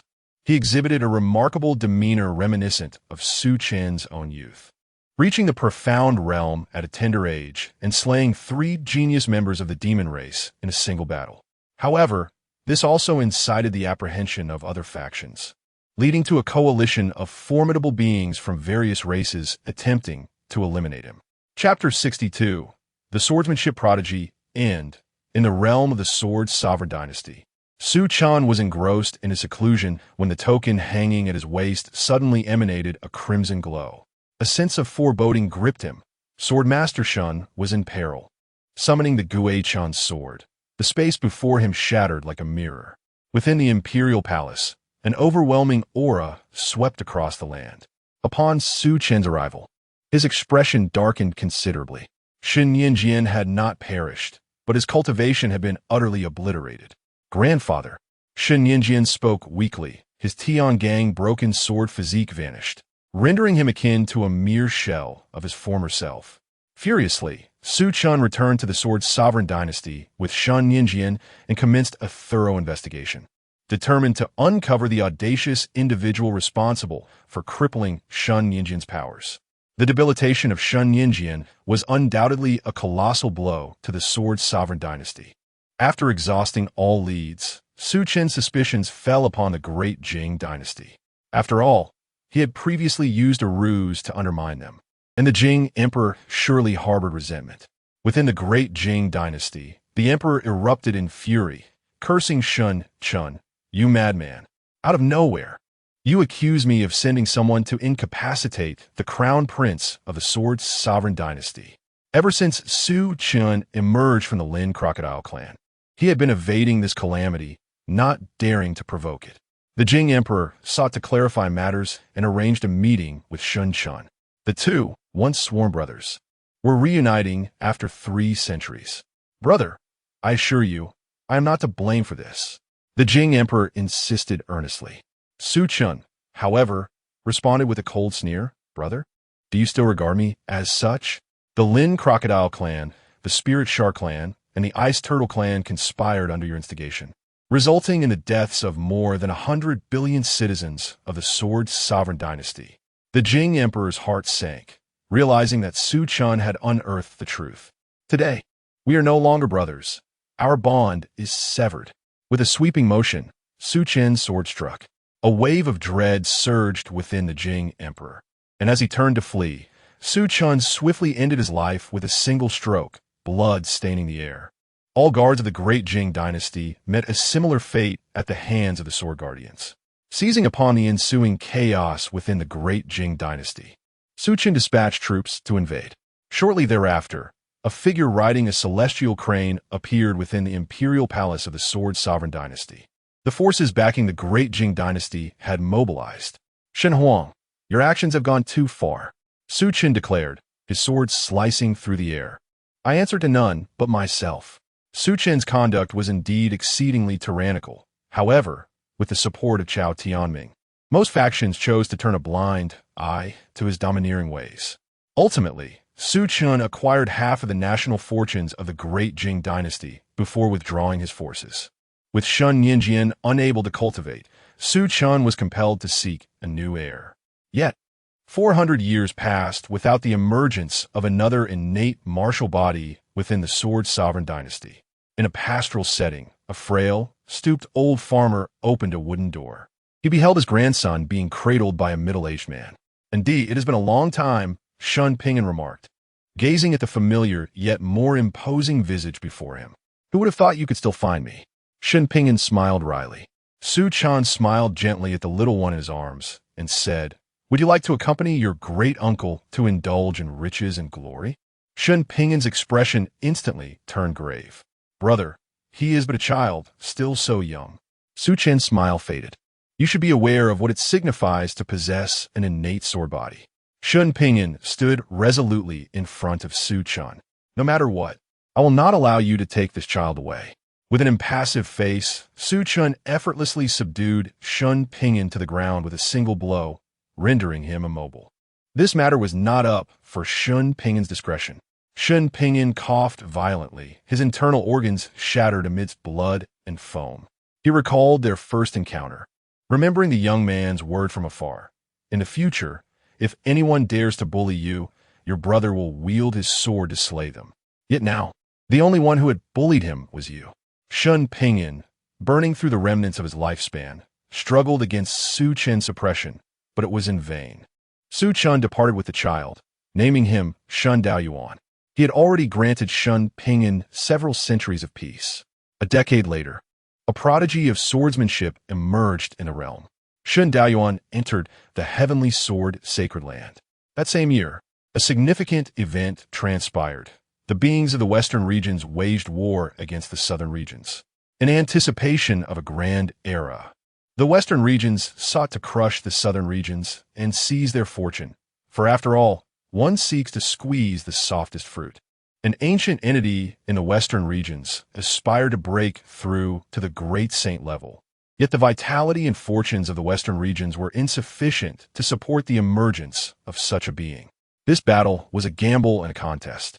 However, what Su Chen did not foresee was that during this conflict, Chao Tianming had actually slain an ancient aberration from the western regions. Su Chen witnessed the clash, where two beings nearing the saint level engaged in combat, causing the heavens to tremble and the earth to quake. Chao Tianming expended all his swordsmanship, yet was still overpowered. Despite the intervention of powerful figures from the heavenly sword sacred land, they were thwarted by the might of the western regions. It became evident that even beings of divine nature could perish. A wave of sorrow surged within Su Chen, years of contemplation suddenly beset by grief. This world was not lacking in geniuses. It was a matter of fate and timing. In this battle, though Su Chen had miraculously survived, he bore heavy injuries. The western regions gained no advantage either, as the entity striving for the great saint level had its opportunity forcefully interrupted. Su Chen had reached a millennium in age, having attained the 6th level of the Void Realm. Following the conflict with the western regions, the southern regions, already in decline, fell further into despair. It felt as though they had entered an age devoid of magic, where saints were absent. Even the prodigies had become extinct, with no one to bear the banner. With no saints to emerge, the era of rare rebirths was upon them. For reasons unknown, Su Chen found himself transformed into a formidable figure. The Sword Sovereign dynasty became one of the few great powers. The sorrow deep within Su Chen dissipated. Perhaps the age of decline was not so bad after all. His first act was to absorb the great Jing dynasty, followed by the conquest of 3 more dynasties over the next 2 centuries. His cultivation surged to the 9th level of the Void Realm. Su Chen entered seclusion, striving to break through to the Rebirth Realm. With only 300 years of lifespan remaining, he was all in, yet silence ensued. The elderly Su Chen's eyes reflected a sense of unwillingness. He realized that the laws of the southern regions had become incomplete. To restore himself, he would need 2 or 3 centuries, for he could not transcend to the Nirvana realm. I am filled with resentment. After much effort to grasp the threshold of Nirvana, just when it seemed I was about to ascend, you tell me that the heavens have closed their gates, denying my breakthrough. Su Chen encountered Sendao Yuan. In that moment, a thought surged within him. If he were to annihilate the entirety of the Shun bloodline, Would he have a chance to ascend to the Nirvana realm? Shen Daoyuan stood before Su Chen, sword in hand, confronting him. Great uncle, allow me to accompany you on your final journey. Su Chen smiled. Do you seek vengeance for your grandfather? Shen Daoyuan struck at Su Chen, his swordsmanship revealing a pure essence, reminiscent of Chao Tianming. The two engaged in battle for 3 days and nights. Weakened by age and a failed breakthrough, Su Chen was ultimately defeated, plunging directly into the furnace before Shen Daoyuan. I shall forge a sword for you, he vowed. I hope your path in swordsmanship diverges from mine. After a millennium and 5 centuries, Su Chen met his demise. Chapter 63, Rebirth as the Great Villain, Part 1. Once again, Su Chen found himself in the realm of fate defiance, his heart a tumult of emotions. In the final moments of his life, he was unable to take a step further and ultimately chose to fulfill Shen Daoyuan's aspirations.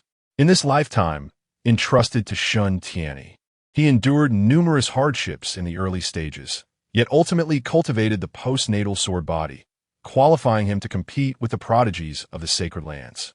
In the 6th lifetime, you were born in the sword master manner, endowed with exceptional talent, and successfully achieved the sword body with a success rate of less than 1 in a billion. Thus commenced your journey to contend with various outstanding individuals. Your swordsmanship stood as a paragon among your peers, cutting through obstacles with ease until you encountered the true depths of the sacred lands.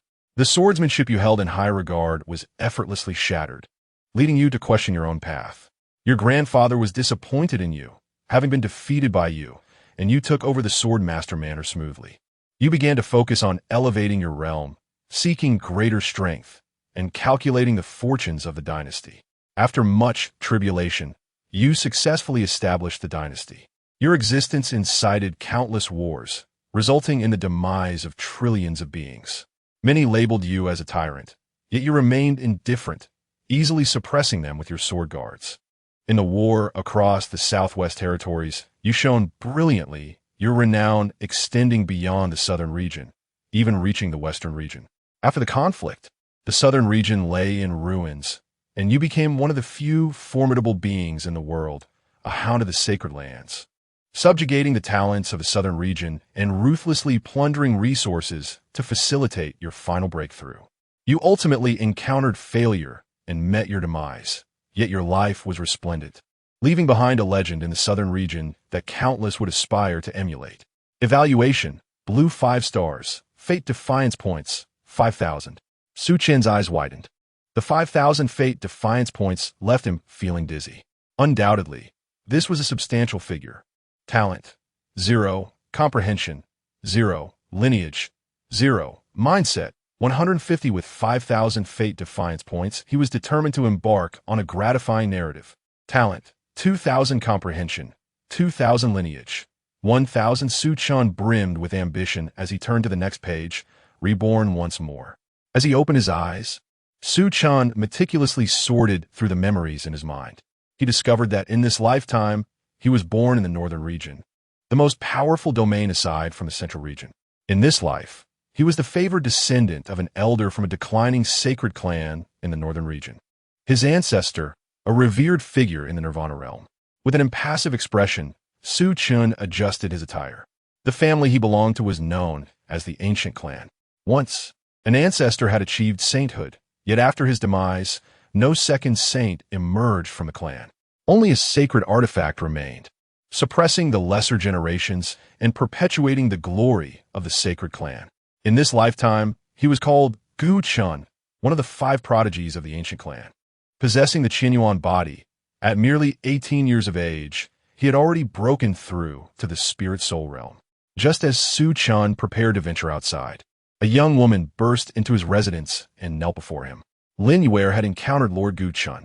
The young woman possessed an exquisite beauty that was both enchanting and delicate, bending slightly to appear vulnerable, which easily stirred a man's protective instincts. Such a paragon, even if Su Chen had previously enjoyed the company of countless beauties, could hardly find a peer. Have you come to me for something of significance? Despite her unparalleled beauty, Su Chen, with the wisdom accrued over several lifetimes, remained composed, merely reflecting on the advantages of a high starting point. Lin Yue respectfully inquired, "My lord, Lin Zhan has departed from the Qing Xian martial house. Should we dispatch someone to eliminate him?" Su Chen paused, feeling a sense of déjà vu as he recalled Lin Yue's background. She was the daughter of an elder from a minor family within the Qing Xian Empire, while Lin Zhan was the son of the family's patriarch. The two had grown up together. During a journey to the Qing Xian Empire, Gu Chun had encountered Lin Yue, recognizing her considerable talent, and took her in as a maid, undoubtedly with ulterior motives as well. This was fortuitous news for Lin Yue. Akin to a heavenly pie falling from the sky, she promptly cast Lin Zhan aside and embraced Gu Chun. The Lin family unanimously approved, save for Lin Zhan, whose dissent was inconsequential. After Gu Chun provided the Lin family with a substantial amount of cultivation resources, he took Lin Yue away, leaving Lin Zhan in a state of impotent rage.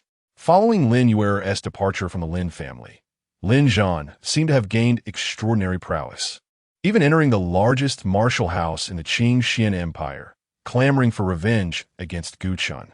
Seeing Lin Zhan persist in his pursuit, Lin Yue feared Gu Chun might misunderstand her intentions. She repeatedly sought to have Lin Zhan eliminated, but failed each time, which only fueled Lin Zhan's hatred for Gu Chun, believing him to be the mastermind behind it all. This situation became intolerable for Gu Chun, who sought an opportunity to rid himself of this fool. Su Chen's expression turned peculiar. This situation bore an uncanny resemblance to that of a child of destiny. How had he again found himself cast as the villain? Cursed! Unable to restrain himself, Su Chen uttered a curse. Lin Yue trembled slightly, her enchanting eyes lifting to meet his. Her cheeks flushed as she coyly asked, "My lord, would you require my company tonight?" Su Chen replied, "There is no need for your company tonight. You may withdraw. I am already aware of Lin Zhan's situation." Lin Yue felt a twinge of disappointment. How could a mere commoner like Lin Zhan ever compare to Lord Gu Chen? He truly did not grasp the gravity of the situation, as there would be no chance for reversal once Lord Gu Chen intervened. Lin Yue had lost all patience with Lin Zhan. She could not impede her pursuit of a better life. Moreover, she had already extended ample benefits to Lin Zhan. Yet he remained ungrateful, tarnishing Lord Gu Chen's reputation. Once Lin Yue had departed the residence, Su Chen rubbed his temples, feeling a headache coming on. Lin Zhan was unlike Feng Bubi. The latter's conflicts were merely verbal disputes, easily resolved by turning foes into friends. However, Lin Zhan, this is utterly a sign of poor judgment and obstinate character. Even he could not conceive of a method to persuade Lin Zhan to relinquish his quest for vengeance. For individuals with lofty aspirations and an abundance of fortune, having snatched away a childhood sweetheart leaves only a struggle for survival. Naturally, Su Chen had no desire to meet his demise, for he had invested a staggering 5,000 reversal points in this lifetime. An enmity that could not be resolved meant that Su Chen could not idly await his fate. Thus, he resolved to kill, with a gaze as cold as ice. Su Chen, having lived 6 lifetimes, possessed combat experience that far surpassed that of a mere novice. He would eliminate Lin Zhan and seize the opportunities that lay within his grasp. Perhaps this lifetime still held the promise of achieving sanctity. With this thought, Su Chen no longer hesitated and promptly rose to visit his grandfather in this incarnation, the 3rd elder of the ancient clan, Gu Yixian. Chapter 64. Rebirth as the Great Villain. Part 2. The 3rd elder of the ancient clan wielded immense power over the clan's penalties, a position so formidable that many would shy away from it. However, before Su Chen, he appeared merely as a benevolent grandfather, presenting an array of Su Chen's favorite delicacies. "Ah, Chener, you have arrived." Ancient Yixian expressed his satisfaction with Su Chen, noting that the boy mirrored his own temperament. Following the demise of Su Chen's parents in their quest for hidden realms, Ancient Yixian vowed to fulfill any desire of Su Chen's, even if it meant plucking stars from the heavens. As Su Chen casually picked up a piece of pastry, he praised, "The taste of the rainbow fairy bean cake, made by grandfather, is unparalleled." Ancient Yixian's smile broadened, his gaze filled with affection. Su Chen devoured several pieces, feeling a warm current within his abdomen. Each delicacy was crafted from rare and extraordinary ingredients, undeniably delicious.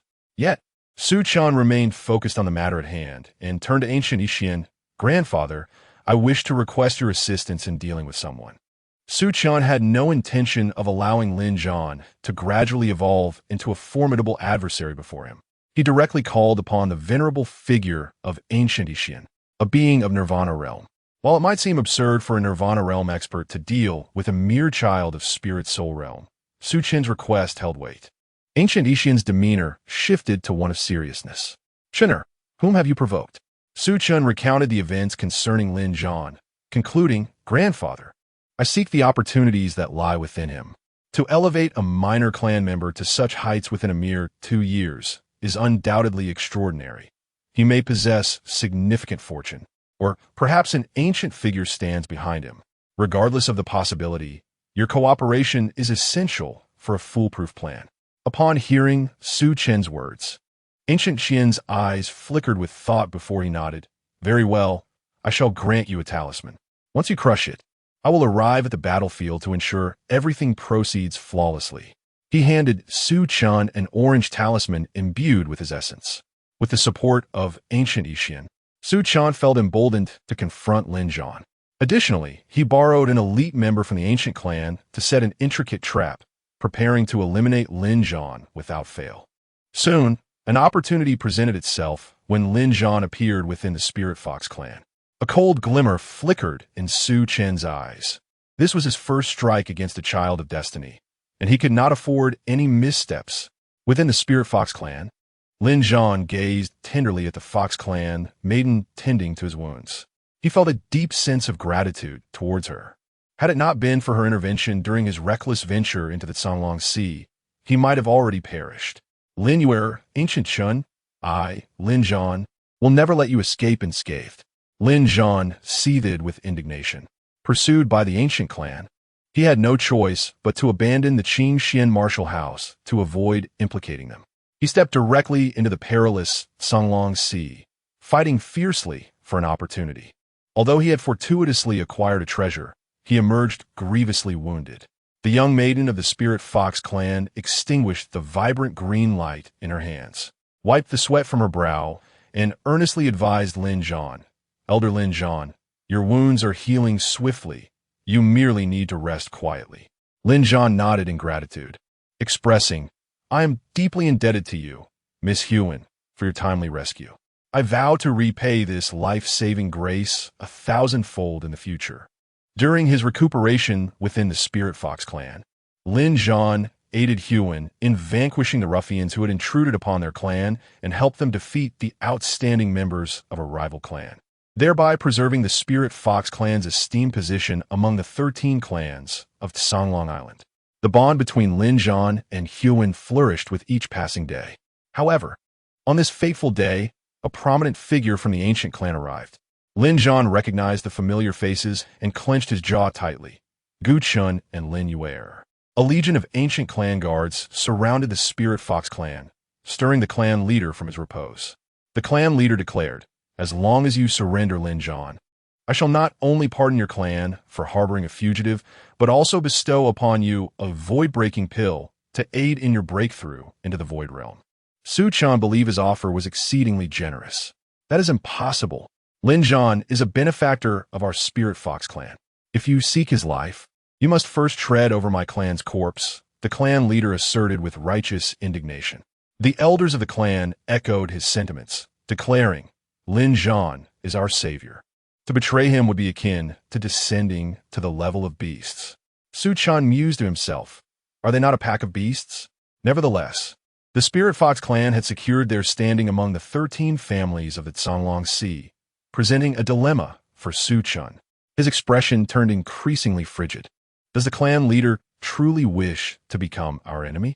Slaughtering the Spirit Fox clan would surely incite the wrath of Songlong Palace, and upon returning to the ancient clan, I would face punishment, potentially implicating Gu Yixian as well. Yet, I cannot afford to wait. Who knows when the child of fate may strike me down? With a resolute heart, Su Chen resolved to eliminate Lin Zhan at all costs. The clan leader extended his hand and coldly commanded, escort the young master of the ancient clan away. Su Chen retorted softly, What is the purpose of sacrificing an entire clan to protect one who is not even considered kin? Kill. With a single command from Su Chen, the guards of the ancient clan surged forward, launching an assault on the Spirit Fox clan. Protect our benefactor. Shadows emerged from within the Spirit Fox clan, engaging fiercely with the elders of the ancient clan. Gu Chun, I will see you dead.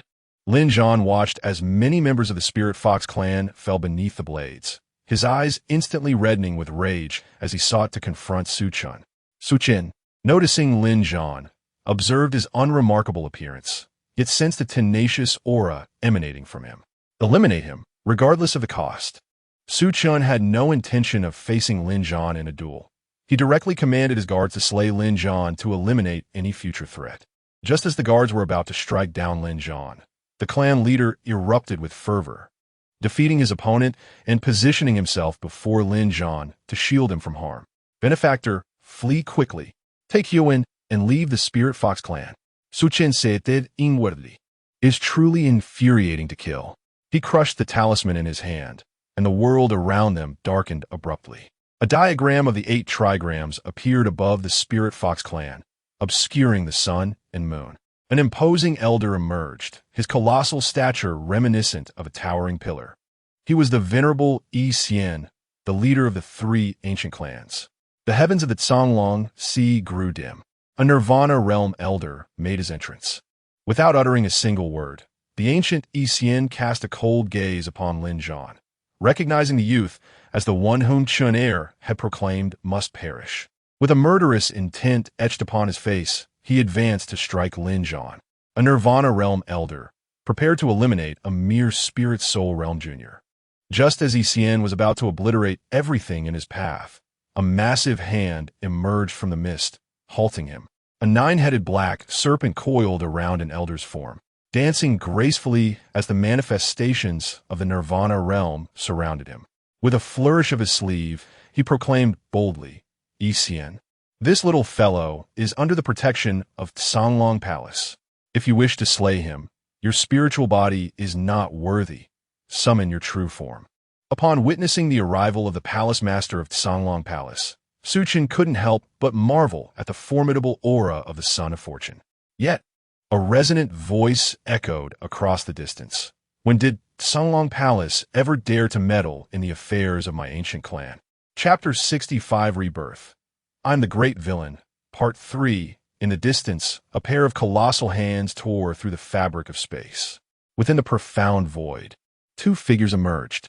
One, an elderly man with flowing white hair, bore a sword upon his back, emanating an aura of unyielding authority.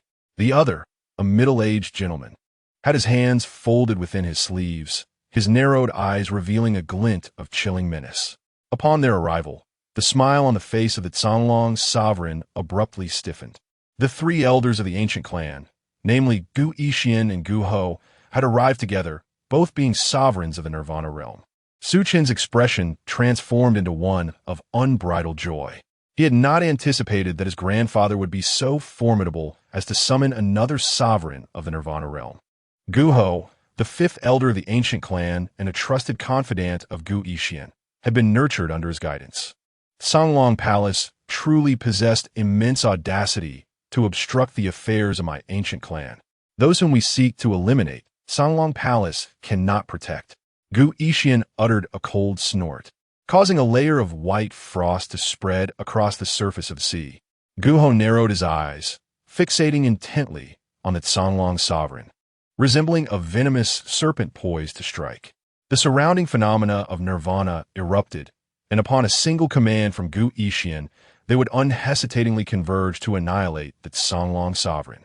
Feeling the weight of the gaze from the 2 Nirvana sovereigns, the Songlong sovereign's heart sank. Yet he refused to yield even an inch. I have vowed to protect the young friend Lin Zhan. Your ancient clan shall not annihilate the Spirit Fox clan, nor shall you harm Lin Zhan, unless you tread over my corpse. Simultaneously, the void shattered like a mirror. A terrifying force surged through the Songlong Sea, wreaking havoc. In his endeavor to clear the obstacles for his grandson, Gu Yixian was prepared to eradicate all life within the Songlong Sea.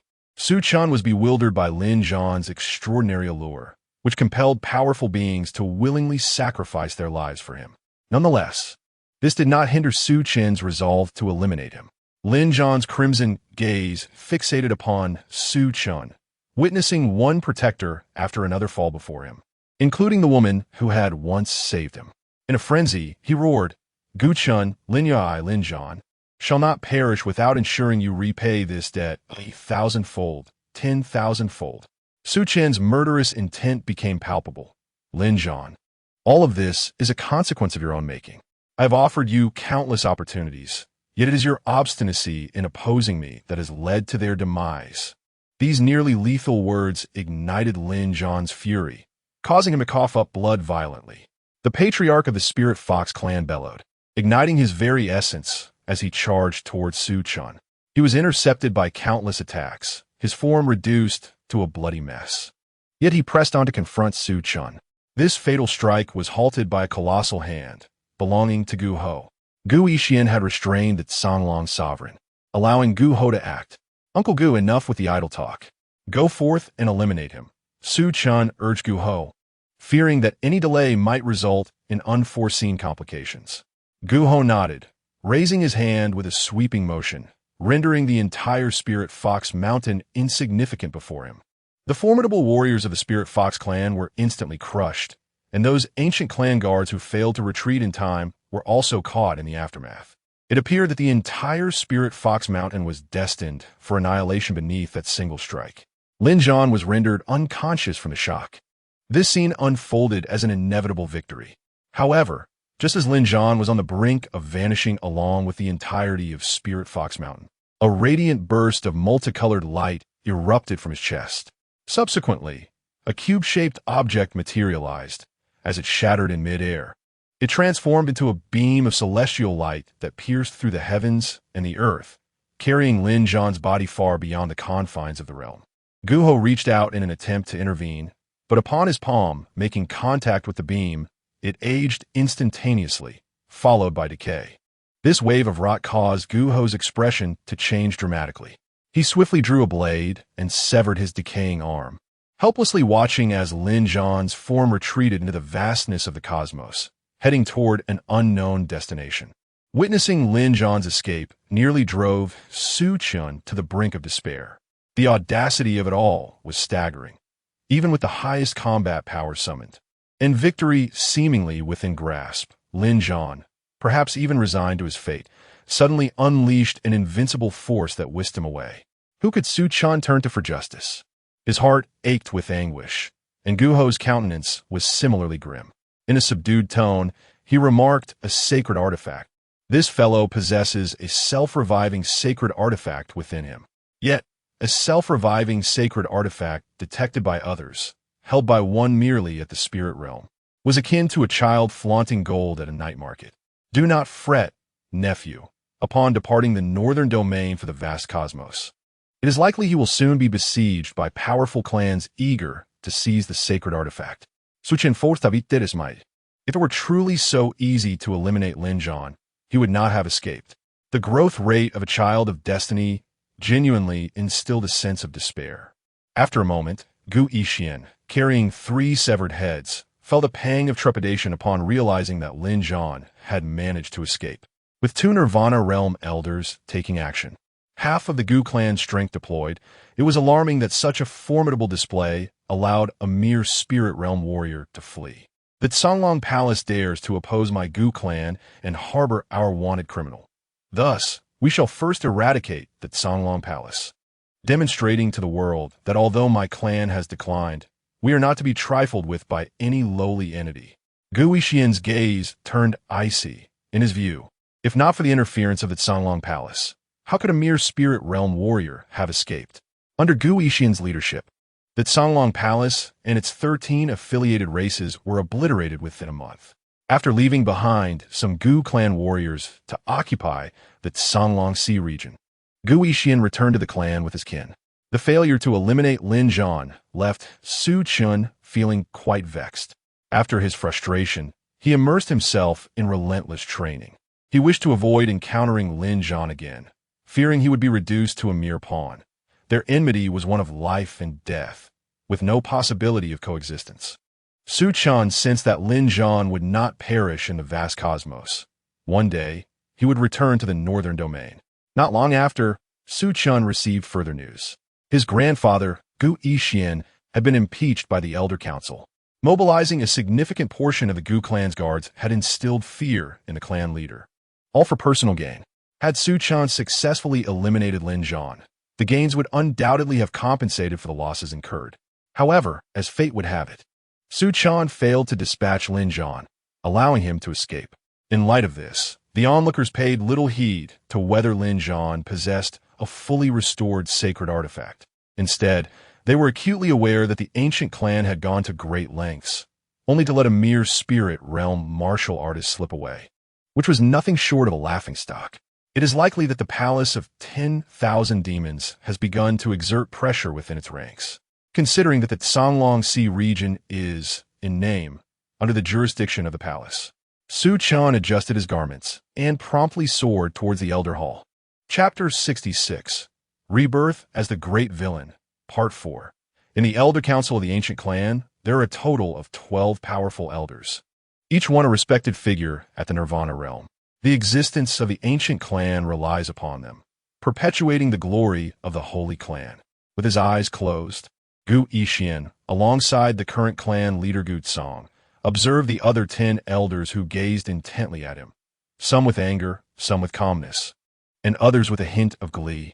Gu Yixian had wielded the authority of punishment for centuries, exercising extreme caution without revealing any vulnerabilities. Yet now, he had committed such an act. Gu Yixian, are you aware of your crime? You have brought such a formidable enemy upon our ancient clan. Gu Yixian remained unmoved, his eyelids barely twitching, ignoring the discontented murmurs of the elders above. Just then, a voice resonated from outside. Grandson Gu Chen seeks an audience. The elders began to murmur amongst themselves. Gu Chen, the grandson of the third elder, a somewhat renowned genius within the clan. What brings him here? All of this turmoil originates from Gu Chen. If it weren't for him, how could our clan have offended a genius possessing a sacred artifact? Let him in. Su Chen pushed open the grand doors and entered the Elder Council under Gu Ho's guidance. As he surveyed the assembly of elders, he couldn't help but think, indeed, even a withered camel is larger than a horse. Though the ancient clan had fallen from grace, it still boasted 12 Nirvana realm powerhouses and possessed sacred artifacts, instilling fear in any malevolent individuals. Gu Chen, are you aware of your transgression? This calamity arose because of you, resulting in severe casualties among our clan members and drawing ire from numerous factions, leading to endless repercussions. Lowering his head, Su Chen replied, Gu Chen, acknowledge my fault. This incident was solely my doing and bears no relation to my grandfather. One elder chuckled lightly, such filial piety.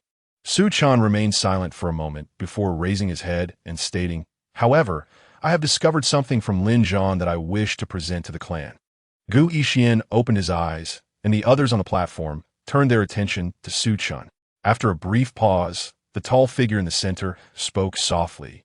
What is it? Su Chen produced an ancient jade slip, which was swiftly taken by a large hand. The 10 elders gathered around the clan leader, intrigued by the information contained within the slip. The method of forging the body. This actually records the techniques for cultivating the acquired martial body. One elder exclaimed in astonishment. The martial body is categorized into innate and acquired. The former is naturally endowed, while the latter can be cultivated through effort. Innate martial bodies are rare, and acquired martial bodies are even more so.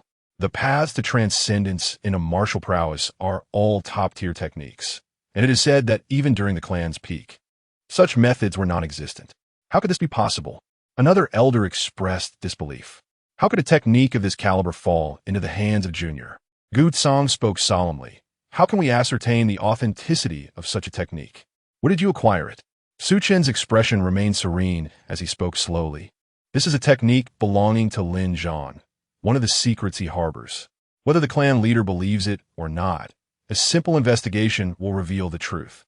Gu Tsong glanced at the other elders within the clan, who all nodded in agreement. He continued, if this artifact proves to be genuine, you shall be hailed as a benefactor of the Gu clan, and this matter will be laid to rest. They all understood that if one could master the art of transforming ordinary individuals into beings of extraordinary aptitude, such a technique would immensely amplify the strength of the Gu clan, perhaps even rekindling the illustrious legacy of their ancestors. Gu Yixian cast a glance at Su Chen, and the two exited the Elders' Hall together. After a brief pause, Gu Yixian finally spoke. "Chener, is the technique you presented truly authentic?" Su Chen nodded affirmatively. The item was indeed genuine. In his previous life, he had personally perfected it and even enhanced its efficacy. However, since he achieved the sword mastery body in his past life, no one else had succeeded. The success rate was alarmingly low. As for Lin Zhan, he fit all the characteristics of someone who could suddenly attain a unique constitution and gain fame. Su Chen was not concerned that the Gu clan would trace the matter back to the southern domain.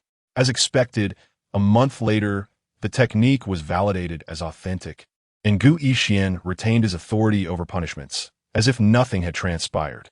Su Chen continued to live as the esteemed young master of the Gu clan. Time flowed swiftly, and a year passed. Su Chen opened his eyes as Lin Yuer's voice echoed from outside the cave. "My lord, the competition for the younger generation of the Gu clan commences in 1 week." Su Chen recalled that the Gu clan held competitions for the younger generation at regular intervals, where the most talented youths participated. Based on their prowess, they were ranked within the clan. The higher the rank, the more abundant the resources they received. Su Chen was currently ranked 4th, a position neither high nor low. This time, he was determined to secure the first position in the clan's rankings. A resolute determination filled Su Chen's heart. He felt immense pressure, while Lin Zhan had escaped to the vast expanse of the outer cosmos. The Gu clan was still considered respectable in the northern domain. However, outside this realm, they would be deemed unworthy even to dine at the table. Perhaps only a sage could traverse the outer cosmos with ease. To avoid being relegated to a mere pawn for Lin Zhan, Su Chen devoted himself to relentless training, preparing to devise a way to eliminate Lin Zhan upon their next encounter. Soon, the day of the Gu clan's competition for the younger generation arrived. Su Chen encountered other talented individuals from the clan, 3 males and 1 female, all possessing unique constitutions. As Su Chen assessed them, they too scrutinized him. The other so-called prodigies of the Gu clan were inconsequential in their eyes. Only the 5 of them were worthy of being rivals.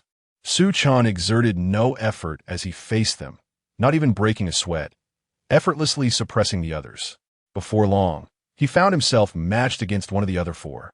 Gu Xiang, who bore the body of thunder tribulation, a muscular man enveloped in crackling lightning, with hair standing on end. "Gu Chen, you might as well concede," Gu Xiang declared, overflowing with arrogance, as he was older than Su Chen, with greater cultivation and deeper foundations. Su Chen's expression shifted. "Apologies, but you have stolen my lines." Gu Xiang made his move. As he did, the heavens roared with thunder, conjuring a vision of a thunderbird that spread its wings wide. With a powerful sweep of its arm, it charged directly at Su Chen. "Gu Chen, perhaps in a few years, you may earn the right to battle with me. But not now." Su Chen remained speechless. The particles of yin and yang erupted forth as he unleashed the Qian Yuan body, merely clenching his fist and striking out. The thunderbird was shattered by the force of his punch, the momentum continuing unabated as it collided with Gu Xiang, sending him crashing from the sky to the ground, creating a deep crater in the specially crafted battle platform. Su Chen landed beside Gu Xiang, who struggled to speak. "What kind of martial technique is this?" Su Chen replied nonchalantly, "Just an ordinary punch." Gu Xiang let out a hearty laugh. "A splendid name." He then succumbed to unconsciousness. This left Su Chen in deep contemplation. Indeed, it was just an ordinary punch. Chapter 67. Rebirth of the Great Villain V. Su Chen's single punch vanquished Gu Xiang, igniting a tempest within the ancient clan. Gu Xiang, ranked 3rd, had been effortlessly defeated. The elders of the clan exchanged bewildered glances at this extraordinary spectacle. What had just transpired? It seemed merely an ordinary punch. Yet upon closer inspection, that punch appeared to harbor something more profound. The essence of martial intent? Unthinkable, even with such intent. It would be unlikely to so easily subdue Gu Zong, whose formidable physique, honed through the Thunder Tribulation, rivaled that of an ordinary Transcendence realm warrior. The might of heaven and earth, such power belonged to the Transcendence realm. It was evident that Su Chen had likely surpassed the Transcendence realm. At merely 15 years of age, his prowess in the Transcendence realm could rival that of the true heirs of the Sacred Land. Truly, he is the grandson of the third elder. Our clan has not witnessed such talent in ages. Given time, perhaps another member will join the ranks of the 12 elders. A rare smile broke upon Gu Yi's stern visage. This young man has even kept secrets from me. In just 1 year, Su Chen ascended from the 7th layer of the spirit soul to the Transcendence realm, establishing himself as a genuine young sovereign with prospects of breaking into the Nirvana realm, perhaps even brushing against the threshold of the sacred realm. The revelation of Su Chen's cultivation level left many of the clan's prodigies feeling disheartened. I challenge you, Gu Chen. Gu Yuan, the foremost prodigy of the ancient clan, confronted Su Chen, his half-step transcendence cultivation emanating confidence. Su Chen replied, "You must realize, challenging me offers you no chance of victory. This world is not devoid of monsters capable of overcoming great realms in combat. However, Gu Yuan is not among them. The path of martial arts is one of relentless advancement. How can one retreat before the cosmos is settled?" Gu Yuan declared boldly, radiating fierce battle intent as he charged towards Su Chen with pure martial spirit. In him, Su Chen saw a reflection of his past self, a time when he too harbored such unadulterated passion for martial arts. "Very well," Su Chen responded, aligning his fingers as if wielding a sword. The arena resonated with the sound of his weapon, dazzling light obscuring vision. What formidable martial techniques! The elders of the ancient clan lauded him. Even for a clan as illustrious as the ancients, birthing a Nirvana realm warrior is no small feat. It might take centuries to produce another young sovereign. Although the Nirvana realm grants a lifespan of 3,000 years, it ultimately has an end. Thus, it becomes imperative for someone to carry the torch to ensure the continuity of a legacy. Within the ancient clan, Su Chen was undoubtedly a refreshing source of Nirvana blood. His displayed talent deserving of utmost regard.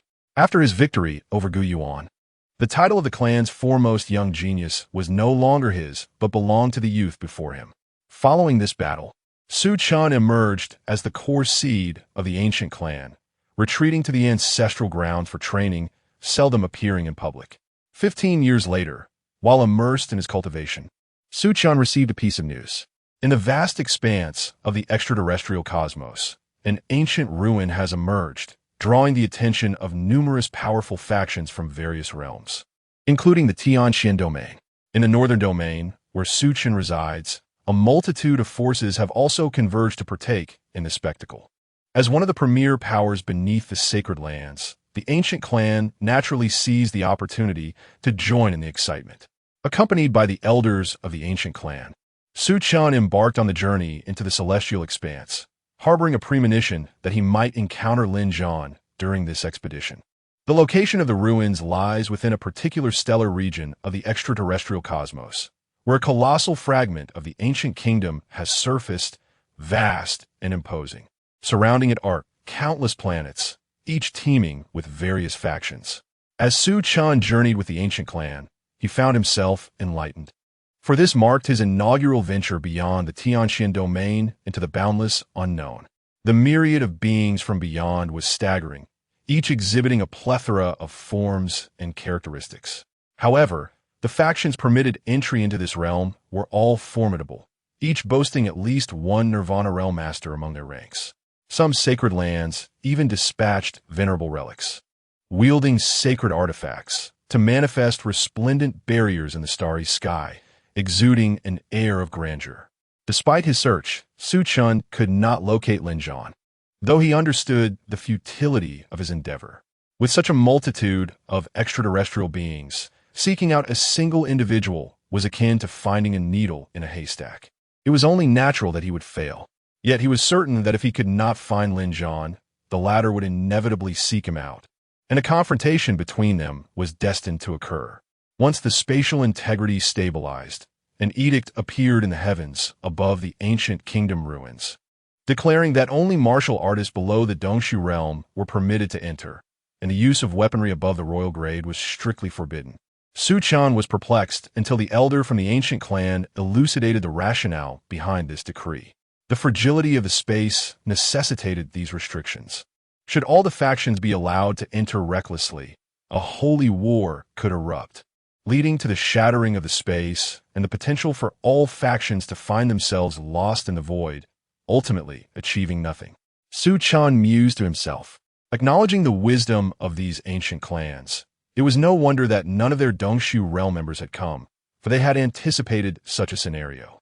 Besides Su Chen, several other prodigies at the 9th level of the Tongxian realm accompanied the ancient clan, each a paragon from centuries past, some perhaps not as gifted as Su Chen, yet still formidable, surpassing even those from the ancient plains. Together, they ventured into the ancient kingdom ruins for exploration.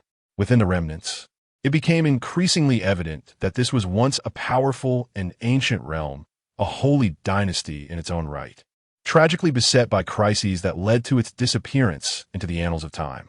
Shortly after entering the ancient kingdom, Su Chen encountered an extraterrestrial prodigy who had begun to hunt those from the Tianxian domain. This being, with blue skin, devoid of hair, and clad in scales, bore resemblance to humanity. "Are you from the Tianxian domain? Do you know the ancient clan of the northern domain?"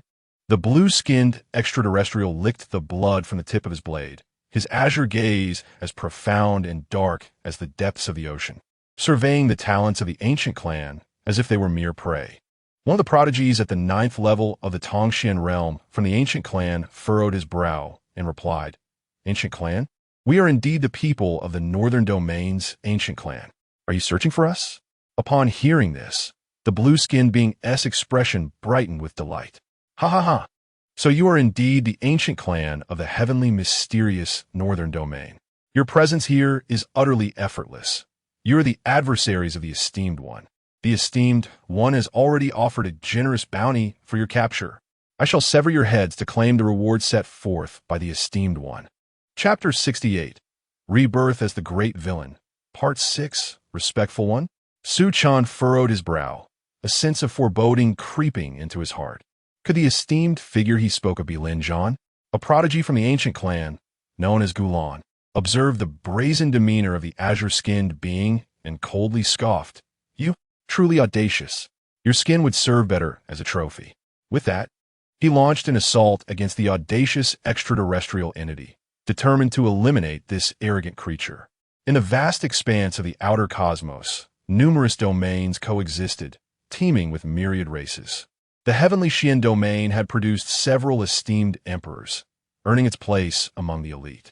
As beings from the heavenly Xian domain traversed the outer realms, a subtle pride lingered in their hearts. The audacity of an unknown azure-skinned creature to regard them as prey would not go unpunished. Gulan made his move, while the other prodigies of the ancient clan observed coolly, convinced that the azure-skinned being posed no threat to Gulan. After all, Gulan had attained the 7th level of the profound realm, placing him among the elite of the thousands of prodigies within their clan. The azure-skinned being, incensed by Gulan's words, felt the scales at the corners of its mouth pulsate, its entire body shimmering with a change in hue. Suddenly, it vanished from sight, causing Gulan's attack to pass through and obliterate a mountain behind him. Vanished? Su Chen gazed at the suddenly absent azure-skinned creature, recalling the warnings imparted by Gu Yixian before his departure. Chin'er, countless extraterrestrial beings exist, each possessing unique talents and abilities. Do not underestimate even the weakest among them, lest you pay a grievous price. Witnessing the azure-skinned being's capabilities, Su Chen finally comprehended the necessity of Gu Yixian's admonitions. The methods employed by this being were indeed extraordinarily peculiar.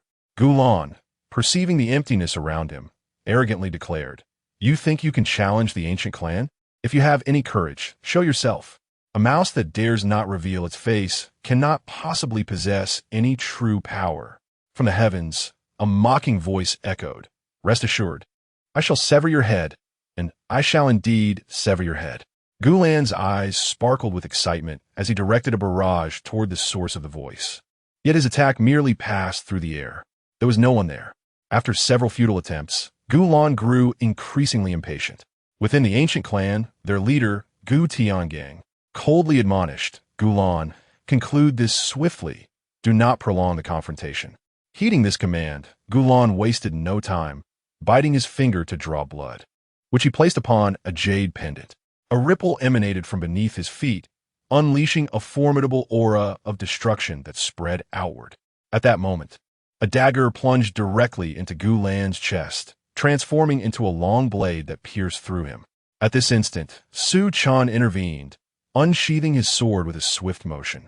The blade, flashing with light, arced toward the azure-skinned being, who, seeing the impending strike, reluctantly relinquished the dagger, attempting to employ its previous tactic once more. However, Su Chen would not grant it another chance. He ascended like a full moon, executing a powerful downward slash that cleaved the azure-skinned being in two. The prodigies of the ancient clan gasped in astonishment. This was the clan's supreme technique, the moon-eclipsing sword technique. Approaching the fallen azure-skinned being, Su Chen calmly inquired, "Who are you and where is Lin Zhan?" The blue-skinned being, dragging its almost lifeless body, declared, "I have reported your whereabouts to the esteemed one. There is no escape for you." With an impassive expression, Su Chen swiftly severed the creature's head. Gulan, witnessing Su Chen's decisive act, expressed gratitude. "Thank you. I was on the brink of death."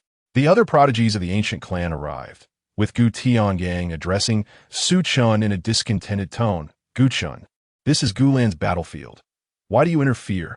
Su Chen shot him a glance, retorting, "Should I simply stand by and watch Gulan perish?" Gu Tiangang responded, "The blood of our ancient clan flows with the lineage of saints, a noble heritage. How could we engage in a treacherous ambush, attacking with numbers against the few?" Su Chen regarded him as an arrogant fool. "So, are we to use Gulan as bait?" He promptly tore away Gu Tiangang's disguise, causing his face to flush with embarrassment. Enough. The crisis has yet to be averted.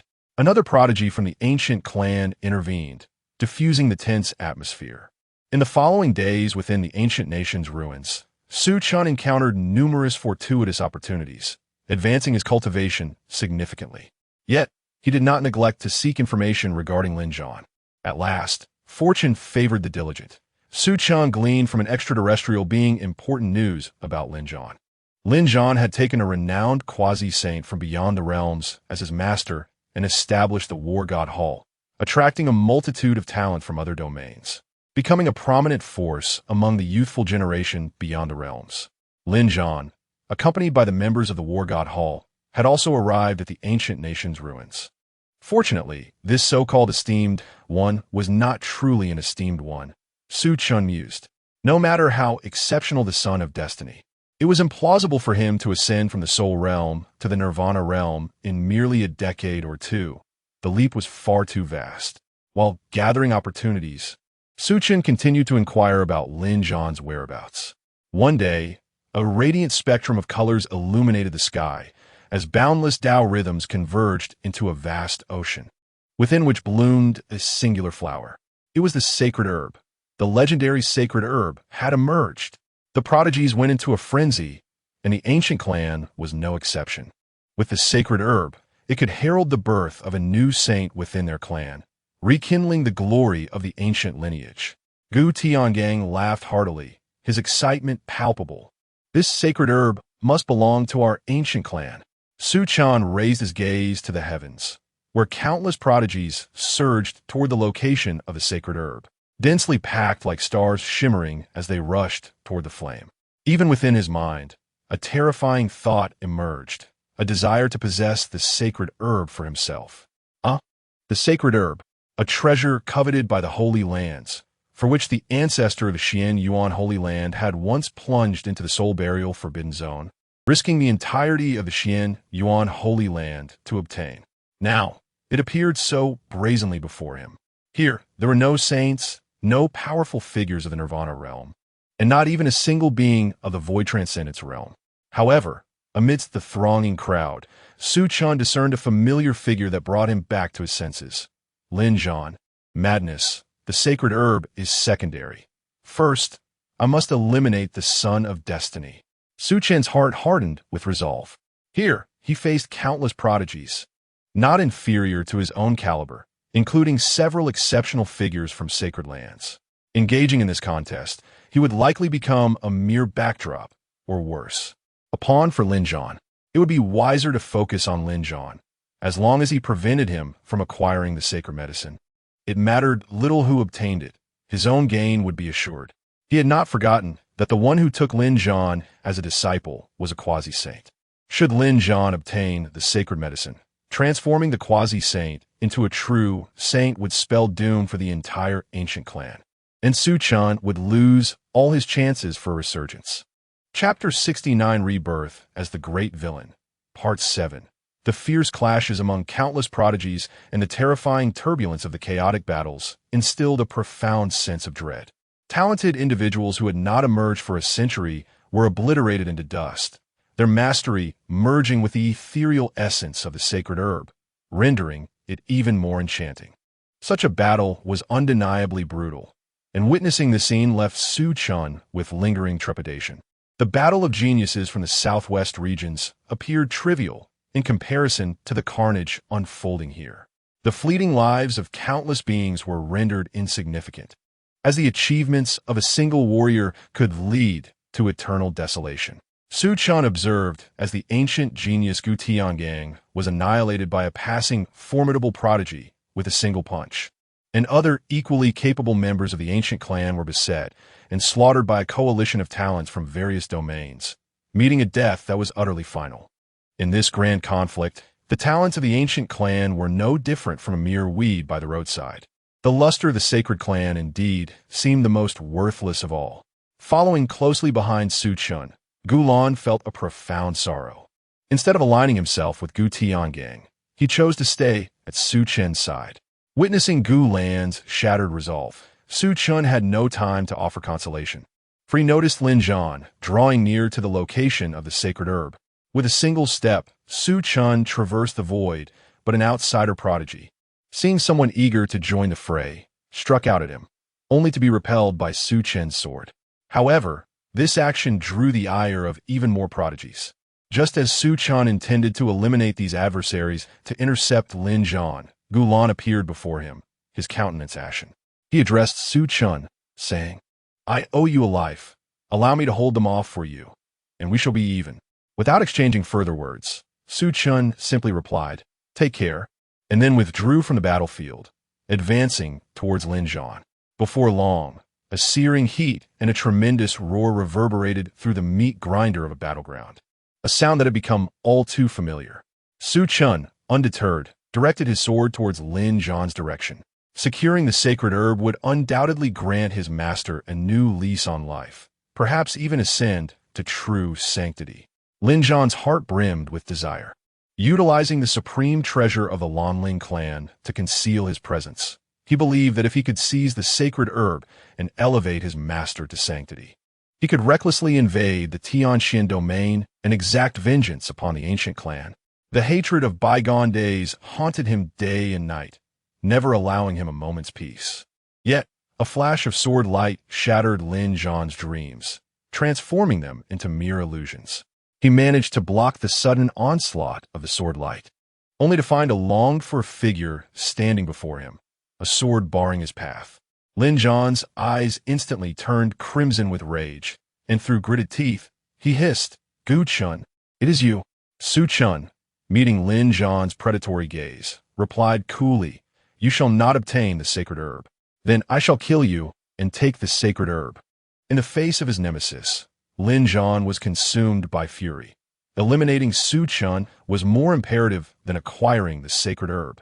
With a fierce shout, Lin Zhan ceased to conceal his intentions, unleashing a powerful aura. Grasping a silver war spear, he charged at Su Chen like a reincarnated god of war.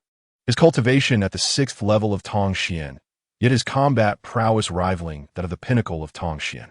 Su Chen brandished his sword, the blade slicing through shadows. His aura no longer concealed, but unleashed in full force. The profound realm of the ninefold path.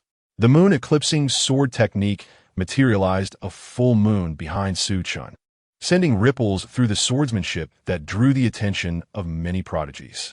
Who is this? The mastery of the sword is astonishing, truly formidable. Although not on par with the divine body-level prodigies, he is undoubtedly the foremost among those beneath that tier. Is it the Lord of the War, God Hall? Curse it! He stealthily arrived here, seeking to seize the sacred herb while we are unprepared. Lin Zhan of the War God Hall, you have finally revealed yourself. Today marks your demise.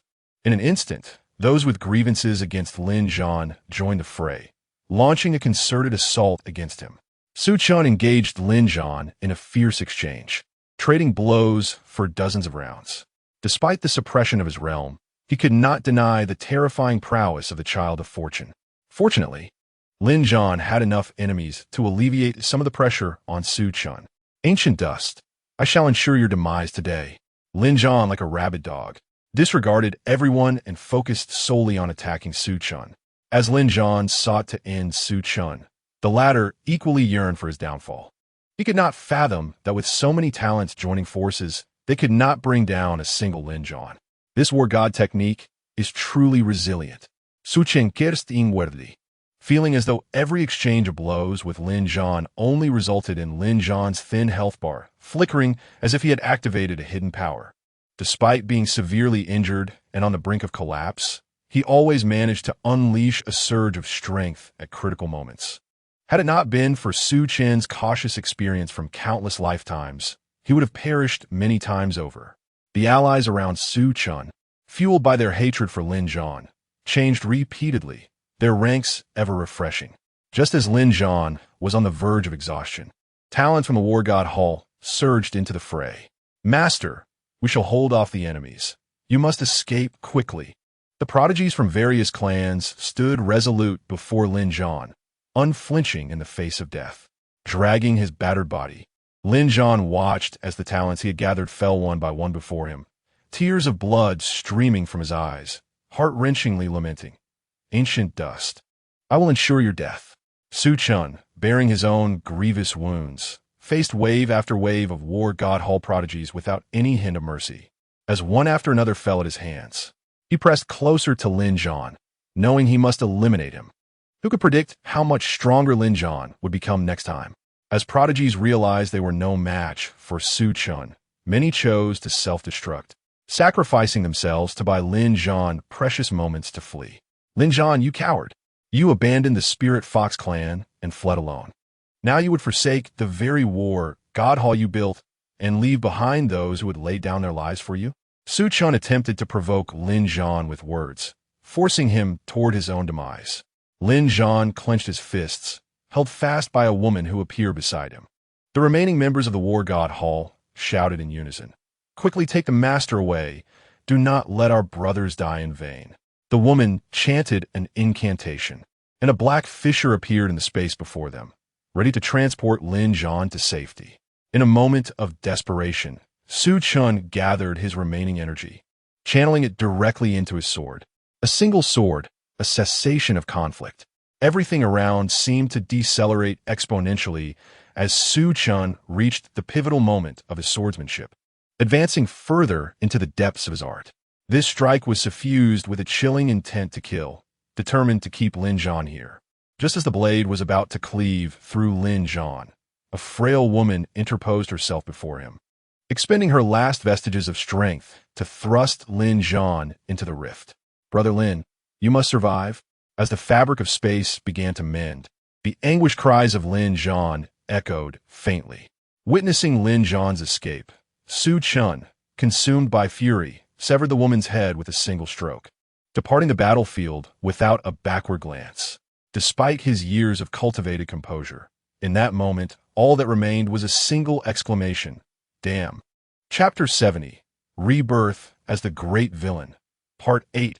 Upon departing from the ancient nation's ruins, Su Chen stood as the sole survivor among the young prodigies of the ancient clan, with the others perishing in the fierce contest for the sacred medicine.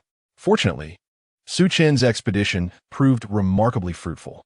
News of the sacred medicine's emergence within the ancient ruins swiftly spread across the realms. Su Chen learned that the final sacred medicine was secured by the true inheritance of the Taichu Holy Land in the central region of the Tianxian domain.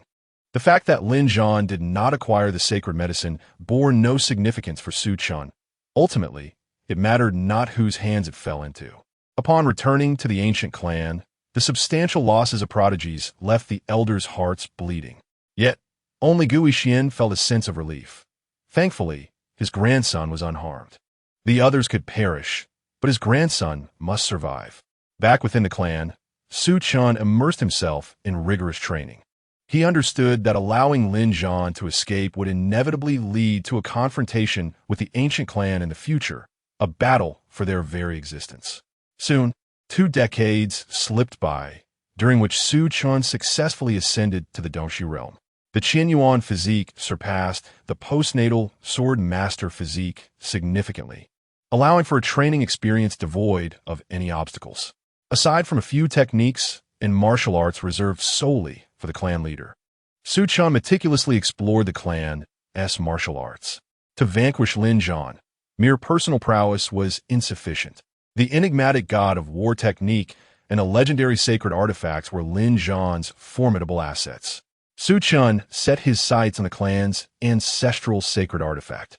Realizing he must elevate his standing within the ancient clan, he began to reshape his image, occasionally delivering teachings to other talented individuals within the clan, generously sharing his insights on practice.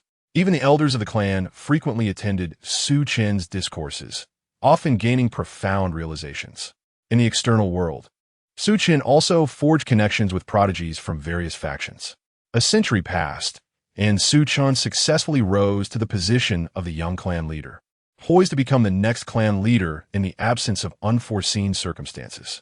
He did not abandon his quest for Lin Zhan's whereabouts. However, the vastness of the outer starry skies was staggering, and even after a century, he had barely scratched the surface. Several waves of scouts from the ancient clan had perished in their attempts. One day, a significant figure arrived at the Qingxian dynasty. Su Chen directly descended upon the Qingxian dynasty.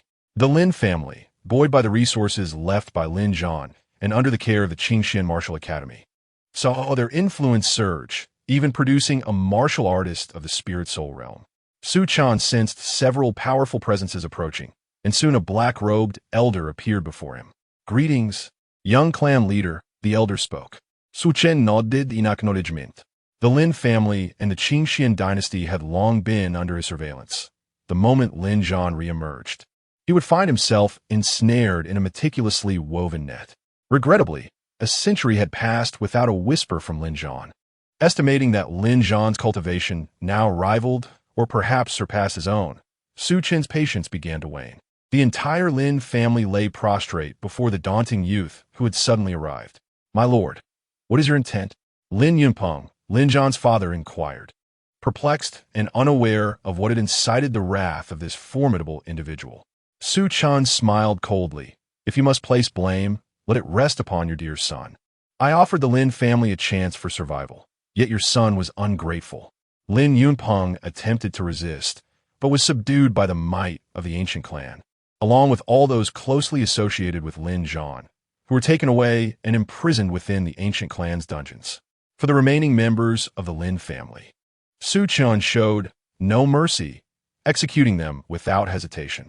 Subsequently, Su Chen visited the Qingxian martial mansion, where he apprehended friends of Lin Zhan, as well as a cherished confidant of his.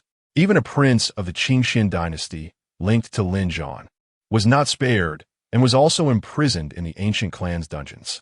Regrettably, Lin Zhan still did not make an appearance, which left Su Chen feeling rather vexed. The irascible and impulsive Lin Zhan seemed to have learned the art of patience, gathering strength in the shadows like a venomous serpent, slowly honing his skills. Hatred had fostered Lin Zhan's growth, dulling his once sharp edges. Such an adversary, endowed with great fortune, was undoubtedly a formidable challenge. 500 fleeting years passed, yet Lin Zhan remained elusive. Su Chen's cultivation reached the 9th level of the Dongxi realm, mere steps away from the Nirvana realm. To Su Chen's astonishment, during this year, his grandfather, Gu Xian, also advanced in his cultivation, successfully breaking through to the 7th level of Nirvana, becoming second only to the clan leader. The elder clan leader's lifespan was approaching its end, leading him to seclude himself within the ancestral grounds of the ancient clan, while Gu Xian assumed the role of acting clan leader. Beyond the borders, after escaping from the ruins of the ancient kingdom, Lin Zhan underwent numerous trials and tribulations. Members of the god of war temple perished before his eyes, and a past confidant lost her life while trying to protect him. A failed bid for sacred medicine, coupled with his master's waning vitality and an onslaught of formidable foes, also resulted in death before him. These experiences forged Lin Zhan into a more resilient being. He began to cultivate a demeanor of calmness, coldness, and ruthless determination in his quest for power, which made him increasingly formidable. He rebuilt the god of war temple, establishing a formidable reputation beyond the borders, even besting some true inheritors of sacred lands, gathering numerous followers, with powerful figures congregating within the temple. In the vast expanse of the outer realms, Lin Zhan found himself in a fierce battle against a powerful opponent. Within mere exchanges, he struck down the adversary with a single thrust, reducing him to a mist of blood. Yet upon slaying this foe, Lin Zhan felt no thrill. His gaze remained unperturbed, as if it were a customary occurrence. At that moment, a being with antennae approached Lin Zhan, kneeling on one knee with reverence, "My lord. The 100,000 troops of the god of war temple have assembled and await your command to return to the Tianxian realm alongside you." A flicker of a smile appeared on Lin Zhan's icy visage. This day had been long awaited. For vengeance against the ancient clan, he had endured far too much. Aware that his father had been captured, realizing that friends and family in the Tianxian realm were imprisoned by the ancient clan, he remained unmoved, repeatedly reminding himself that this was a trap, and that should he venture to the Tianxian realm, he would undoubtedly fall into a net of calamity. He had even taken into consideration the sacred artifacts of the ancient clan. He was acutely aware that his adversary would undoubtedly do the same. As soon as he appeared in the celestial profound domain, Su Chen would spare no effort to activate the sacred artifact. After all, this was a person so meticulous that he summoned 2 Nirvana realm masters to assist in his pursuit when he was merely at the soul realm. Cautious, ruthless, with myriad stratagems, Lin Zhan had to concede that, to some extent, he posed a greater challenge than even the progeny of those holy lands. "Father, grandfather, Qing'er, I shall annihilate the entire ancient clan, offering the head of Guchun as a tribute to honor you. The 100,000 troops of the war god Hall shall march towards the celestial profound domain." Chapter 71, Rebirth as the Great Villain, Part 9. In the northern domain of Tianxian, Su Chen opened his eyes as a surging and powerful aura enveloped him. A flicker of joy appeared in his black and white eyes.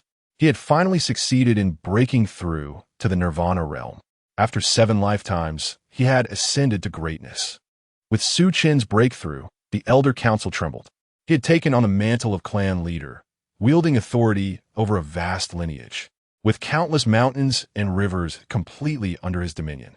To his delight, the method of forging the sword body had yielded results over the centuries. Thanks to the ancient clan's diligent efforts, they had successfully cultivated 3 innate sword bodies. Though these newly developed sword bodies paled in comparison to the ones from his previous life, laden with numerous shortcomings, they were still significantly more powerful than ordinary martial artists, enabling faster cultivation and higher potential, perfect for warfare. Regrettably, Su Chen found himself pressed for time. As he gazed at the intelligence sent from a friend in a sacred land, he murmured, "This day has finally arrived." The report detailed that Lin Zhan had led the forces of the War God Temple into the northern domain of Tianxian. It also expressed regret that he could not assist Su Chen, as there were powerful entities within the sacred land that forbade him from getting involved, leaving him only to risk a warning. Su Chen understood that Lin Zhan's growth had undoubtedly surpassed his expectations. He now possessed the capability to annihilate a lineage, returning to the northern domain of Tianxian to settle old scores. Behind him loomed a force that could even make the sacred land tremble. Upon learning of the impending threat, Su Chen did not remain idle. This was a fated confrontation, and he commenced his preparations with all available means. He dispatched the seeds of the ancient clan beyond the domain, preserving the last embers of their lineage. However, Su Chen harbored no illusions of victory in this battle. As time passed, accompanied by resounding roars over the ancient clan's territory, warships emerged from the void, manned by formidable beings whose bloodthirsty smiles turned towards the ancient clan. Were these the enemies of the sovereign? At last, they could enjoy a hearty feast. The ancient horn sounded.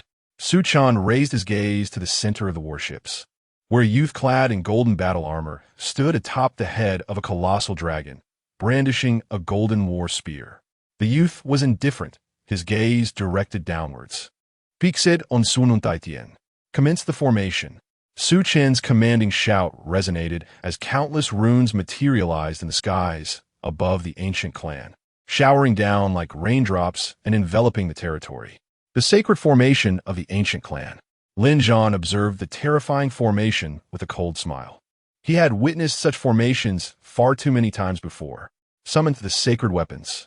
At Lin Zhan's command, the members of the war god temple manifested ancient runes upon their foreheads, colossal power converging in the skies above the ancient clan. An ancient giant bell appeared, and as its chimes echoed, the entire realm spun in chaos. The sacred weapons, indeed, they were sacred weapons. The elders of the ancient clan gasped in astonishment at the sight of the ancient giant bell. The might of the sacred weapons shattered countless territories of the ancient clan. And even with the protection of the holy war, many lowly beings of the ancient clan were turned to blood mist in an instant. Similarly, after summoning the holy troops, countless members of the war god temple were drained of their vital energy, leading to their untimely demise. Su Chen smiled, gazing at the familiar, yet unfamiliar figure, and calmly remarked, Lin Zhan, you have changed. Lin Zhan, facing the adversary he once dreamt of vanquishing, appeared remarkably composed. The two stood as if old friends, quietly observing the fierce clash of their respective forces, unperturbed by the chaos surrounding them. In response to Su Chen's taunts, Lin Zhan coldly replied, People are always evolving. Am I now a source of fear for you? Su Chen shook his head, gesturing with a wave of his hand, causing several figures to materialize before him. They were aged yet familiar. One particularly frail, wrinkled elder, upon seeing Lin Zhan, broke down in tears. Lin Zhan's body trembled. Though their appearances had drastically aged, he recognized them distinctly. His father, his mentor, who had always cared for him at the Qingxian martial mansion, and the senior sister with whom he once shared a fleeting romance. Now, they stood alive before him, and in countless dreams he had envisioned them haunting him, demanding to know why he had failed to save them. Yet now they were all still living. Joy, rage. Su Chen observed the tumultuous emotions playing across Lin Zhan's face and chuckled. Alas, time spares no one. In the end, only these few have survived. Lin Zhan, do you know? It took considerable effort to keep them alive until now. Lin Yunpeng, filled with shame and anger, shouted, Son, do not concern yourself with us. Slay the ancient clan and avenge your fallen kin. The others echoed, Lin Zhan, do not mind us. Kill Gu Chun. We shall die with honor. Upon hearing this, Lin Zhan trembled with fury, roaring, Gu Chun, you despicable fiend, release them, and I shall ensure the last ember of the ancient clan is preserved. Su Chen scoffed. He was already dead, indifferent to the floods that would follow. Son, you must live well. In Lin Zhan's presence, Su Chen unbound the restrictions on the others. They, in unison, gathered their energy and chose to self-destruct. Su Chen did not intervene. Gu Chun, I shall end you. Observing Lin Zhan's bloodshot gaze, Su Chen grinned. Lin Zhan raised his golden war spear, ready to strike down Su Chen, when a familiar figure materialized before him, glaring at Lin Zhan with venomous intent. Lin Yue Apialet, standing in front of Lin Zhan. You have brought ruin upon us all. The entire Lin family, 530 souls, perished because of you. Lin Zhan's heart bled as he gazed at Lin Yue, resembling a wounded beast as he growled. Lin Yue, step aside. Lin Yue sneered, charging toward Lin Zhan like a moth to a flame, meeting her end before him. Watching the person he had long wished to slay perish before his eyes, Lin Zhan felt no joy. Tears of blood streamed down his face as he plunged into the ancestral grounds of the ancient clan. Within those sacred grounds, figures began to awaken, dragging their broken bodies towards Lin Zhan without uttering a word, directly engaging him in combat. Many were vanquished by Lin Zhan, while others inflicted grievous wounds upon him. As the ancestral land's essence was completely expended, Su Chen bowed slightly towards the front. He gazed at Lin Zhan, observing the blood formations beneath his feet, sprawling in intricate patterns akin to a spider's web, extending in all directions. Vowing to defend the glory of the sacred clan with unwavering resolve, accompanied by fervent voices reverberating through the heavens and the earth. Warriors of the ancient clans self-detonated into the air, channeling boundless energy through the blood formations towards Su Chen. At the heart of the array, a blood-red, long sword materialized, its blade inscribed with ancient geographical runes that chronicled the history of the ancient clan. The sacred artifact of the ancient lineage, the ancient sacred sword. Grasping the ancient sacred sword, the power of the ancients awakened within Su Chen. In that moment, Su Chen felt an unparalleled strength coursing through him. Chapter 72. Rebirth is the great antagonist complete. What is Saint? Immersed in this terrifying power, which reaches an extraordinary peak, Su Chen became entranced. Understanding why saints are held in such high regard in this realm. The invasion of the Forbidden Zone by the Xian Yuan Holy Land and the fierce battles in the southwest regions, though involving saints, were of a level of combat that Su Chen could not even aspire to observe. Now, gathering the majority of the ancient clan's strength and activating the ancient saint sword, remnants of the power once held by the ancient clan saints surged within Su Chen, granting him a glimpse of the formidable might of a saint. This force could effortlessly annihilate any being beneath the saints. Without wasting words, Su Chen recognized that this power would not endure for long. He must kill Lin Zhan before the ancient power dissipated. Raising the ancient saint sword, a mere flash of sword light seemed poised to cleave the heavens in twain, the terrifying fluctuations invoking trepidation among the powerful. In times past, the ancient saints instilled fear throughout the northern domain. Indeed, they were a formidable presence. One ancient saint sword has severed countless heroes. Now, who could have driven the ancient clan to such desperation that even the ancient saint's sword was called upon? The fully revived sacred artifact would surely give even the most ordinary saints a severe headache. It was a brutal scene. I felt the territory of the ancient clan transforming into a bloody furnace. After this battle, even if the ancient clan emerged victorious, they would likely be left with nothing but a name. A sacred artifact would surely attract the covetous gaze of countless malevolent beings. As the sword light that cleaved the heavens appeared, a terrifying force spread throughout the northern domain. A sacred weapon, yet another fully revived sacred weapon. Was this the onset of a holy war? This is dire. The initiation of a holy war would inevitably lead to the suffering of countless beings in the northern domain. Quickly, we must activate the clan's protective array to shield against the holy might. The intertwining powers of the two sacred weapons darkened the skies of the northern domain, unleashing thunder and rain. Countless people were bewildered, witnessing only two beams of light soaring into the sky, colliding with each other. Lin Zhan possessed a sacred artifact, which did not surprise Su Chen. However, given Lin Zhan's shattered state of mind and severe injuries, once he was slain, the sacred artifact in his possession would belong to Su Chen. With two sacred artifacts in hand, he could easily establish a force even larger than the ancient clan. Su Chen wielded the ancient saint sword, engaging Lin Zhan in battle from the ancient clan to the northern sea, from a northern sea to the 100,000 great mountains, and from the 100,000 great mountains to the extraterrestrial void. Countless beings trembled and perished amidst the clash of the two sacred weapons. Ancient Chen, you shall not be my match. I will personally slay you to avenge all who have died at your hands, or because of you. Lin Zhan was enveloped in a golden aura, his blood cascading like liquid gold, splattering upon the stars and shattering them into dust. Died because of me? Su Chen scoffed. Were it not for your obstinate enmity towards me, how could I have ever laid a hand upon mere ants? These lives were lost due to your foolishness, blindness, and arrogance. Lin Zhan's powerful frame trembled, his expression turning cold as he calmly replied, Ancient Chen, our conflict is merely a matter of the victor and the vanquished. Su Chen laughed heartily. The victor and the vanquished, what a splendid phrase. Regarding the matter of ruthlessness, I, Lin Zhan, humbly acknowledge my inferiority. Su Chen relentlessly assaulted Lin Zhan, striving to expose a flaw. Alas, much to Su Chen's dismay, Lin Zhan grew increasingly formidable in battle, the aura of sanctity about him intensifying. Could it be that he would ascend to holiness amidst combat? Su Chen silently cursed, harboring an ominous premonition. Should Lin Zhan attain sanctity, all hope would be extinguished. He had meticulously orchestrated this battle, yet the difficulty of slaying a child of destiny far exceeded Su Chen's expectations. By the decree of heaven, favored by fortune, Su Chen resolutely returned to the northern domain.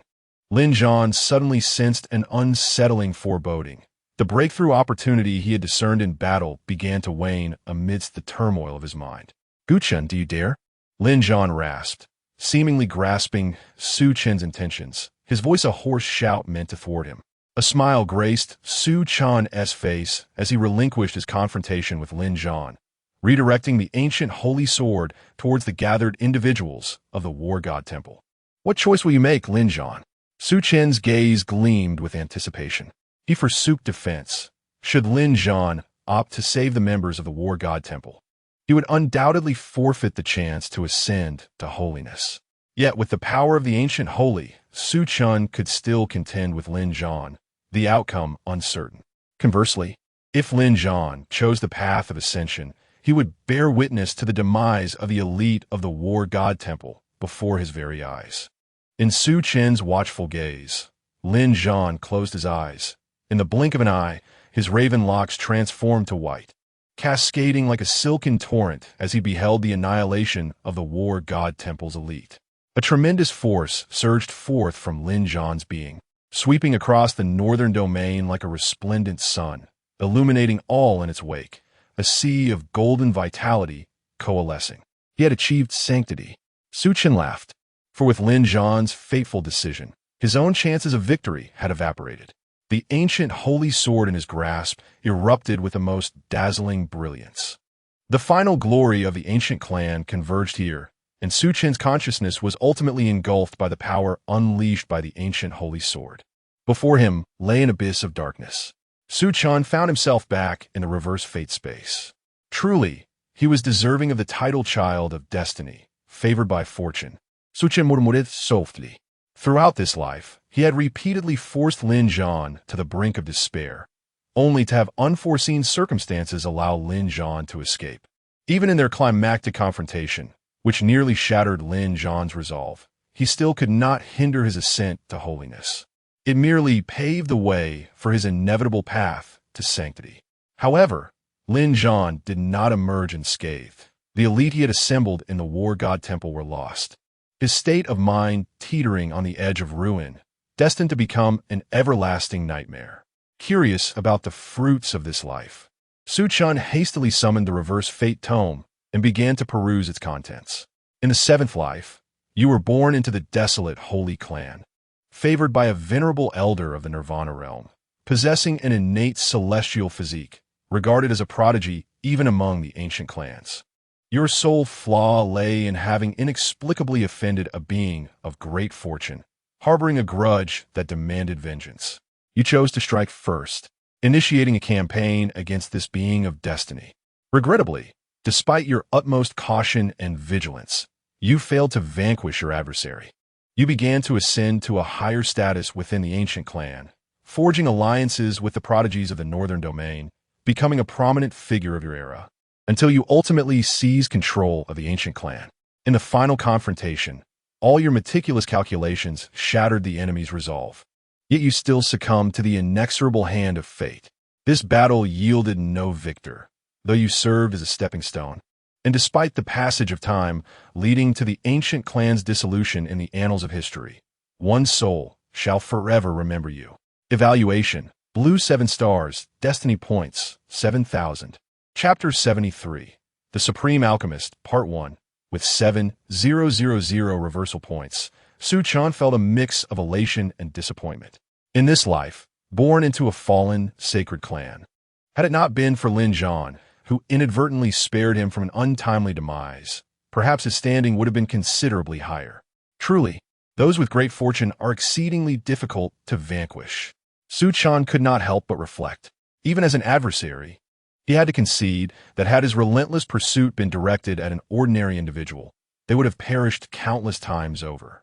However, Lin Zhan did not merely succumb to despair. Instead, he underwent a gradual metamorphosis, ultimately achieving sanctity. To be defeated by such an individual does not seem unjust. Yet, regardless of fairness, Su Chen wished to avoid encountering such a fortuitous person again. Qualifications: 0. Perception: 0. Heritage: 0. State of mind: 300 with 7,000 reversal points. Su Chen contemplated his heritage. Adding 100 points would ensure he would not fall into obscurity. The remaining 900 points would be evenly distributed, granting 450 points each to qualifications and perception. He then turned the page, embarking on a new reincarnation. Beneath a vast expanse of blue sky and white clouds, the gentle breeze caressed the grass, revealing cattle and sheep grazing peacefully. Su Chen opened his eyes, utterly bewildered. He gazed at the coarse burlap garments adorning his form, devoid of any trace of vitality. Goodness, has he become an ordinary person? Hurriedly, he began to sift through his memories, eager to discern the circumstances of this life, especially since he had allocated 100 points to his heritage. In this existence, he was an abandoned infant, fortuitously placed at the doorstep of a solitary elderly man, who kindly took him in. Notably, in this life, his name remained unchanged as Su Chen, a testament to the continuity of his identity. The elderly man raised Su Chen, nurturing him into a mere cowherd. Su Chen, beginning his journey as a cowherd, despite this unforeseen turn of events, Su Chen swiftly adjusted his mindset. In his previous life, he had been a revered figure at the Nirvana realm, and he possessed unwavering confidence that, even starting from a mundane position, he could ascend to become a formidable force. The ancient clan's techniques were no longer available for cultivation. Su Chen remained oblivious as to whether the final detonation of the sacred weapon had claimed Lin Zhan's life. If it had not, and if Lin Zhan were to discover his mastery of the ancient clan's techniques, he would have to confront a saint from the very outset, a thought that filled him with despair. He casually selected an imperial-level technique from his mind and commenced his training. In no time, as hours slipped by, within less than 3 hours, Su Chen successfully entered the first tier of the awakening realm. His progress was remarkable. It is worth noting that ordinary geniuses typically require several years to reach the awakening realm. In his previous life, Gu Chun, endowed with the Qianyuan body, took a day to ascend to the awakening realm, aided by the treasures of the ancient clan. However, Su Chen felt dissatisfaction. Had he access to sufficient resources, he was confident he could attain the gathering spirit realm within 3 days. Alas, he found himself in dire straits, bereft of any wealth. As dusk approached, Su Chen had no choice but to herd the cattle back home. Upon reaching the village's edge, a melodious voice called out to him, "Brother Chen, this is the fish soup that Mother has prepared for you." A charming young lady named A Fong, with her hair styled in twin ponytails, held a bowl of fish soup at the village entrance. Upon seeing Su Chen, her face lit up with joy, revealing an innocent smile. Su Chen's memory recalled her name, Wang Fong, affectionately known as A Fong, the daughter of Aunt Wang and Uncle Wang from next door. They had grown up together, childhood companions, often receiving much care from Aunt Wang and Uncle Wang towards Su Chen and the elderly man. Taking the fish soup, which had cooled slightly, Su Chen refrained from gulping it down and merely expressed his gratitude to A Fong. As he watched her retreating figure, A Fong felt a moment of distraction. She sensed that today, Su Chen had not only returned later than before, but also seemed transformed.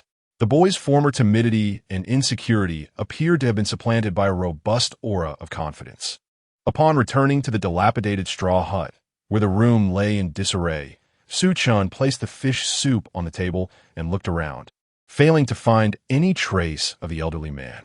Suddenly, he felt a chill run through him as a figure silently materialized behind him, causing his heart to skip a beat.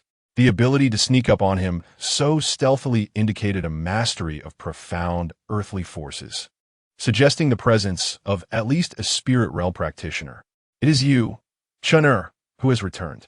A familiar, aged voice resonated from behind, allowing Su Chen to exhale in relief. Turning around, he saw an elderly man, stooped and supported by a cane, his hair white as snow, face heavily wrinkled, and one eye blind. Su Weichong was the man's name, the one who had rescued Su Chen from the snow and raised him. In his memory, he had always been an ordinary old man. Now, Su Chen understood that the 100 points of family background had not been in vain. "Old man, this is the fish soup boiled by Aunt Wang. A Fong asked me to bring it for you to taste." Su Weichong, with support from Su Chen, settled onto a stool and smiled, saying, "That little girl, A Fong, is quite thoughtful, and you two have shown some consideration. Sit down and enjoy the soup." With two chip bowls, the grandfather and grandson shared the fish soup. After a while, once the soup had been consumed, Su Weichong savored the taste and remarked softly, "Chen, A Fong is indeed a wonderful girl. If you were to marry her, she would surely make a good wife and mother. She harbors feelings for you." Su Chen remained silent. He was well aware of this fact, but chose to feign ignorance.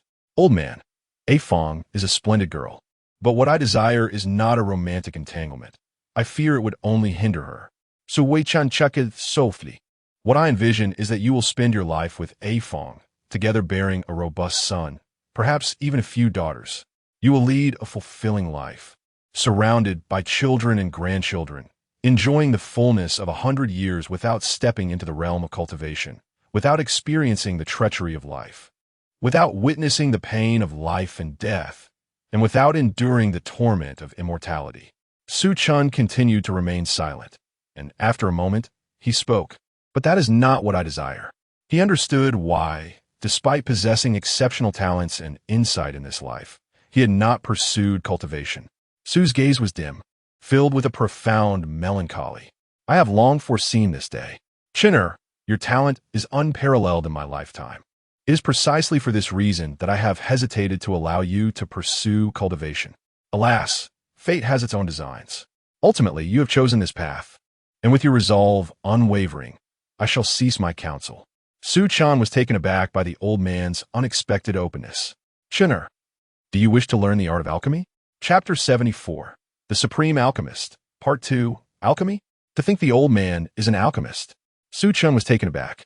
In this realm, alchemists hold an esteemed position and are among the wealthiest of professions, without exception. However, to avoid revealing any weaknesses, Su Chen feigned ignorance and inquired further. "An alchemist, you say? It is the most revered profession in the world. Once one becomes an alchemist, power, status, beauty, everything is within reach." Upon mentioning alchemists, Su Weichong's demeanor brightened. Su Chen, intrigued, asked, "Old man, since you are an alchemist, why do you linger in this corner?" At this question, Su Weichong's expression darkened. "This matter. If the opportunity arises, you shall know in due course." Thus, Su Chen began his journey of learning alchemy under Su Weichong. His physical constitution in this life was known as the Seven Apertures exquisite body, a rare and insightful physique, allowing him to learn anything with remarkable efficiency. "Chen," Su Weichong cautioned, "alchemy is an exceptionally arduous endeavor. Even the most ordinary first-tier alchemist cannot achieve mastery overnight." When Su Chen broke through to the spirit-gathering realm, Su Weichong took him to a mountain peak and retrieved an ancient alchemical furnace from the ground, its dark surface marred by rust. Curiously, Su Chen asked, "Can this black pot truly be used for alchemy?" Though not an alchemist himself, his numerous lifetimes had acquainted him with many practitioners of the craft. The alchemical furnace is the lifeblood of an alchemist, of utmost importance. He had never seen an alchemist utilize such a wretched furnace. With a smile, Su Weichong replied, "As the saying goes, a true master never complains about their environment. A genuine alchemist can use anything in the world as their furnace." Su Chen nodded, albeit with skepticism. "I believe you as much as I believe a ghost. This old man is quite the trickster, speaking with utmost seriousness while spinning tales." Su Chen suspected that when the old man retired, he might have used the furnace as a wine pot, now lost to time, thus having to make do with this excuse. Su Weichong chuckled softly, enveloped by a layer of flame that danced around the furnace like fire dragons. He then tossed in some medicinal herbs, which instantly transformed into liquid, morphing within the furnace. In mere moments, they solidified into exquisite pills, round and glossy, representing high-quality, first-tier elixirs. Su Chen was astonished. Based solely on this alchemical technique, the old man must surely be a fourth-tier alchemist at the very least. This is my signature skill, the 8 Desolation Alchemy Method. I once thought it would fade into oblivion, buried with me, Su Weichong mused. He had intended to spend his twilight years in simplicity alongside Su Chen. However, with Su Chen embarking on the path of cultivation, his life was destined to be extraordinary. No one who steps onto this path willingly relinquishes everything to return to obscurity. Su Chen earnestly recalled the alchemical methods displayed by Su Weichong. Threads of ethereal blue flames flickered in his hands, dividing into the 8 desolations as he added the pre-prepared herbs. A day later, he gazed into the furnace, where elixirs had emerged, and Su Weichong too observed the wondrous sight within the furnace. Su Chen sighed, pondering that alchemy did not seem to be a particularly arduous task. He succeeded in his first attempt at concocting a potion. Su Weichong remained silent, vanishing from Su Chen's sight, leaving him unaware of his whereabouts. Indeed, it had been several days since Su Chen last saw the old man. During this time, Su Chen diligently engaged in the art of alchemy, and within merely 3 days, he had successfully crafted a second-tier elixir. With the elixirs in hand, his cultivation accelerated significantly. A week passed, and as Su Chen continued his alchemical endeavors and refined the elixirs, his cultivation reached the 4th level of spirit gathering. Once the medicinal materials left by the old man were exhausted, Su Chen had no choice but to descend the mountain in search of more. Upon reaching the base, Su Chen suddenly furrowed his brow, detecting a whiff of blood. He was acutely sensitive to the scent of blood, fearing that something had transpired in the village. In this life, the villagers had shown much kindness towards Su Weichong and himself, and he held a deep fondness for these simple folk. Sensing that the village might be in peril, Su Chen wasted no time and hurried towards its direction. As he had surmised, chaos reigned within the village. A band of horse bandits had invaded, discovering this peaceful settlement. The leader of the bandits was a brutish man, bald-headed, and bearing a ghastly scar across his face reminiscent of a centipede. He wielded a massive 9-ringed broadsword, blood dripping ominously from its blade. The villagers trembled in fear, for these bandits were skilled warriors, and the villagers stood no chance against them, left to endure their merciless whims. "Boss, there's a pretty little girl here." One of the bandits' lackeys sneered, tugging at the hair of a delicate young maiden. Xiao Fang, the son of Niu Dashin, rushed forward, attempting to confront the bandit, but was swiftly kicked aside into a pile of grass, rendered unconscious. "Huh, a hero saving a damsel? You ought to know your own worth." The bandit cackled heartily. Despair enveloped Xiao Fang. Captured by this ruthless band of marauders, she faced inevitable torment. Suddenly, the laughter of the bandit lackey was cut short as he clutched his throat, blood gushing forth and splattering onto Xiao Fang. The warmth of the blood was shocking. The bandit leader fell dead. In the wake of this horrific scene, Xiao Fang was left in a state of disbelief, while the remaining bandits grew wary, their leader glancing at a leaf stained with blood. Was it this leaf that killed the bandit? Confusion spread among them. The towering man raised his broadsword, shaking it slightly, and called into the air, "Who are you? And why do you assist these villagers in slaying my brothers?" No response came, but soon after, a youth leaped gracefully from above, landing on the ground. The villagers gazed at the boy in astonishment. "Chuno?" Xiao Fang exclaimed, her eyes widening in recognition. Su Chen nodded slightly, speaking calmly, "It is I." He effortlessly summoned the large sword from the lifeless bandit's grasp and turned his gaze towards the remaining marauders. The sheer intensity of his stare sent chills down the spine of the bloodthirsty bandit leader. He recalled the years gone by, when he was still serving in the military, a time before he became a deserter. During that period, he had encountered a figure of great significance. The gaze of that eminent individual mirrored the very expression of the youth before him, one of indifference. It was as though they existed in entirely different realms of existence. "Run! You must run!" In an instant, the ruthless leader of the bandits was paralyzed by fear, galloping away without a backward glance. Observing their leader's retreat, the other bandits sought to flee as well. However, before Su Chen, they were woefully inadequate and were swiftly dispatched by his ghostly presence. With a deft motion, Su Chen mounted a horse and pursued the fleeing bandit leader. To eradicate the roots, one must first sever the grass. Chapter 75. The Supreme Alchemist, Part 3.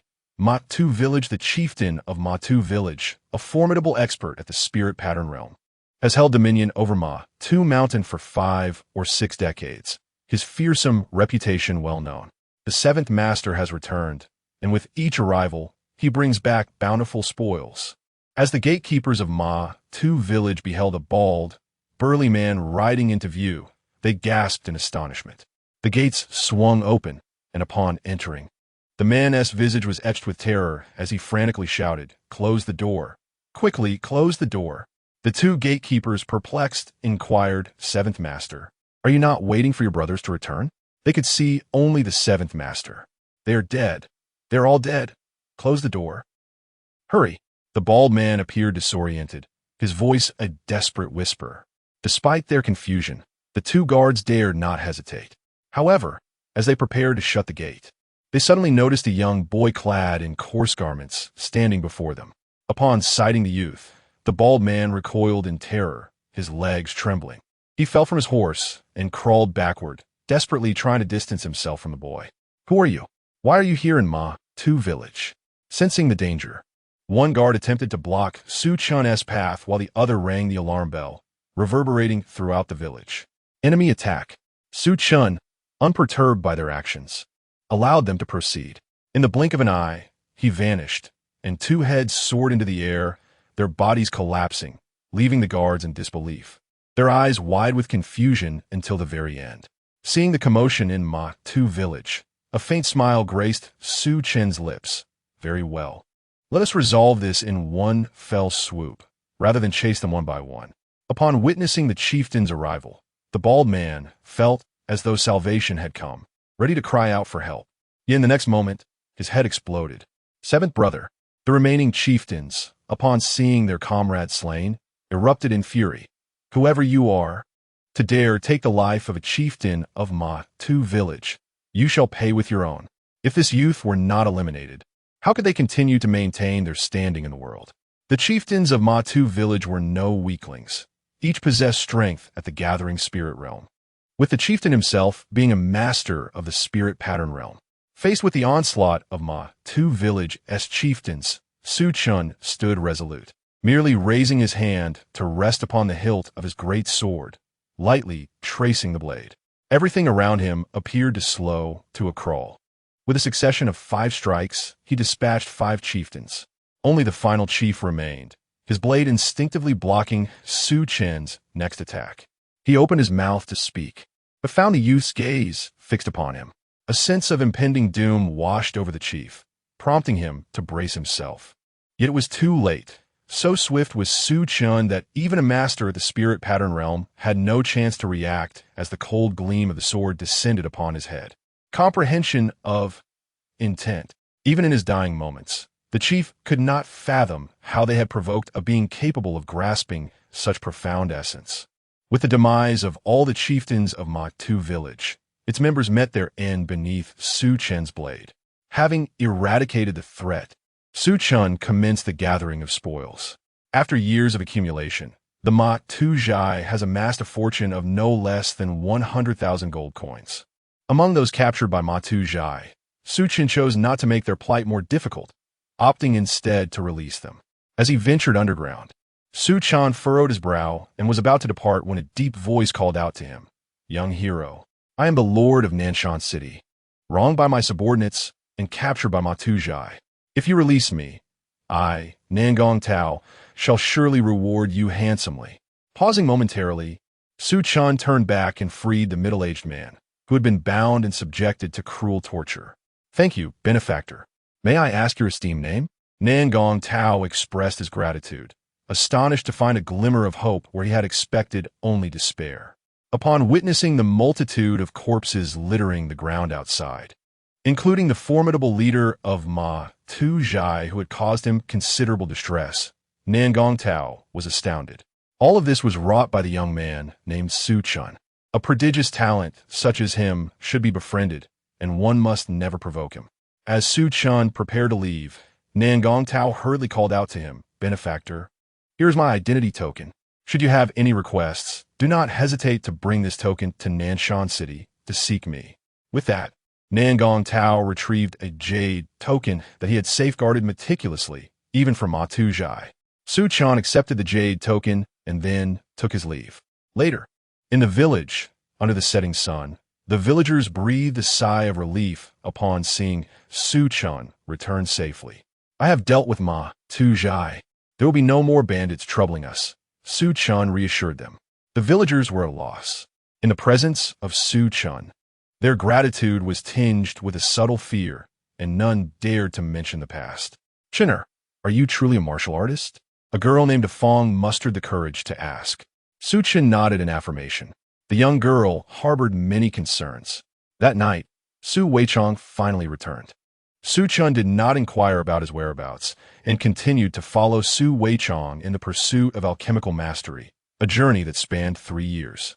3 years later, Su Weichong addressed Su Chen, saying, "Chenner, you have mastered the 8 desolate alchemy techniques in their entirety. You have surpassed your teacher, and I have little left to impart.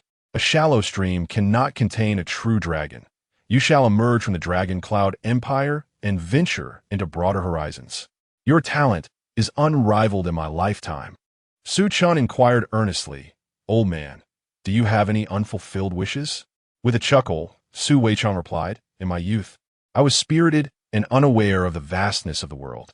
After losing everything in a gamble, if I were to have a wish, I hope one day you will travel to Zhongzhou on my behalf to witness the flourishing age of alchemy. If the 8 desolate alchemy techniques were to grace that era, I would surely smile from my resting place." Su Chen vowed seriously, "Old man, that day will come." As if struck by a sudden thought, Su Weichong retrieved a longevity lock, intricately engraved with dragon and phoenix motifs, along with the character for Su. "This is what was left behind upon discovering you. Perhaps it is linked to your extraordinary origins." Su Chen took the longevity lock, astonished to find that it was crafted from the exceedingly rare Aurora stone, a treasure scarce even among ancient clans in his past life. After imparting his final words, Su Chen never saw Su Weichong again. He understood that it was time for him to depart, venturing towards a broader expanse of the world.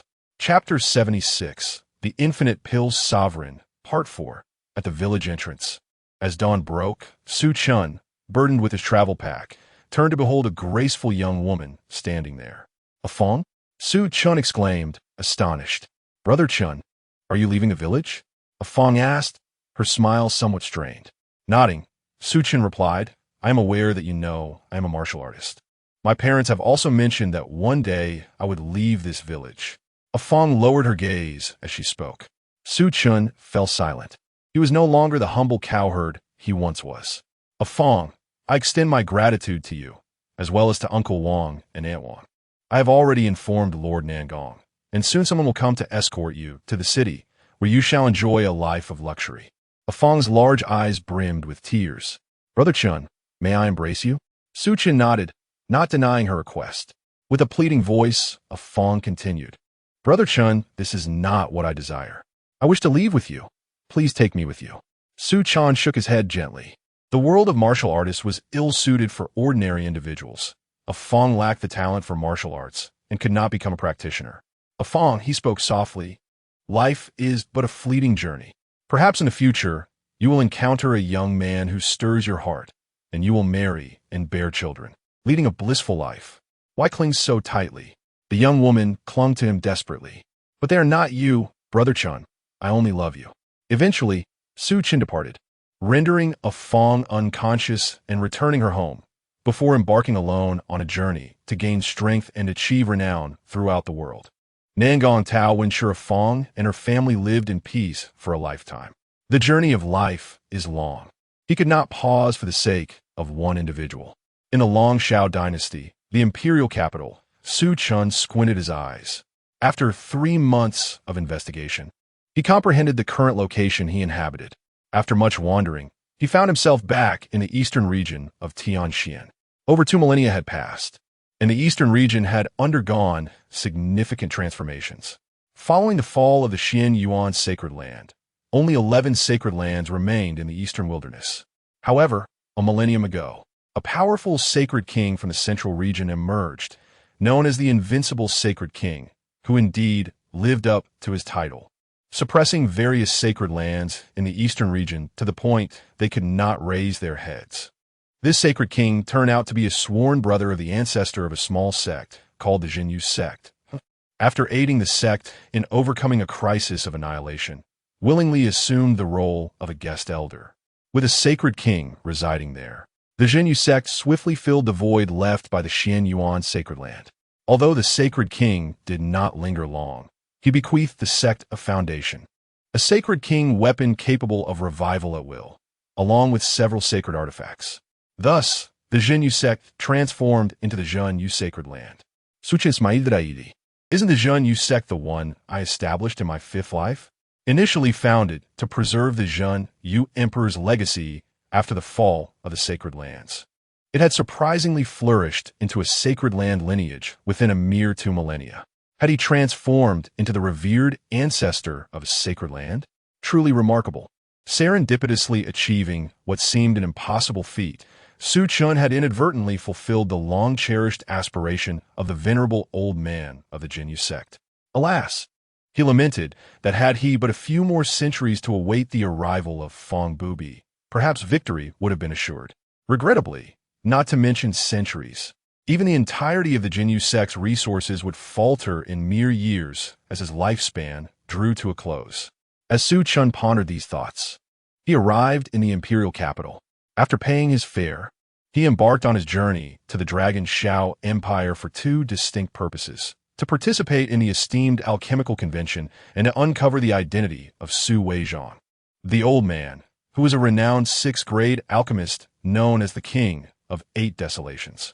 His reputation was illustrious, albeit marred by misfortune, as he had languished as the perennial second best, ultimately suffering grave injuries in a fateful gamble that diminished his mastery from the transcendental realm to the spirit-soul realm, leading him to forsake the world of cultivation in despair. Old man, witness how the foremost alchemists forged their legacies. This became Su Chen's primary motivation: to liberate the old man from the stigma of being the eternal runner-up. His secondary objective was to utilize the Dragon Shao Empire as a stepping stone to gain access to the Jinyu sacred land, for he could rightfully consider himself a patriarch of that revered domain.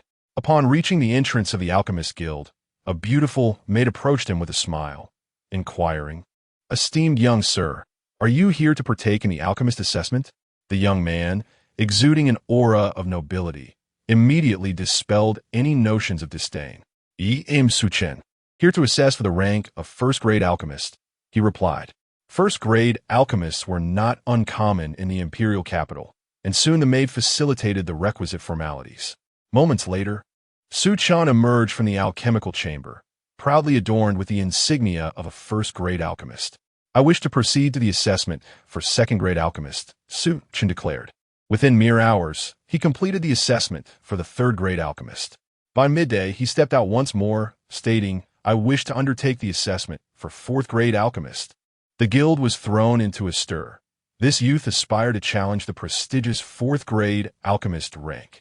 They were unable to make unilateral decisions, prompting them to summon the vice president.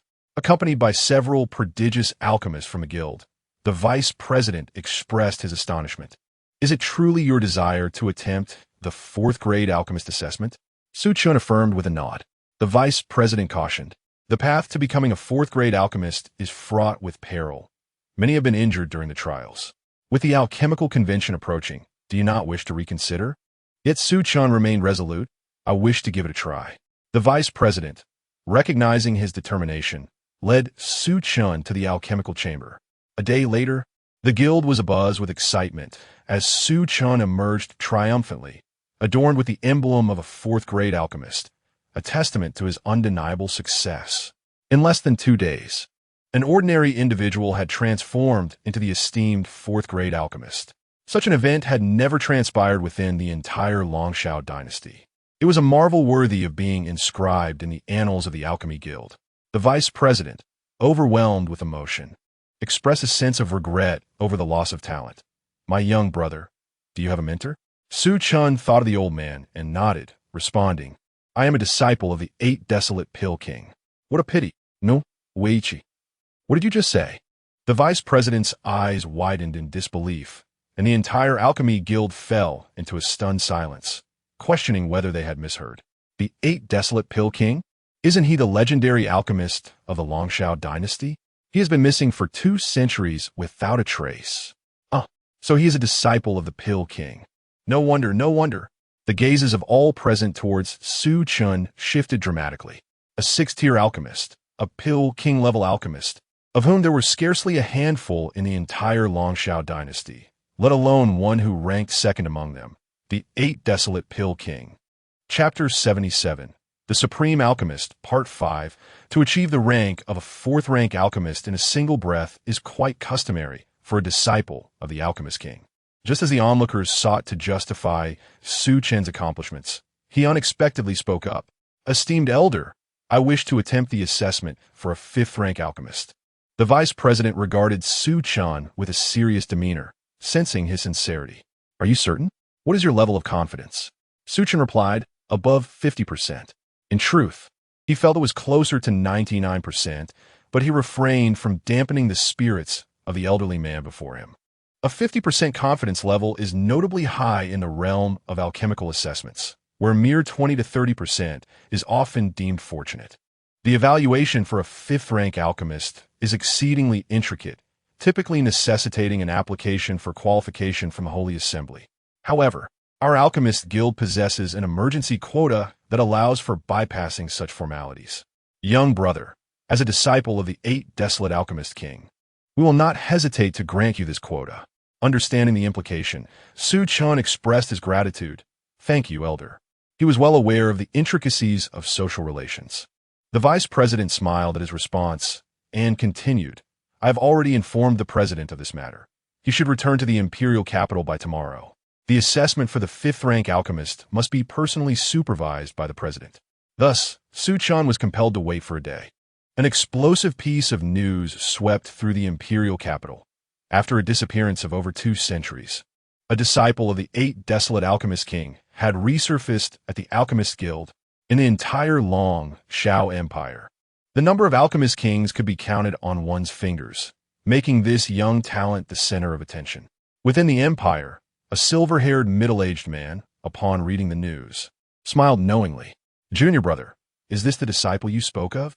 Though not yet in his teens, he was preparing to take on the assessment for a 5th-rank alchemist, a true prodigy indeed. However, Qing'er is also a genius in the realm of alchemy. Defeating her will not be so simple. What an anticipation! As a gentle breeze caressed his face, the silver-haired man's white robe billowed, and a 6-star alchemical badge shimmered on his chest.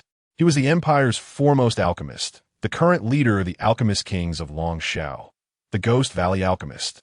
The following day, Su Chen arrived at the Alchemist Guild to undertake the assessment for the 5th-rank alchemist. He encountered the guild president, a 6th-rank alchemist, who squinted his eyes and bore a portly figure, exuding an amiable aura. This affable gentleman was the Flame Ash Alchemist. In the presence of a 6th-rank alchemist, Su Chen maintained a calm demeanor, displaying an unruffled composure, which led the Flame Ash Alchemist to regard him with newfound respect. It was rare for anyone to exhibit such poise before an Alchemist King. It seemed that the old ghost from the 8 Desolate was indeed wise in his choice of disciples, as he chuckled in admiration of Su Chen. Despite the praise, Su Chen remained largely unaffected. A 6th-rank alchemist holds great esteem in the Longshao Empire, yet he had encountered 8th-rank alchemists before. The ancient clan housed 2 of them. Thus, the presence of a 6th-rank alchemist hardly stirred his emotions. The Flame Ash Alchemist did not dwell on this, for he recognized that the young man before him was a disciple of an Alchemist King. The assessment commenced swiftly. Despite Su Chen's current cultivation being merely at the Spirit Sea realm, The concoction of a fifth-grade elixir posed no challenge for him. 3 days later, a crimson pill materialized before him, wreathed in flames and exuding a vibrant hue. Indeed, the new wave surges forth to surpass the old.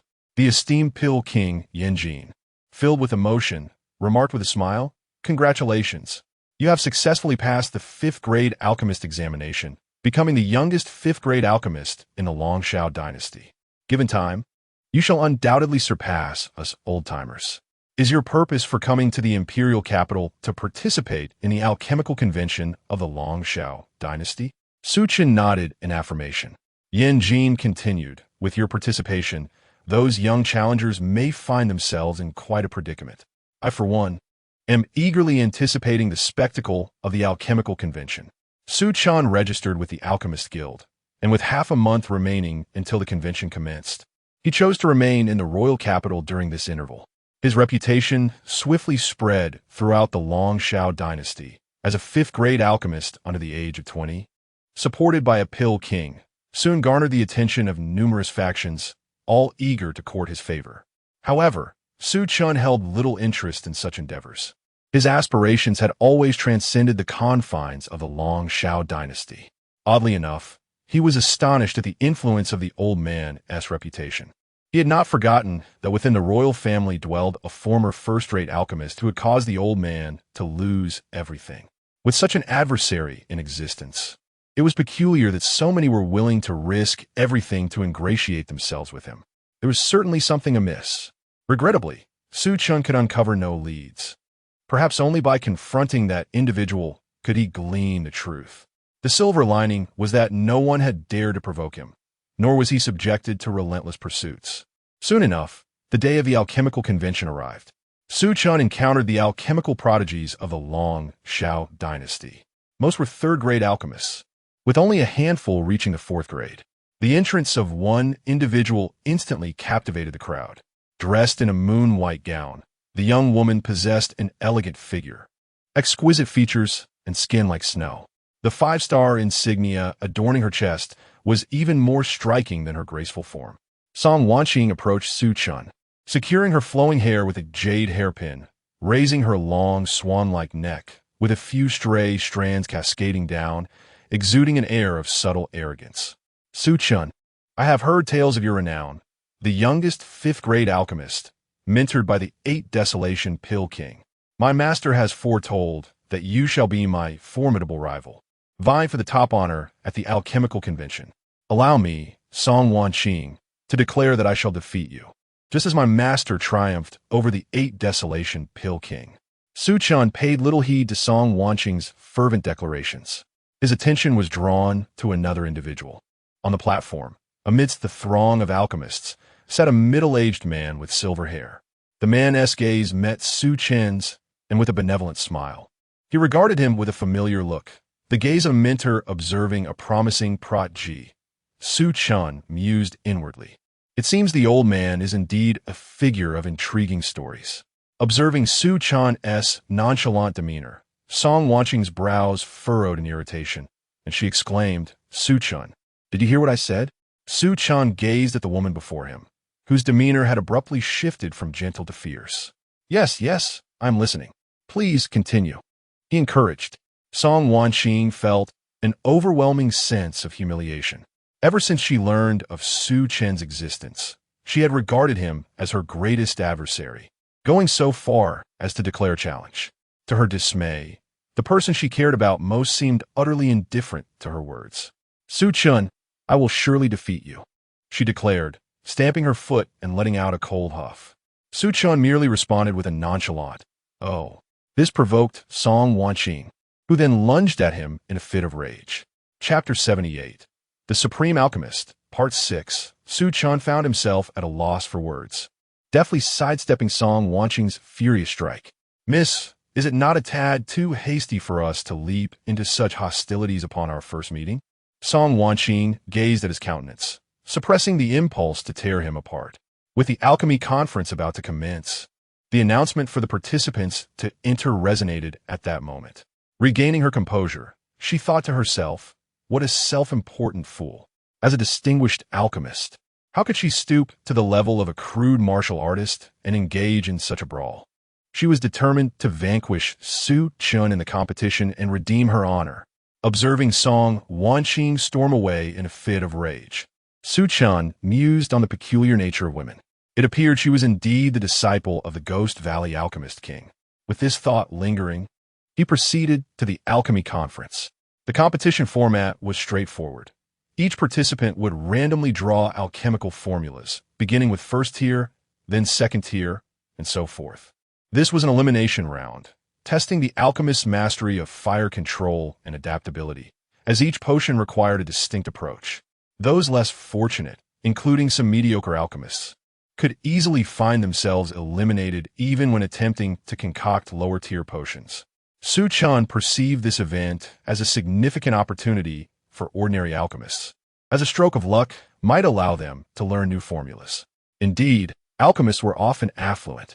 The last time such extravagance was displayed was during the selection of disciples for the Xianyuan Sacred Land, where a Xianyuan ancient monument was presented for participants to comprehend martial arts techniques. First tier, second tier, third tier. The fourth tier potions posed no challenge for Su Chen. By the time he reached the fifth tier concoction, only 9 participants remained. Su Chen successfully brewed a fifth tier potion, followed closely by Song Wanqing achieving the same. Most of the others met their demise with exploded furnaces. However, with powerful beings overseeing the event, the explosions did not create much of a stir. I did it. I finally succeeded. A disheveled youth brandished a purple potion triumphantly, his laughter echoing through the hall. I have concocted a fifth-tier potion. Su Chen recognized this youth as a disciple of the Flame King alchemist, who had managed to brew a fifth-tier potion by sheer luck, thus stepping half into the realm of fifth-tier alchemists. The competition reached its climactic showdown. The 3 finalists were required to employ their most adept alchemical techniques to produce their most familiar potions, with the highest quality potion being crowned the winner. Su Chen chose the Celestial Tyrant Body Pill, a creation of Su Weichong, which was notoriously difficult to concoct and had previously led Su Weichong to defeat at the hands of the Ghost Valley Alchemist King. If he could claim victory with this potion, it would serve to resolve a lingering concern for his elder. With determination, Su Chen focused intently on brewing the Celestial Tyrant Body Pill. Meanwhile, Song Wanqing harbored similar intentions, opting to concoct the renowned potion of the Ghost Valley Alchemist King, the Zhoutian Concentration Pill. Seeing both adversaries commit to brewing fifth-tier potions, the disciple of the Flame King gritted his teeth, compelled to follow suit. However, fortune was not on his side this time. A miscalculation led to his furnace erupting. Fortunately, a powerful figure intervened just in time, sparing him from a near-fatal fate. On the stage, only Su Chen and Song Wanqing remained. The esteemed Dan King, Yanjin, smiled and remarked, "These 2 youngsters truly resemble each other. Much like you 2 brothers." The Gigu, Dan King, though resigned, gazed on with anticipation. Who among them would ultimately prevail? Soon, 3 days elapsed. Song Wanqing successfully concocted the Zhou Tian Ning Shun Dan, a feat that relieved her, for the difficulty of crafting this elixir was exceedingly high, and even she could not guarantee success every time. Fortunately, this time she succeeded, and the quality was commendable. Glancing over at Su Chen, she noticed he was still immersed in his alchemical endeavors. Suddenly, his alchemical furnace soared into the air and erupted with a resounding explosion. Had he failed in his attempt? Song Wanqing was taken aback, a whirlwind of complex emotions flooding her heart. Disappointment and anger intertwined. She had long been celebrated as the foremost alchemist of the Longshao dynasty, with talent surpassing even her mentor, the Giga Dan King. The emergence of Su Chen had led her to believe she might have a worthy rival. Yet, her opponent had made such a blunder, leaving her disheartened. Cough, cough. A sound emerged from smoke. Following this, golden rays of light burst forth from the haze, enveloping the entire arena. Su Chen emerged, cradling a golden elixir in his palm, adorned with intricate golden veins that exuded a formidable power, encased in a luminous aura, suspended gracefully in his hand. The alchemists present fell into a profound silence, their voices stilled. including Song Wanqing, who held her prized elixir in a daze, oblivious to the fact that it slipped from her grasp and tumbled to the ground. He had actually crafted an elixir with Danwen. Danwen, a legend among alchemists, represented the pinnacle of excellence, capable of multiplying an elixir's value tenfold. Yet, the monetary worth was secondary. This was an honor bestowed upon an alchemist, reliant on the confluence of time, place, and circumstance. Without waiting for the verdict of victory, Song Wanqing turned and descended from the stage. The outcome was unmistakable. Su Chen claimed the title of champion of the alchemical competition, hailed as the unparalleled genius of the Longshao dynasty. An unending stream of factions sought to recruit Su Chen, yet he declined their offers. At last, a familiar figure approached him, Gigu Dan King. "If you don't mind, you may call me Sherbois," he said with a smile. Su Chen was momentarily taken aback. Giga Dan King sighed. "In truth, I'm a senior brother to your master, the Bahuang Dan King. We hail from the same lineage. I am the elder brother, and he is the younger." Su Chen responded, "The Giga Bahuang, I have heard of you, Sherbois." Realizing the sincerity of Giga Dan King's intentions, Su Chen seized the opportunity to inquire, "Sherbois, I wish to know what transpired in the past. Why has my master's lifespan diminished so drastically?" Faced with Su Chen's desire to uncover the truth, Giga Dan King did not withhold his revelations. Thus, Su Chen learned the truth. Ever since the elder was defeated by the alchemist of Gigu, he became consumed by obsession, determined to conquer him. However, he became embroiled in the rebellion led by the prince, assisting him by providing elixirs, only to be thwarted and defeated by the alchemist of Gigu. Upon realizing he had been manipulated, coupled with his defeat, he fell into despair and chose to retreat into seclusion. Su Chen remarked, "It is astonishing how brave the elder was in his youth, engaging in treason yet managing to survive. It seems that his decline in realm status is a rather mild consequence." The alchemist of Gigu inquired, "Is your master still well?" Su Chen shook his head. "My master's time has come. He may rest among the mountains or beside the sea." A flicker of sorrow passed through the eyes of the alchemist of Gigu as he murmured, "Oh, dear junior brother, what torment have you chosen for yourself?" Chapter 79. The Supreme Alchemist, Part 7. The revered Dan Wang of Gigu inquired, "What are your plans moving forward, my esteemed disciple?" Su Chen replied, "I wish to first vanquish you, my respected uncle, and then proceed to the sacred land of Jinyu." The Dan Wang did not take offense. Instead, he chuckled with delight.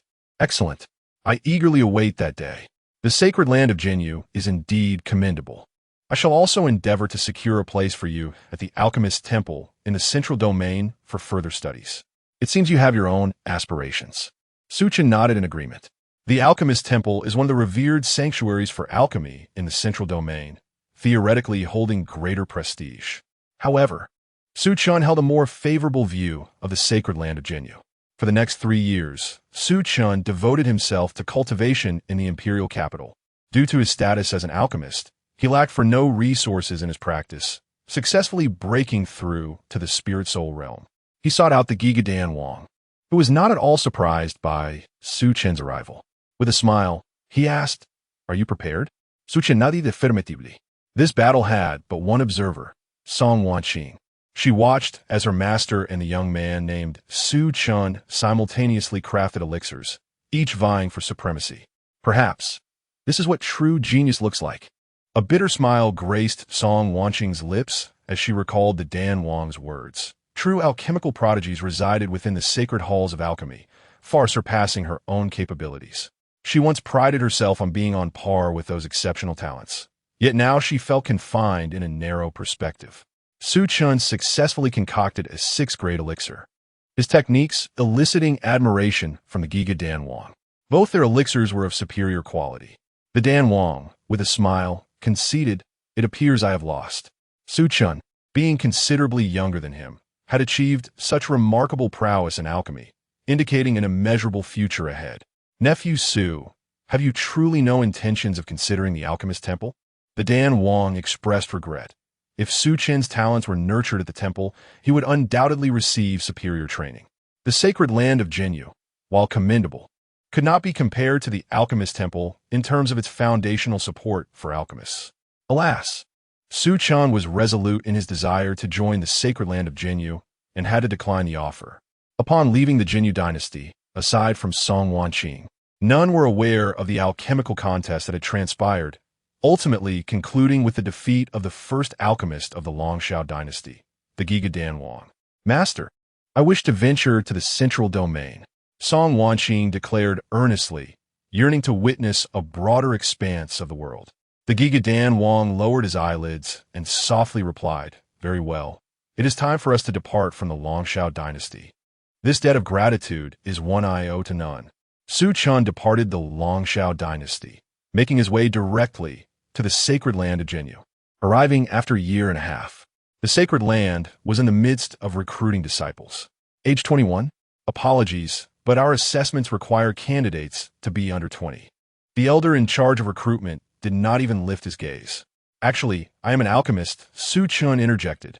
The elder, slightly taken aback, raised his head to see a young man in a white robe casually producing a medallion to polish. The medallion bore exactly 6 stars, shining brilliantly in the sunlight. The elder's eyes widened in astonishment, and a rare smile broke across his usually stern countenance, blooming like a chrysanthemum. "As a 6th-grade alchemist, are you truly the esteemed alchemist king? Such a youthful alchemist king?"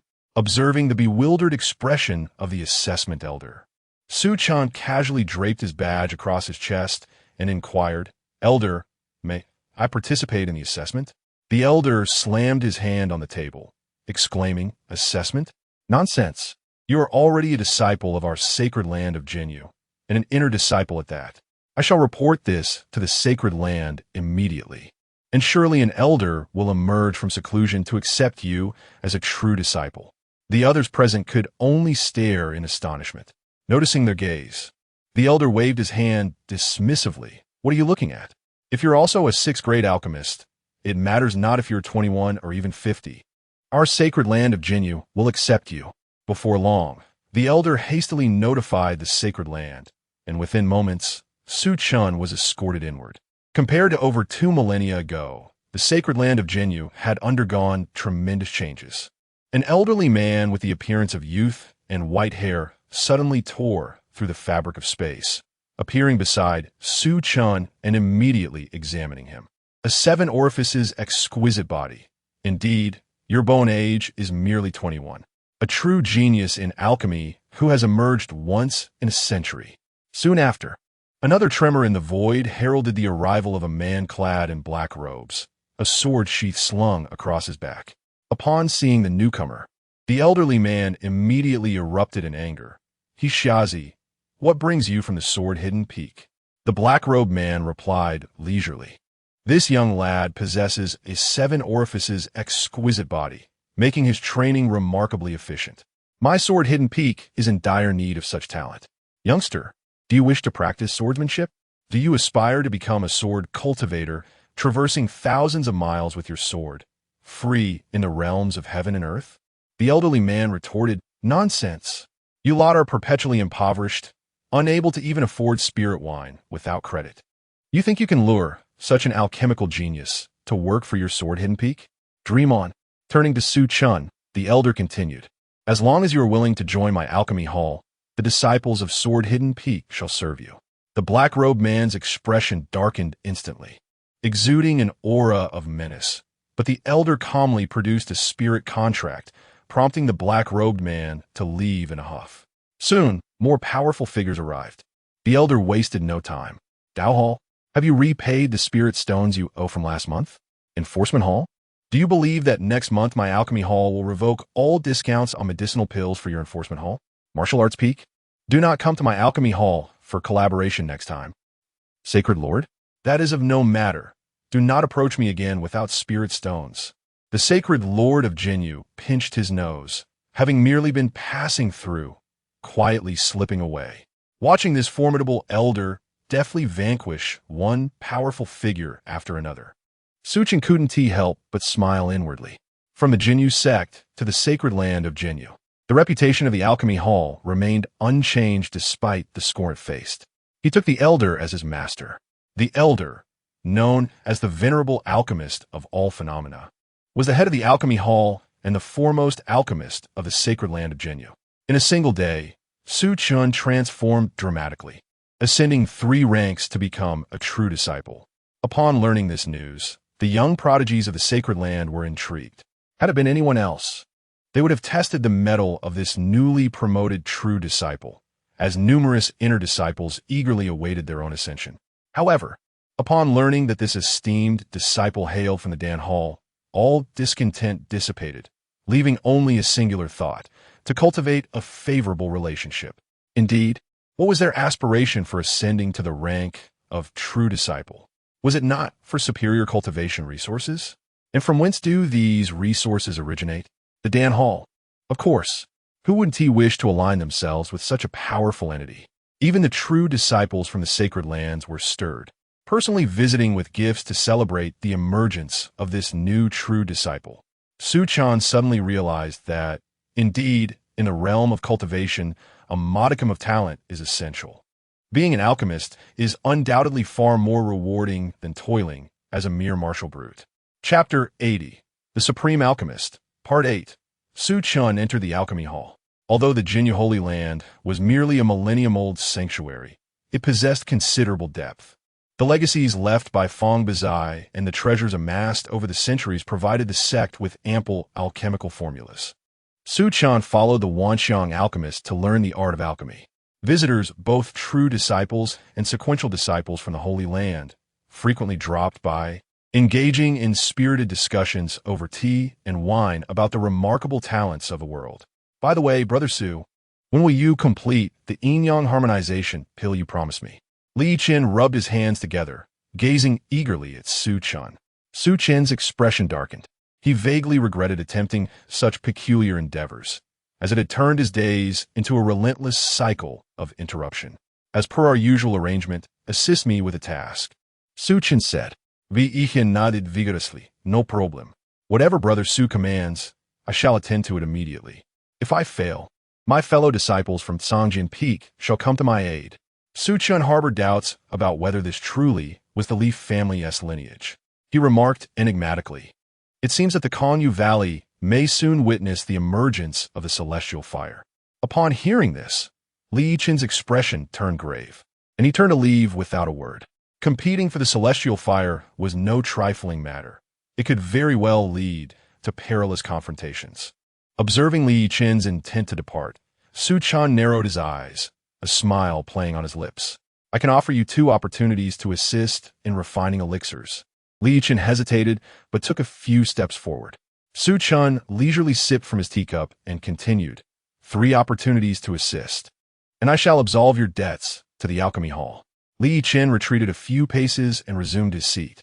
"I am steadfast in my loyalty to Brother Su. The celestial fire is but a trifling matter. Who would dare compete with Brother Su? Let them face my wrath." Li Chen exuded a bold spirit. Su Chen held great confidence in his abilities, for he was indeed a representative of Songjin Peak, a sequential disciple of the Jinyu Holy Land. With Li Chen's support, Su Chen employed his previous strategies, rallying several powerful true disciples. With a singular call to arms, he found that many exceptional talents within the Jinyu Holy Land were eager to join him in the pursuit of the celestial fire. The celestial fire, a coveted resource that alchemists yearn for. Within the Holy Land, the number of alchemists possessing the celestial fire was exceedingly scarce. In this lifetime, Su Chen had diligently devoted himself to the study of alchemy and would not let the opportunity to obtain the celestial fire pass him by. In Konyu Valley, many factions had already arrived, with numerous alchemists clad in resplendent white robes, adorned with alchemical insignia, converging at this location, accompanied by various distinguished talents who had been invited. Li Chen whispered to Su Chen, "I didn't expect that both the Qingyu Holy Land and the Taichu Holy Land would send representatives. Those 2 individuals are true disciples of their respective sects, on par with my own strength."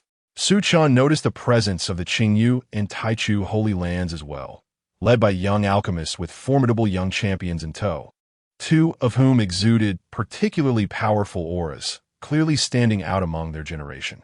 In addition to the Qingyu and Taichu Holy Lands, The Eastern Domain's Alchemy Association had dispatched a young alchemical prodigy, gathering several martial talents, eager to contest for the celestial fire. These three factions were of utmost concern to Su Chen.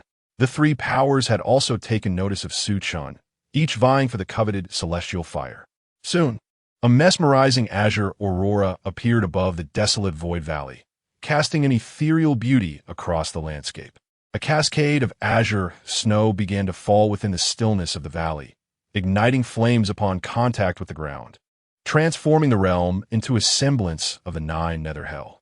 Unable to resist the allure, someone stepped into the void valley, but after only a few steps, azure flames erupted from their body, accompanied by a chilling scream, reducing them to mere ashes. Witnessing this, Su Chen's expression turned grave. The power of this heavenly fire exceeded his expectations. A formidable warrior, merely at the threshold of enlightenment, had perished without warning.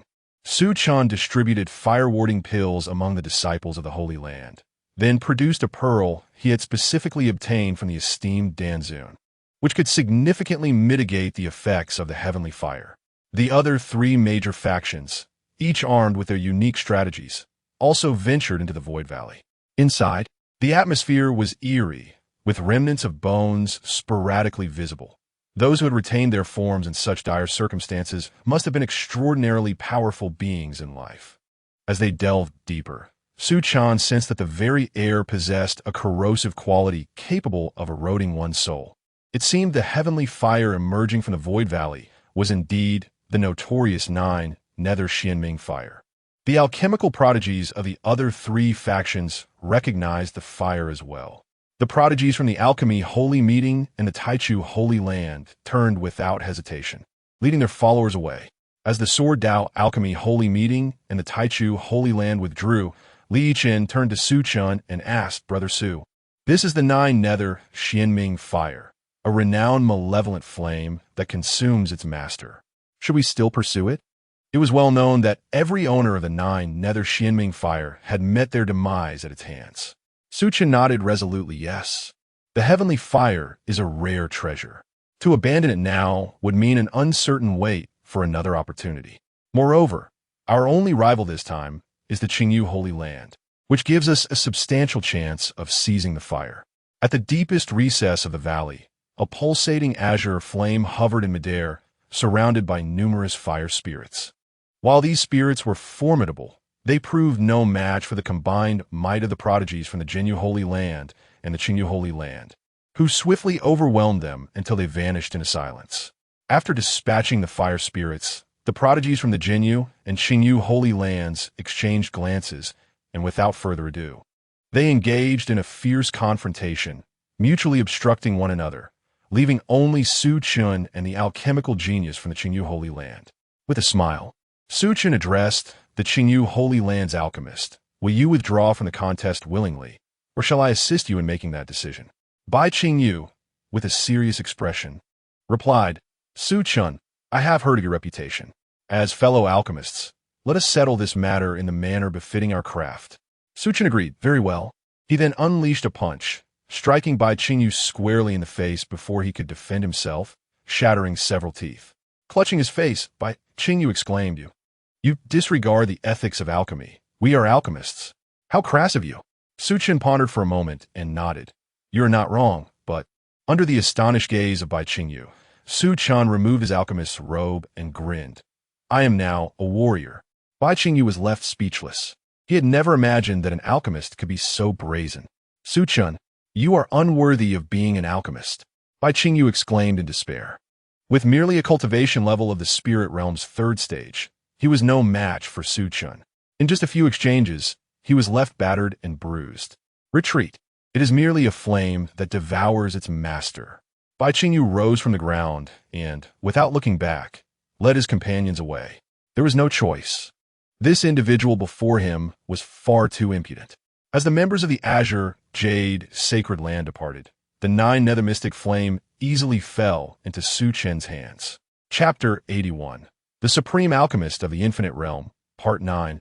Upon returning to the Sacred Land of Suppression, Su Chen commenced the arduous process of refining the Nine Nether Mysterious Fire, a fire renowned for its perilous nature. This endeavor consumed 5 long years of his life.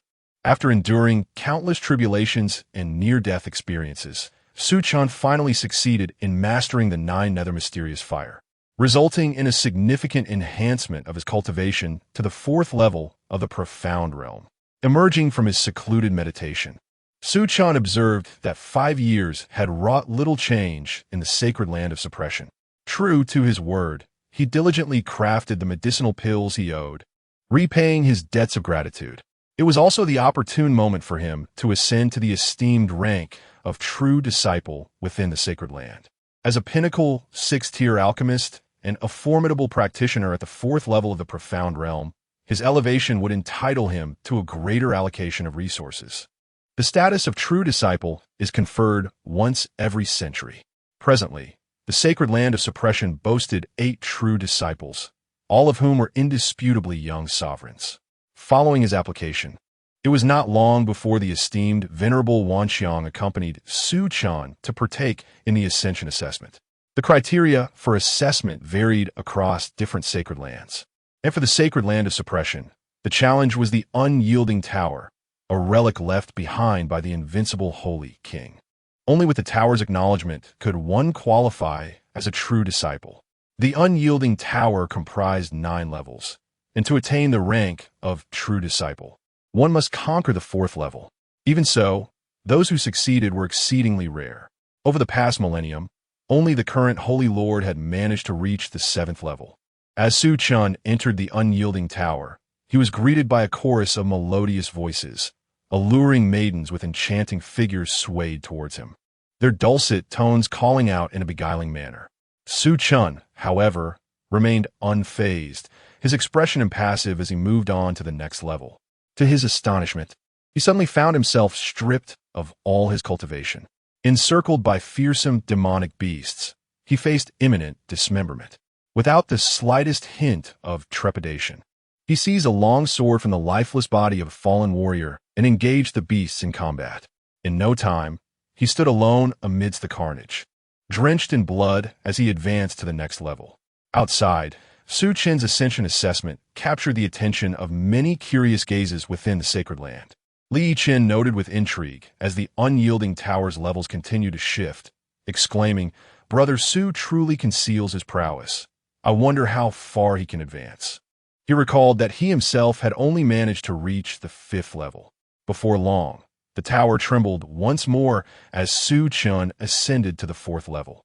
Shortly thereafter, he reached the 5th level, astonishing the onlookers, for those who attained the 5th level were few and far between. After surpassing the 5th level, Su Chen proceeded to the 6th, where he faced no obstacles. Just as the crowd marveled at the emergence of a second individual reaching the 7th level, a familiar figure appeared before Su Chen, who was now looking disheveled and muttering curses. "What on earth is Fong Booby human?" Upon entering the 7th level, Su Chen heard a familiar voice calling out to him. As Su Chen turned his head, he beheld his former companions and kin. Then, in an instant, he was struck down by a group of assailants. Is this truly the trial one could fathom? Darkness. Such profound darkness. Fortunately, he had breached the 7th layer. "Congratulations, Brother Su," exclaimed several true disciples, offering their felicitations to Su Chen for becoming a newly recognized true disciple, now possessing the qualifications to vie for the title of Saint Son. Thus, the sacred land of Jinyu gained yet another true disciple in its ranks. Su Chen's residence was subsequently relocated to the peak of the true disciples, where he not only enjoyed the company of maidservants and guards, but also had an elder as a personal guardian, elevating his status dramatically. 3 months later, Master Wanxiang summoned the disciples of the Alchemy Hall. A year later, the 10 foremost alchemical sacred places united to convene an alchemy conference, presenting ancient soul secret arts and legendary alchemical formulas as rewards. In such a glorious era, how could our Jinyu Alchemy Hall remain indifferent? Master Wanxiang surveyed the elite of the Alchemy Hall and proclaimed grandly, "I shall select 10 individuals to accompany me to the central domain for the Alchemy Conference. This time, those who achieve remarkable standings shall be richly rewarded." The crowd exchanged glances, aware that the alchemy conference, co-hosted by the 10 sacred places, would undoubtedly attract countless alchemical prodigies. In the midst of such a stellar gathering, none wished to forfeit their chance.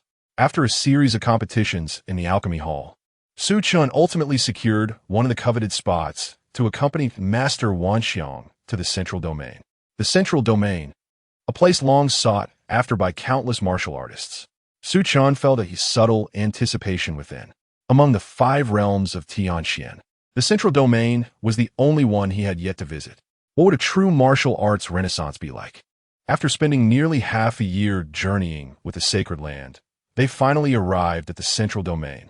One could not deny that the concentration of spiritual energy in the Central Domain was far more abundant than in the 4 realms. Even the second-ranked Northern Domain paled in comparison, explaining the plethora of geniuses born there. The Central Domain was home to many formidable factions, gathering the legacies of various sacred traditions. This alchemy conference was to be held in the Dan God Palace, one of the giants of the Central Domain. A congregation of talents. Upon verification of his identity as an alchemist, Su Chen entered the Dan God Palace alongside the members of the Jinyu Sacred Land. Those permitted entry were exclusively alchemists. It was there that Su Chen encountered a familiar face. Bai Qingyu of the Qingyu Sacred Land glared fiercely at Su Chen. Su Chen, how dare you participate in the alchemy conference? The moment Su Chen stepped into the Dan God Palace, Bai Qingyu had noticed him, the memory of their past encounter, where he had been thoroughly beaten, still vivid in his mind. Su Chen also took note of Bai Qingyu, dismissing his animosity with indifference. You Na'vi child, raised in a honeyed cocoon, how could you possibly comprehend the disdain of a martial artist? Bai Qingyu declared, this time, you cannot escape. At the alchemy conference, I shall surely defeat you with my alchemical prowess. You are unworthy of the title of alchemist. Sensing the subtle approach of the Jinyu Sacred Land members, Bai Qingyu, recognizing that a wise man does not fall into the same trap twice, hastily uttered his threats before retreating in defeat. He still harbored resentment over the last encounter when Su Chen struck him as a martial artist. Bai Qingyu had departed, and Su Chen found himself once again amidst familiar faces. The Grandmaster of Gigu, Miss Song? Su Chen was astonished to encounter old acquaintances in this place. The alchemist of Gigu. No, he should now be referred to as the alchemical emperor of Gigu. The silver-haired middle-aged man bore a badge on his chest, prominently displaying 7 stars. Song Wanqing had also ascended to the rank of a 6th-grade alchemist. Su Chen, at this alchemical conference, I shall certainly redeem my honor and personally defeat you. Upon seeing Su Chen, Song Wanqing issued her challenge.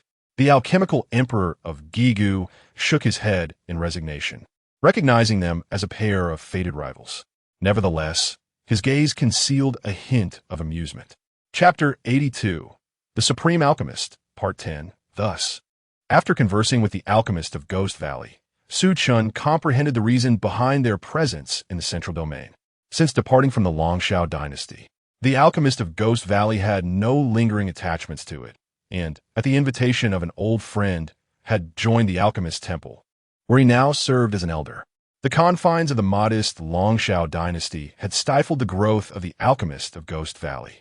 Su Chen speculated that the alchemist might be concerned for his junior disciple, fearing that if he were to leave the Longshao dynasty, the royal family might take action against Su Wei, especially considering a pharmacist capable of summoning numerous powerful beings, coupled with a notorious past, would undoubtedly arouse suspicion.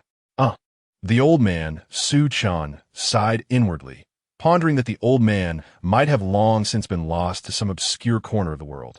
The alchemist of Ghost Valley had imparted numerous precautions regarding the alchemist temple to Su Chen before taking his leave alongside Song Wanqing. Just before departing, Song Wanqing issued a challenge to Su Chen once more, as the alchemy competition in the Central Domain had yet to commence.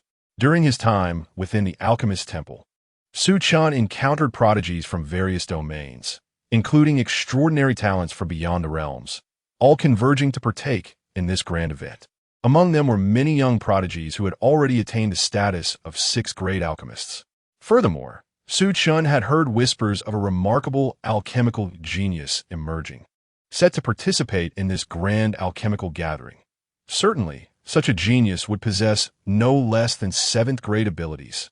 While Su Chen had not witnessed any martial arts prodigies from the central domain, the abundance of alchemical talents was staggering, marking a true golden age across the 5 domains of Tianxian. Su Chen resolved to enter seclusion, determined to concoct 7th-grade elixirs before the competition commenced. Aware of Su Chen's determination, the esteemed master of all things alchemical spared no effort in his support, personally guiding Su Chen in the use of the 9 nether mystical flames for alchemical refinement. Half a year later, as the eve of the alchemy competition approached, many alchemists emerged from their seclusion, and Su Chen was among them. The rules for this alchemy competition were announced by the Alchemist Temple. Unlike the competition of the Longshao dynasty, this event, jointly organized by the 10 sacred alchemical sanctuaries, was a momentous occasion for the entire Tianxian domain. Several revered powerhouses had carved out a space filled with rare treasures, herbs, alchemical formulas, and even ancient secret techniques. Each item was protected by prohibitions, requiring alchemists to rely on their own mastery of the alchemical arts to obtain the items necessary for participation in the final assessment. Su Chen noted the final stipulation. During the alchemy competition, all alchemists are prohibited from employing any martial force. All items must be acquired solely through one's alchemical prowess. The noble alchemist need not resort to violence. Their sole responsibility was the art of alchemy. For martial artists, considerations were more complex. The prohibition of force left Su Chen feeling a tinge of regret. Soon, all participants hurried towards the secret realm designated for the alchemical assessment. As time drew near, 3 figures, obscured yet exuding an aura of formidable terror akin to the brilliance of the sun, emerged. Each bore a chest emblem radiating a golden light. The esteemed Master Dan of the myriad phenomena elucidated that solar breastplate signifies the rank of a 9th-tier alchemist, encapsulating the power of ancient sages, readily summonable at will. Each alchemist of this caliber is a treasure of the Tianxian domain, and their loss is inconceivable. Su Chen was astounded. Such means such depth of heritage. It is indeed worthy of the sacred land of alchemy. The worth of a single alchemist's breastplate surpasses that of an ancient sage's weapon. With the combined efforts of the 3 alchemists, the passage to the ancient alchemy domain was unveiled, and a throng of alchemists eagerly surged forth. Su Chen, alongside the alchemists of the Jinyu Sacred Land, ventured into the ancient alchemy domain. The ancient alchemy domain stretched infinitely, resembling a naturally formed microcosm where rare medicinal herbs, seldom seen in the outside world, flourished abundantly, akin to weeds dotting the ground.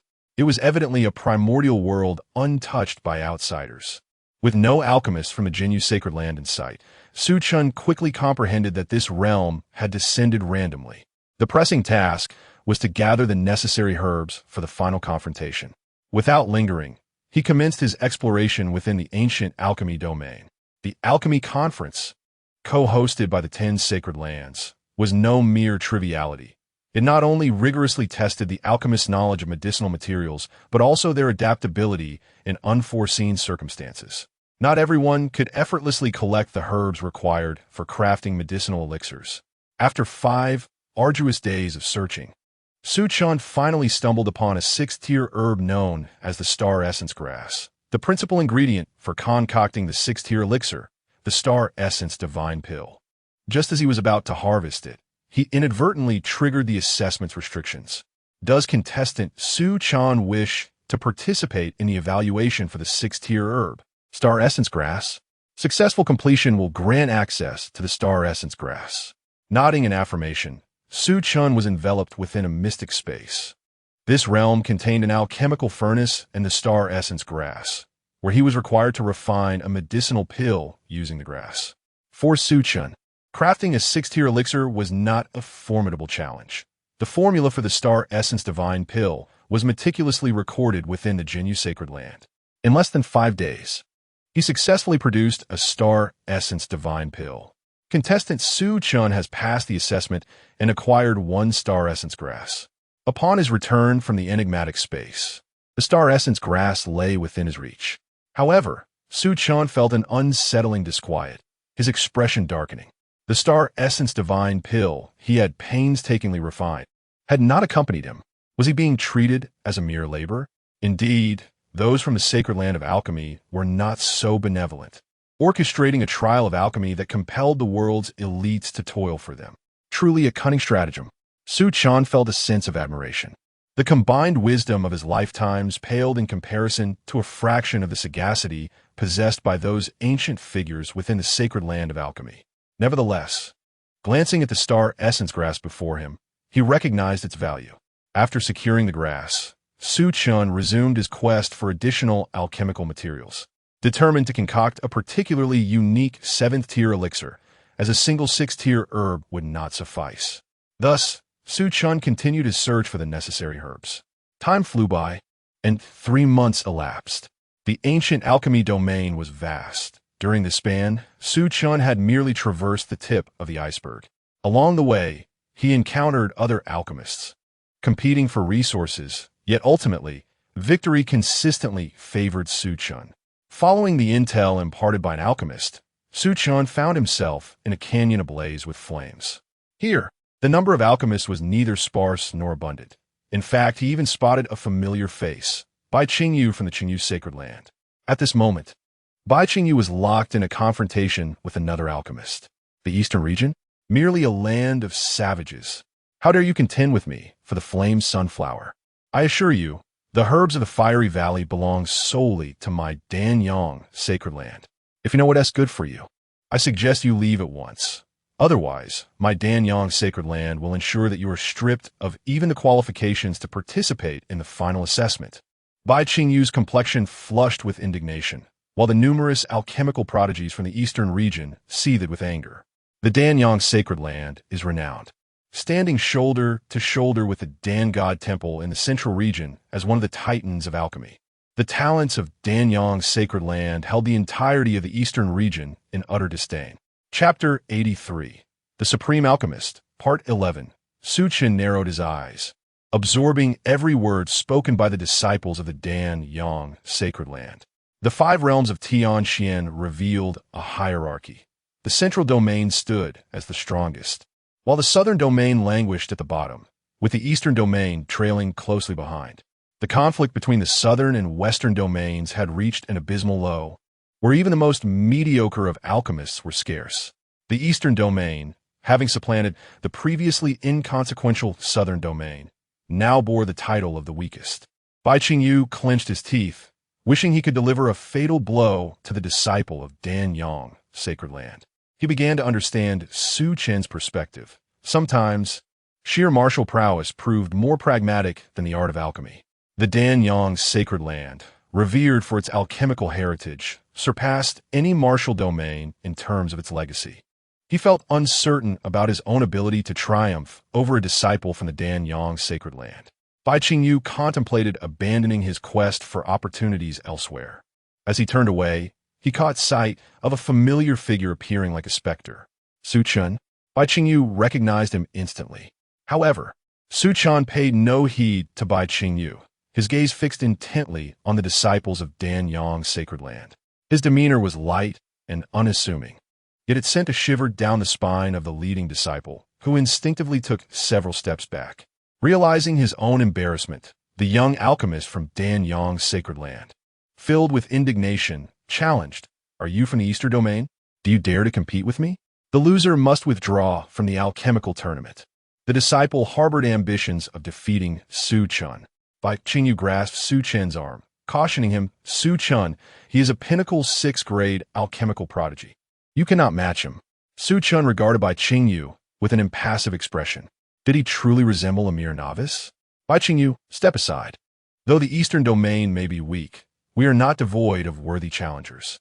Witnessing Su Chen's unwavering resolve, Bai Qingyu felt a surge of admiration. He, Bai Qingyu, prided himself on being a noble alchemical talent, yet lacked the courage to bring shame to the Qingyu sacred land. In contrast, the seemingly reckless Su Chen was prepared to represent the Eastern domain. Bai Qingyu whispered a final warning. "Su Chen, refrain from using your cultivation. This is a contest of alchemy. Victory must be achieved through alchemical prowess alone. Resorting to cultivation to defeat your opponent would violate the rules established by the 10 great alchemical sanctuaries, incurring severe penalties. Su Chen remained indifferent to Bai Qingyu's concerns. News of a 7th-grade medicinal herb emerging in the Fire Valley was vital for his alchemical concoctions.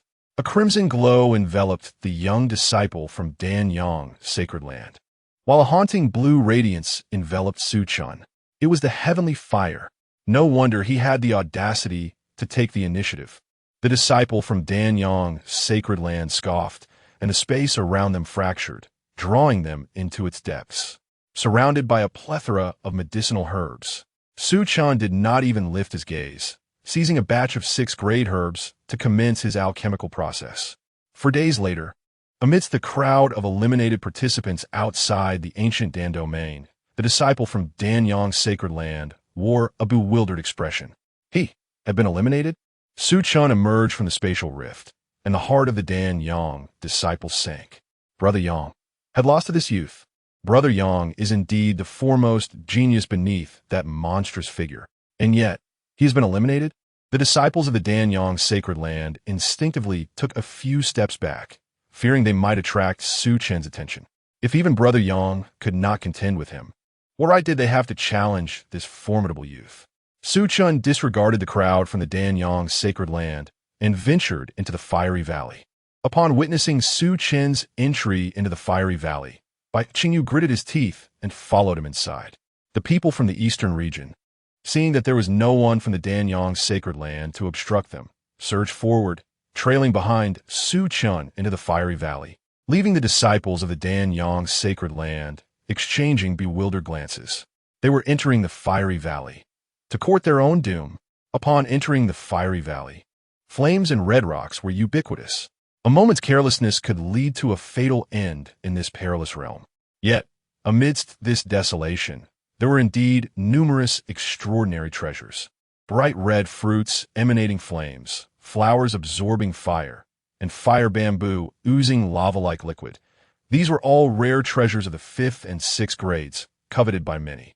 Bai Qingyu noticed that Su Chen showed no interest in these wonders, not even casting a glance at them, and could not help but inquire, Su Chen, your ambition isn't set on 7th-grade materials, is it? If so, I advise you to reconsider. The Danyang Sacred Land is not as simple as you might think. This time, a prodigy in alchemy has emerged, having entered the realm of 7th-grade alchemists not long ago, making him one of the favorites to win this alchemy competition. After speaking, Bai Qingyu felt a twinge of regret, giving a wry smile as he continued, Su Chen, the foundation of the alchemy Sacred Land is far deeper than ours in the martial arts Sacred Land. I just want to remind you that being eliminated over a moment of pride is hardly worth it. Su Chen cast a sidelong glance at Bai Qingyu. This fellow, though he spoke a tad too much and seemed somewhat soft-hearted, still possessed the demeanor of a prodigy. Su Chen replied nonchalantly. How do you know that I am still a 6th-grade alchemist? Bai Qingyu was momentarily taken aback, only to realize that Su Chen's figure had vanished from sight. He pondered for a moment. He had indeed not been mistaken. Su Chen's alchemist badge was still of the 6th grade. As they ventured deeper into the Fiery Valley, the flames grew increasingly terrifying. Su Chen arrived at the center, where the flames blazed a golden hue, generating an intense heat that seemed capable of melting everything. At the heart of the inferno, there lay a palm-sized, resplendently golden-patterned spirit mushroom, each inch exquisitely crafted, akin to a perfect sculpture carved from golden stone. Su Chen recognized that this was his objective, the Sunfire Golden Mushroom. Beside the Sunfire Golden Mushroom sat a woman in a meditative posture. Her features were delicate, and unlike the traditional white robes, she donned a striking red robe, her chest adorned with 7 glowing stars, and her fiery red hair tied into a high ponytail cascading behind her. Yin Zhaoxi also noticed Su Chen, and upon seeing the 6-star insignia on his chest, she furrowed her brow, pondering, what has happened to Yang Wang? To think that a mere 6th-grade alchemist would be permitted entry here. Yin Zhaoxi relaxed her brow and addressed Su Chen, saying, regardless of your identity, your presence here signifies that Yang Wang has undoubtedly been outperformed by you. Your prowess in alchemy may well exceed the mere 6th grade classification. However, if you aspire to contend for the yin-yang golden mushroom, I advise you to deliberate with caution. You are unlikely to prove a worthy adversary, and your journey should not end here. Chapter 84. The Supreme Alchemist, Part 12. Yin Zhaoxi was exceedingly proud. At not yet 30 years of age, being a 7th-tier alchemist indeed afforded her a certain arrogance. Had this been 2 months prior, Su Chen might have chosen to remain in the shadows.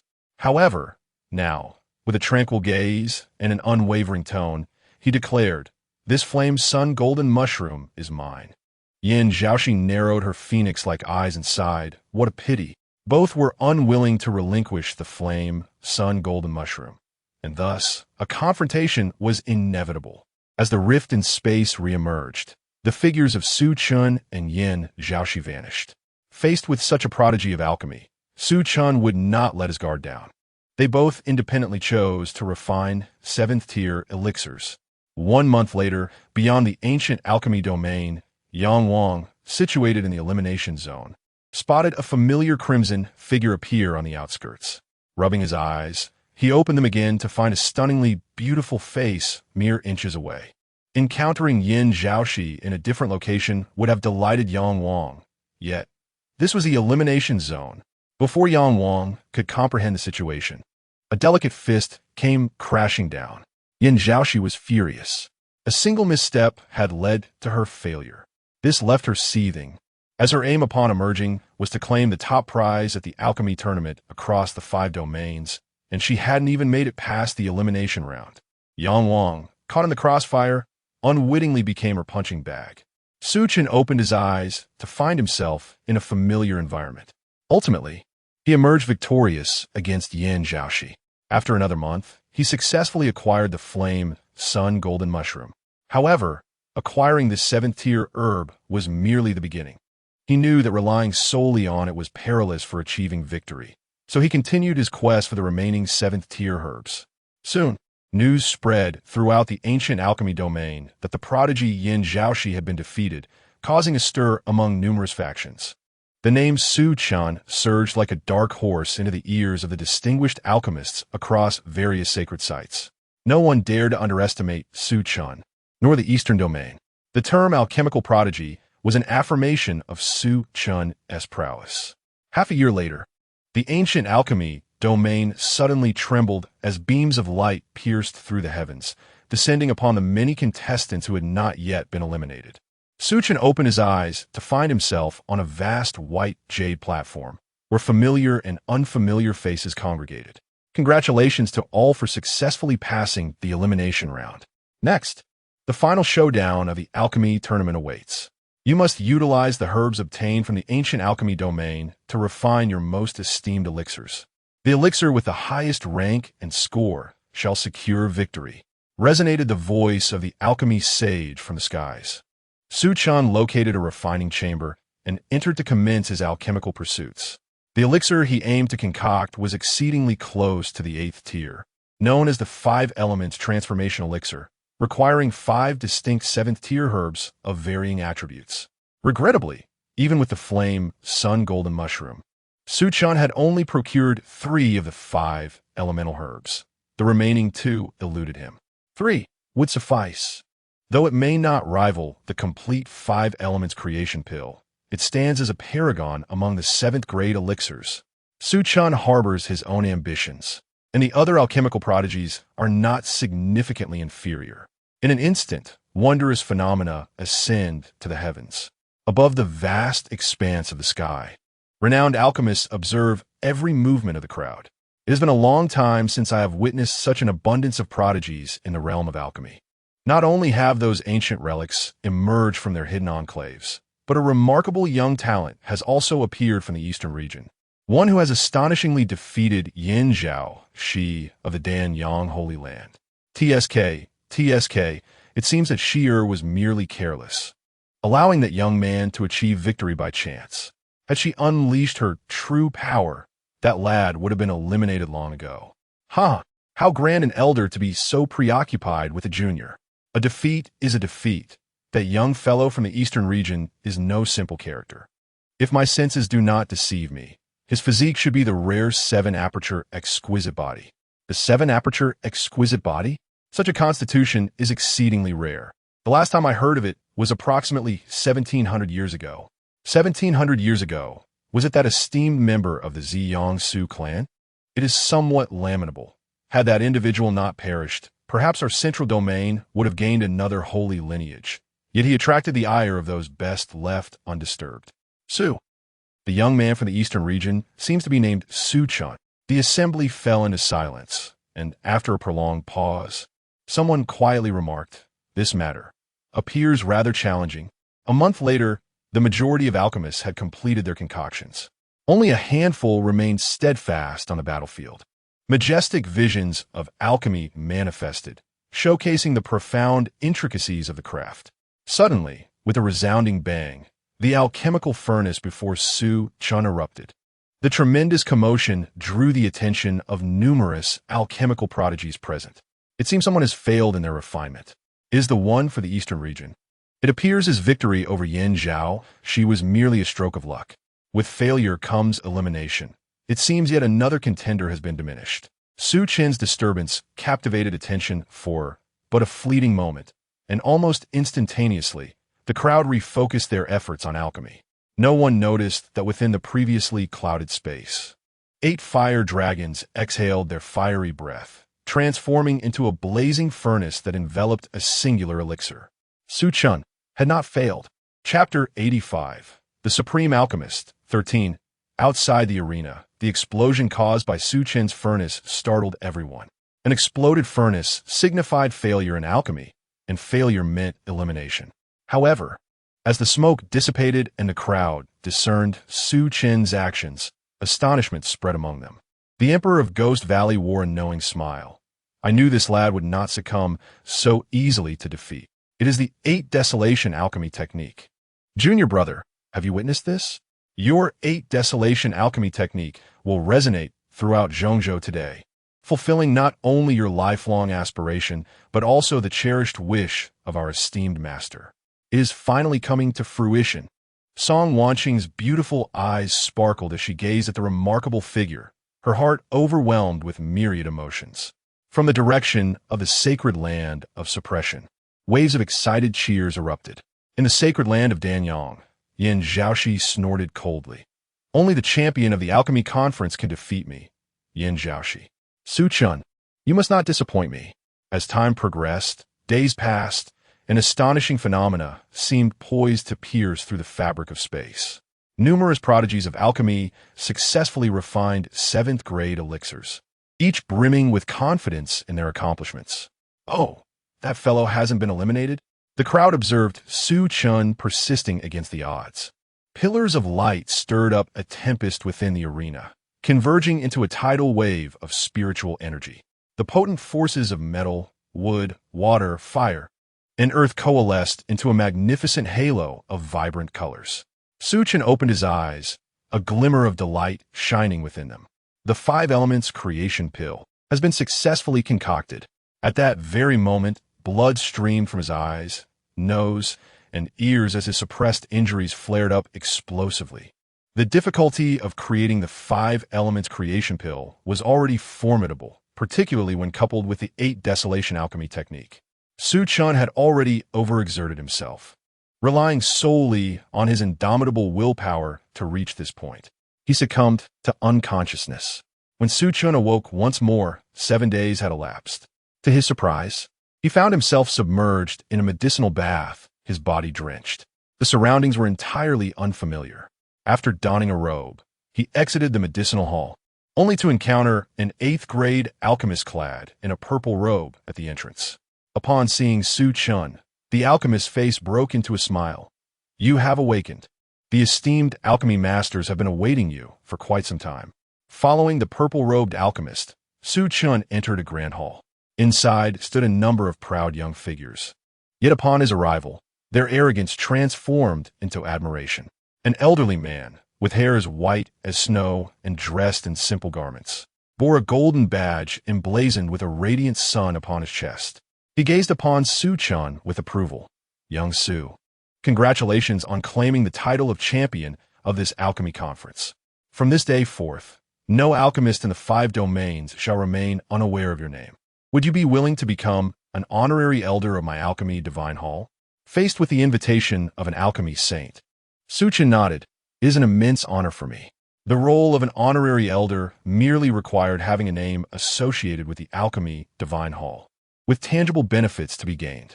To Su Chen's astonishment, he had indeed emerged as the champion of this alchemy conference, standing out among countless prodigies. The turbulence of years of inner struggle could not help but stir within him. He had achieved first place in the alchemy conference. The rewards are indeed substantial, allowing entry into the Dan God Temple to select an ancient secret method, encompassing the alchemical techniques of the esteemed alchemists within. Su Chen lingered there for 3 years. During this time, he refined the 8 desolation alchemy technique, occasionally benefiting from the teachings of the alchemy sage, thereby advancing his skills. Although he had yet to reach the 8th rank, the possibility of failure in crafting 7th rank elixirs had vanished. It was time to return to the Eastern Domain. While life in the Dan God Temple was splendid, it was not his true home. Upon learning of Su Chen's impending return to the Eastern Domain, many elders and prodigies of the Dan God Temple came to bid him farewell. Su Chen, are you truly returning to the sacred land of Jinyu? With your talent in alchemy, remaining in the Dan God Temple would lead to greater mastery and higher achievements in the future. Song Wanqing spoke up, hoping to persuade him. Su Chen shook his head. The sacred land of Jinyu has treated me well. Currently, it is still developing and lacks alchemists. How can I turn a blind eye to that? To cultivate in the central state, my alchemical skills must be returned to the sacred land. Dear friends, the journey ahead is long. May fate allow us to meet again. With that, Su Chen departed, returning to the Eastern Domain alongside the members of the sacred land of Jinyu. The onlookers from the Dan God Temple gazed at their departure with mixed emotions. They could not comprehend why Su Chen would forsake the opportunity for profound study in the Dan God Temple to return to the relatively backward Eastern Domain in terms of alchemy. Nonetheless, they respected his choice. Such grace perhaps epitomized the true essence of an alchemist. Su Chen left the central region, yet he left behind a tale that would be spoken of for ages. A month later, within the spatial tunnel, the venerable Dan of all things still bore a complex expression, filled with myriad emotions. He had not anticipated that the champion of this alchemy conference would emerge from their Eastern Domain. Initially, he had merely intended to bring Su Chen to the central state to witness the flourishing of alchemy and meet various talents. He felt gratified that Su Chen still cherished the bonds with the sacred land, and even after gaining fame in the central state and facing invitations from major alchemical sects, he resolutely chose to return to the Eastern Domain and his sect.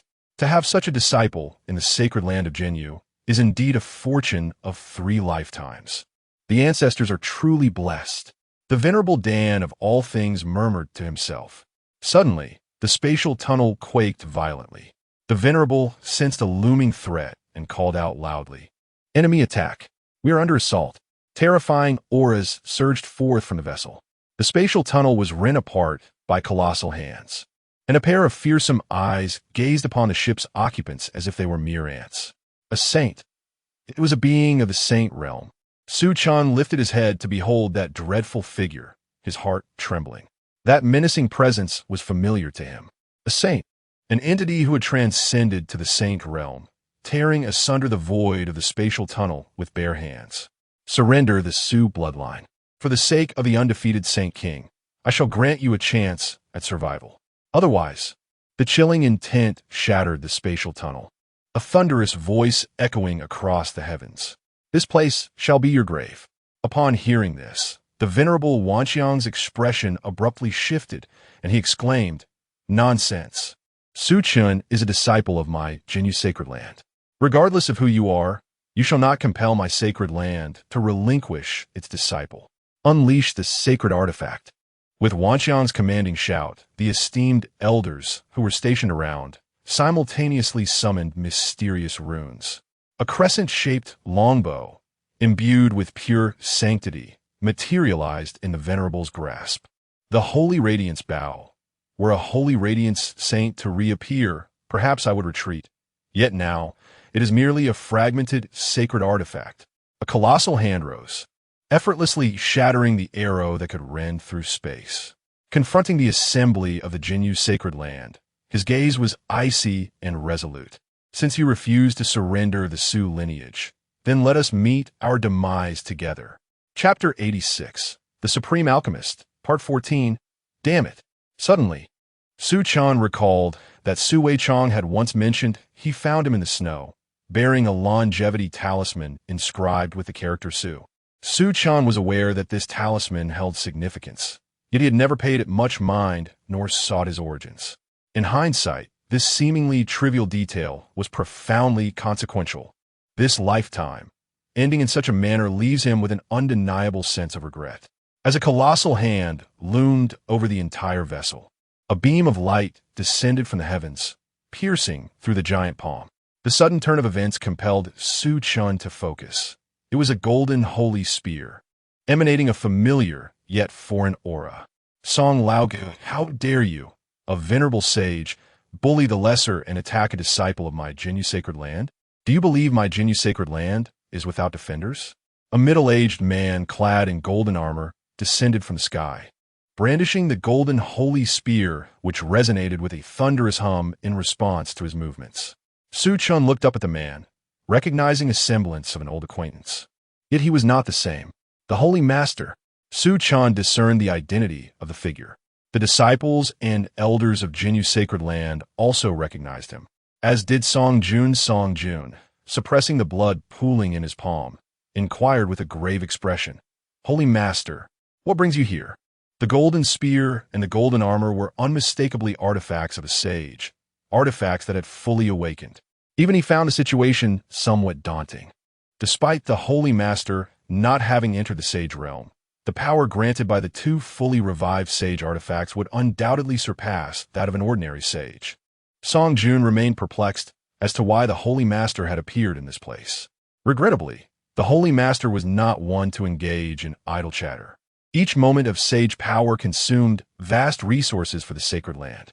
Without hesitation, he charged at Song Jun, causing the countenance of this sage-level powerhouse to change dramatically as he was pierced through the chest by a single thrust. The grievances of Jinyu sacred land. I shall remember this debt of 2 strikes and repay it 1,000-fold in the future. Song Jun's figure vanished from the realm, fully aware he was no match. Opting instead to retreat, the Holy Master retracted the golden spear with a sigh. What a pity he managed to escape. If he were to become a sage wielding a sage artifact, how could I allow such a formidable adversary to flee? Upon arriving on the ship, the esteemed alchemist of all things appeared perplexed. "Holy Master, how is it that you are here?" The Holy Master glanced at Su Chen beside him. "I received word from an old acquaintance in Zhongzhou that an attack was imminent against the disciples of my sacred land. Though we lack sage-level guardians, we are not to be trifled with. Upon learning of this, I anticipated that the enemy would intercept us on our path. Thus I arrived just in time, albeit regrettably failing to detain Song Laogu." Su Chen inquired, "May I ask, Holy Master, which sage was it that just attacked?"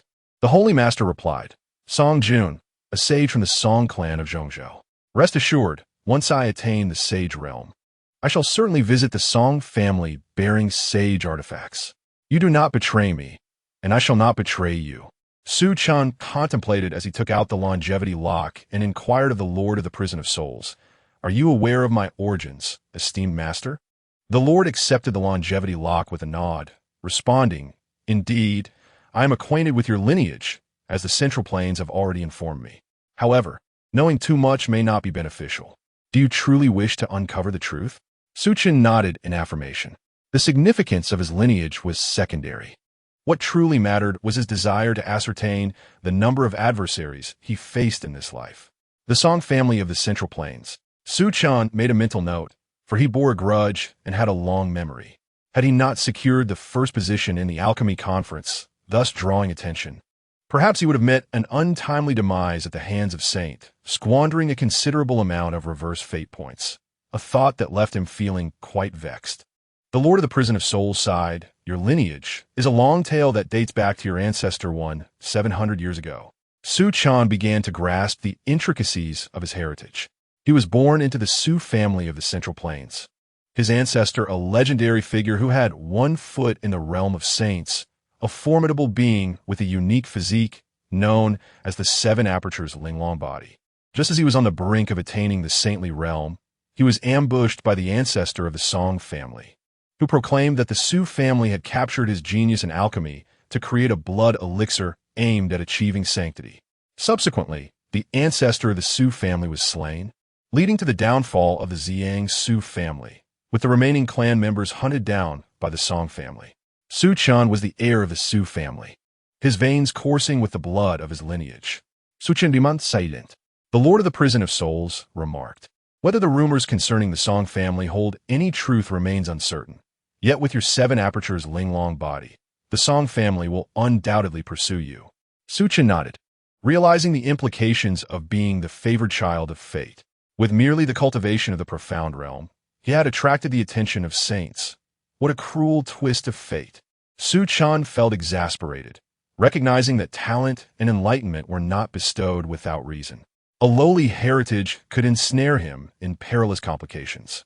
It was indeed a precarious situation.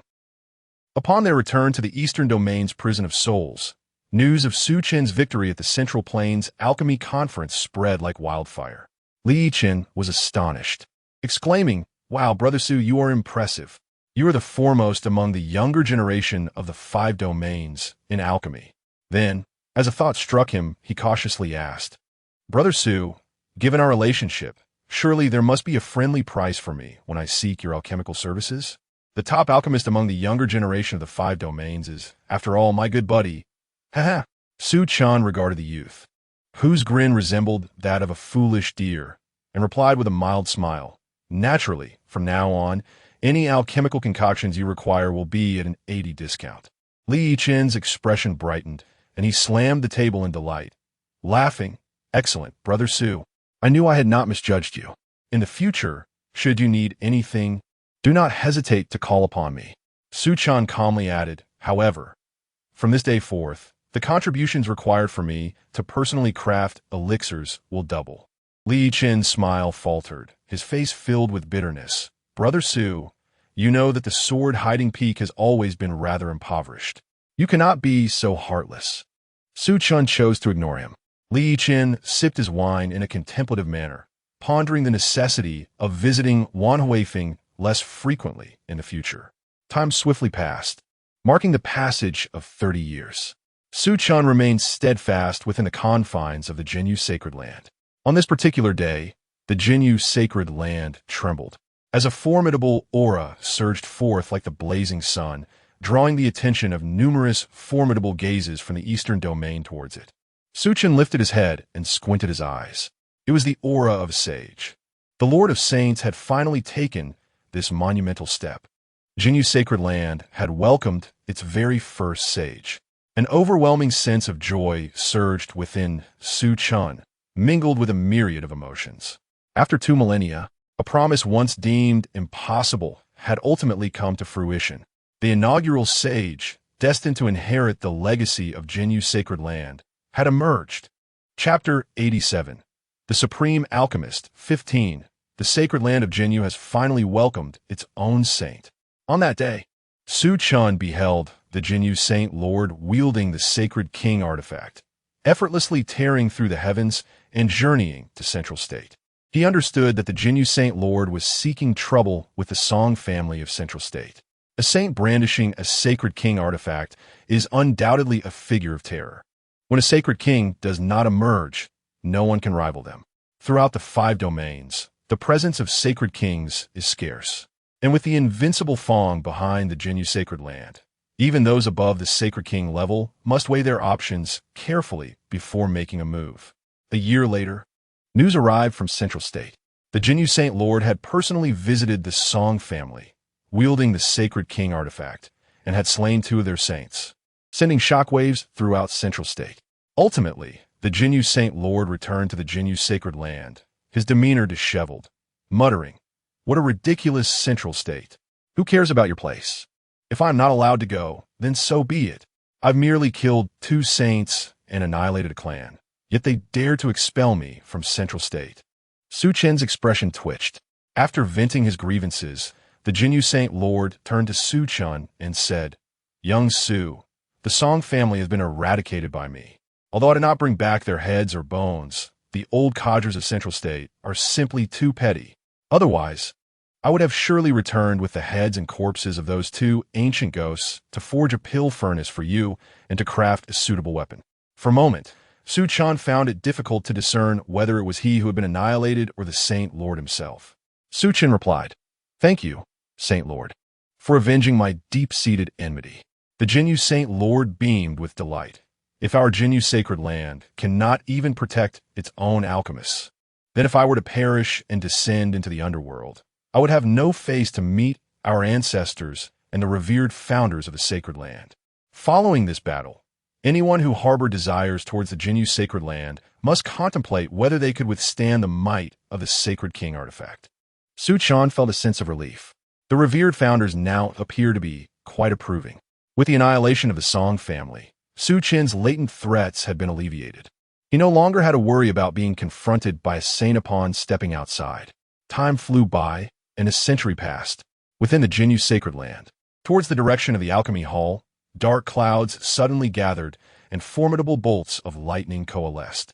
This stirred many powerful individuals within the sacred land from their slumber. Was someone attempting to transcend a tribulation? Such terrifying, thunderous power, could it rival the Nirvana tribulation? As the crowd engaged in animated discussion, a radiant light hovered in the sky, exuding a rich fragrance. Upon closer inspection, it was revealed to be a pill resembling a soaring dragon, bathed in fearsome lightning. An 8-rank pill. It was indeed an 8-rank pill. Gasp! Could it be that Elder Wanxiang has succeeded in forging an 8-rank pill once more? No.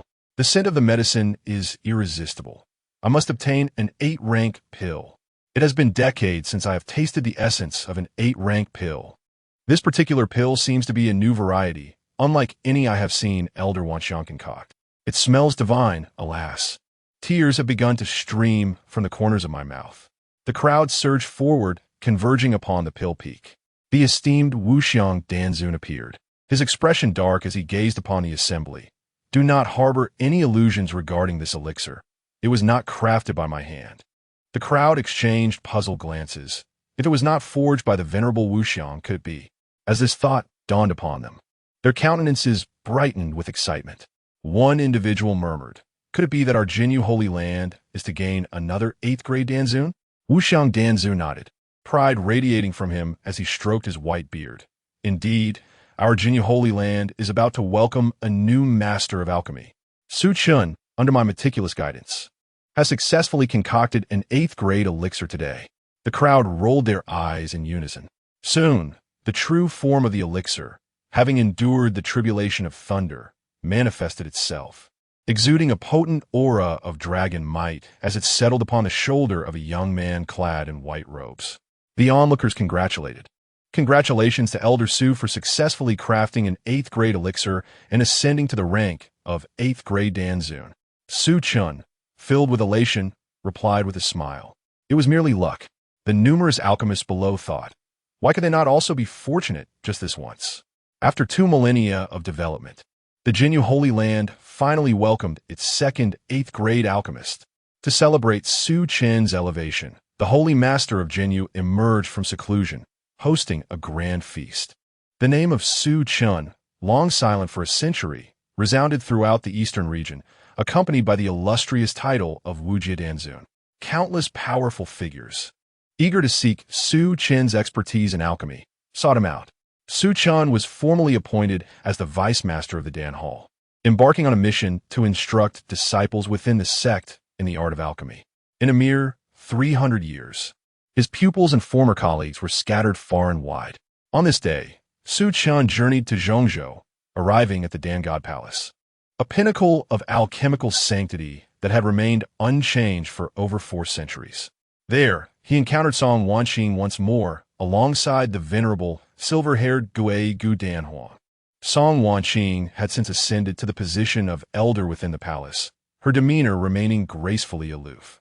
Su Chen's purpose for visiting the Dan God Palace was to seek a means to suppress the perilous Juyo Xianming fire within him, which had dangerously intensified over the past 3 centuries, compelling him to seek opportunities within the sacred realm of alchemy. Upon learning of Su Chen's plight, the Dan God Palace, unwilling to let such a prodigy perish, readily consented to assist him in locating a method to contain the Juyo Xianming fire. After a decade of arduous search, Su Chen gleaned some insights from the Dan God Palace, yet the path remained fraught with challenges.